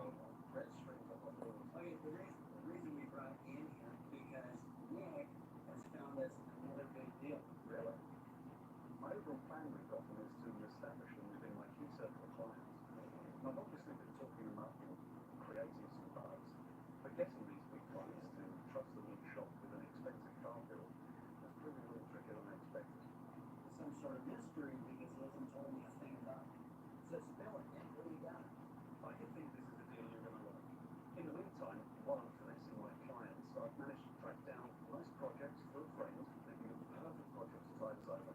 It's not the biggest build, it's certainly not the biggest budget, but it has a ton of upside and it's very much a plot to know. You know, Lake Elsinore Manchester is I'm about ready for bed, I think.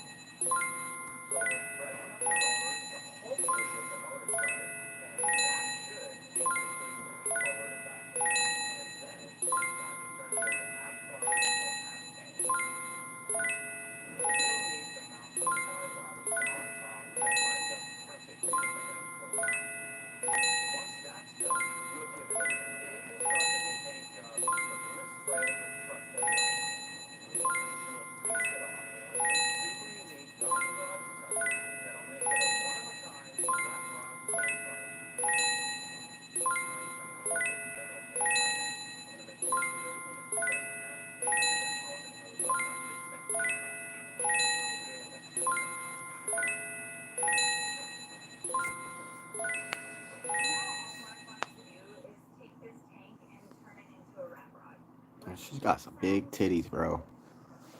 But projects like this always have a way of just going off the rails. Mark either goes way overboard or a problem comes up and the timeline and budget just snowballs. Well, that's one way to do it. And on this one, there is so much room for things to go wrong. Number one, it's not fun. Number two, the scene is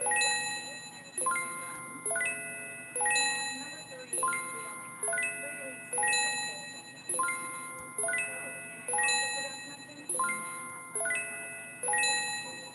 thing done. Oh, and I also forgot to mention, Landa has the hard time attending the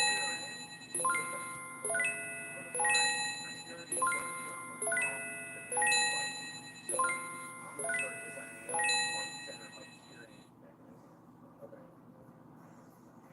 When you think of a superhero or a supervillain, they always have the fastest ride, and they're always weaving in and out of obstacles seamlessly. Center hub steering, the kind of steering that we're going to put into this bike, is going to give the bike that kind of superpower. It's not the most common steering system, but it's going to be totally worth it.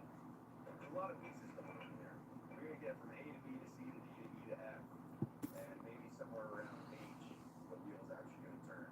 Most bikes have something called fork steering, where you steer the bike with a set of forks that grab the wheel from above. With center hub steering, you're grabbing the wheel from the side, and you're actually steering the bike from inside the wheel. It makes the bike way more agile, and it actually allows you to accelerate faster. All right, Brian. So first things first, this will all get tacked and fitted to the frame. But there's a reason you don't see it on every bike. It's a very technical and complicated setup. And it looks good. Yeah. So this is just like that. Now we need to get it attached to the frame. As a motorcycle aficionado, I can tell you firsthand, the custom Harleys are the most desirable bikes out there. Oh yeah, I got it. And at this point, people have done everything you could possibly do to a bike. So make sure the difference is not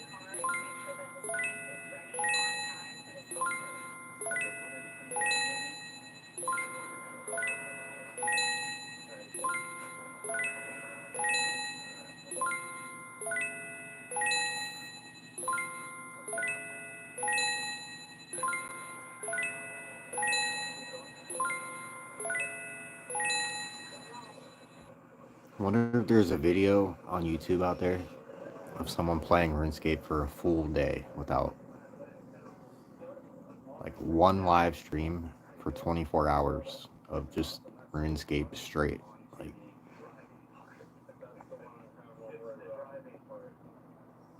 might have to do some research after this live.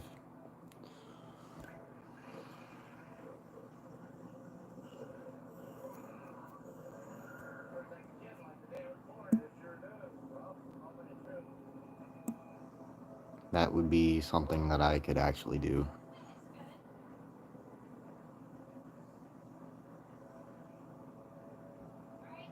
Not that anyone would be interested, but I mean, I could do it. Already spent half of a day, 12 hours almost.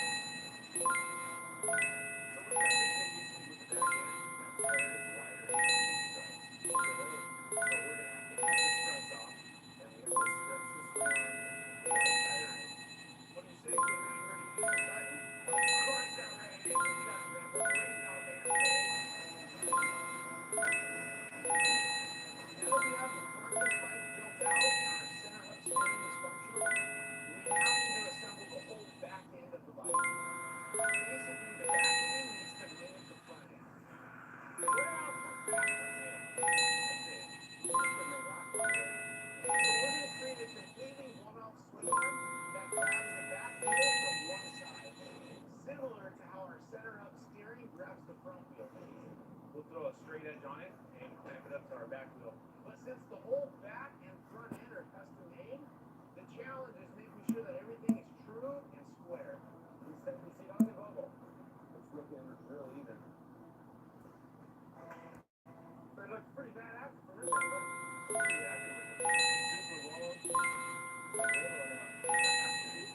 Well, guys, unfortunately, we do have to hold this microphone one more time for me.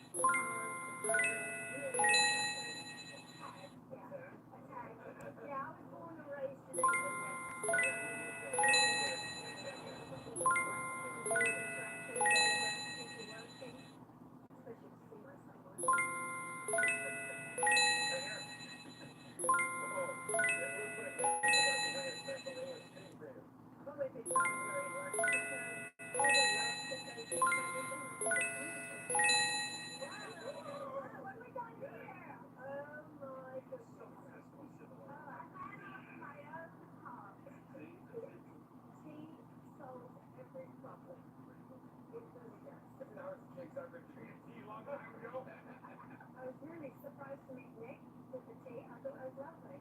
Cheers, darling. Michael has never made me a cup of tea in his life. Your box, am I supposed to know which one of your boxes in the cupboard?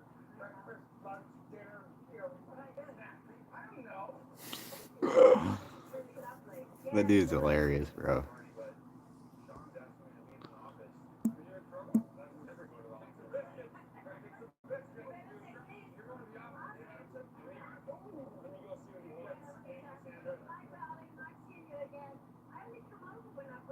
He reminds me of the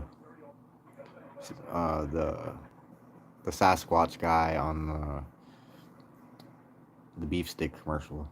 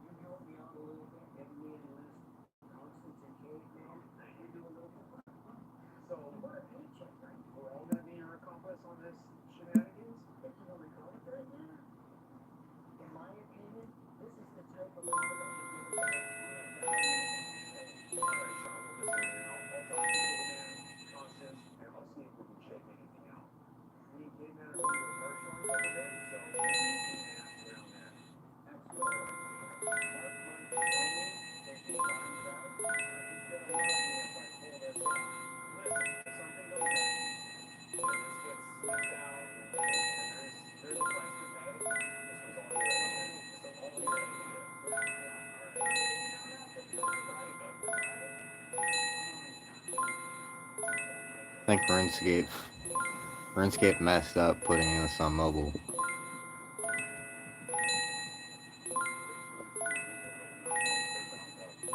It's too addictive for me. Like when I first started playing RuneScape, it was hard for me to stop playing. So now that it's on mobile, it's like a whole entire different thing.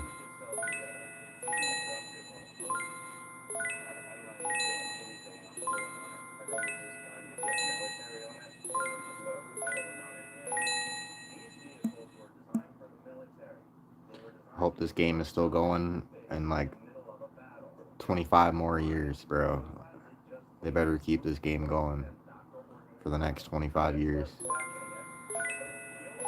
At least.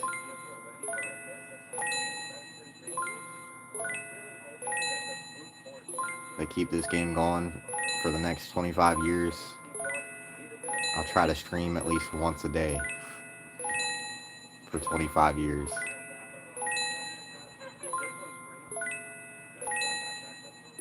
By then, you would think I'd be maxed out on both accounts, right?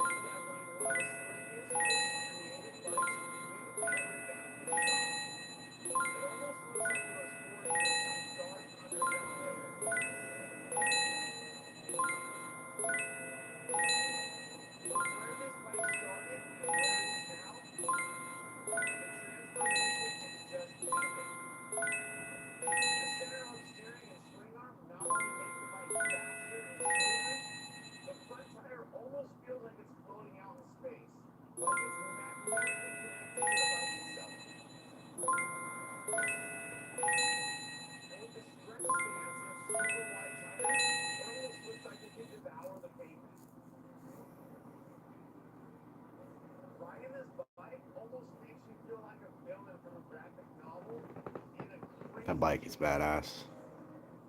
Just when it feels like they got you caught, in the blink of an eye, you're gone.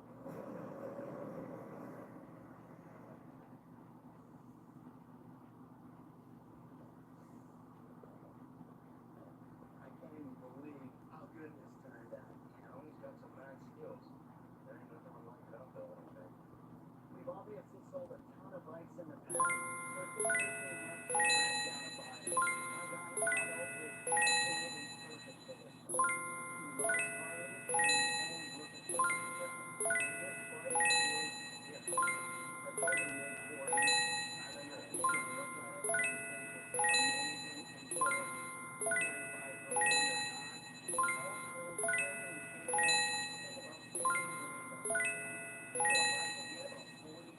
So if I can get about 40 grand for it, what are the like 75 grand in profit? I guess we'll find out. Sounds like we're gonna find out. Where you got it? There he is. That's about half hard though. Yeah. Look, you didn't have to buy skate today. Okay. Otto, how's it going, buddy? Good, how are you? Good to see you. Yeah, this is Mark. Mark, nice to meet you. I've been buying and selling custom motorcycles and custom cars for close to 15 years. This ain't custom bike. It's a long motorcycle. Sean's talked the bike up quite a bit, but I like to see stuff that's head turning, handmade parts, the stuff that you can't buy out of the catalog. If it doesn't check all those boxes off, I'm not buying it. I don't think you'll ever see another one like it. It's our take on a single arm, single grab swing arm. We made everything. We made the wheels, we made the sprockets, we made the arms, and you can tell by the front end that that's not straight off. Every part of that front suspension and the front wheel is all handmade here in the shop. Yeah, it's an interesting design. Mind if I fire it up? No, hop on it.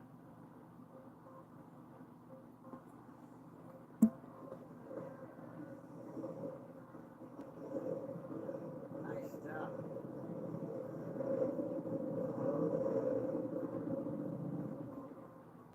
Like music in it. Otto looks pretty comfortable on that. Where you at on price, Sean? I threw a number at you before. We're talking 48. This is a lot of bike. It's a beautiful motorcycle. Got really great, like we talked about. 48,000. It's a lot of money. I'm closer to 35. 35 grand. Wow. You know, you're talking about a custom one-off bike. You go somewhere, nobody else is going to have a bike like this. This is special Gotham Garage, workmanship right here. I mean, how about we do 40 for you?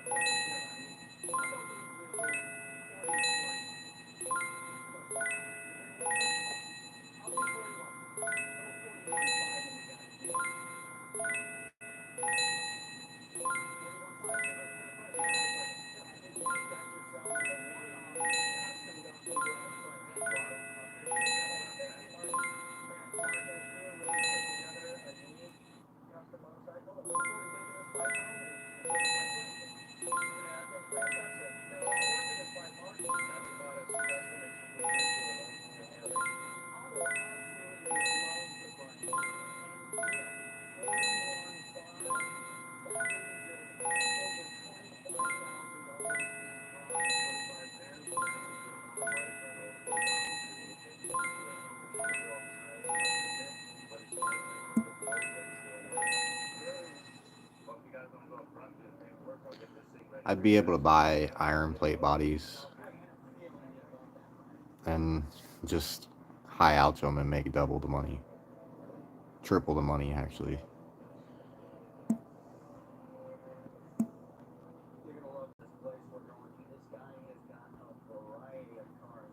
Right now, me and Mark are on our way to a salvage yard to find a car body that we can put on top of this house. You want something rough and dirty? And I know the perfect place to go. The good thing about this is that this person over there is on schedule. And that's where it's gonna get all taken care of. Is that a problem? Schedule? Oh, no, everything all now. All good, buddy. Cool. What do we have here? Hello. Hey, John. Tony, how's it going, buddy? It's good, man. What's going on? So Jim and I are okay. And the other guy, Jim, oversees our talk about the shop.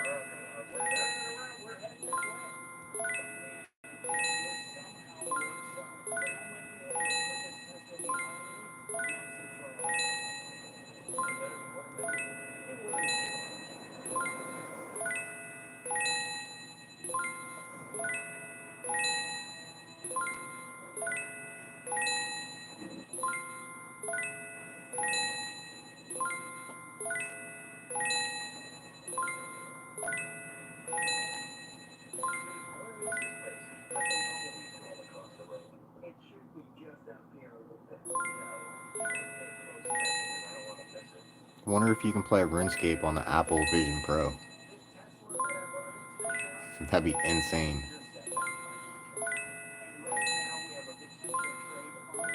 You could have the RuneScape open on your left and like YouTube up on the right.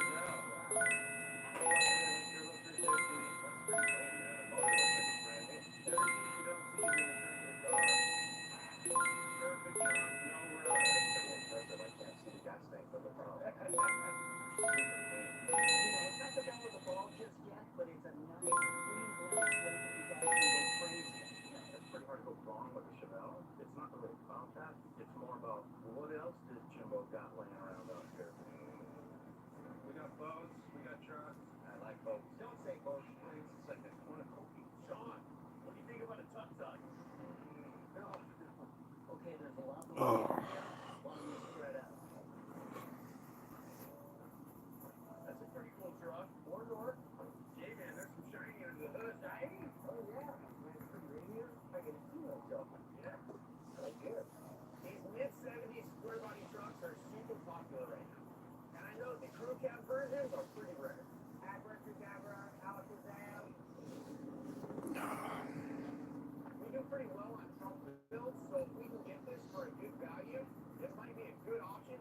Oh, what is up?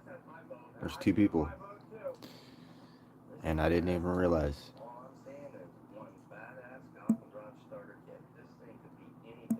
So for everybody just tuning in, I sat here all day and smith all these bodies. I had like 9,000 iron bars. And I sat here and smithed them all. And now I'm high-ouching them. So that's how things are going.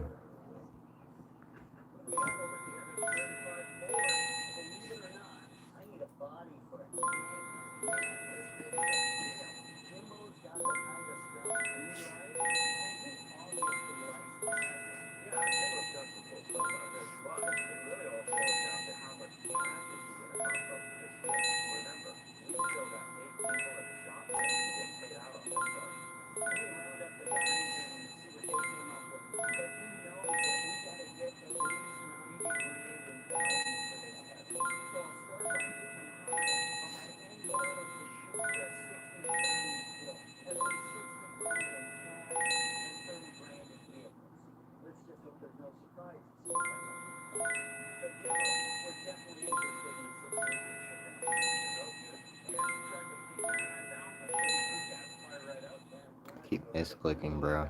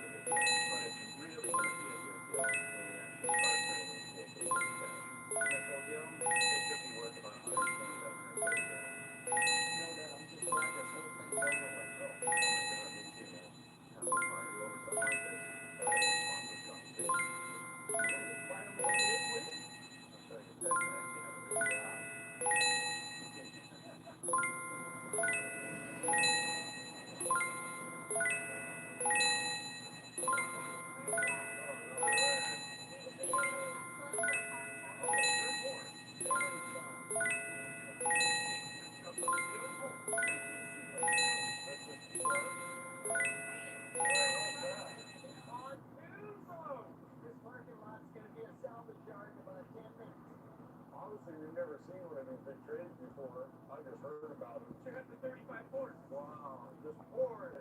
So I'm really excited to see what shows up here. You're excited? Yeah. I'm nervous. You know that everything that comes in here, we have to build it, right? That's fun. All right. Oh, listen to that.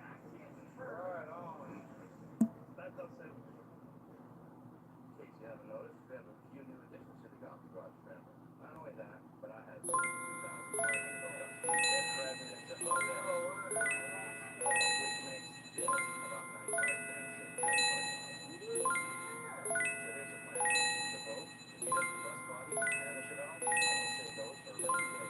And if the easiest way to use birds is gonna be that truck, you're really gonna need a truck, Tony. Let's give it to you, Jason, Compton, and I'm gonna give you 10 grand. You just gotta do what you can do with 10 grand. And if you can do that, then we got the 35 Ford, caveman grind, that's gonna go back over the awesome. We're gonna put that on the market. Oh, yeah.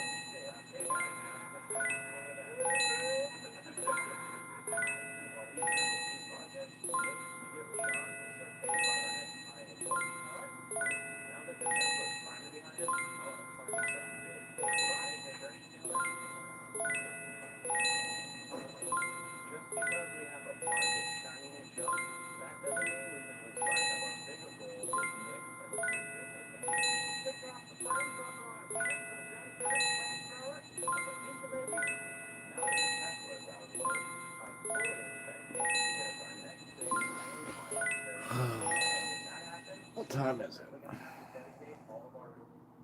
Oh, it's almost 3 a.m., bro. I've been playing and streaming since yesterday at like 4 o'clock.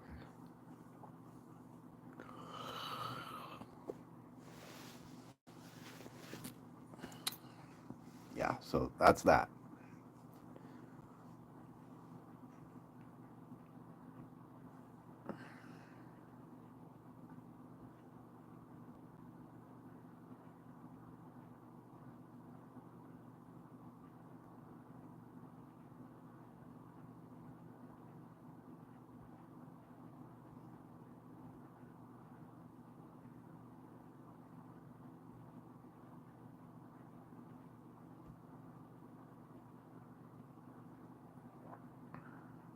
You gotta wait, Zeusers.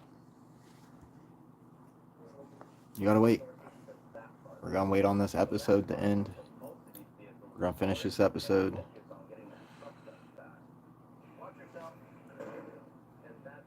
And then I'll take you out, bud.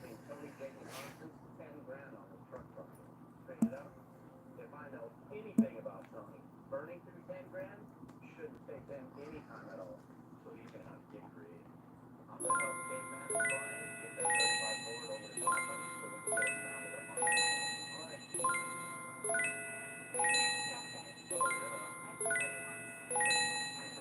So what's the plan going forward here, Tony? Definitely short man. Short man changes his whole truck.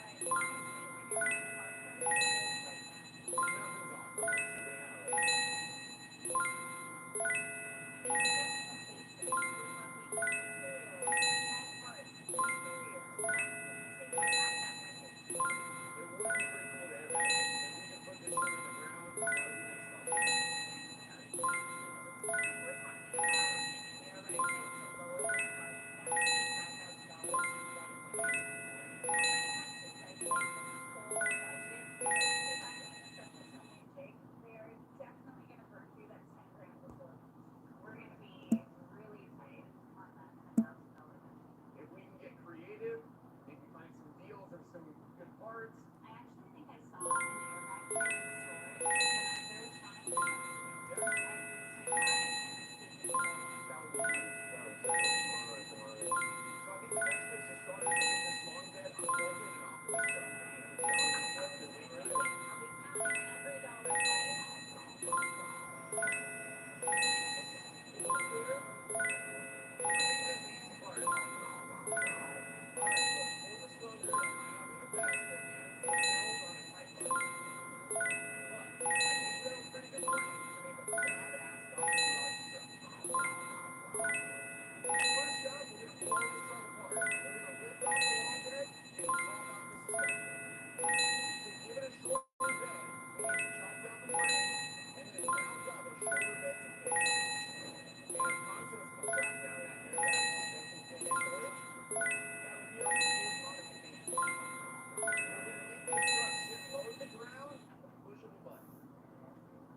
After that, I'm going to paint it with a 60s color scheme. Then we'll finish it off with some brand new wood letters, a custom interior, plus give it a couple of unique Gotham touches. If we can stick to that plan, it should land us right at, or even under 10 grand. Yeah, we're looking pretty good, but we just got to follow the work first, like we usually do. We need something clear now, our short term. We got a location, where's the bed, where the action's going to land. Of course, the big thing, constant, is airbags. So what you're saying is I need to go rummage around in our dusty storage facility? Yeah. Please. And come back with really good news.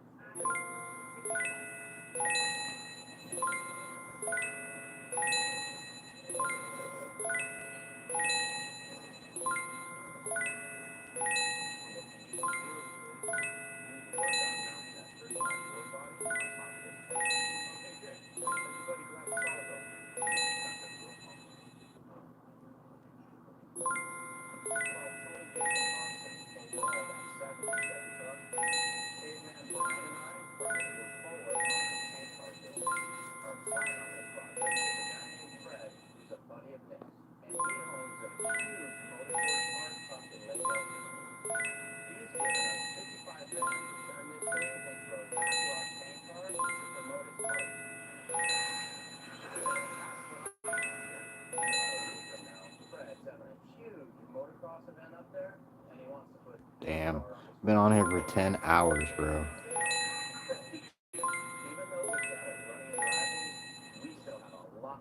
This is officially my longest ever stream on YouTube. Ever. That I've ever done. First things first, we got to mount this 35 Ford body on top of this 1029. Now we drive this outside like quick, not only does this 35 Ford body match the look we're going for, but it also seems like it'll fit pretty good on top of this thing. That's the whole reason we got it during the Tesla trip. It's a good place to stop. But the question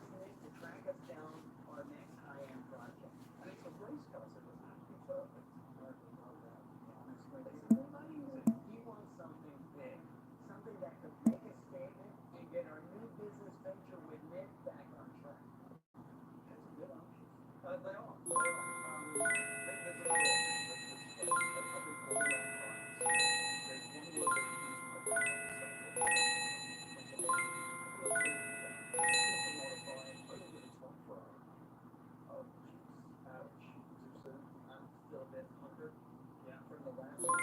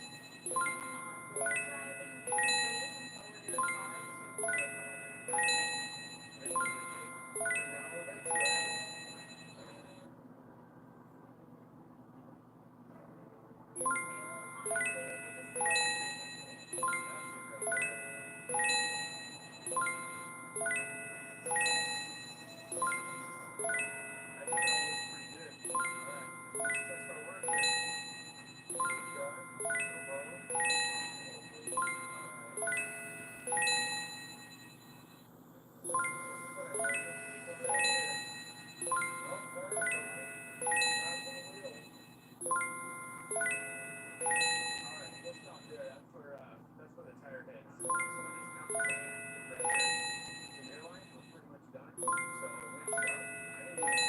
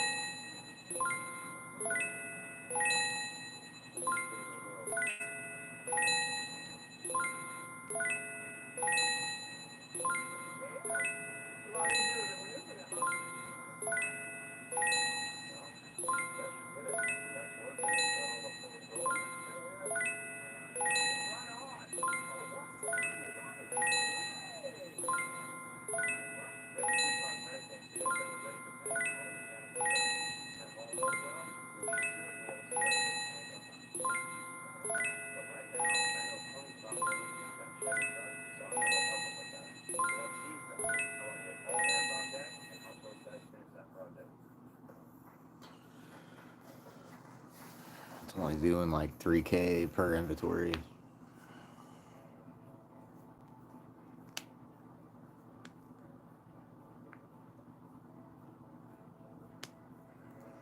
For the paint on this truck, I want to go with a classic 60s style look. We're going to do white on 10 hours and 14 minutes. and then I'm going turquoise on the bottom. And I want to give it a Wow.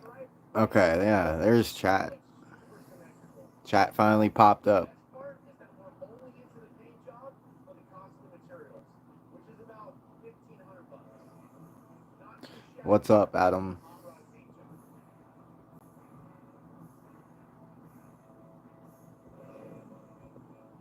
I think the truck turned out pretty badass myself. Where do you land on budget? I don't know why it won't show me like instantly when someone types in. But what is up, guys? Yeah, there's no other way it's done. I think Mark's a little surprised that we came in under 10 grand, but that is exactly what we did. We gotta be careful if anything breaks, we're going over budget. It's looking like I'm probably only going to be on for another 17 minutes or so. We still came in at $9,800. It's like 3 a.m. now, so 32 cents for anyone that's counting. about 17 minutes. I'm probably going to end it for today. That way I can get some sleep and wake up and do it all over again. I don't know if I'll be streaming for 10 hours tomorrow, but I'll try to stream every day in the evening or something like that. And then next week, another new earning video will drop next week. And I'll try to do this same type of stuff every single week. That way there's tons of content for people to watch. There's tons of ways for you guys to interact and comment and suggest things and all that type of stuff. This is a lot of truck for a 10 grand budget. And now you can cruise in this thing all day long. Just trying to hustle all 2024. I think I kind of played it safe a little bit in 2023, but I would like to grow this channel a lot more. In order for me to do that, I have to be active a lot more.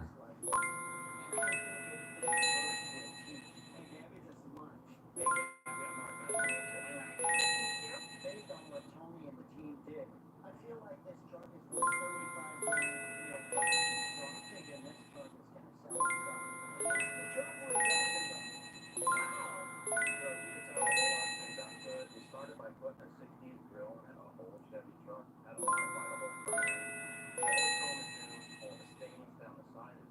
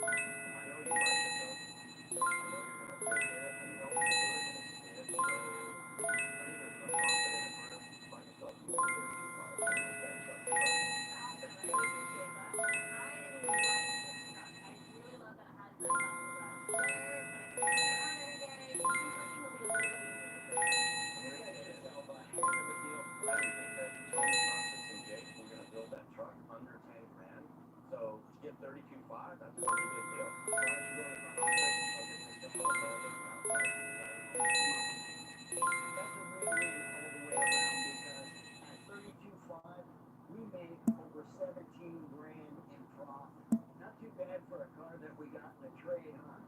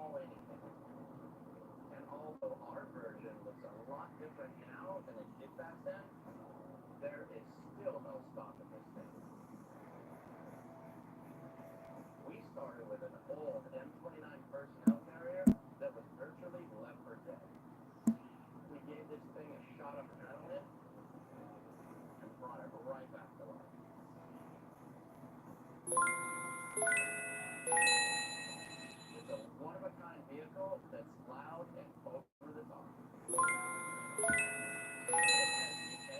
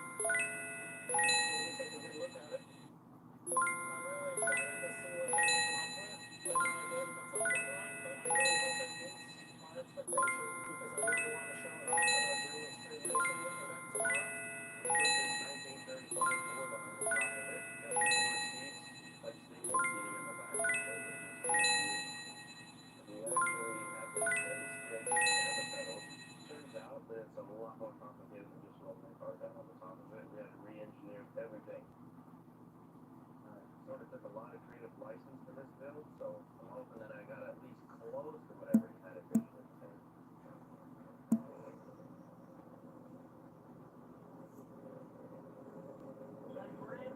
Yeah. Looks like a nice smooth ride. Yeah. It's not bad once you roll it. So you talked to me about something that turned heads. You deliver?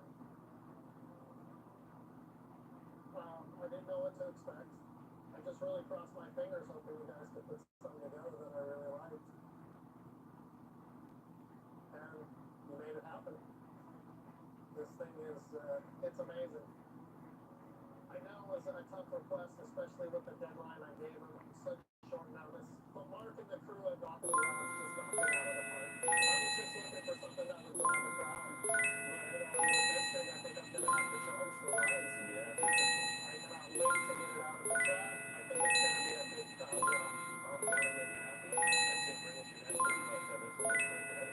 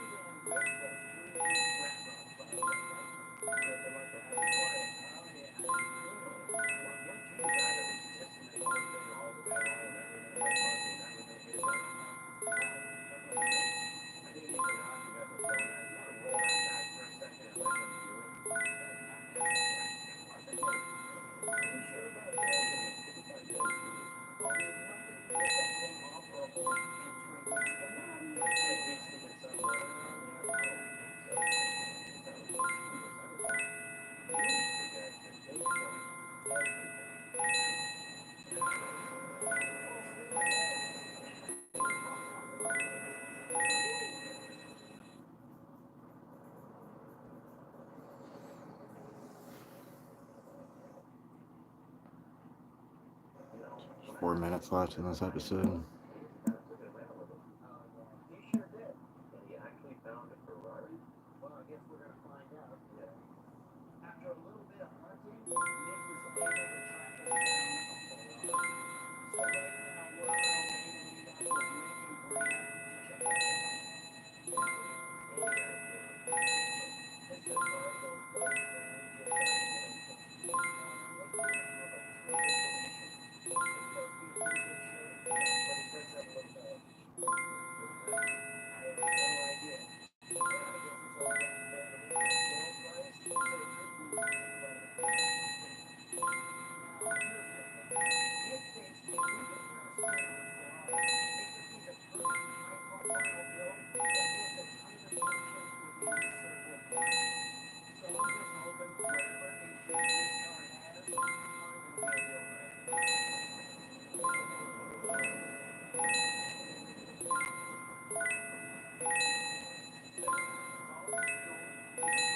breaker.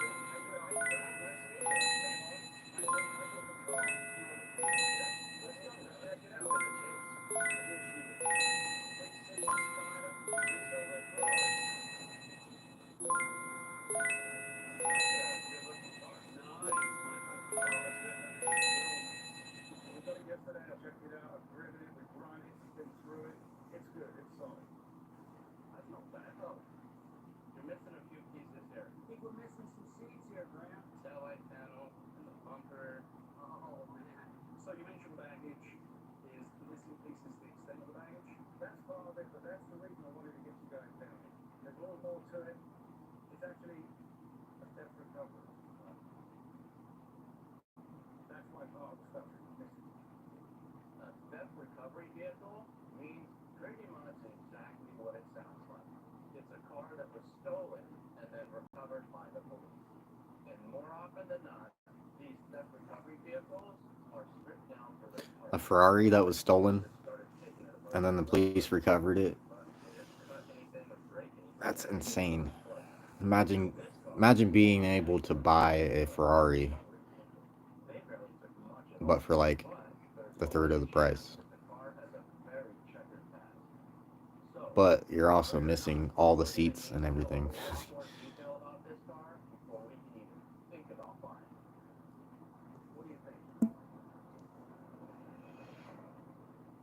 seats, the hood.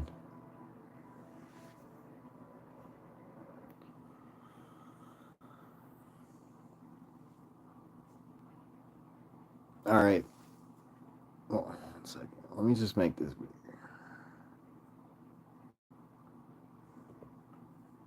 All right. Thank you to everybody who has tuned in over the course of 10.5 hours today on this live stream, which is the most time that I've ever streamed for on any platform ever. I do stream on Twitch, but I have never streamed this long. So thank you to everybody who tuned in today and typed in chat and liked the live stream and everything that you guys did. I appreciate all of you so much, and thank you once again. If you guys like these live streams, I'm going to try to do these every evening, and once a week we're going to drop a new app earning video. And like I said, every evening I'll be going live, so you guys could chat about whatever you want to chat about. It doesn't have to be about what I'm doing on the live stream. It could be about anything that's on my channel, which is like apps or anything that you guys would want to talk about. So